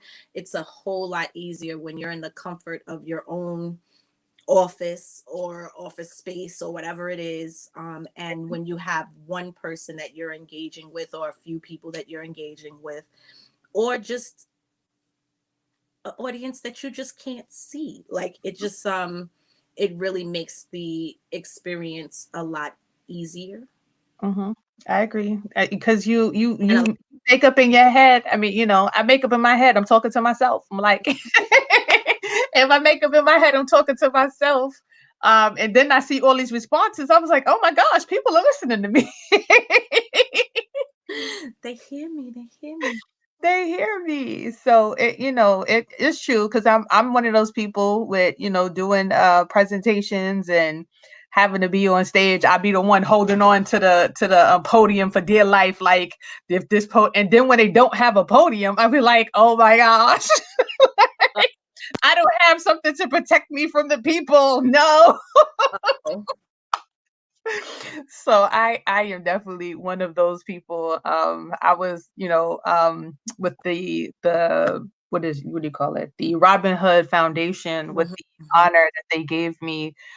Typically they do that in person over breakfast. And there's usually about 500 like millionaires in a room. Wow. And the hero would have to do a presentation in front of them. I was like, see, look at God. See, you just knew what I needed. I had to do that presentation. in front of 500 millionaires, I think I would have almost died in my sleep. I would have been sitting there like, oh my gosh, I would have been speaking all the speakers. I would have been, it would have all of it. I would have been sweating and everything. I'm Oh like, my, I hear it. The butterflies are even starting to build in my stomach just as I'm saying the words in my head over again. Like 5 million people, like people. Who? Oh, it's a lot. It's a lot. So, God knew, this is a great platform, if any, to get started. Just jump on, and I've been in my own head too. But I am willing to show up for others. And I think that is the place that a lot of us live, that we're not willing to show up for ourselves, but we are willing to show up for others. So this kept me accountable, because it was like, I got to show up for my community. I got to show up for others. If it was just me and I had to come up with that, and I had to just jump on and I didn't tell people that I like to keep my word, like I said. So if I didn't tell people that I would jump on, it's like, oh, well, maybe I'll do it tomorrow. Maybe I'll do it tomorrow. And that tomorrow ended the year. So oh, I know all about that. That's why I can relate to it needing to be someone on the other end, not myself, not saying yes to myself, because I don't say yes to myself enough. But I will say yes to my community, especially, Shawnee has always been able to get a yes from me to the point of where I had to actually start doing the work to be in integrity and actually say no sometimes. And then you're becoming that second person. And thank goodness I already have the saying no in place. So I know how to say no. So anything I do say yes to, I'm able to show up and show up as powerfully as possible. At least that's the intention. I definitely agree. And you did. You came with it. You rocked it out. You were moving and shaking. I definitely going between houses and and going between spaces and doing all kind of stuff. I was like, where is Jamie gonna pop out from this time? I love it. I love it. I'll just say, single life. With single life, you never know where you're gonna be, what you're gonna be doing. Look, even in married life, look, this times I was look, okay, right now. We can stop there. So Juneteenth. That's what we talk about. Juneteenth. I don't even know how we got into this. Because it's always divine. We dropping some kind of something for somebody out there. Somebody. Yeah, something somebody needs to hear for sure. But Juneteenth. So we got June 18th is gonna be health and wellness. So we're gonna have the goal is to have some people doing some yoga, some people doing some mindfulness presentations, um all different, mind, body, and soul. So any and everything that has to do with the health and wellness of your mind, body, and soul, we will be having done on Friday. On Saturday, we are going to be connecting with our businesses, our community, our entrepreneur family. So they will be presenting all of their beauty, their wares, their shares, and all of that. We are still working out the kinks on if we are going to be able to be virtual, be live, or if it's going to be virtual. So we are planning both, guys. So just to let y'all know what goes on behind the scenes, it is not as easy as 1, 2, 3. We are planning both tracks so that we could be prepared for whatever lends itself to happen in June, because we don't know where this vaccine, how that's working, how people are receiving it, how it's being responded. I know I have mixed feelings. I know most of the Black community has mixed feelings about it, and will continue to have mixed feelings about it. I said maybe in 6 months to a year, I might be a little bit open after I've seen how others have responded to it and so on and so forth. But I feel so bad saying that because a lot of the people who have to get it are family members of mine who work in the hospital, or, nurses and doctors and people like Irene who are on the front lines on a regular basis, and they're being encouraged to have to take it because they are, experiencing people first. And so, I'll say with that, just to add a little my feeling on that, or my thoughts, or whatever you want to call that, opinion, whatever. I think Irene said it very well earlier. She didn't say it in these words, but what I heard from her is that we all need to, and what I agreed with is that we all need to have knowledge, do some research, have a solid reason as to why we're not saying it. Like, don't let it be one of the folk tales. I know which the ones that some of the reasons are actual reasons for us. It could borderline being a folk tale or an actual reason, because things like the Tuskegee experiment, there are things that we know are real and that actually really happened. We know that our DNA will be hoarded and taken, if it can, to be studied. So we know that there are, from the Henrietta Lacks, we know that there are instances and times that medicine hasn't been there for us or served us. But there are certain things that borderline the becoming a folk tale. Right. Right. And then there are some really real things, the Matrix, there's something under there. There are valid arguments as to why not. But I think at the end of the day, no matter what we do, are taking, experiencing, we have to be okay with whatever we are doing for ourselves. Yes. Not what someone else says. We shouldn't be living from someone else's stories or fears or anxieties. It should be our own.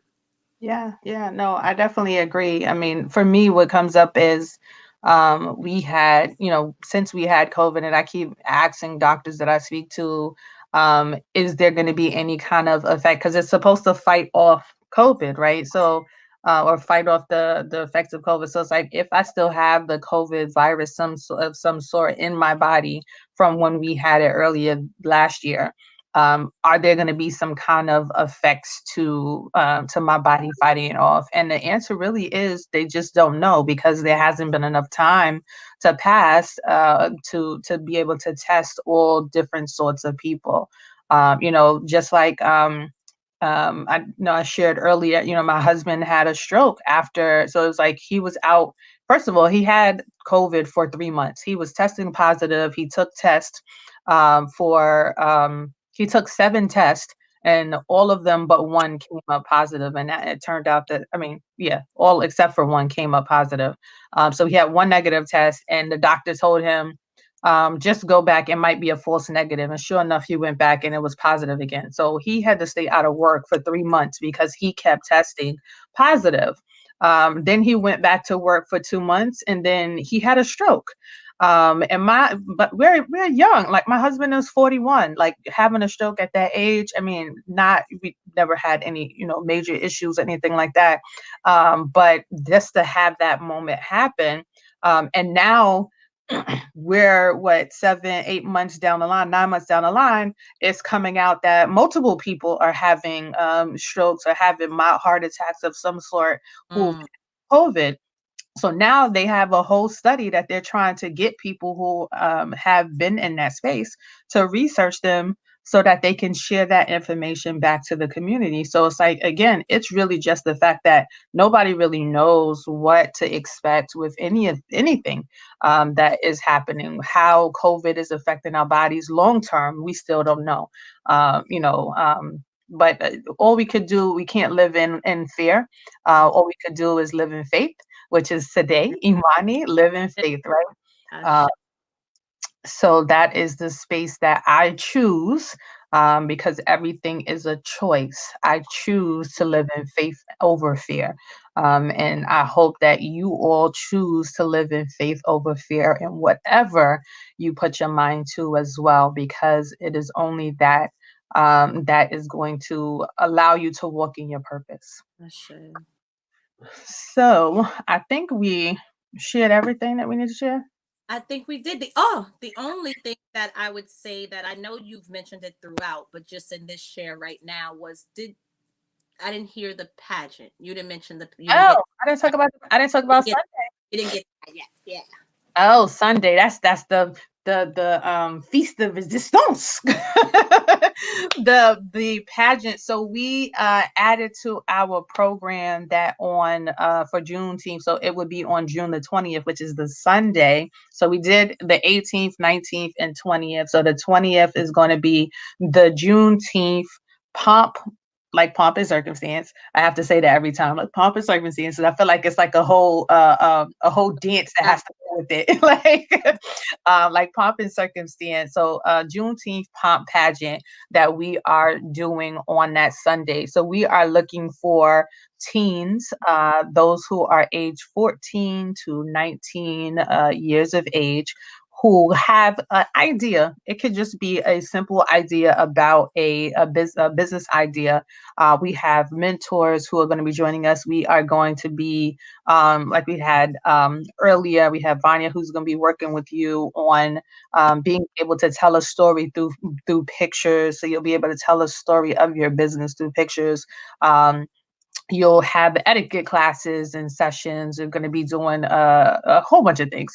Trust me, it is definitely something that if you have a teen that you want to get them in, and it's not just for females, it is also for guys. So we will have a females session and we will have a males group that will be competing. And the winners are winning $1,000 each. And I think we have some HBCUs who have offered some scholarship money to them as well, to those who are participating. So it is, oh, and you get to, what is it? A program that will help you to build your business out. So it'll work with you to build your business out. It's a $5,000 program that one of our members is donating to the platform. Plus, you get promoted throughout the year on all of our social media. You get a whole bunch of stuff.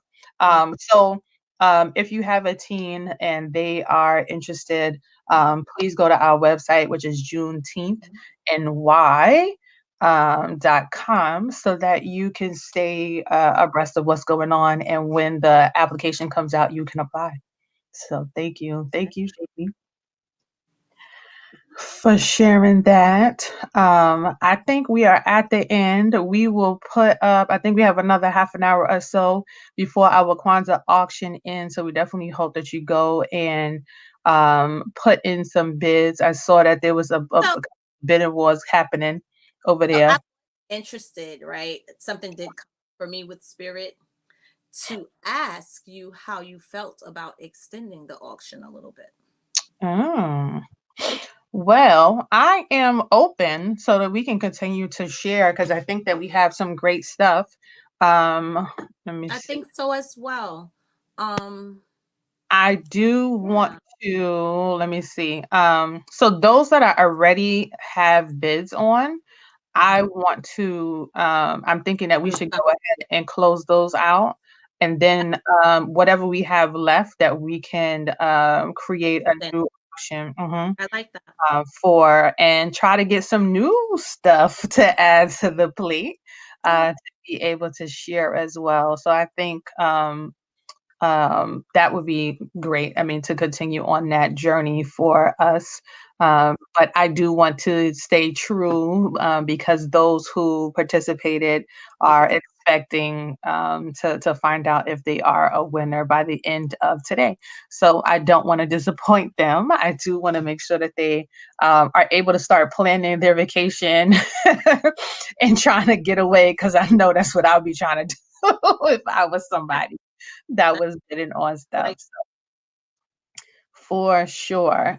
So I want to just say thank you again, Jamie. I want to thank the team that we have. Let me list them. So Jamie Lloyd is one, Carrie Kirkella, who was on earlier, Hope Hughes, Irene Treadwell, who was also on earlier, Marjorie Vale, Mulaney Bissett, whose husband joined us a little earlier, Michelle Tolson, Tanette Span, Nadine Gale, who was also on earlier, Sheba Simpson, Venus Sutton, and we have two interns, Ting Du and Aisha Waga, who have been working tirelessly behind the scenes to put this and other events on for us. Some quick reminders. Every day, Monday through Friday, our DJ Fame, he is on live on his platform. So if you connected with us at any time, you should be able to find him, DJ Fame, BK is DJ Fame BK.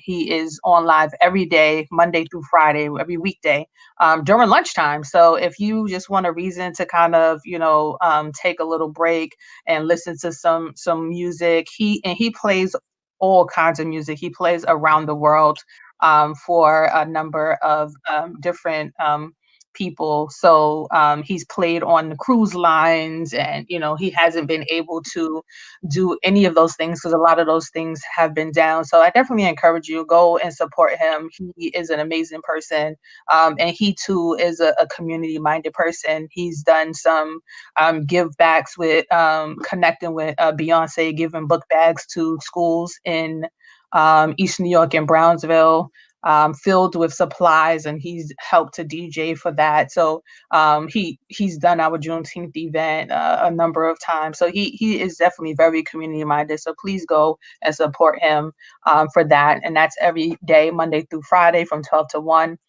On January 17th, our Jamie is doing her presentation at 5 o'clock. Very excited to see that panel and just be in awe again of what our community has to offer and all of us that are walking in our purpose.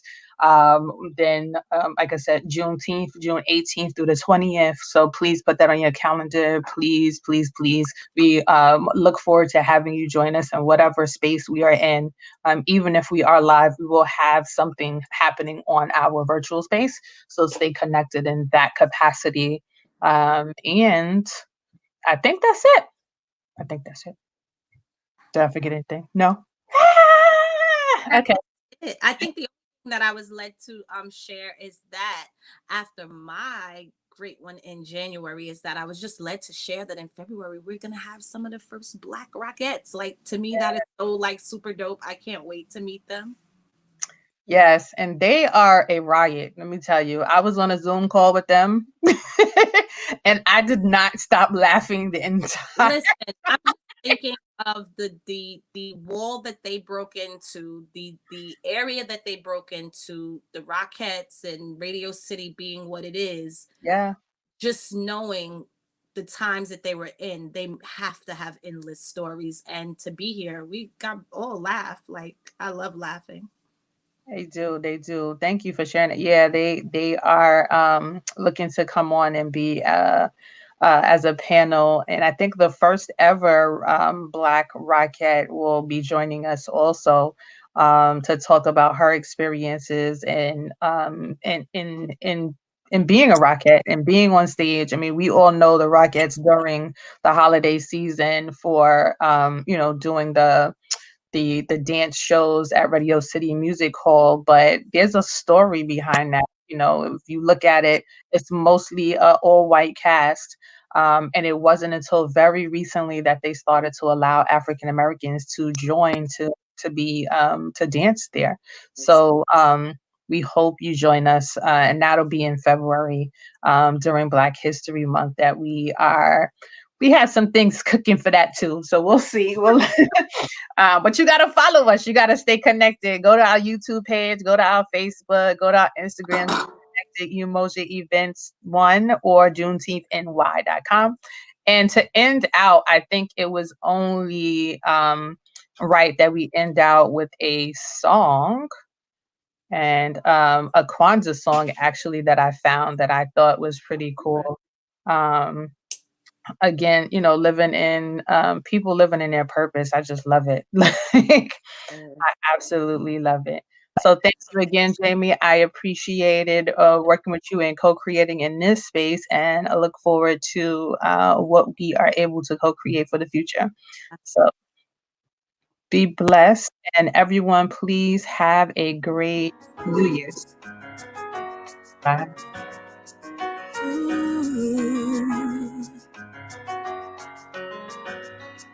It's Kwanzaa,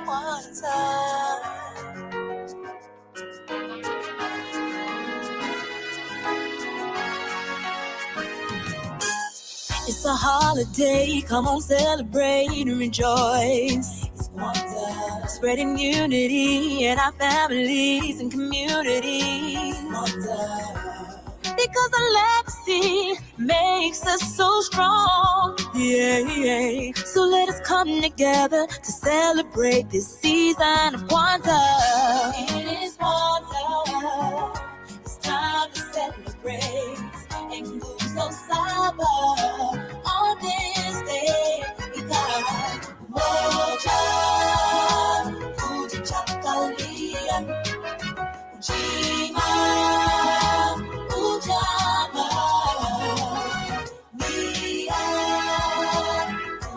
Uba, Imani.